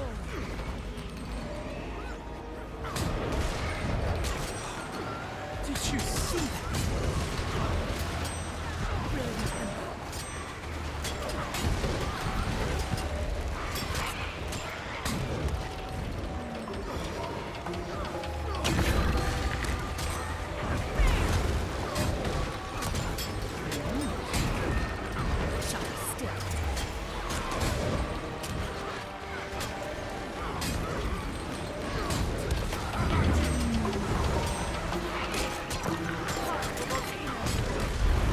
Ouch. Oh, I hate this mechanic with this build. Oh no. Just pray the healers are good. I just accept I'm gonna get Boon Corrupt.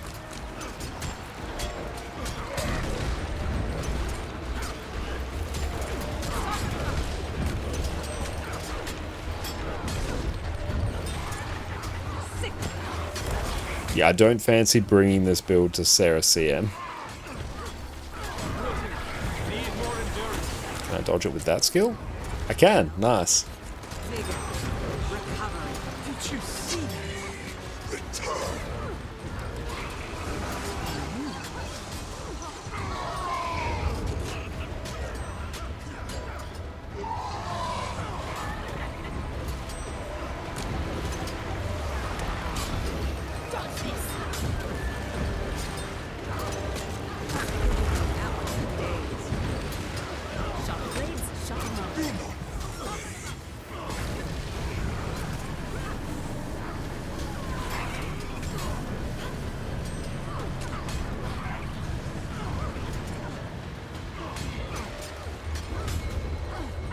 No CC.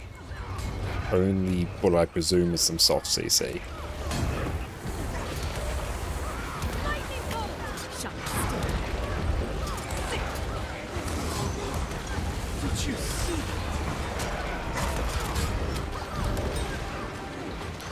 Trying to queue up your skills after the dodge can be a bit clunky. Like, I do love this build. This was actually one of my go-to just DPS builds in, you know, Heart of Thorns days. It's great. Like, it pumps. It's really good.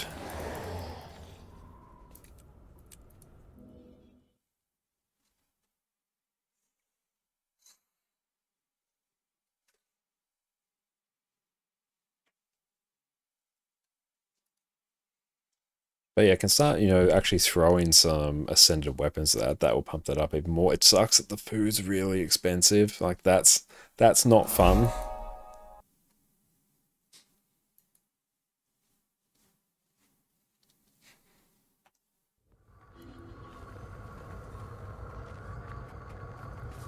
Rare loot.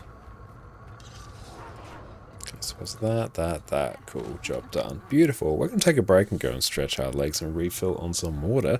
And then we'll be back in a little bit. Enjoy a video. Secrets of the Obscure has been out for a week now, and it has never been a better time to be a Guild Wars 2 player. So today, we're going to chat about one of the biggest features they've released in this expansion, relics. Welcome back everyone. With the Secrets of the Obscure expansion release, runes have now been completely reworked. Now previously, runes would come in a set of 6, with the first 5 generally being basic stats, and the 6th bonus usually means something a bit more dramatic, and that would usually be the main reason you would actually take a relic. Whereas now, this 6th bonus has been removed from the rune and shifted over to a new relic slot instead. How you doing? You doing good? You're going to supervise. So previously with runes, one of the issues that you would have is you would want runes both for the stats they provided, but also the 6th bonus that they would give you as well. And sometimes you would run into the situation where the 6th bonus would require you to take stats that weren't particularly useful to your build. Whereas now, you no longer have to make that choice. You can take the runes that you want for whatever stats you prefer, and the relic for that Omega bonus that you used to get from your 6th slot on your rune. This has opened up a whole range of runes that you're able to choose now that you don't need the 6th bonus, given that's shifted over to a relic. Overall, this has increased the power level of basically all builds in the game. So when you log in for the expansion, you can expect a straight increase in power on your character. Just make sure you actually go through and equip a relic. It won't happen by default. A whole bunch of new relics have been released with this expansion, with a lot of them being available from this relic chest you'll get whenever you log into a level 80 character for the first time after you've bought the expansion, with some unique ones coming as part of this expansion. As is usually the case with equipment in Guild Wars 2, some of these are just straight up better than the others. So today, we're going to go through which of these relics you as a player actually need to care about obtaining, and the ones that are generally going to be the best in slot for you to play. We'll break these down for power, condition damage, and healing builds. We'll touch on some of them that are great in World vs. World, and we'll have some honorable mentions for some that I find particularly useful or just have fun playing with. First up, for our power damage relics. Generally, there isn't that much variety for power damage relics, with the 2 best ones being available outside of the expansion. First up, we have the Thief relic. The effect of this is that whenever you strike an enemy with a weapon skill that has a recharge or a resource cost, so this would be if it has a cooldown or if it costs initiative, you'll gain a 1% strike damage buff for 6 seconds up to a maximum of 8 stacks. So this will keep adding from 1% up to 5%, and once this ramps up for long fights, you should basically have a 5% damage buff from there. This is the most consistent relic that you'll find for power builds, and if you don't know which one to pick, this one is going to be a very good choice. Next up, we'll have Relic of Fireworks. Its effect is that whenever you deal strike damage with a weapon skill with a recharge time of 20 seconds or more, you'll gain a 10% strike damage for 6 seconds, with this duration refreshing whenever you apply it again. This is going to result on much higher burst damage than the Thief relic, at the cost of you needing to actually have weapon skills with a high enough cooldown to trigger it. Compare this to something like Revenant, which doesn't typically have a lot of high cooldown weapon skills. It can't really make use of this relic, so instead it uses the Thief relic. So when you're deciding between Fireworks and Thief, you really just need to ask yourself, does my class have some high cooldown skills that I'm going to be using very often? If yes, you probably want to choose the Fireworks relic. If not, fall back to the Thief relic and you should be good to go. Next up, for our condition damage relics, we basically have 3 choices that we're typically going to fall back to. One of the most popular ones is the Relic of Akeem, which is only available through the new expansion.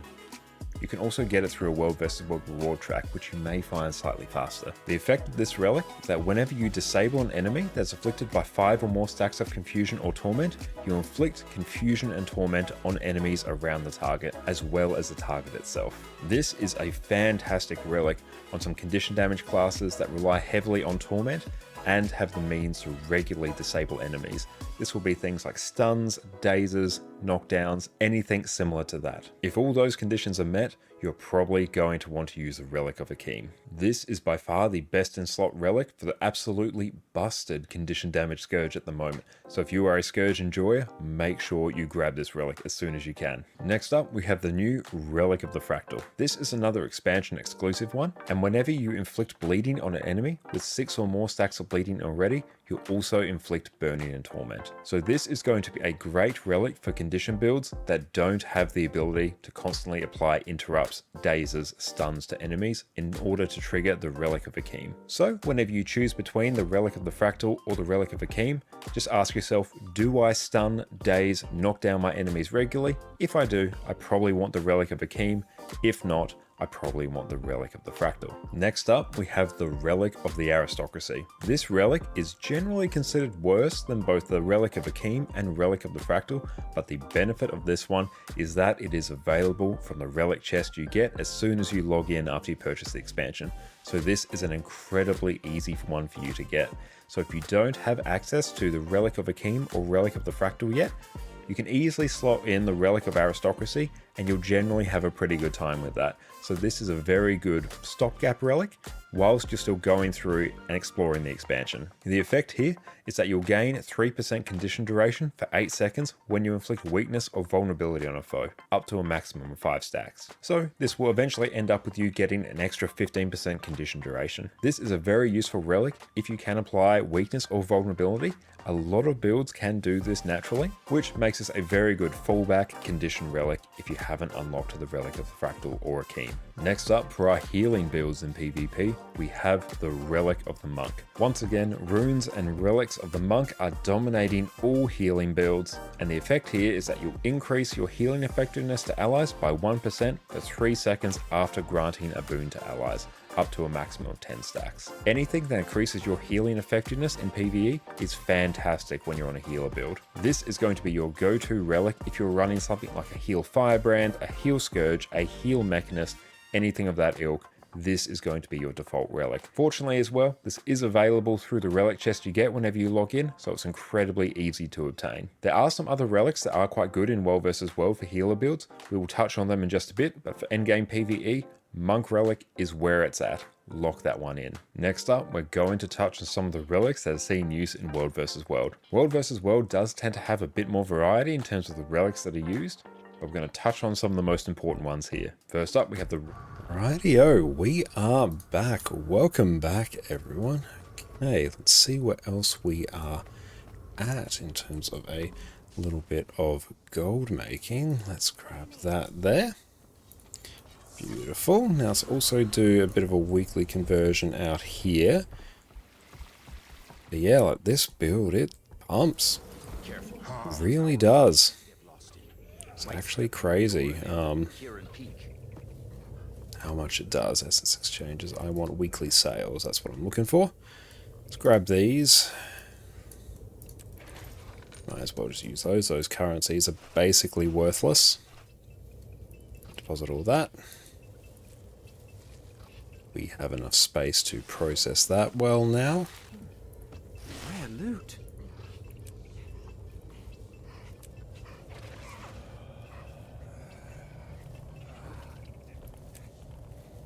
All of those, actually those lucent motes are going to be worth a lot, actually. Target destroyed. We can sell that. More gold. And Maxim, thank you for the follow.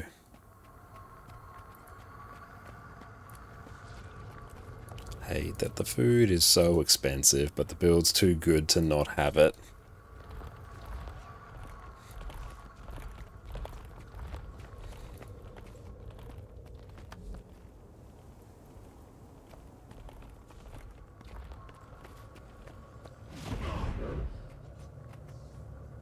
Sell junk. Clean. Perfect. Okay, let's see what else is popping off now.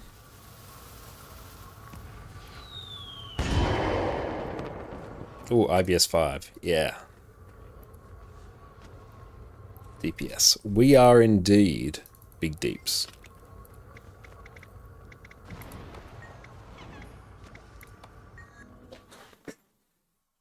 Perfect. I do need some more strike currency as well.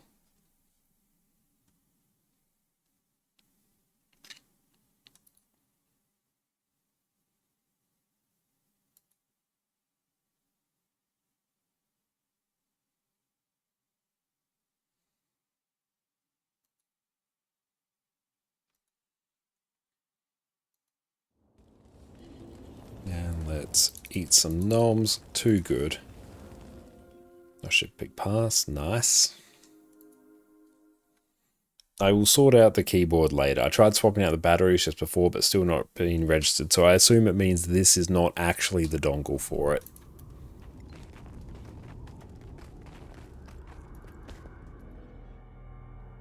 Which means it must be a different dongle that's in that computer.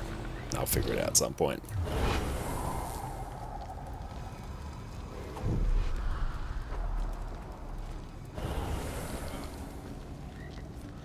I have to buy another... How to pair Logi receiver with new keyboard. Can I do that?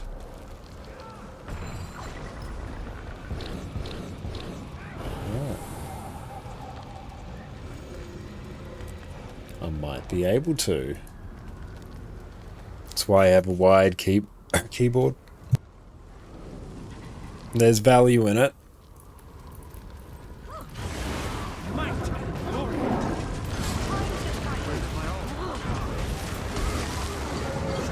And can Steam users get the pre-purchase rewards? I feel as though you probably could. You should be able to. I haven't actually checked it.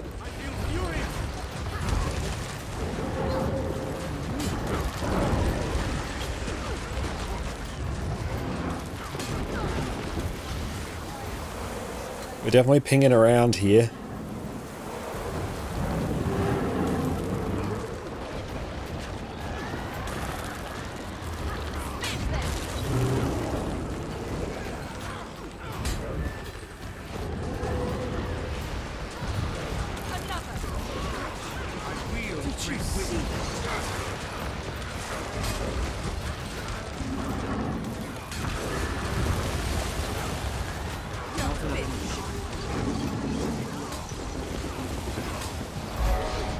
A bit weird on this encounter.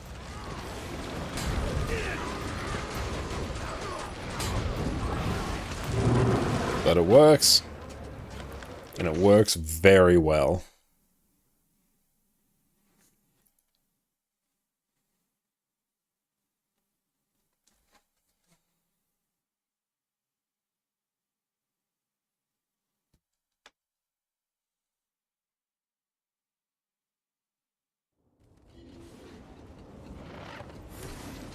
Valuable.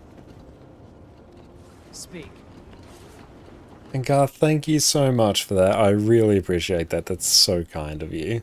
And thank you so much to everyone who's supported by, watching, following, lurking, subbing, buying the expansion through our affiliate link. I really appreciate you all. Thank you so much. Oh, Bone Skinner. Oh, this is going to be great. You know what's great on Bone Skinner? Random force movement. It's so good. It's great. This is going to be fun. What's the bet we just dodge immediately into the... We just dodge immediately into things. Into the goop. I feel like it's just going to happen. Like, we just have to accept it.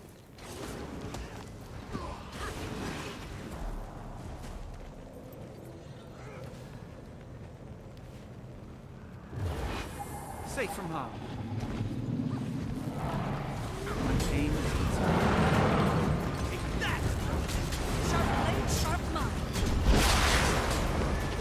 Ah! I make a pretty good team.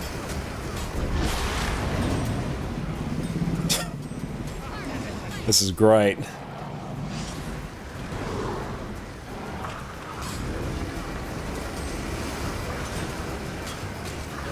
We're going to be using our heal a lot here.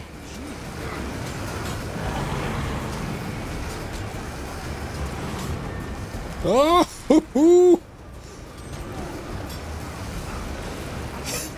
This is horrifying on this fight.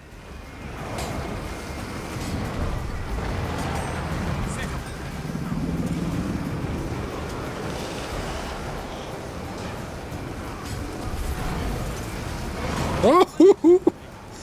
Oh, just constant. I got no control over where I'm going. I can't do this alone. I'm out of endurance. I can't be on the group.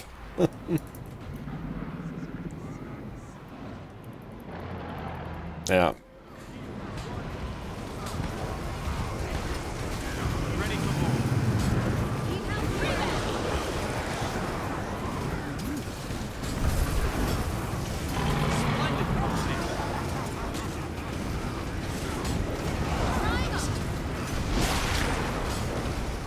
Can I control the direction that Death Blossom goes in? Or is it just going to do what it's going to do?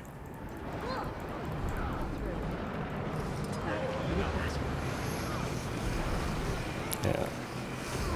No, it's straight up just going to go wherever. And Real Elastics, thank you so much for the sub. I appreciate that.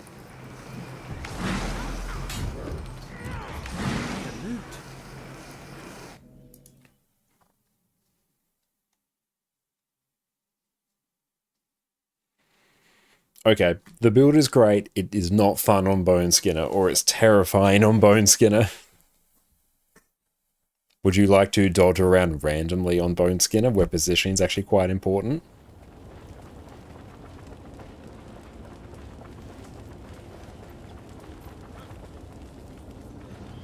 That's valuable. Oh, Bone Skinner's totem.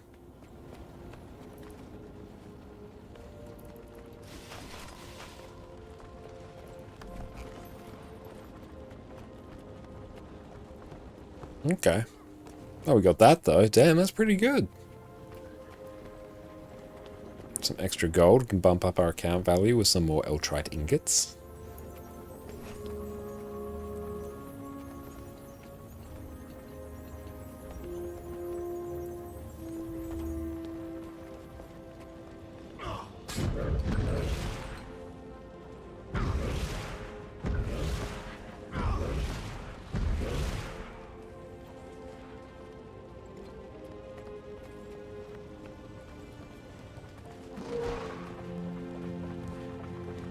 Oh, I can stop recording.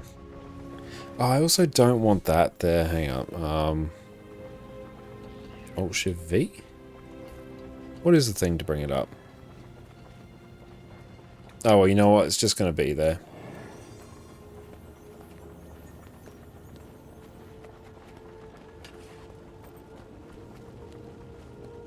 Oh, we're not even rocking a title. Alt Z? Ah, yes, perfect. Okay, that's it. Okay.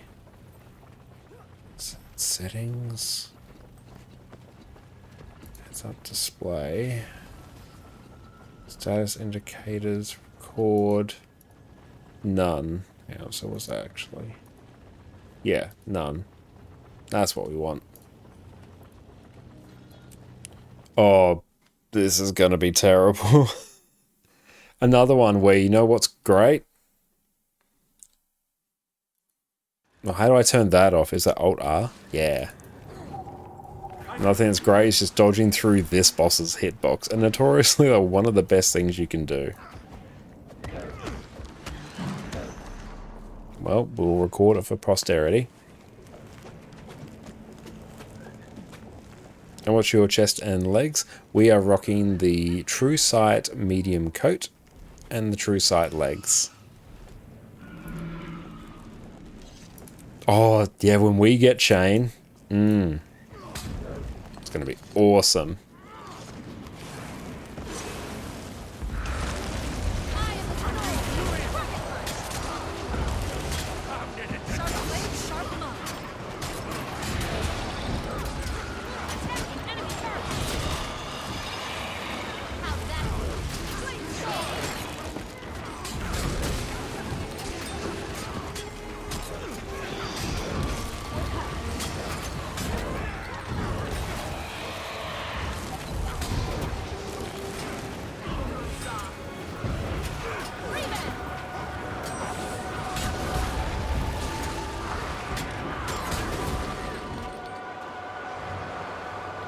This is going okay so far. Because also we haven't had chains.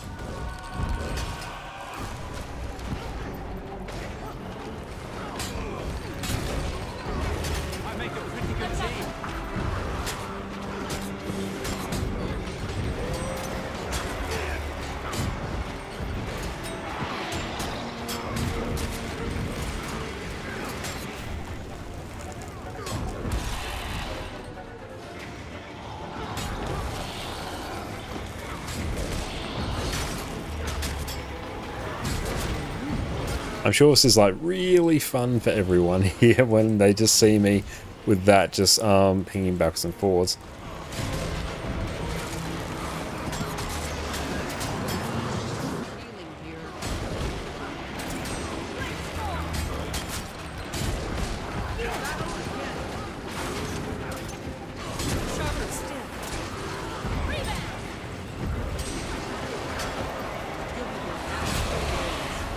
Okay, it's actually not as bad as I thought.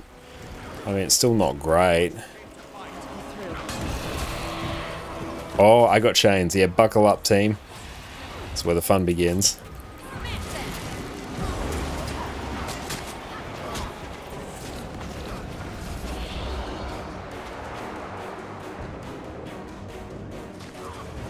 Oh, just...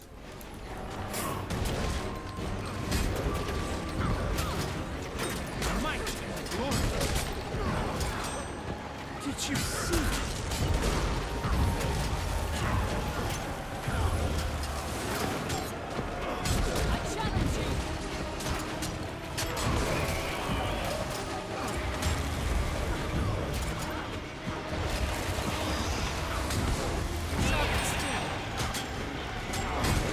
Ah!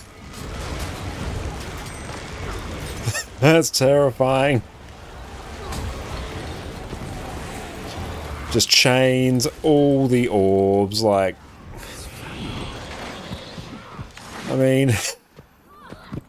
it's probably really annoying for the rest of my team when I've got that big green circle and then it's just pinging around constantly. But yeah, I gotta say, just dodging through and death blossoming back when the chains are up and the orbs are up, put some hair on my chest. More so than there already is.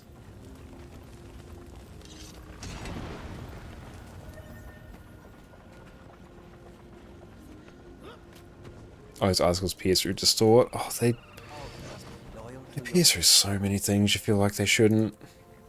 No, someone dipped. No, Freynia is going to suck. Oh, not really. It's going to be... Actually, no. I will probably get frozen. I will almost certainly get frozen.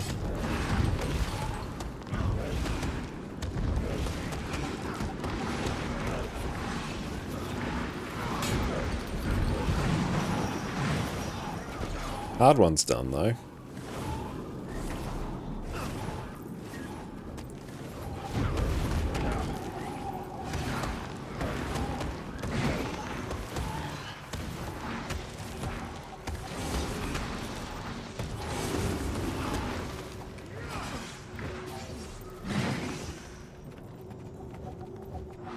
To actually equip some gathering tools to this character.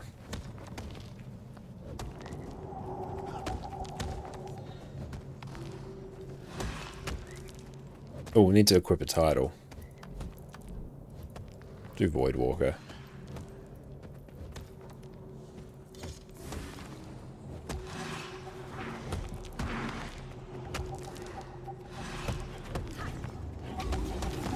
Oh, you just finished salvaging some gear. Now you have 70 stacks of loot and most to go towards your ruins. Not bad at all. That's pretty hype. It'd be worth a huge amount right now, actually.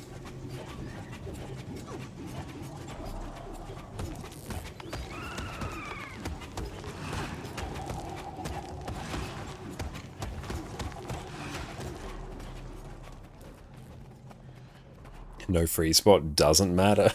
I'm going to get frozen. Guarantee it with the sheer amount I'm moving around.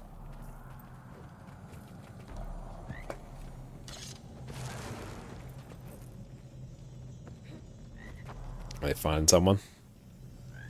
Are we winning?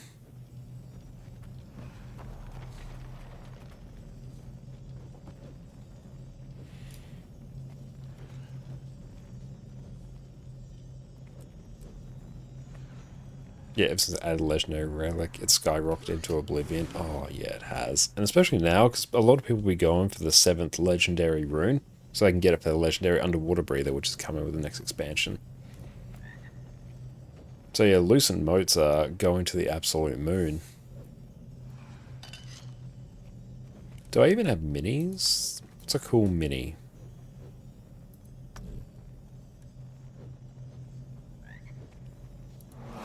A mini Zakros Wyvern, that's cool. I'm so glad you get Legendary Relic for free if you just own one Legendary Rune. Yeah, I agree. That's how I got it on both of my accounts.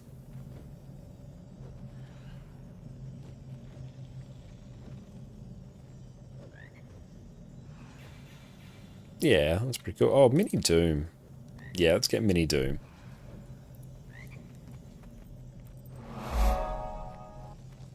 Thank you all for the follows as well.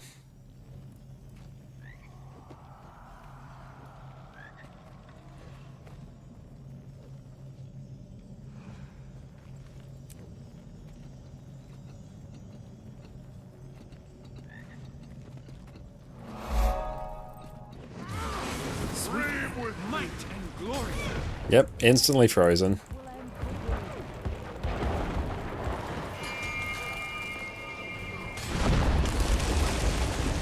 Oh, not even targeting.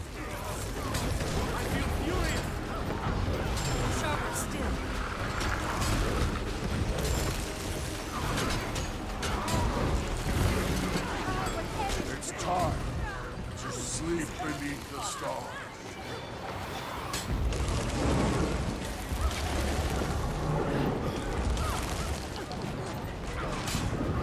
Did you see?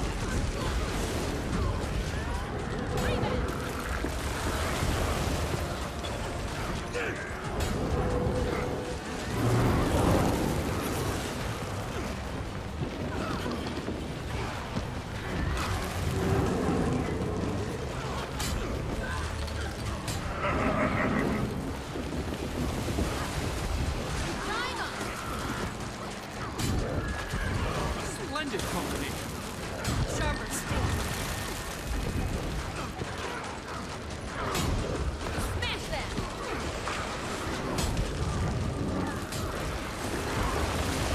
that! Crazy, thank you so much for the follow.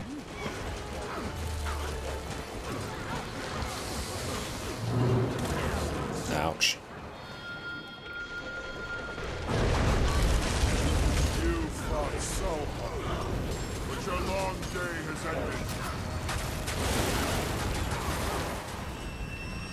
Oh, not for the follow, for the sub. Thank you so much for that. I appreciate that. Thank you so much. My apologies there, mate. Enjoy, no more ads, and your wonderful ad emotes. Thank you so very much for your support. My bad, I misread that.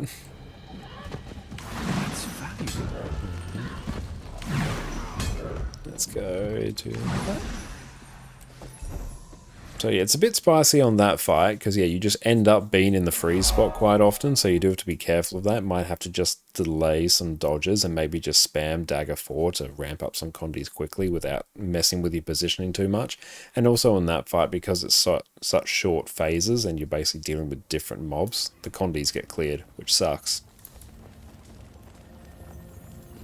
It really excels on bosses just with long phases. Long phases, stationary bosses. And I really appreciate that. That's super kind of you. And like any support at all is massively appreciated. And I'm so glad I could get you back into Guild Wars too. That's music to my ears. Crazy Ghost, thank you for the follow. Oh, I should actually reinforce my armor. Haven't done that.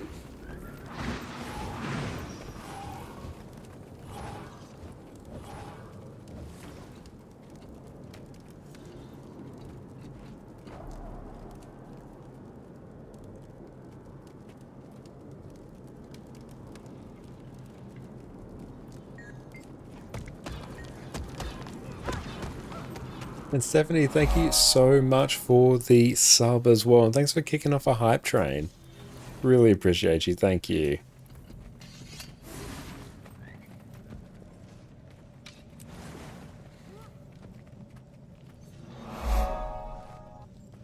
Okay, so let's try this.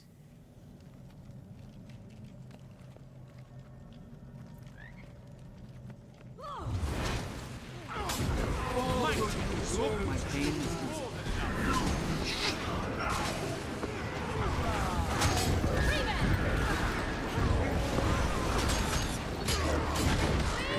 I make a pretty good team.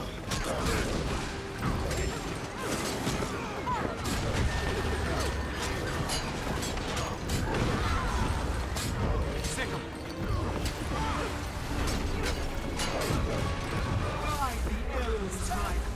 Attack my arsenal first! My weapon!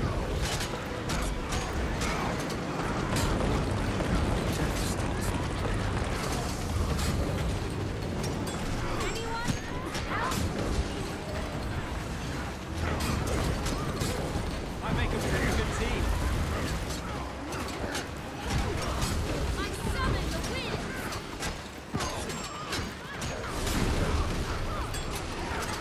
Dragon cities are half. Another!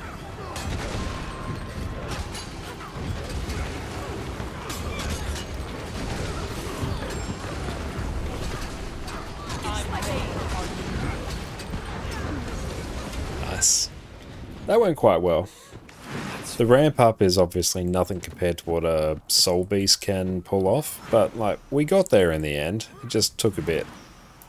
At least in terms of being top DPS, so that's good.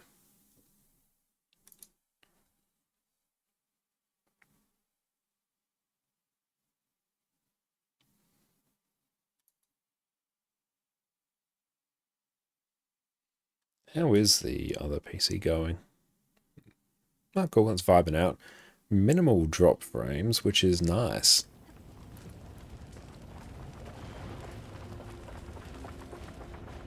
Let's pull that back up. Cool.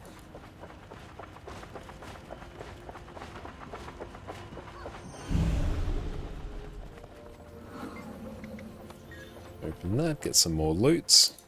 Rare loot.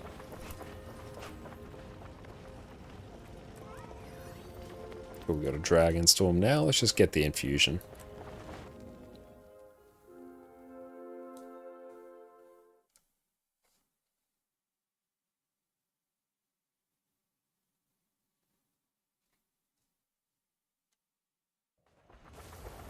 Timing picked a good spot.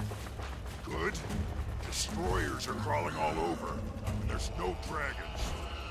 They didn't make things easy. Clear out the fireworks and make way for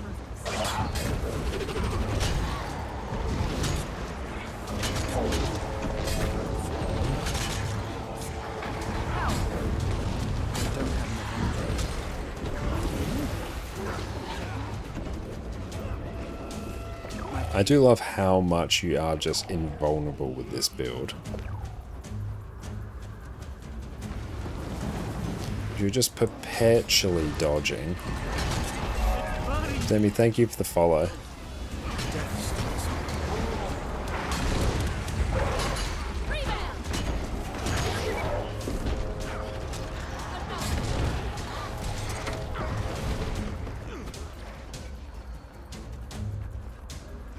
And cool, did we win there? I'll just drag, yeah, we'll drag that way down The there. area's cleared, Kate. Bring him down. We break the champion's connection to the dragons. Then we use that magic against them. What'll happen to Bram? To Riley? Just have to adjust his position when we have giveaways. Outside that, it's fine. Sub 2 fire, 3 ice. Cool, we actually have fire. Ready for more.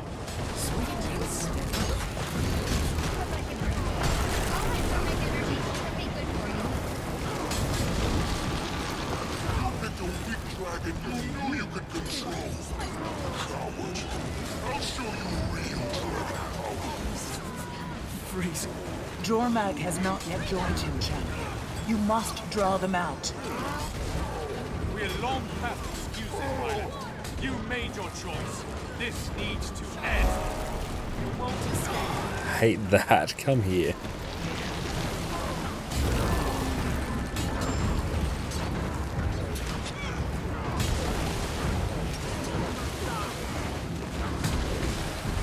And thank you, KC, for the sub as well. You're an absolute legend. Thank you, my friend.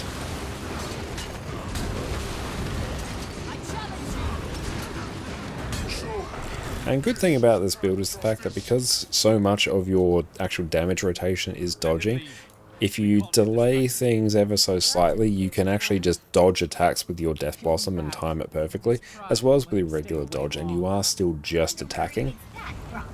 In the meantime, So the DPS uptime is huge. So right now, let's do that. So we are now evading.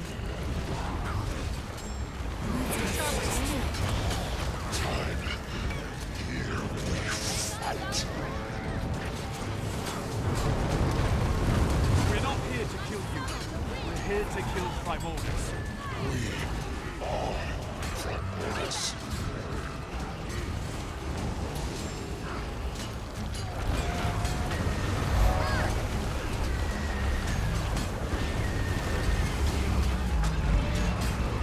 Thank you so much, Stallion, for the sub as well, mate. Really, really appreciate that. And also, like, aside from the forced movement, the actual rotation of this build is really chill. You basically dodge, Death Blossom, auto attack, dodge, Death Blossom, auto attack, dodge, Death Blossom, auto attack. Just doing those three things. Then using some stuff off cooldown, spamming some Death Blossoms at the start of your rotation to burn through some initiative and build up some lead attack stacks, and then yeah, you kind of just fall into a nice little loop.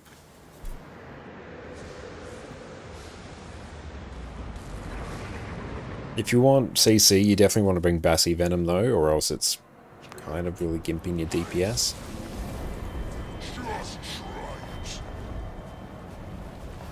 My champion will teach you fear the frost. And depending on some squad compositions, you can just have insane levels of DPS, because if you're whirling through a bunch of ethereal fields, your DPS is going to be pretty bonkers.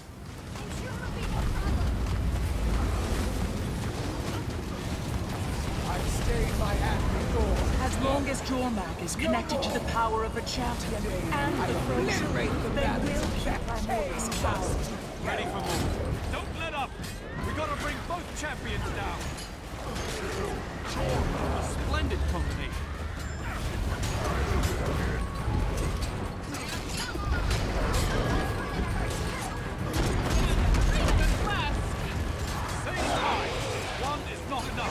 I might have to actually unlock Deadeye on this character, actually. We can do that after, then we can have a bit of a play with it. It's been a while since I've actually properly played Rifle on a build.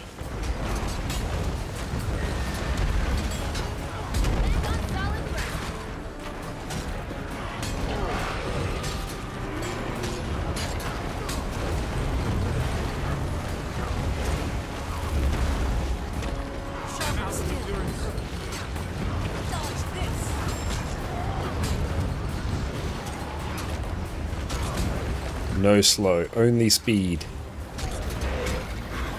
They can all get on our level.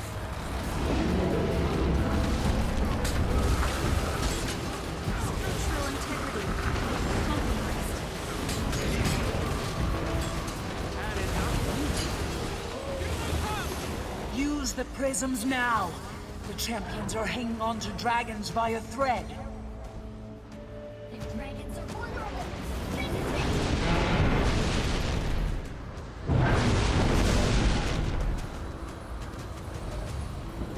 Oh cool, we actually don't take full damage from that. That's cool to know.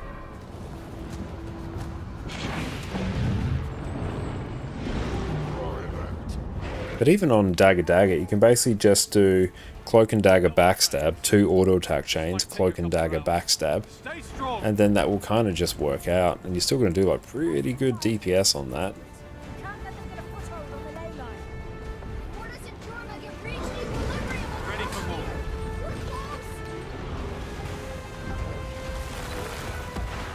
Should actually pop the stun break there. team.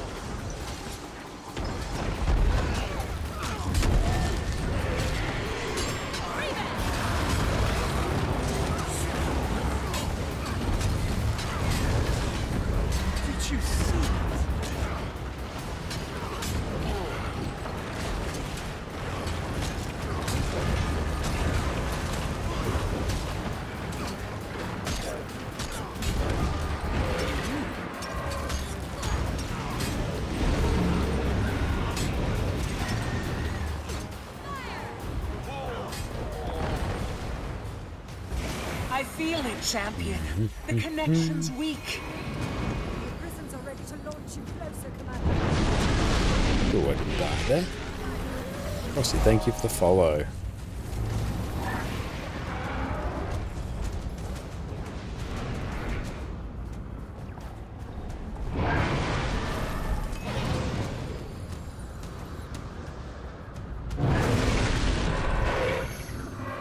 Is this working?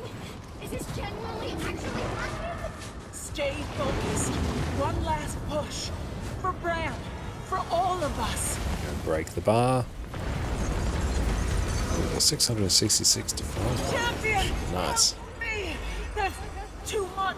There's power. It's so wild. Get to the prisms. I'm coming! Hold on, Aurene! No! You can't stop me! Not ready! Very nice. I'm pulling you back.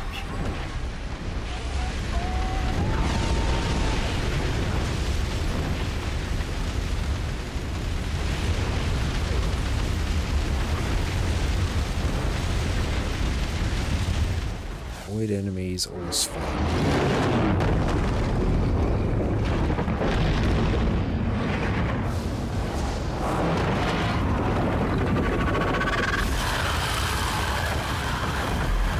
Let's see if we get an infusion. Who knows, could be our lucky day. It's done, champion.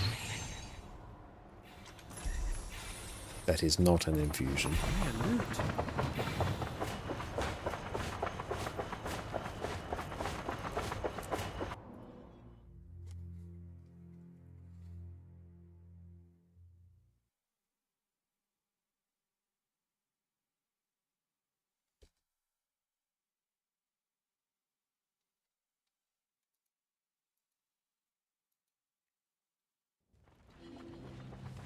Okay, so let's see what we got from that. Some stuff we can liquidate for some more gold.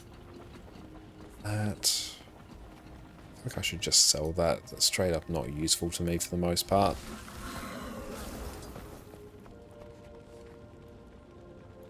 Buying these though. Curious stones from afar. Buy some of those. Consume all that. Sell that. Sell that. Those I think I can probably sell at the trading post. Don't want to mail them, I want to sell them. Oh, sell them instantly at that price. Cool. Let's come together. Now, let's go unlock the hero points.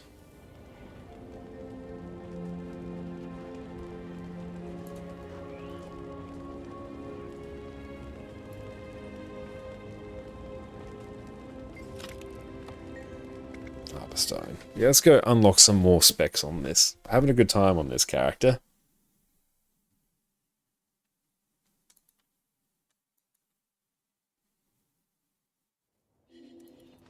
Okay.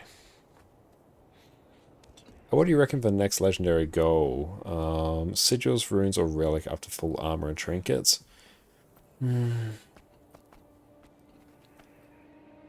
If you have a lot of characters, runes. Because runes can be quite expensive to gear up, especially for power builds, because Dragon Hunter and Scholar runes are quite expensive. If you don't have that many characters, I'd probably say sigils over runes, I think, because swapping out sigils can have a much greater impact on your build compared to just swapping out runes. Runes are just stat batteries now. Yeah, they're so nice if you run multiple builds and multiple characters. Yeah, like I love having legendary runes and legendary sigils. It's fantastic. Total start marker.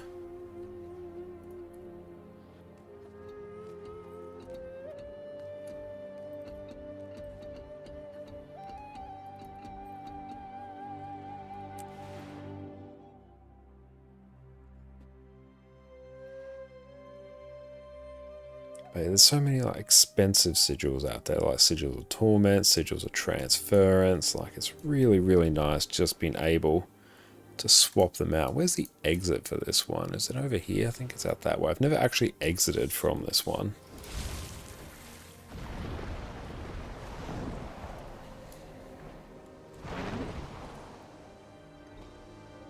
But I'm currently working on legendary underwater sigils just purely because. Not because it's necessarily a smart thing to do, because it's an amusing thing to do.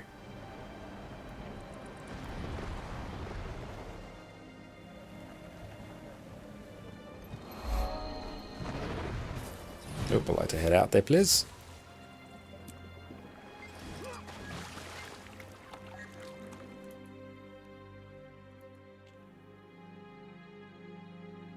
Let's go get these hero points.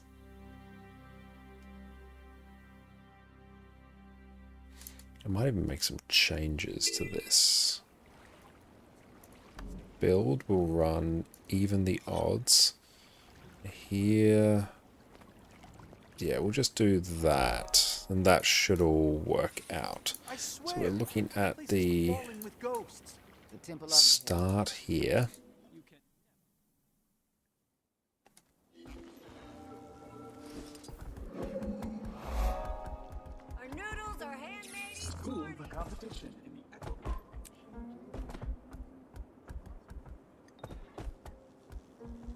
Let's go hero points, End of Dragons. Mounts, yep, all of them. Cool.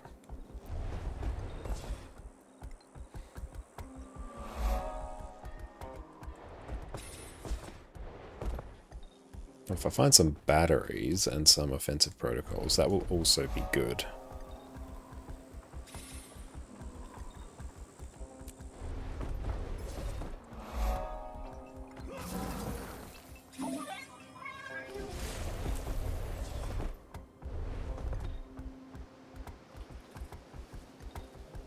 Sugar pumpkin, what's that?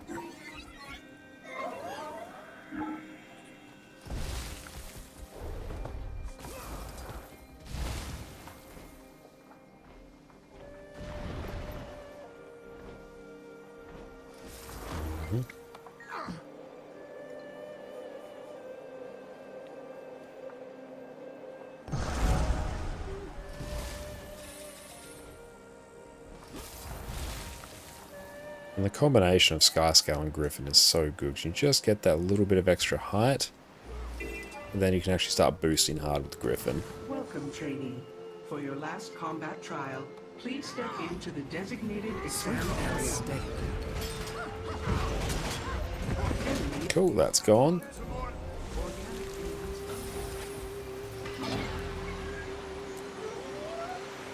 Oh, we can actually use our new skimmer skin.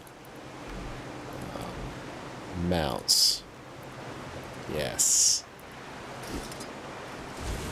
Look at it, it's glorious.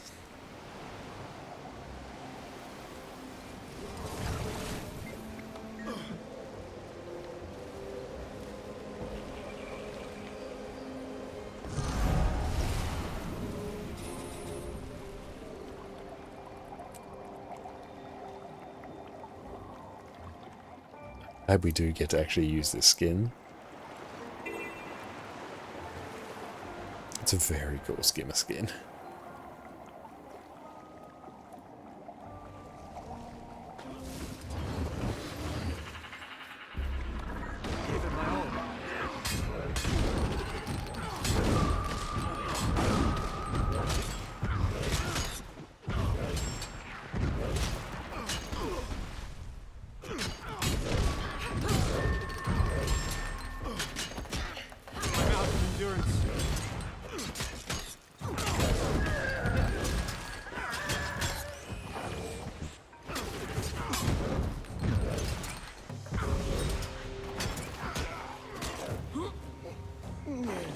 We have all of the charges we need. We'll try and find an offensive protocol next.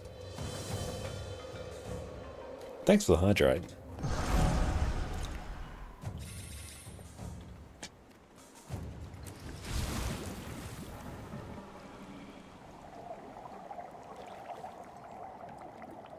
It's good we are building up some more of that as well. Some more Imperial Favor. We're good when we eventually do all the End of Dragons legendaries.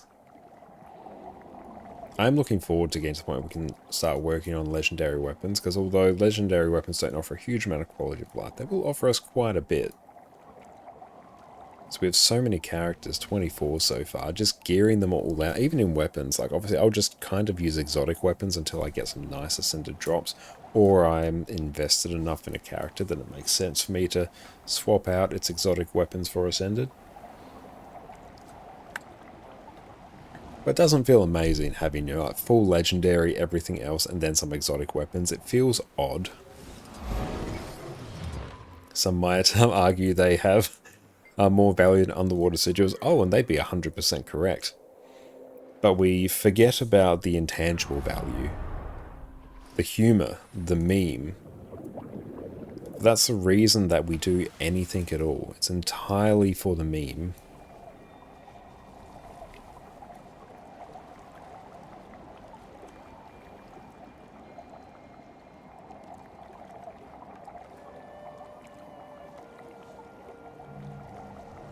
And at the end of the day, the real legendary is just the gold that we've needlessly pissed away along the journey.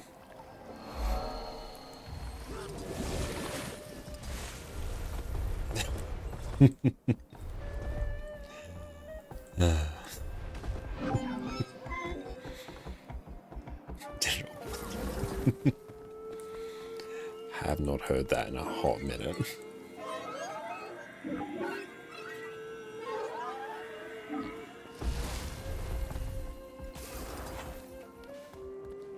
Let's go with that.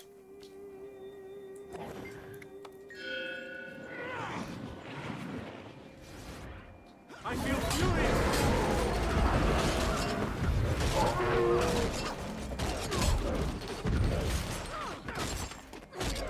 And yeah, that is Blishud that we're using. We're using a Pathing Pack within Blishud, which is giving us these lines. Oh yeah, I'm curious to see what the new Legendary Ring adds as well. That would be really cool. I wonder if it would stack with the, you know, the current collection that we have. I need a charge. That's annoying.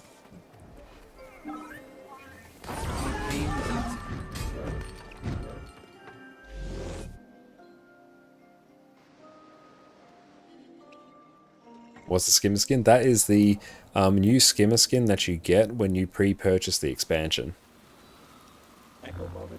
Which you can do via my affiliate link there. Which if you do make a purchase through there, it supports me. She'll have more opportunities. But it's a very cool skimmer skin.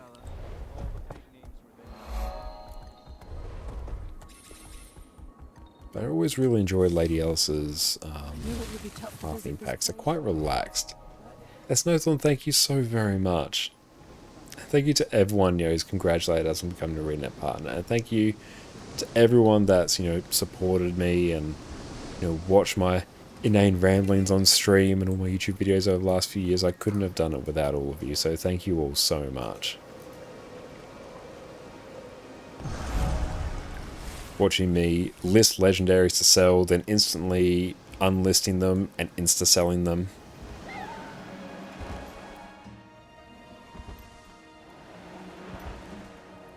And Annie, thank you for popping back in as well. How has your evening been?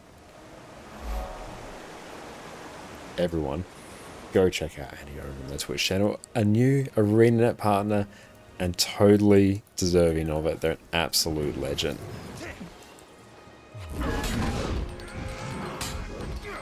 And you joined the partner Discord? Not yet, no. That's still being arranged. That should be, like, quite soon.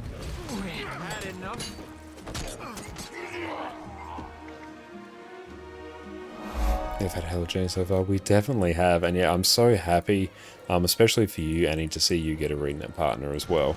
Because you've been absolute, you know, just pillar and source of positivity and sunshine for the Guild Wars 2 community for like so many years now. So I'm so happy to see you finally become a Arenanet partner. Like, couldn't have gone to a better person.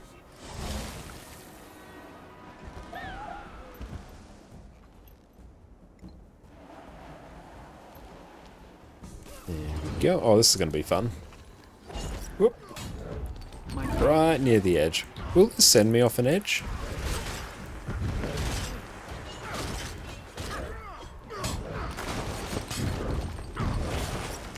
The sheer amount of dodging that you do on this build is great. It's horrible on some encounters, but generally it's good.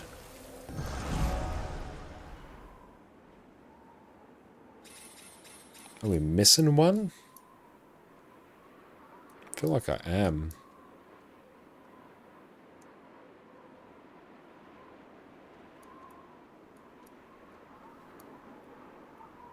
That's right, it's just going to be in the last place we look. Where would it be? We're on 8? Nope.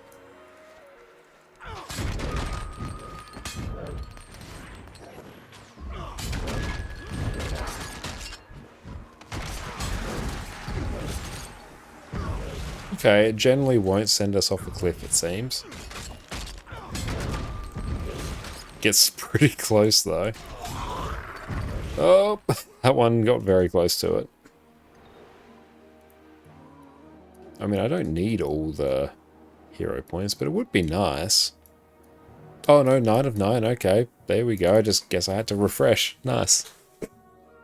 Oh, what do you think the new Rev Elite would be? Oh, what new legend it's going to be?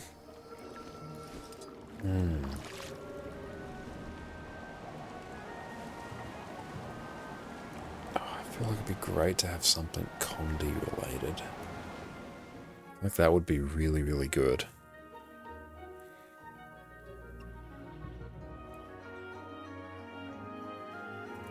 Just been a little lackluster, huh? Sun hasn't spoken.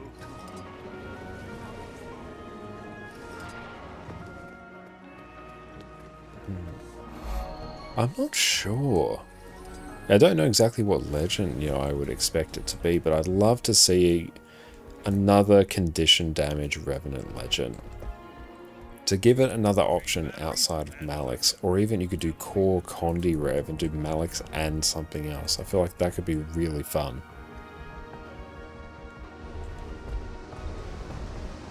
Just trying to go back through like all the, like what I do know of Guild Wars 1 lore and trying to imagine what it could be. But like we played through factions and we've got Shiro. We've got Malix, which is obviously servant of Abaddon, so we've got the Nightfall.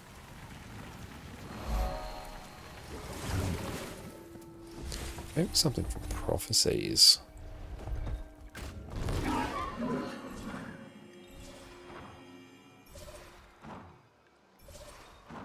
And yeah, we've already got Jalis as well, so we've got from Eye of the North.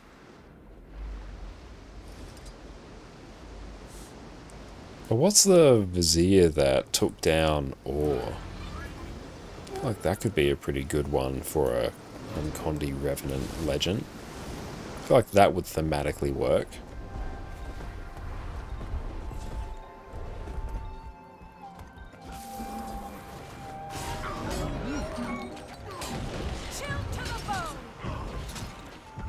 Kilbron, I thought it was Kilbron. Yeah, that would be very cool.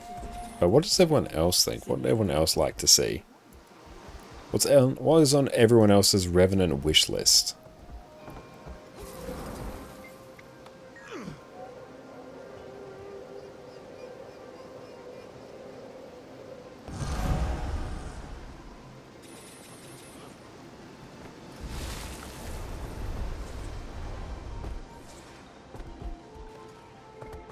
We can just avoid all of those.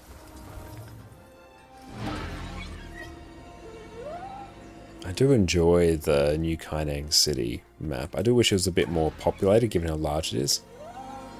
Is Revenant the most popular class right now? No, I don't think so. Probably not by a long shot, actually, if I went to Guild Wars 2 efficiency.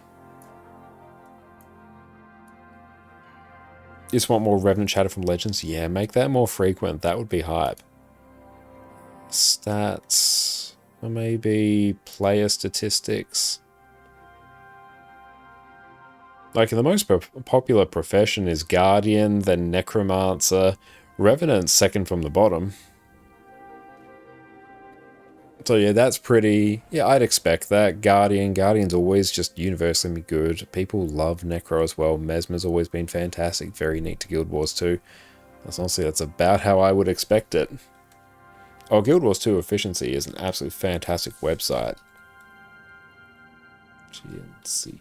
See if that command works. But yeah, I've got a guide on how to set up your account for Guild Wars 2 Efficiency. Like, do it. You will not regret it. It's like the single best Guild Wars 2 website you can, you know, link your account to and all of that. Like, it's second probably only to the Guild Wars 2 wiki itself. It's absolutely bonkers.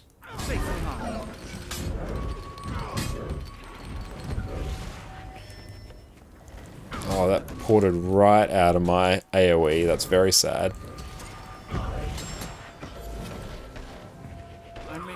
Oh, that hurt. I owe you my life.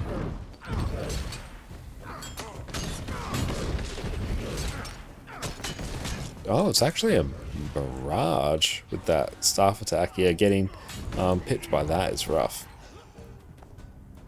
And yeah, you can also use an API key on the wiki to show some of the things you already have completed. Yeah, insanely handy.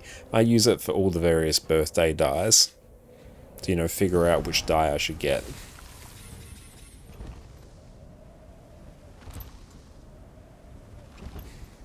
It says, how's it going? Great to see you.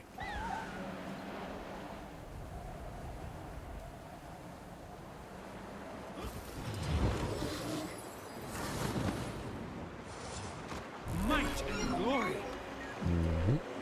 /S, there we go, paste that there.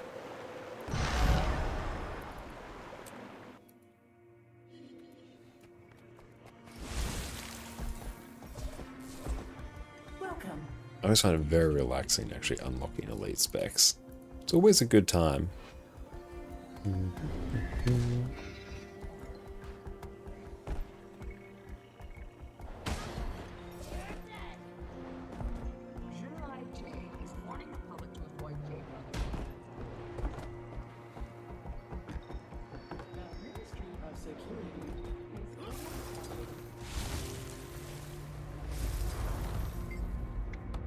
Yeah, the End of Dragons ones are way easier to get compared to the Heart of Thorns ones.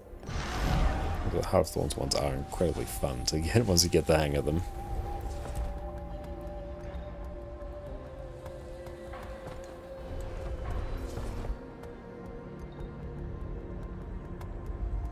Oh, you're doing your daily PSNA now for Aurochs. That's great. And how is your journey towards Aurochs going?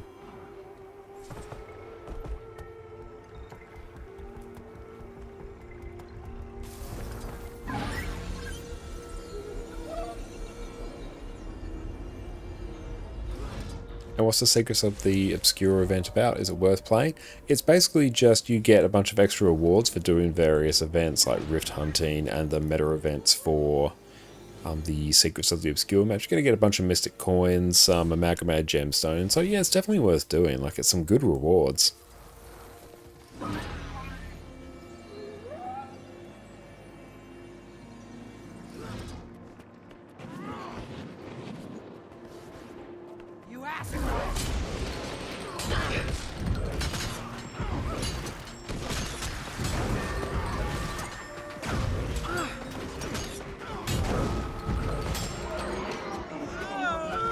That one worked well.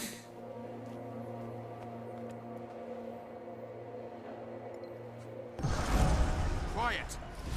It's very slow. Enjoying farming for lowstones, doing map events that reward lowstones and cores. Very cool. Can't wait to see how long it takes you to complete it and know how satisfying that journey is going to be. There are risen for days. I'm so excited.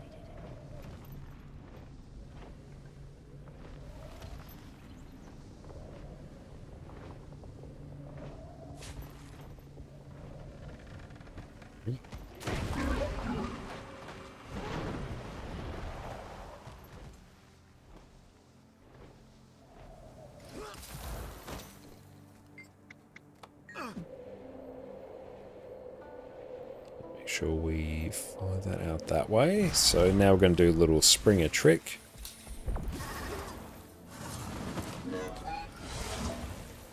If you press dismount just before your endurance bar depletes when you're charging up a jump, you'll get flung off at the very top of your spring and jump, and you can then use that as a boost to get griffining. Yeah, saw him talking to people earlier. He attracts a creepy clientele.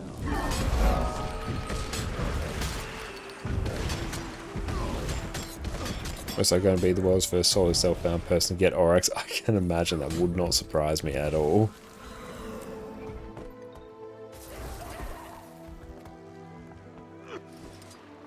Can we mount up, Liz?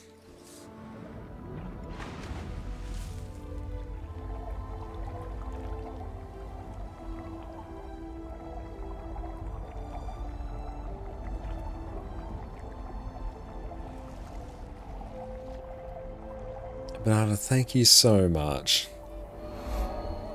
And it's so exciting, and you're so honored to finally be an Arenanet partner.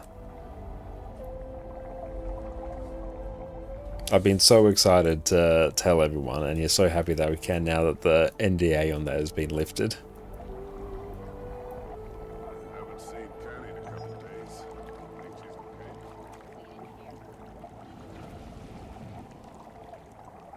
Is that new skimmer skin? It is, yes. And noobs, thank you.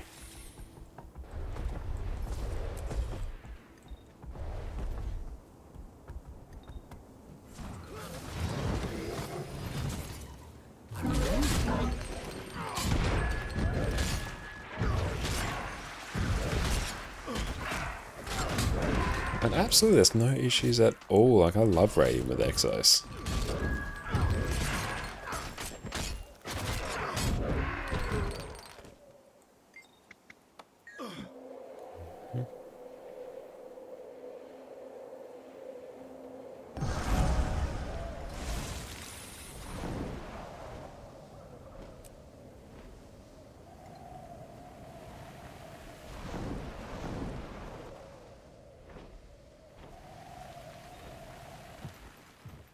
And yeah, the benefits of partnership, like, they depend on, like, it's different for each person. It's sort of just like, there's a whole bunch of things that go into it. So it's not like here's just a list of what they are.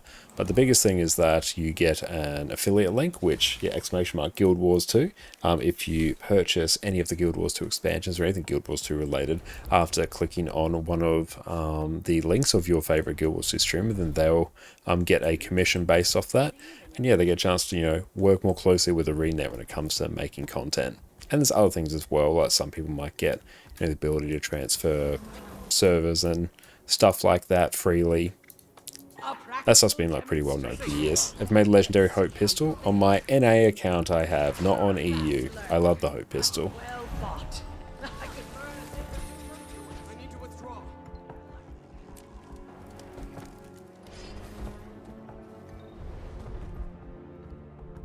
And yeah, things like Arenanet might, promote partners' content and stuff like that.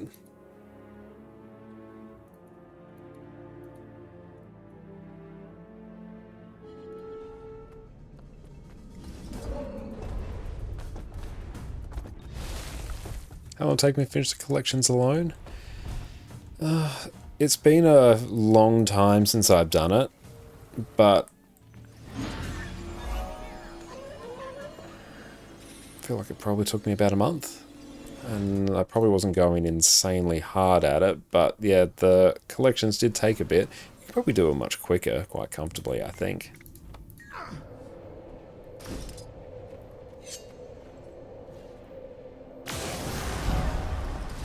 And I'm keen to see how the news, how we're going to get access to all the new skill points that we need to unlock the specs. If focus collections, would a week do? I think so. I'm not sure about what the time gates are for it. But yeah, like, I feel like you could probably knuckle down and do it in about a week.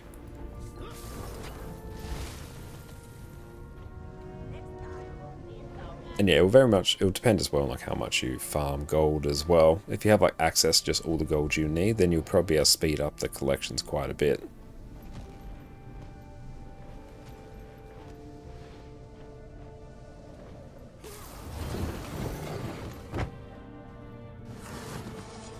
Junkyard waypoint.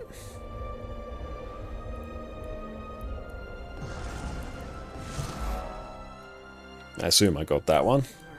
Travelers throughout Echoval are being harassed by members of this.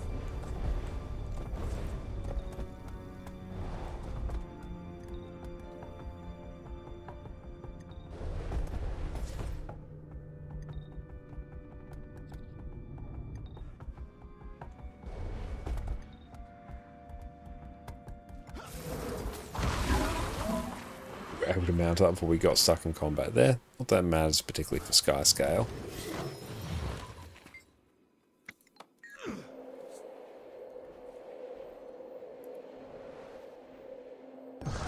Cool, that one is now done. I've done 3. Yeah, that checks.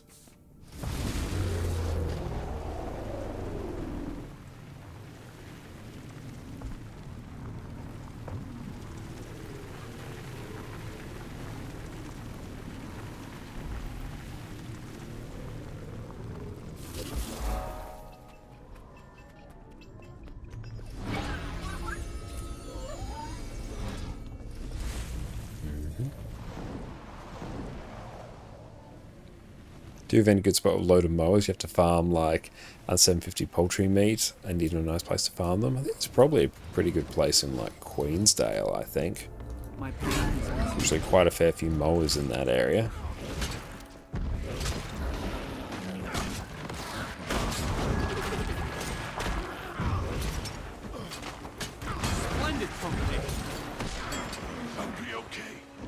It's very satisfying just landing the sheer amount of like condies there.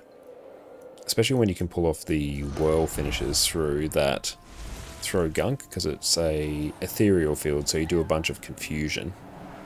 So that's very fun.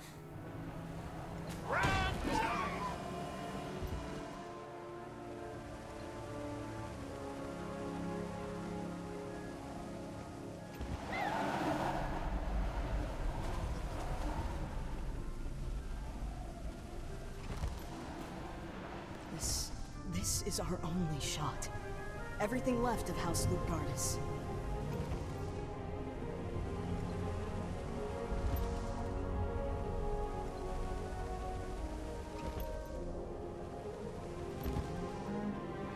Okay, interesting to see how it navigates us through the Maui camp here. So that one's always been like a bit tricky given just the sheer number of lions that it's trying to direct you along. So we'll try and stick to it quite closely.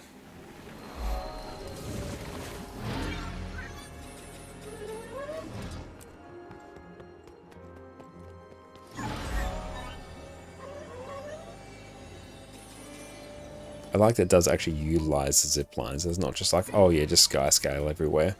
It's actually utilizing the map design in a more thoughtful way, so I do like this path and pack.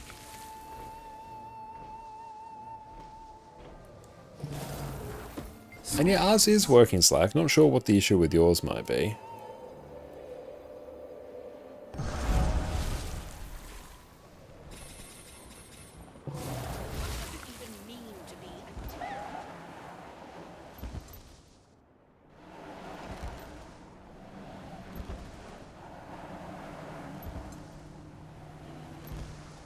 This is our only shot. Everything left of House Luke-Gardis. Now, what was the add-on that leads you around the map? Yeah, that is Blish HUD. And it's got a pathing module within there, which you can add in. So yeah, that's what's actually allowing me to do it. Because yeah, I've got Blish HUD up here. It's an overlay, runs on top of Guild Wars 2. You can add modules to it. Yeah, my video explains basically all about it.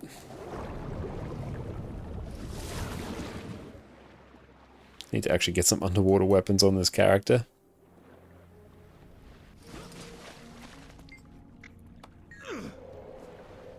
Oh, it's Mori Village, that's it. And yep, that is 6, and then we're actually on to Dragon's End? Dragon's End. Always get it confused with Dragonstorm and Dragon Stand. Is that the new skimmer from the Expac? Yes, it is. It's a very cool skin.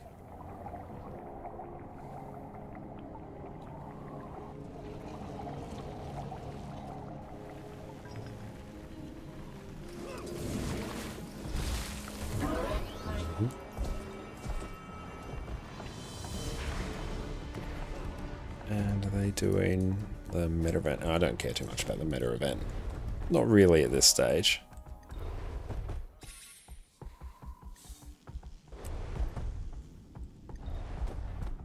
It's so big. It's very, very big.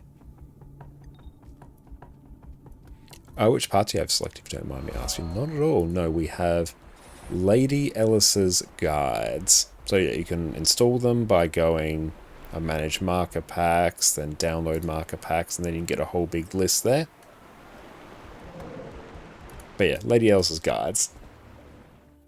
And there might be a fair amount of underwater content, which, hey, some improvements to underwater combat would not go astray. And thank you for the hydrate. I do map completion on every character you have? No. No, we're just unlocking hero points on this character.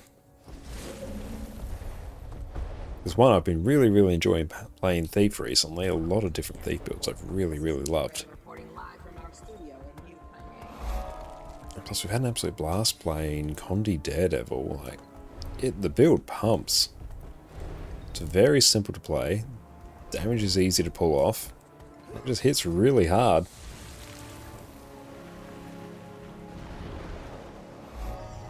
And plus, I enjoy getting all these hero points. I find it incredibly relaxing.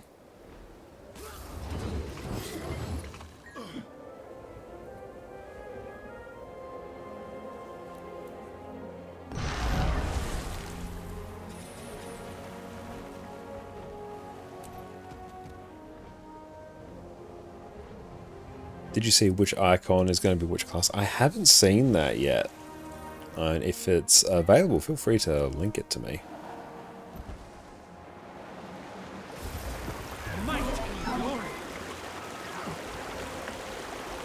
As you just know, I've been fairly flat out for the last few days. I haven't had a chance to be fully across everything.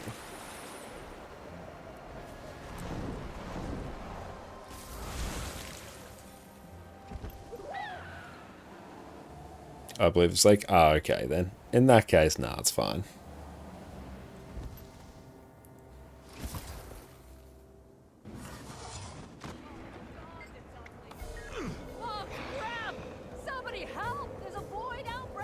Oh, cool. It's that event. Don't think I need anything. Yeah, not official. Ah, that's fine. I'll wait till it's official. So we meet again. It's a shame Des isn't here to see this. Oh, getting really good with Thief Spear now. Got the continued rotation down to muscle memory, and you can block with the skill 5 like 80% of the time. Hell yeah. Even though it is a bit of an investment to learn about Spear on Thief or Spief, it's really fun when you can do it. 84 gets right and 4 wrong. No, it's not too bad.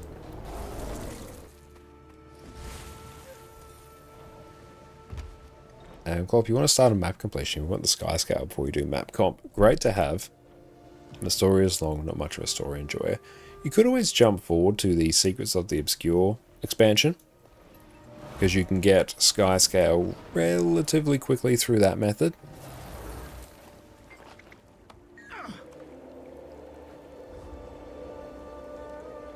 But it is definitely worth doing the story at least on one character, if for nothing else than just for the mastery points and access to different areas of the world.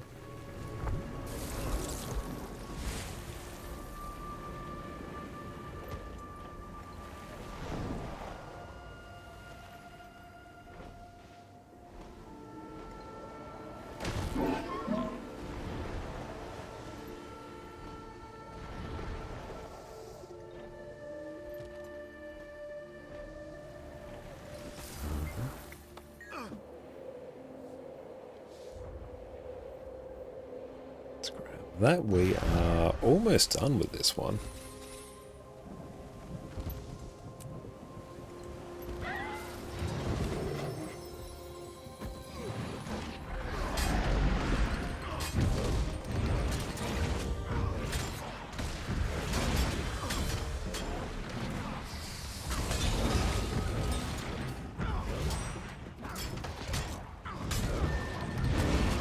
Well, 64 bleeding stacks, not bad.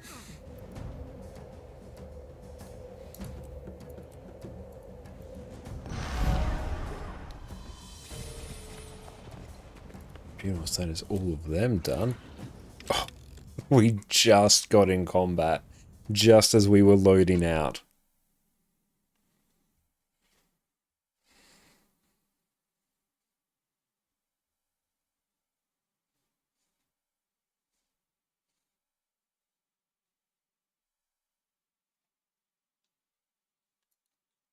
That's shockingly when you got right, wasn't your own. Oh, that's unfortunate. Okay, let's unlock Daredevil now. Not Daredevil, Deadeye.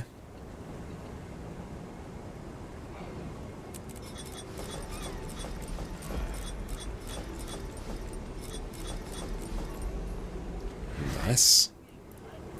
That one is all done. How are we doing on... Oh, we have like no testimonies of heroics. And God, thank you for the follow. We're going to take a quick break now to go stretch our legs, and I'm going to be back in a little bit, so sit tight. Remember in our previous Herald guide where I said it was easily one of the best builds in the game? Did I? I didn't realize that. What if I told you after that, Herald got some of the most generous buffs I've ever seen for a single class? Okay. Now, what if I told you you could provide permanent quickness, might, fury, swiftness, vigor, and protection to your team with full DPS gear and still be rocking a fat 40% boon duration? Well, then buckle up, Herald enjoyers. It only gets better from here. Welcome back, everyone. The time has come to revisit the almighty Quickness Herald. Back in the June balance patch, the way Herald applied quickness got a massive rework. It used to be that it would only ever apply quickness when you'd consume one of your facets in Glint when combined with the trait Draconic Echo. This meant that you could only apply quickness when you were in Glint and that you more or less had to spam all your facets off cooldown. Now, however, instead of applying quickness when you consume a facet, you now pulse quickness whenever you're consuming 6 or more points of energy. To put it simply, when this arrow is pointing to the left and your energy is decreasing, you pulse quickness. What this means is, instead of only applying quickness when you're in Glint, you can now do it in every legend. This extra flexibility, combined with some of the other changes to Herald, which means you don't need to run any extra concentration gear, has made this build better than ever.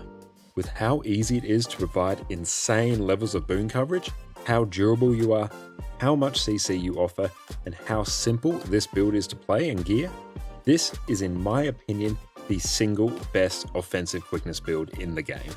First up, let's go over some of the Herald basics. Herald is an elite specialization of the Revenant class and gives you access to the Glint legend. Here, you can use your new facet skills to support your team. These skills you can toggle on once to pulse boons around you. You can then consume them to get access to powerful active effects in exchange for giving up some of these nice passive effects. Your facets also cost different amounts of energy to keep these passive effects pulsing. This means that you can have multiple passives triggering at the same time, and if you're consuming more than 6 points of energy at once, you'll pulse quickness to yourself and nearby allies due to the trait Elevated Compassion in the Herald line. This trait makes today's entire build function. These facets and your traits in the Herald line combine to let you provide permanent quickness, 20 stacks of might, fury, swiftness, vigor, and protection to your subgroup.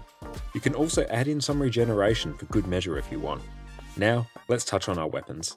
For our weapons, we'll be using 2 swords as our best DPS option, and unless you need CC, this is where you'll be spending all of your time.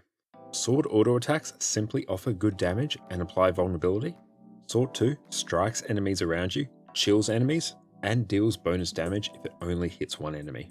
Sword 3 will make you shadow step around nearby foes, give you a 1.5 second evade, and grant you might on every strike. Sword 4 applies 8 stacks of vulnerability, does outstanding strike damage, and immobilizes enemies, which lasts for longer the more targets you hit. Sword 5 will shadow step you to your enemy, grant 8 seconds of fury, and if it hits, will deliver a second strike. This skill can also be used to teleport closer to enemies when outside of range. If you run anything that is even tangentially related to Power Revenant and PvE, you're probably going to be running Staff. Our auto attack will just apply some strike damage and heal nearby allies on the first strike. Staff 2 will apply weakness, some damage, and heal nearby allies. This heals for even more if you manage to hit an enemy. Staff 3 gives you a 2-second block, which can be an absolute lifesaver and save you from wasting a dodge. It also blinds enemies at the end of the cast for good measure. Staff 4 will heal allies around you as well as remove 2 conditions. It's also a blast finisher, so you can nab some sweet combo finishes. Staff 5 is why you're bringing Staff. You charge forward, attack 9 times, knock back enemies on each strike, and you even evade while charging forward, just for a bit of extra value. If you manage to land all 9 attacks, you'll do a catastrophic 1350 break bar damage. This lets you carry your entire team when it comes to break bars. The main 2 legends that we're going to take are Glint and Shiro. These will give us the highest possible damage while providing quickness. Depending on the encounter, Shiro can be swapped out for some of your other legends depending on the utility you need. We'll go through some of the specific use cases as we chat about each legend. Every skill while in Glint is a facet skill. Facet of Nature is a massively loaded skill and has different effects depending on your current legend. There's a lot to cover here, so for now, I'll just focus on the effects that are relevant to Power Quickness Herald. The passive effect while in Glint will grant you an extra flat 20% duration to any boons you apply. This is on top of the standard 100% boon duration cap. When you consume Facet of Nature while in Glint, it will increase the duration of all your allies' boons by 2 seconds. This will go up to 3 seconds once we buff it with a trait. When we consume this facet, we'll generally always want to do so when we're in Glint for this massive increase in boon duration. The passive effect in Jealous will reduce incoming damage to allies by 10%. This is separate to protection and the 10% damage reduction you get from certain ascended foods. If you consume this facet while you're in Jealous, you'll grant 2 stacks of stability to your allies, however you'll generally use Inspiring Reinforcement for this. The passive effect for Facet of Light will pulse regeneration to nearby allies, a very useful boon to have. Consuming this will let you ignore all incoming damage and convert it all to healing. You can use this to just flat out ignore mechanics like the Mind Crush on Deimos. The passive effect of Passive Strength will pulse might to nearby allies. When you consume it, you'll attack twice, grant yourself a 15% damage modifier for 10 seconds, and when we come to the rotation, we'll want to maximize the uptime of this buff as much as possible. Facet of Elements will pulse swiftness around you while you have it active, and after you consume it, you'll lay down an AoE attack that pulses weakness, chilled, and burn. And we're back, welcome back, and thank you so much for the stretch as well, I really appreciate that. And yeah, hopefully the audio is not too desynced. Not sure if there's anything I can do too much about that on my end. It's something on my list of things to fix. I do mean to swap some graphics cards around so the streaming PC can actually get the NVIDIA card, but I'm not necessarily sure if that will do it. But we'll see. Okay.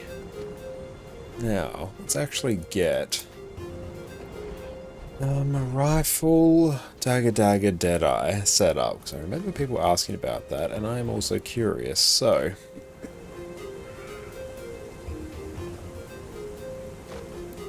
let's get that.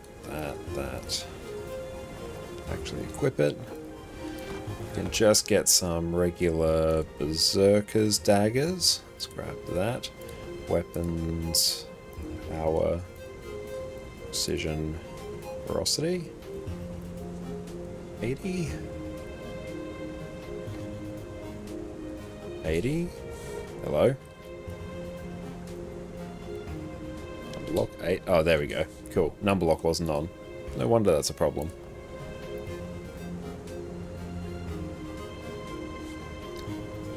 Oh, looks fine for you? Okay, good. Yeah, maybe refresh stream, that might fix it.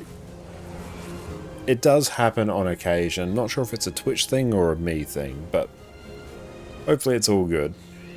I will still swap the graphics cards over when it's convenient for me to do so. Because then, yeah, then I'll have to reset all the graphics drivers, which won't take that long, but it's probably going to break something. That's probably going to be really annoying. Let's get Usoko's needle. 2 of them. And if I grab a rifle... Do I have that skin or Chazuka? I mean, I'm gonna skin over it anyway, so it doesn't really matter. Let's grab that. You rarely see one of those. Dagger. Dagger. Rifle.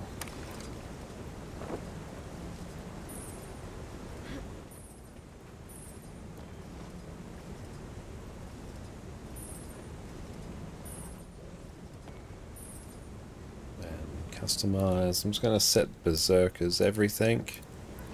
It's usually Dragon Hunter for Deadeye. And then let's pop that there. Force. Customize. Impact. Pretty standard, just power fair.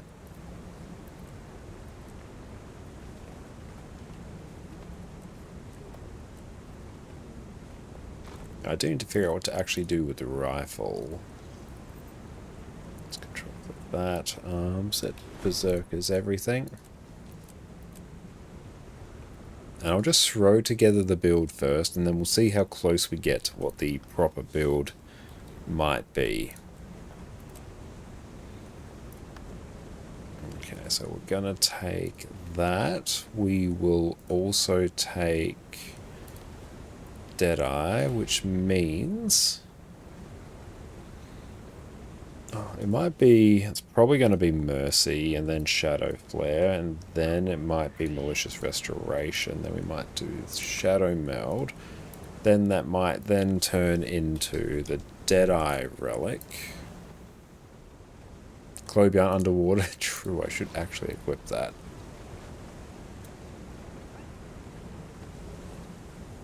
And then customize Berserkers. That will actually be hype. Of course, look at me actually having a legendary underwater sigil unironically. Let's also go into World vs. World and just go get an exotic aqua breather.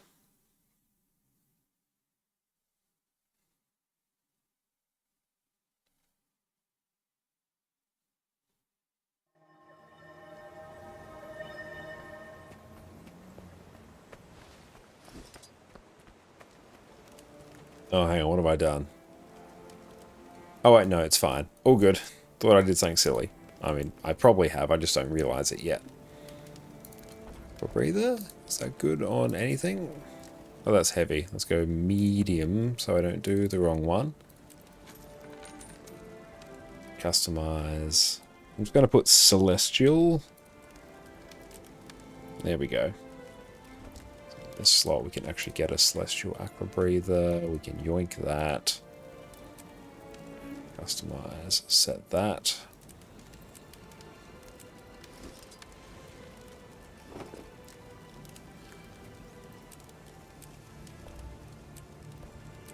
When in doubt, just throw a Celestial Aqua Breather there and it will at least make somewhat sense.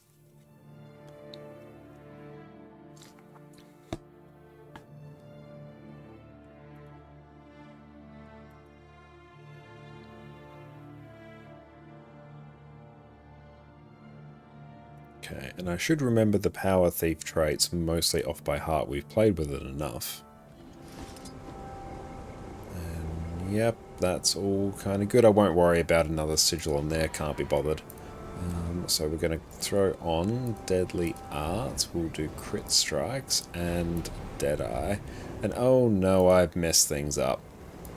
That should be Daredevil, then that will go Lotus Train, Havoc Specialist, Marauder's Resilience. That one is fine. This will be the Deadeye version. Okay, so we are going to take Dagger Training, Reveal Training, and Executioner. I'll take Twin Fangs, Practice Tolerance, No Quarter, and here on Dagger, I feel like we're taking Maleficent 7, Premeditation, and probably Malicious Intent. And oh wait, oh I broke it. Hang on, that's fine. I can recreate it. We can rebuild him. That and that. Cool. Working back on this set. Now we can actually pop things on here. Cool, let's go Relic of the Deadeye. We're good. Mercy, Shadow Flare, that. Okay, now how close did we get?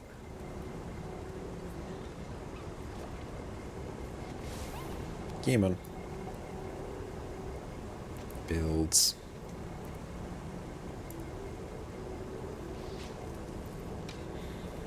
Oh, did I not put Clobion underwater? Oh no, I did on this one. Good.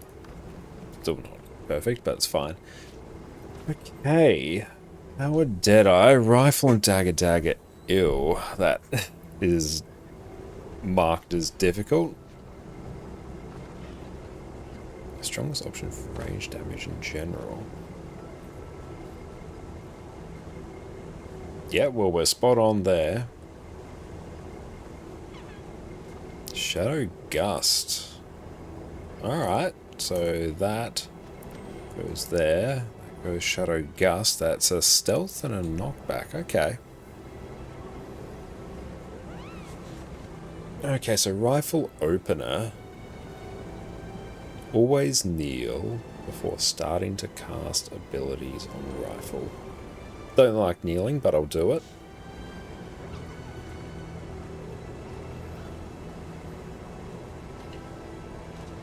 Okay, so it's Deadeye's Mark, then 3 round burst times 3.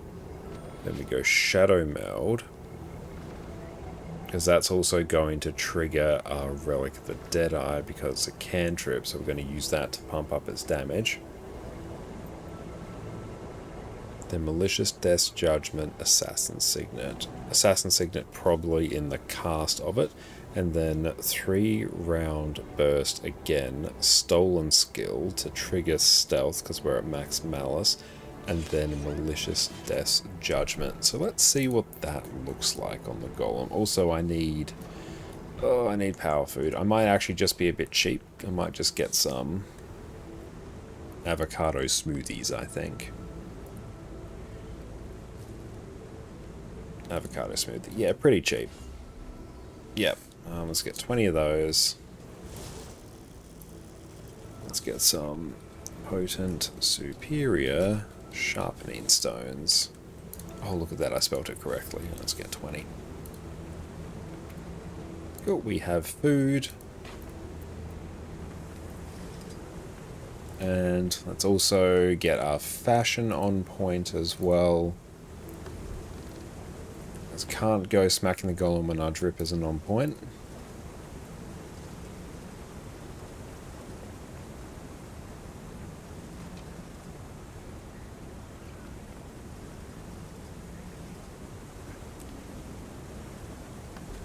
And dies. Let's randomize until we get... Yeah, that works. We go. Randomize till we get what we want. Instantly get what we want. In terms of daggers, what do I feel like? What's winning? Twin daggers. I mean, Aether Blade Shank is just a nice, simple weapon. Shadow Dagger. Oh, the Assaulter's sparkling one could be quite nice. Yeah, let's rock those. And then for rifle, don't actually have a huge amount of rifle skins that I am particularly enamored with. That's pretty cool though. Oh, but there's also just Blood Legion long shot. Just go full on sniper rifle. Demise of the Dragon, that's pretty fun. Oh, the one that's kinda... we got Vectored Rifle. That's a precursor to Predator. We've literally got the Hunter there. No, I feel like the Tengu Rifle. That's cool. The crossbow rifle skin is S++ here. Oh yeah, that would be cool. I don't have access to it though. There we go, we got that. Aerodrome. So we just got to get a feel for the opener first. So, opener concept. Make sure you're always on near while attacking on a rifle and the current target is marked. Outside the opener, build malice by casting exactly 3 3-round bursts. Then enter stealth to cast Malicious Death's Judgment via one of the following sources in descending priority order. Shadow Meld when at 2 charges. Then Hide in Shadows. Shadow Gust. Stolen Skill. Shadow Meld. So we have to internalize that. When none of these stealth sources are available, fill time by building Malice with 3-round bursts and then Mercy to reset your Deadeye's mark. Cooldown and refill your initiative. You can spend excess initiative from Maleficent 7 activation 3-round burst before using Mercy to reset. If you need to wait for the cooldown, so we're basically 3-round bursting as much as possible to fill our Malice, and then entering stealth and Malicious Death's Judgment.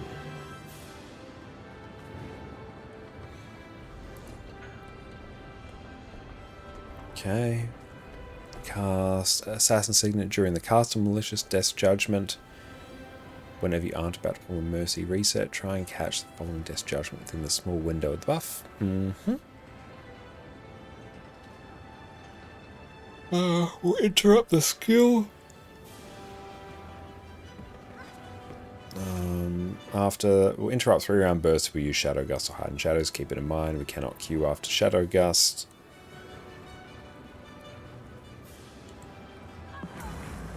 Okay, so it wants us to disable that. Another thief. Turn off your auto attack, it's going to break things. Great. Okay, so mark 3-round burst 3 times. Which is our 3. So we do 3 times. Easy to remember. Enter stealth somehow. So the priority. Shadow Meld, Hide in Shadows, Shadow Gust, Stolen Skill. And then Shadow Meld. So Shadow Gun, Shadows, Shadow Gust, Stolen Skill, and Shadow Meld. Squad is a happy raid squad. Practice your skills using our state-of-the-art H, bring it up.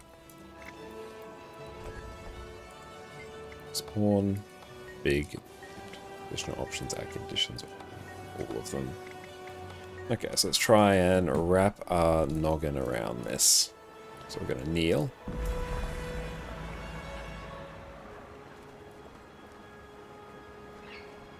So Deadeye's Mark, 3-round burst, Shadow Meld. 1, 2, 3. Wrong, so 1, 2, 3. Taking the shot.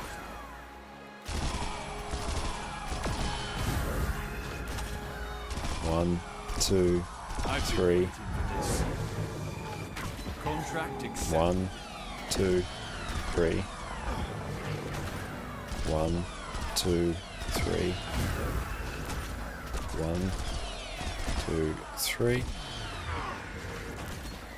1, 2, 3.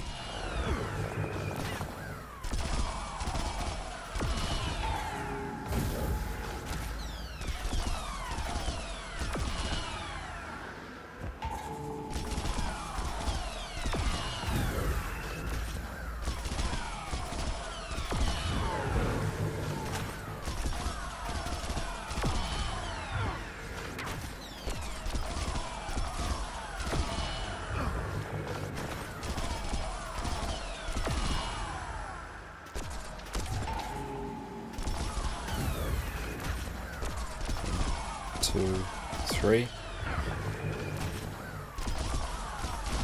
I've been waiting for this.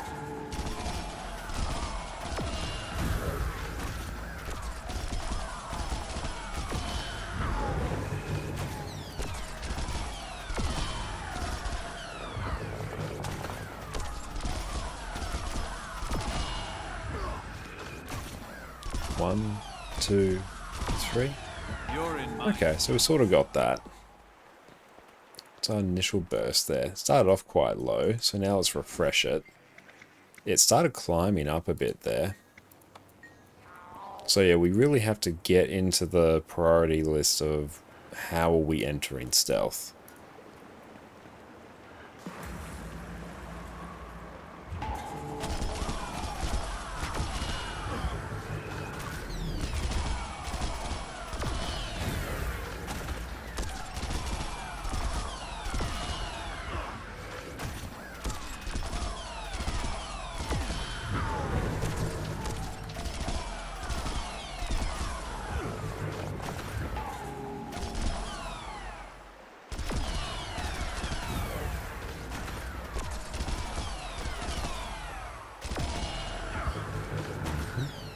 One, 2, 3.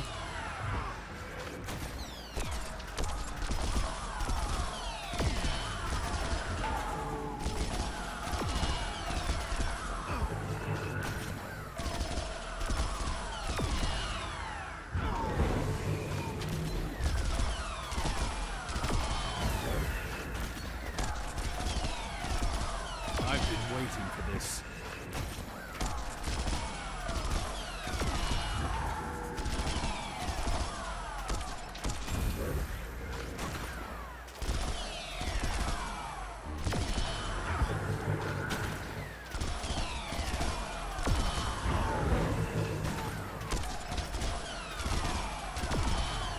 So lots of sources of stealth.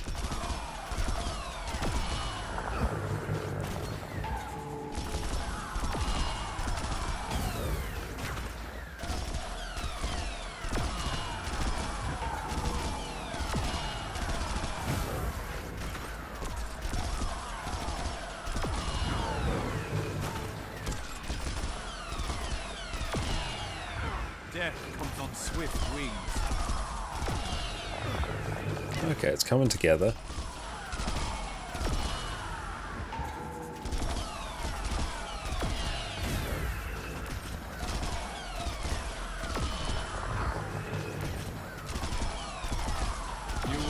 Okay, conceptually it's quite simple. I feel like we can just take that out and blast an open world, and I feel like that will actually be pretty hype.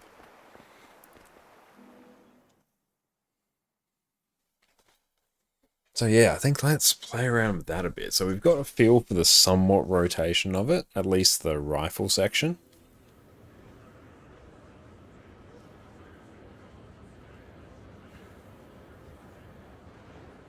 Okay, so dagger's actually a little bit complicated. Speak quickly. Okay, so now let's get access to here.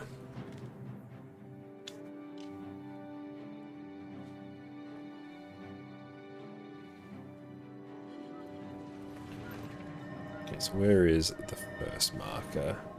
Ah, here. Oh, I didn't even have food on. Okay, that would have actually added a fair amount to that. I should have actually tried that. We'll do this, get a bit of a feel for it, and then we'll go and try it again. Good work. Those patches should hold for at least a few hours. Okay, so we just have to get a feel for all the different stealth sources. There's quite a lot of them. But yeah, the amount of boons, I'm keen to see the amount of boons we're able to pump out with Maleficent 7 entirely solo, actually. That's going to be pretty fun. Learn of King Joko, bringer of... Give yourself to King Joko. Might and glory.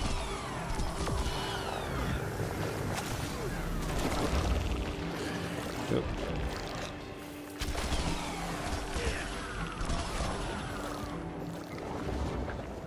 Safe Not bad. Okay, that was a little bit rough, but we did it.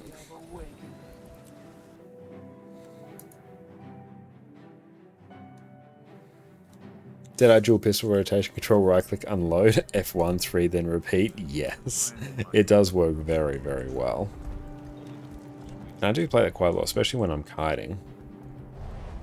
But conceptually, this is pretty simple. It's just, it's constantly changing. Like where you access your stealth, it's not the same. Because obviously you have sort of finite sources, so you're cycling through different ones down a priority list.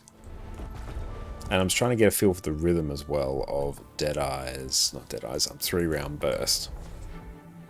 And also the kneeling mechanic. I don't like the kneeling mechanic, I never have. I don't like having control of my character restricted. It's not as bad now because we can still at least move around, albeit somewhat slow. But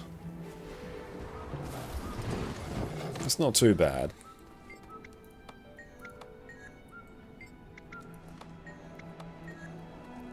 Let's just wait here. There we go.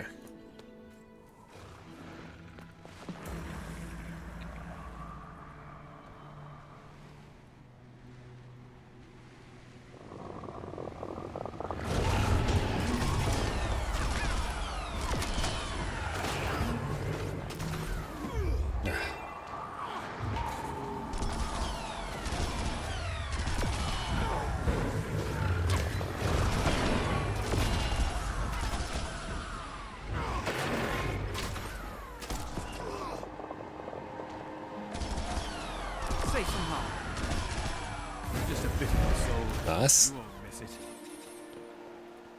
It definitely wants quickness. Like, it really wants quickness. It's really sad without quickness, but it works. Like, it buffs itself pretty damn well. You could easily just cap out on Maya, so that's good. And Mischief getting ready to go raiding. Best of luck with ratings are going to bounce. That's all good. I'm glad you enjoyed the stream. You take care. Good luck with raids. And if I was to just go find some random mob.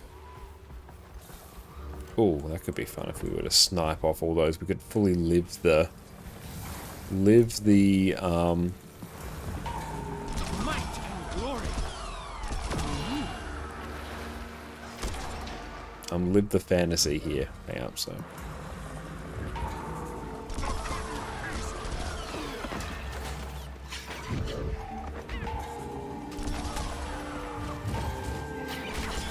You've rarely seen it.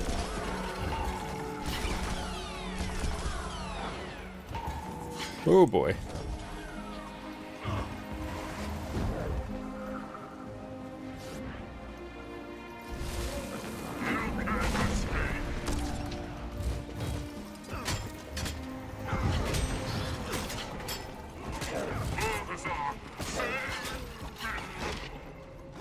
There's that.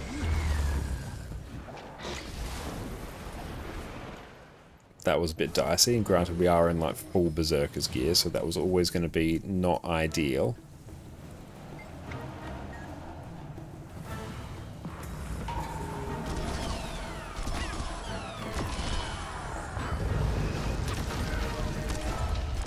The air attends my will. Even the power of water is at my command.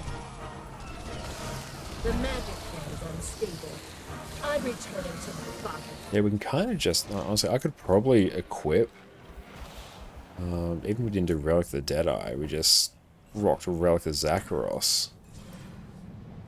If we did Zakharos, honestly, for most things, we'd kind of just out-heal everything. So if we were to try here.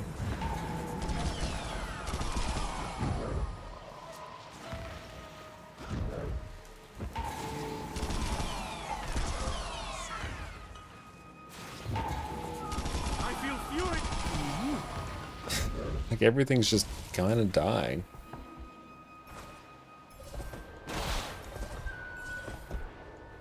It just kneels 3-round bursts and just gets sort of instantly deleted. Swift and steady. Okay, so can we, yeah, let's be snipers here.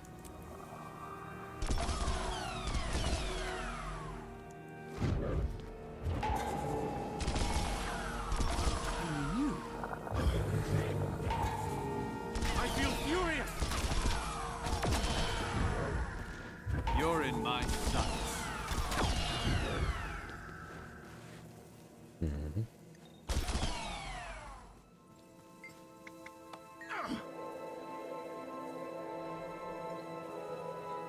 Yeah, I don't love the kneeling mechanic. Honestly, if that was just not there, I feel like rifle would feel so much better to use. Setting up.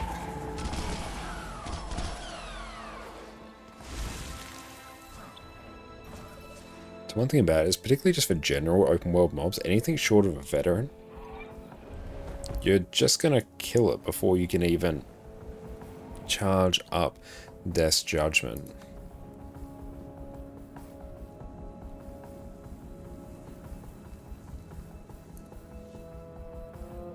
I wonder as well, like, would you do fire for effect?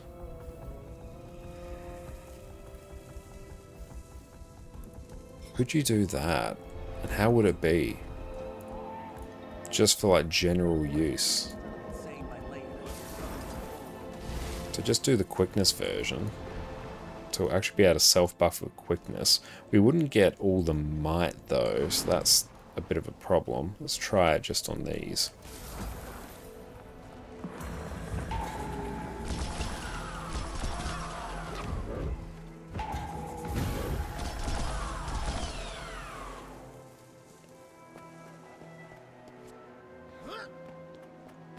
Sniper position secure.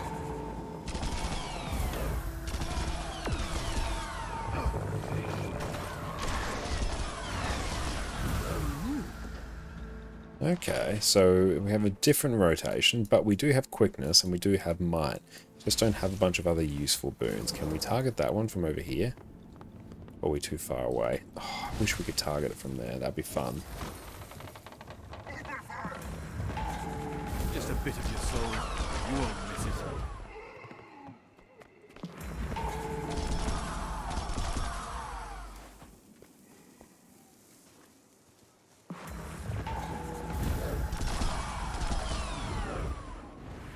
Oh, did I not? He's on 1% and he's gone.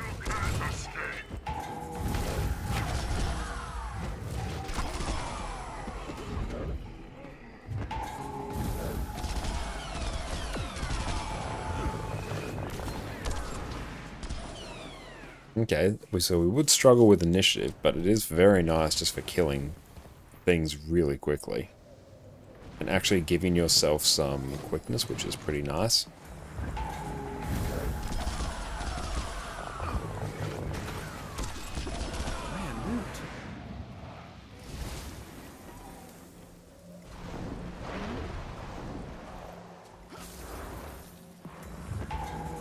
Might and glory. Swift and steady. That loop there does feel quite fun. Oh, it feels so much better with Maleficent 7. You just get all the boons and you have all the initiative you could ever dream of. That does feel super fun.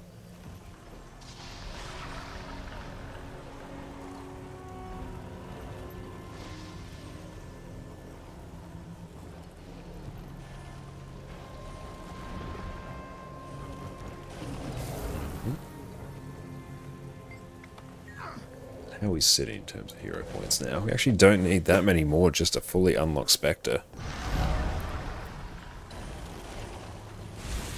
Ooh, we should actually... Oh no. Oh, it's all gone horribly wrong.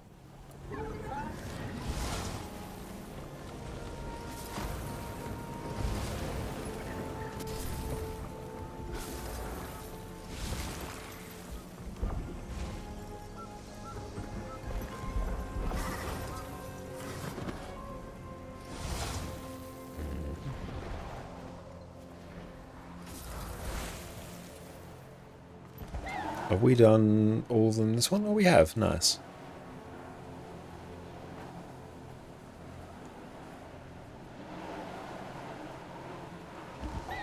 Boop.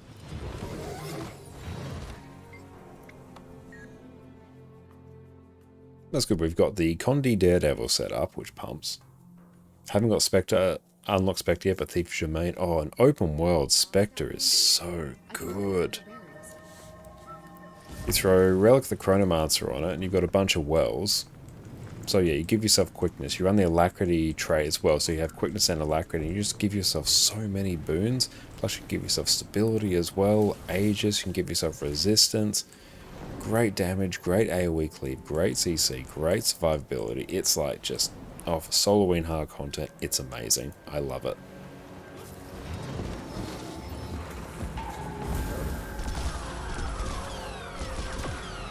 Swift and steady.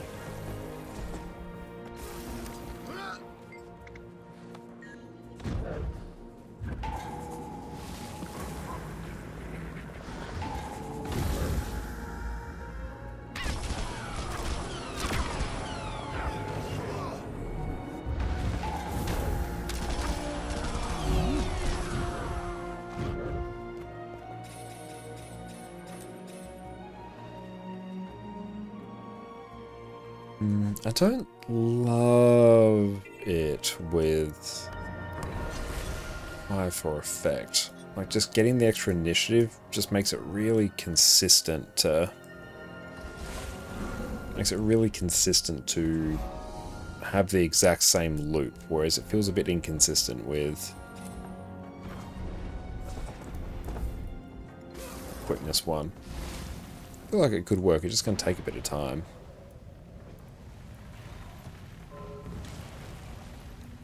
Although, honestly, if I just gave myself the...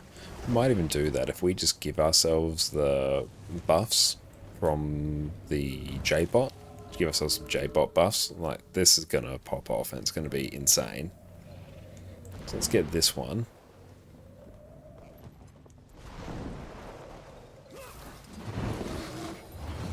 Contract accepted. My pain is easy.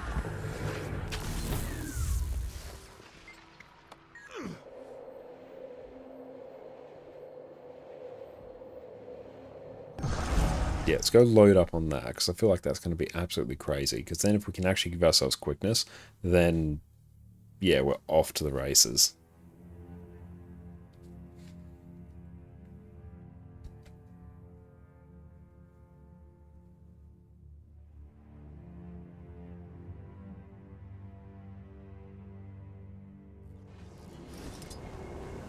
Let's load up over here.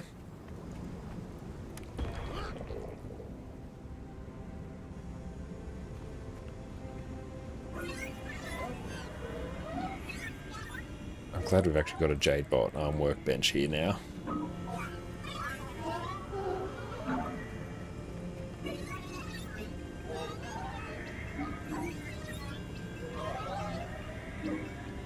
Cool, let's head on out now that we are suitably buffed.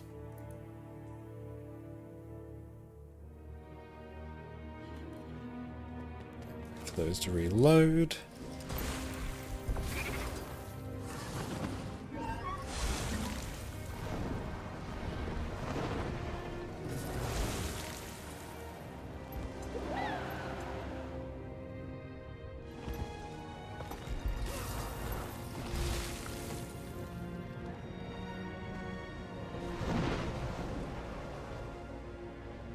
Rifle definitely does feel a lot better to use now than what it did when you just couldn't move at all when you used to kneel. Thanks for the follow. Can we get credit on that? Maybe?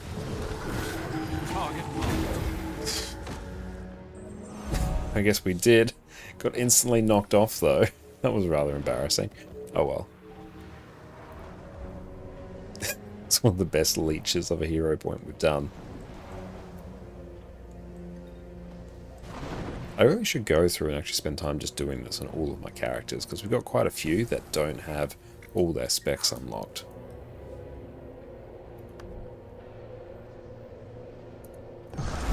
Yeah, that was quite a spectacular one.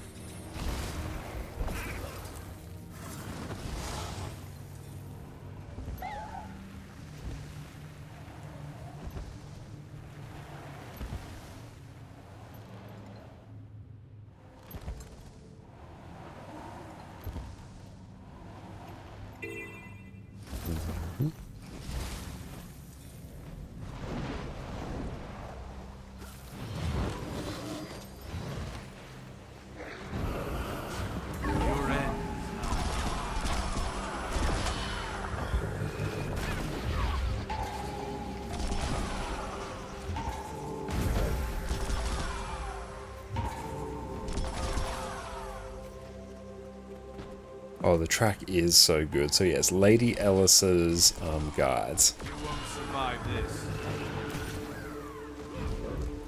So you can download Blishart. I've got a guide for that over on my YouTube channel. And then you can install the pathing module and then Lady Ellis's guides. There's quite a few different versions of them out there. And they do actually pierce as well, so that's good to know. On the rifle. Hang on.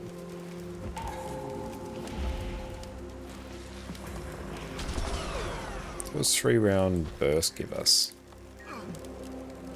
It gives us 3 stacks of might, so we do cap might pretty quick.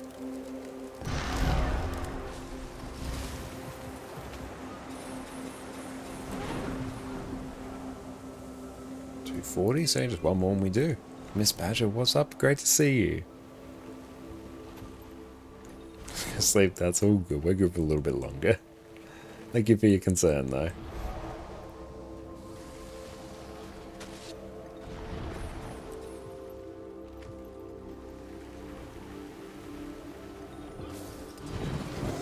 Friend, come and help me prepare for battle against the branded. My pain is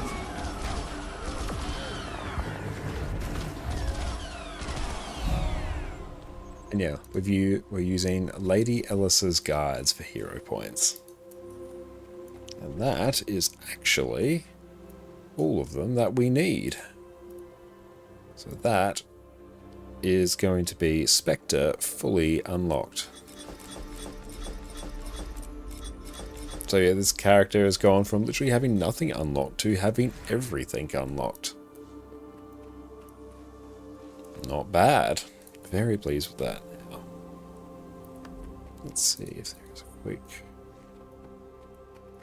patient DPS. Yes, spectacular.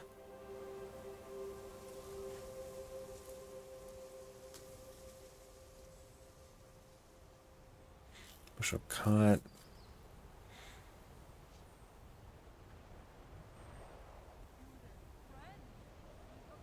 Some ADPS. No, that's alright.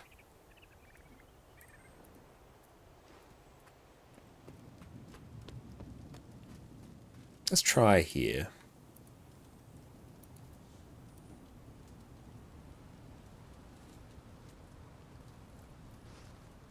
Mavu, thank you so much. That's really kind of you.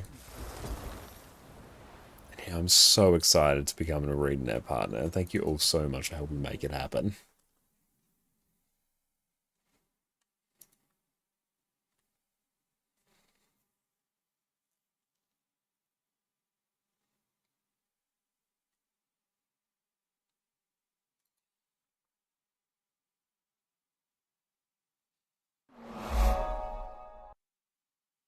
Thank you, G, as well. April, thanks for the follow. Okay, so let's go on in. And still, thank you.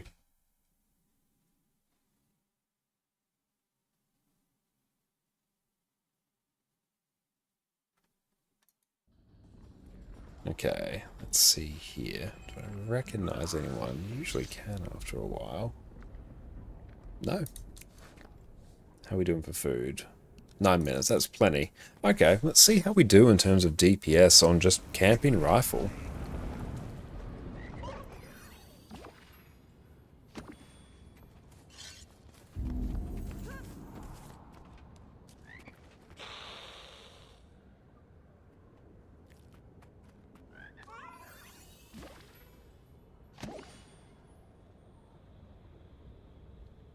Just waiting on someone to come in. Nice.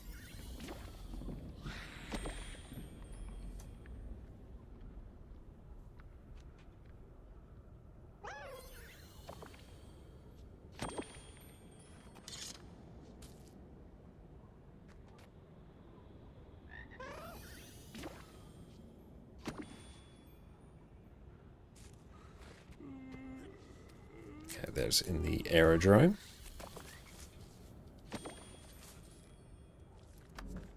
There we go. This build is now fully up and running. Oh, I should actually change this back to Deadeye. And plus, honestly, the Deadeye RP is pretty strong right now. Roland Shaw, oh, they're taking a smidge.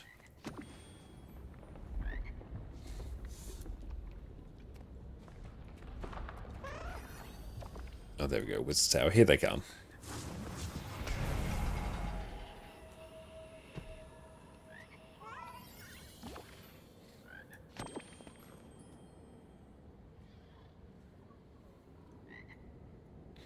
Cool, we are now in and we are ready to blast. Might just eat some more food.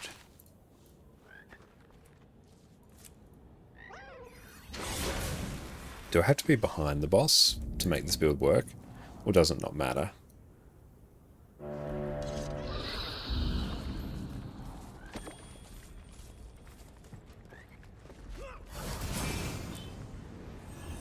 But we're just going. Nice.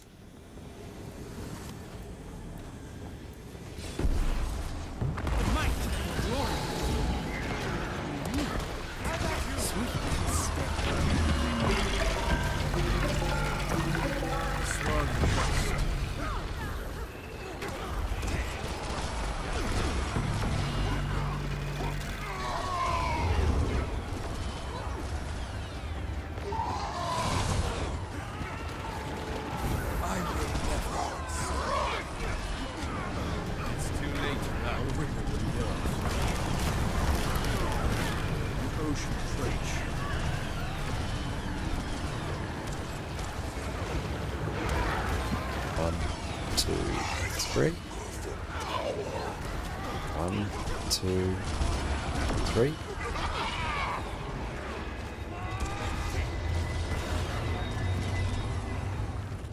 And I'll go this one.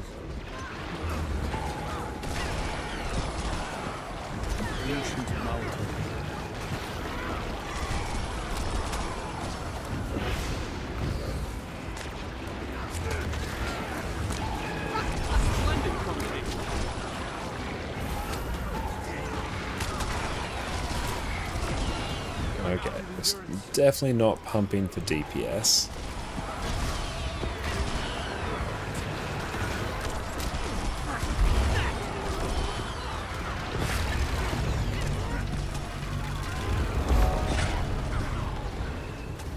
And dodge through there. Oh, dodging the wrong way is bad on that one. Dodge here. Just eat that attack.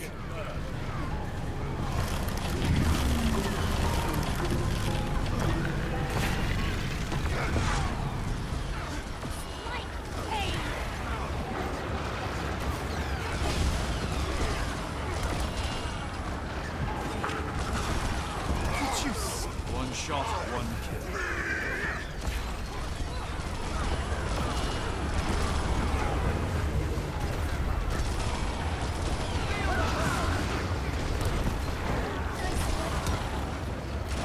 Bit of a rhythm game here. Fills. There we go.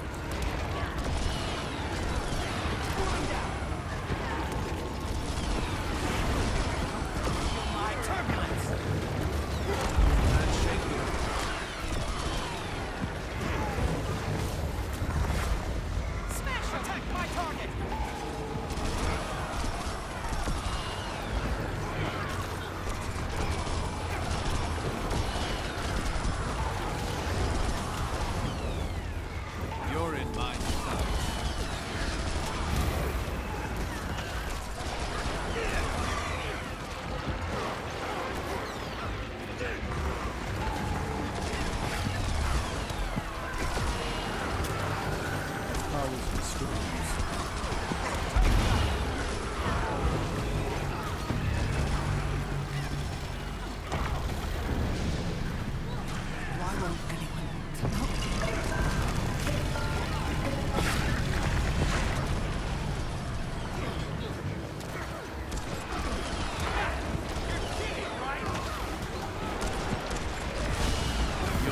I'm definitely struggling a bit because I don't think I'm critting 100% of the time here.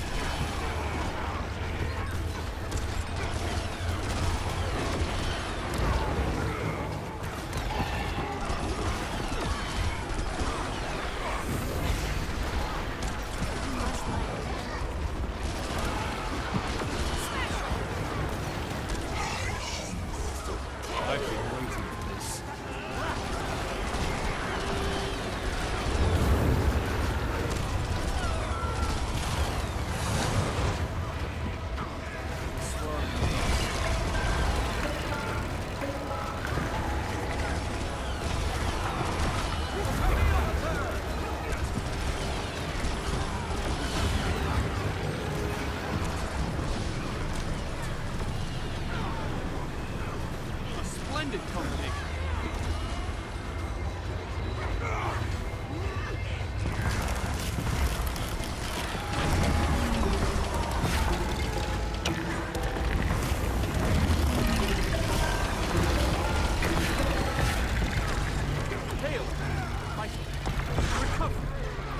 We definitely ran out of initiative there, which was a bit messy.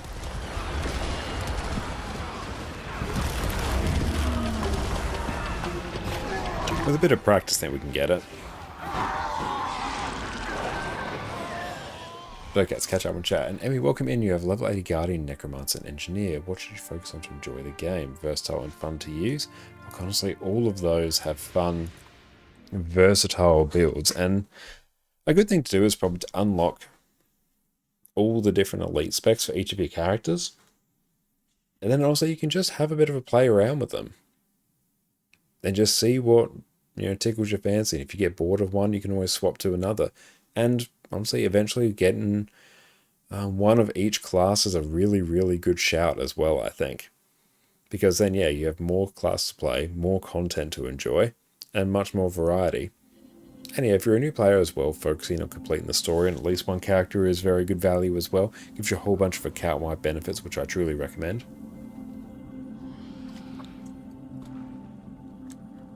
Yes, try a little bit of everything and find out what you enjoy the most. I think that's a great suggestion. For NG like Chronomancer, for example, or Hollow-Smith. Yep, Hollow-Smith is fantastic. Oh, and Miss Badger, after months, we finally managed to craft Legendary Relic. That is amazing. Well done. I'm so happy for you. You're still going strong. We are starting to fade a little bit, so we might be heading out before too long. I didn't mind using rifle. It does feel a little bit clunky. It's not Dagger, Condi, Daredevil. That one was absolutely incredible. That was really fun. Like, the amount of damage we could pull off from that was insane.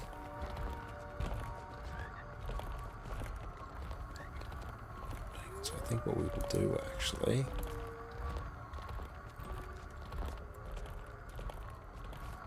because it is 3:15 in the morning here, so I think we can actually send everyone out to very safe hands. So let's tee this up.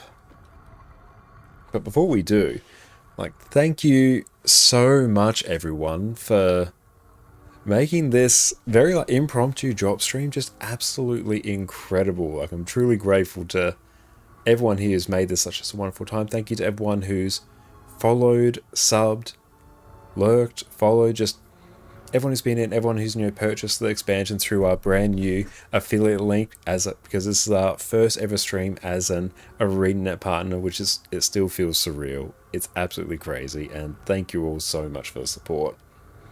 I kind of want to make another free-to-play solo self-found account. Yeah, do it. That sounds fantastic.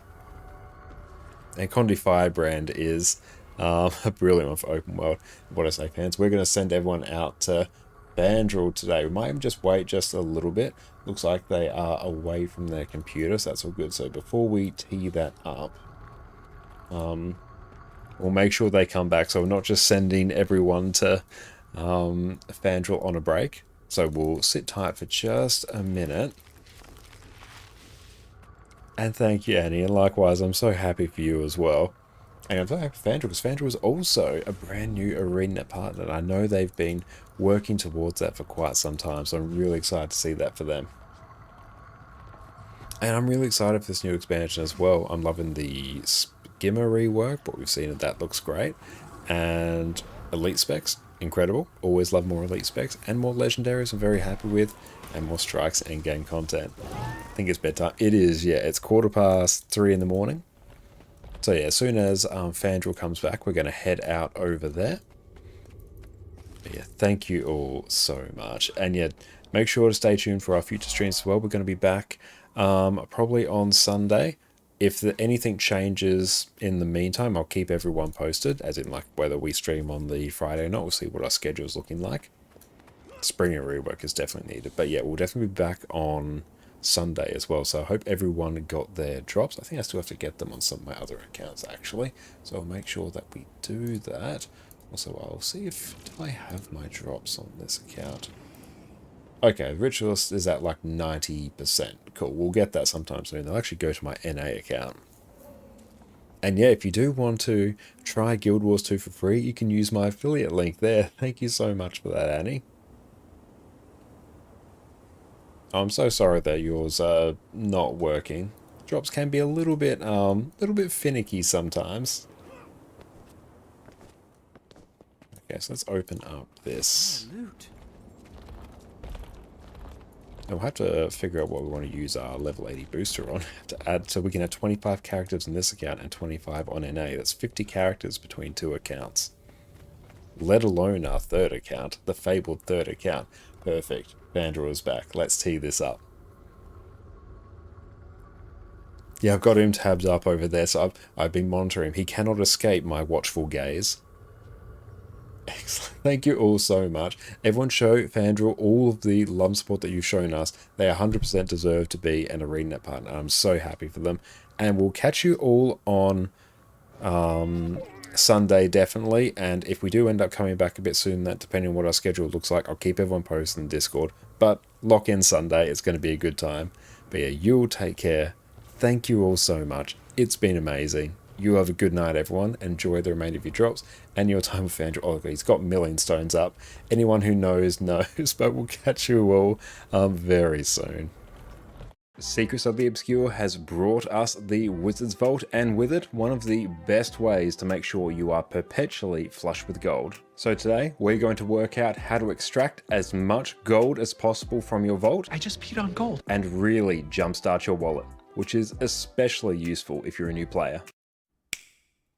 Welcome back, friends. With the release of Secrets of the Obscure, our old daily login reward system has been replaced by the new Wizard's Vault. And with that, we have a whole new way to make gold that is actually very lucrative. The new Vault currency, Astral Acclaim, is incredibly easy to learn and does a great job at taking you all across different areas of Guild Wars 2 that you wouldn't otherwise get to, and works very well as a login reward system, I think. Hello, you're back. You can take this Astral Acclaim and then go through and exchange it for all manner of different rewards, which you can see here. I've already taken advantage of a good number of these. There's lots of different useful things you can get here. We have crafting bags, transmutation charges, mystic clovers, build storage expansions, heavy crafting bags, ascended weapon and armor chest. There is so much here for us to get value from. But I hear you asking, there's so much here, where should I put my Astral Acclaim if I'm just wanting to focus on making as much gold as possible? So today we're going to walk you through that so your Astral Acclaim purchases can be perfectly well informed.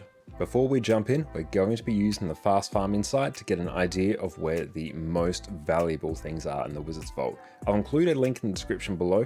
This is an incredibly useful site if you're looking to convert any currency in the game into gold in the most efficient way possible. First up, we have the Legendary Weapon Starter Kit, which is by far and away the highest value thing you can possibly get from the Wizard's Vault.